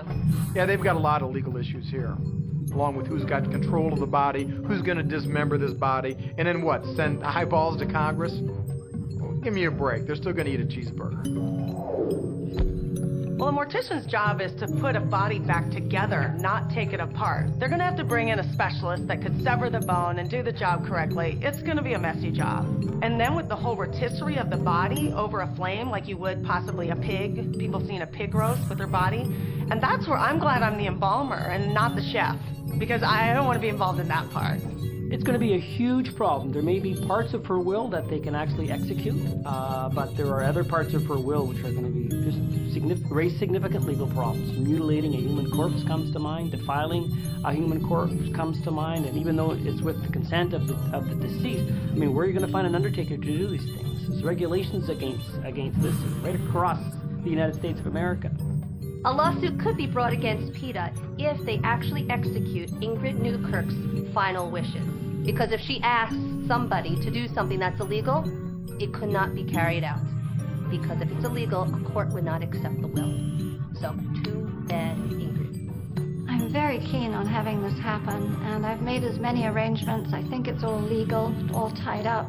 It would be rather silly to be arrested posthumously, but I have some very brave colleagues, and if they needed to push the envelope with my body, they certainly will. I'm sure she's got a whole bunch of lawyers telling her she can do it, but for everyone she can find saying she can do it, I can probably find 5 that are going to tell you that this is not going to happen.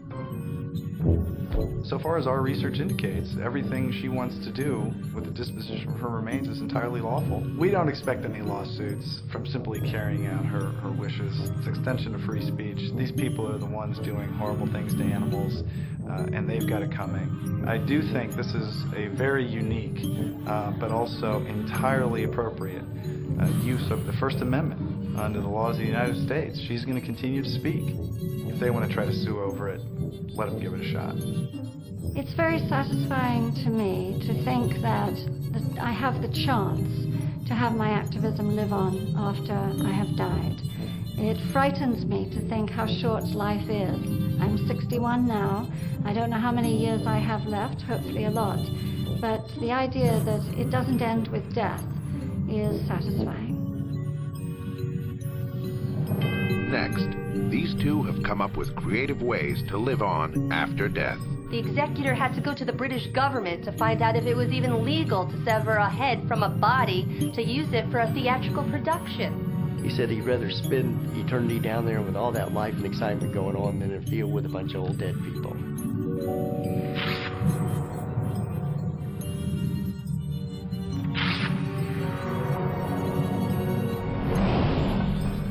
When certain people die, they wish to serve a greater purpose in another form.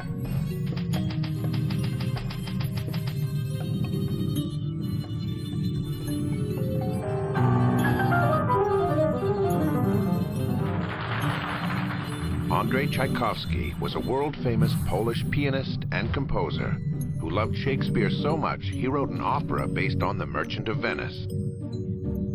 Tchaikovsky lived in England and loved going to see productions of Hamlet, but was always aggravated to see a plastic skull being used in the famous gravedigger scene. He thought it should be real.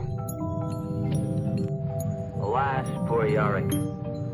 I knew him, Horatio. When Tchaikovsky died of cancer in 1982, his friends were shocked to find the famous musician had left his skull to the Royal Shakespeare Company. He wanted his cranium to be in Hamlet. No one's ever done this before. In fact, it was so new, the executor had to go to the British government to find out if it was even legal to sever a head from a body to use it for a theatrical production. They had to send the skull off to a museum specialist to handle this because what we're doing is breaking it down. We need to get to the bone, to the skull. And to do that, you're going to have to remove other tissues. You're going to have to remove the eyes. You're going to have to remove the brain, anything where the tissues are moist.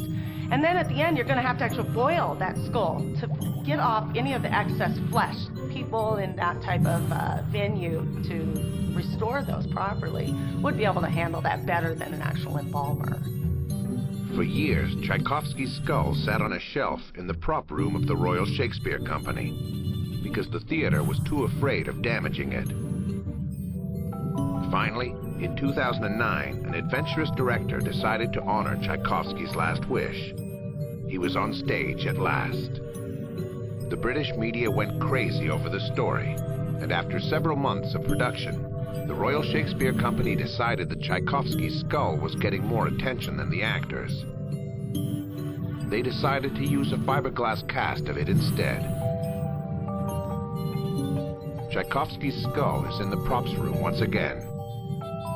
But it's only a matter of time before the musician's head is back in the spotlight, playing the part it was destined for. While Tchaikovsky's skull collects dust on a closet shelf, others are collecting barnacles on the bottom of the ocean.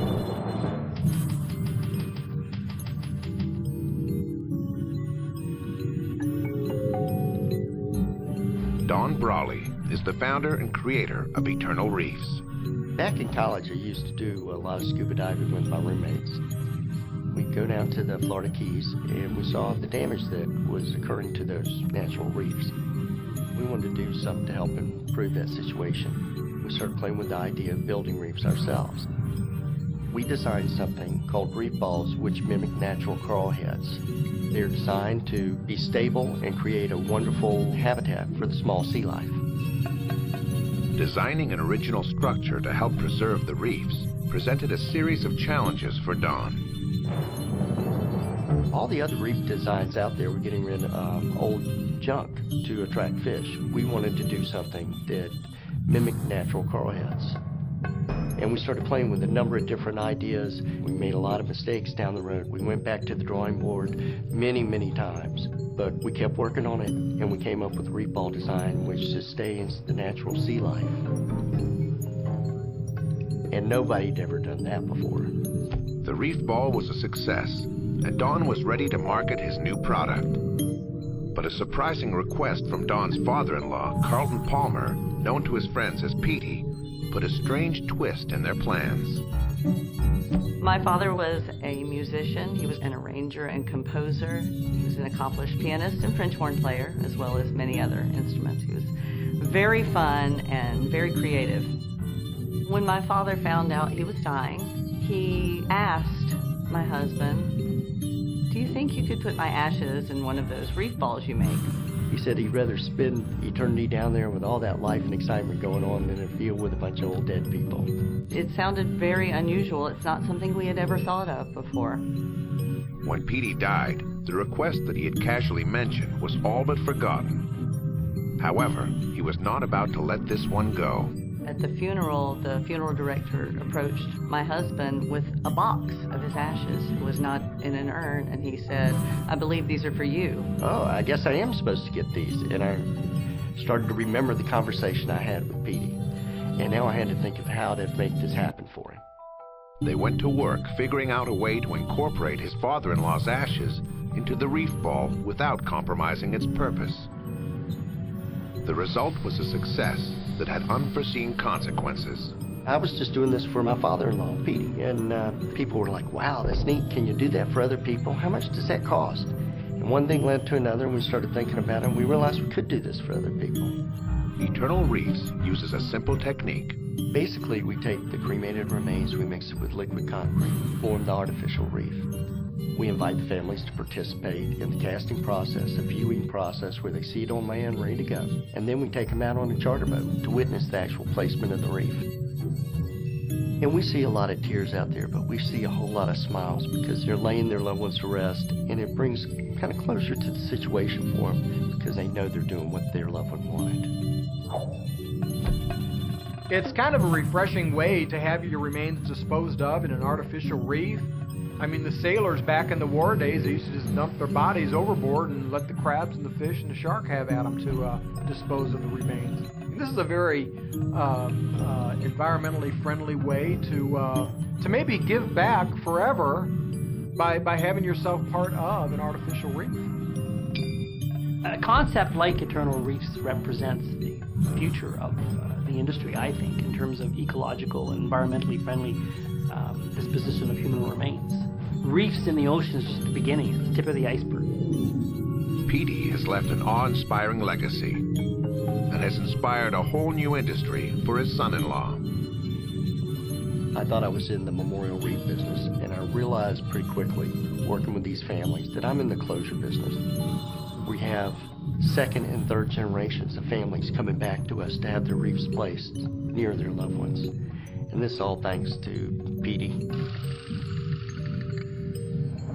Nothing brings friends and family together like a funeral.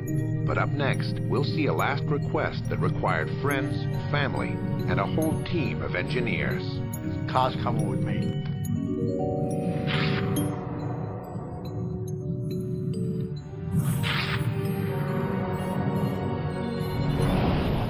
While some people wish for a simple ceremony, others become obsessed with their funerals and make elaborate arrangements for the perfect burial, no matter how challenging or outrageous. Rhode Island resident Rose Martin had a unique vision of the afterlife. She decided she wanted to eternally cruise the hereafter in her favorite car.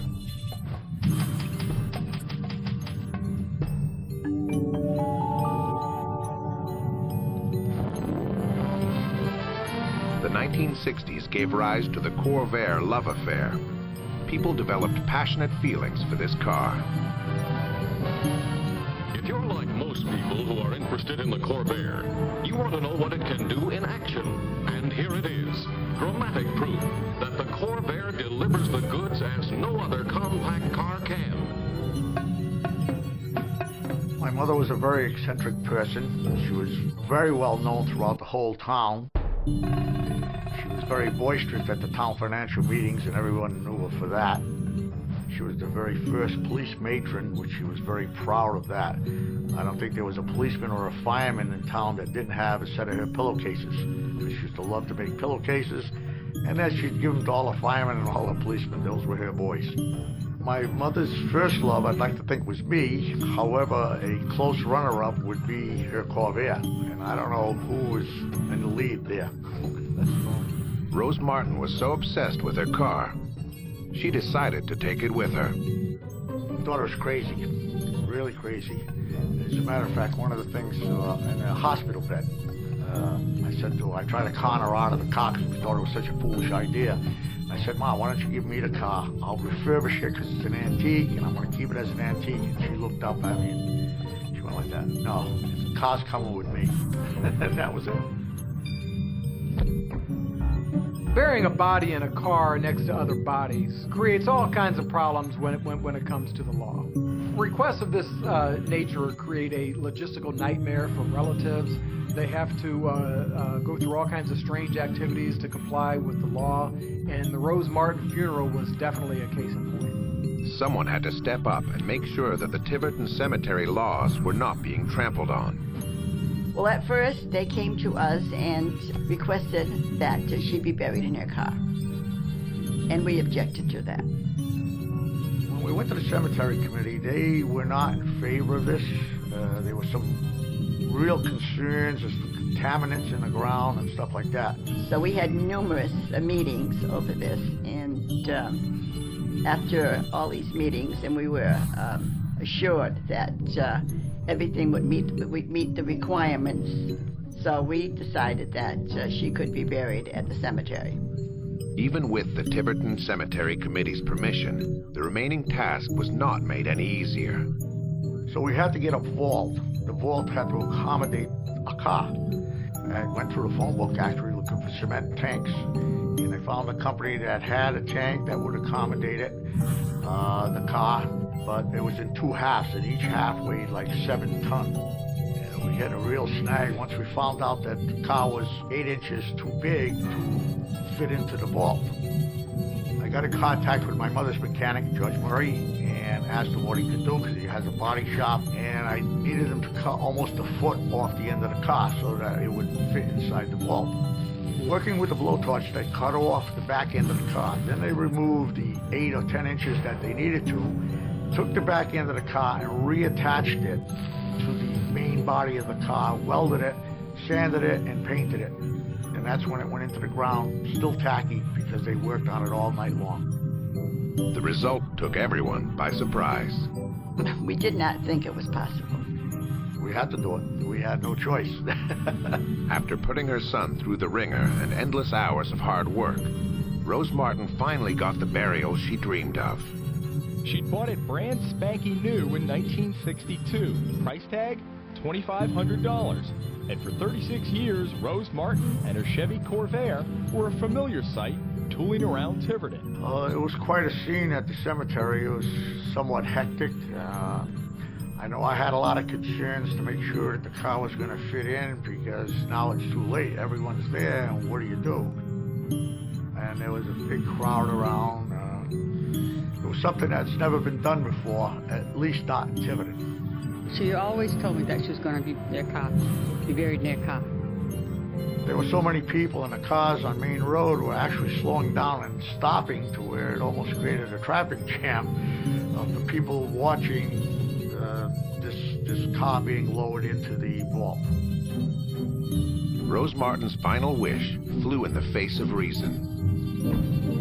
I mean, let's face it, what Rose Martin left for her children to do was huge. It's a big job, and yet these relatives and family and friends did what she asked them to do. A lot of times in these cases, when it's an outrageous request that requires a lot of work, it actually can have the effect of bringing the family closer together, you know. Why did they do all these unusual things for Rose Martin? Because they loved her. It was very comforting to see that everything, in the end, after all the hard work, came to fruit. And she did get her wish, and she went in the ground the way she wanted to go with her Corvair. I'm sure she's in heaven in her Corvair driving around, raising hell.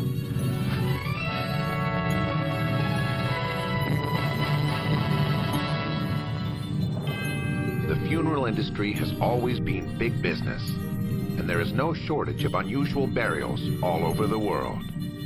From jazz to military-themed memorials, people want their last rite of passage to be a unique reflection of who they were. As we move forward in time, people are just going to keep wanting more and more when it comes to their death. The sky's the limit of whatever it is that you want to put into writing. They could seem nuts, they could seem kooky, they could seem unusual, but you want to know something? A will is what you will to happen. It could be whatever. The sky's the limit. Do what you want. Just make sure it's legal. I think it's really unique when people have outrageous final wishes. And I think what it does is during the funeral process and the mourning process, it allows the families to have some laughter and some joy while death is there among them. And to do their will at the end can bring a family closer and allow them to say goodbye in a way that's peaceful and not always so sad. What might be normal to you might be crazy to everybody else. So just know when you're writing your will up, giving $12 million to your dog, freezing yourself, sending yourself to outer space might actually be completely a normal request to you. But it might seem completely crazy to others. To some, you're breaking a barrier of what you could do for posthumous activity. But for others, it's a way to contest a will.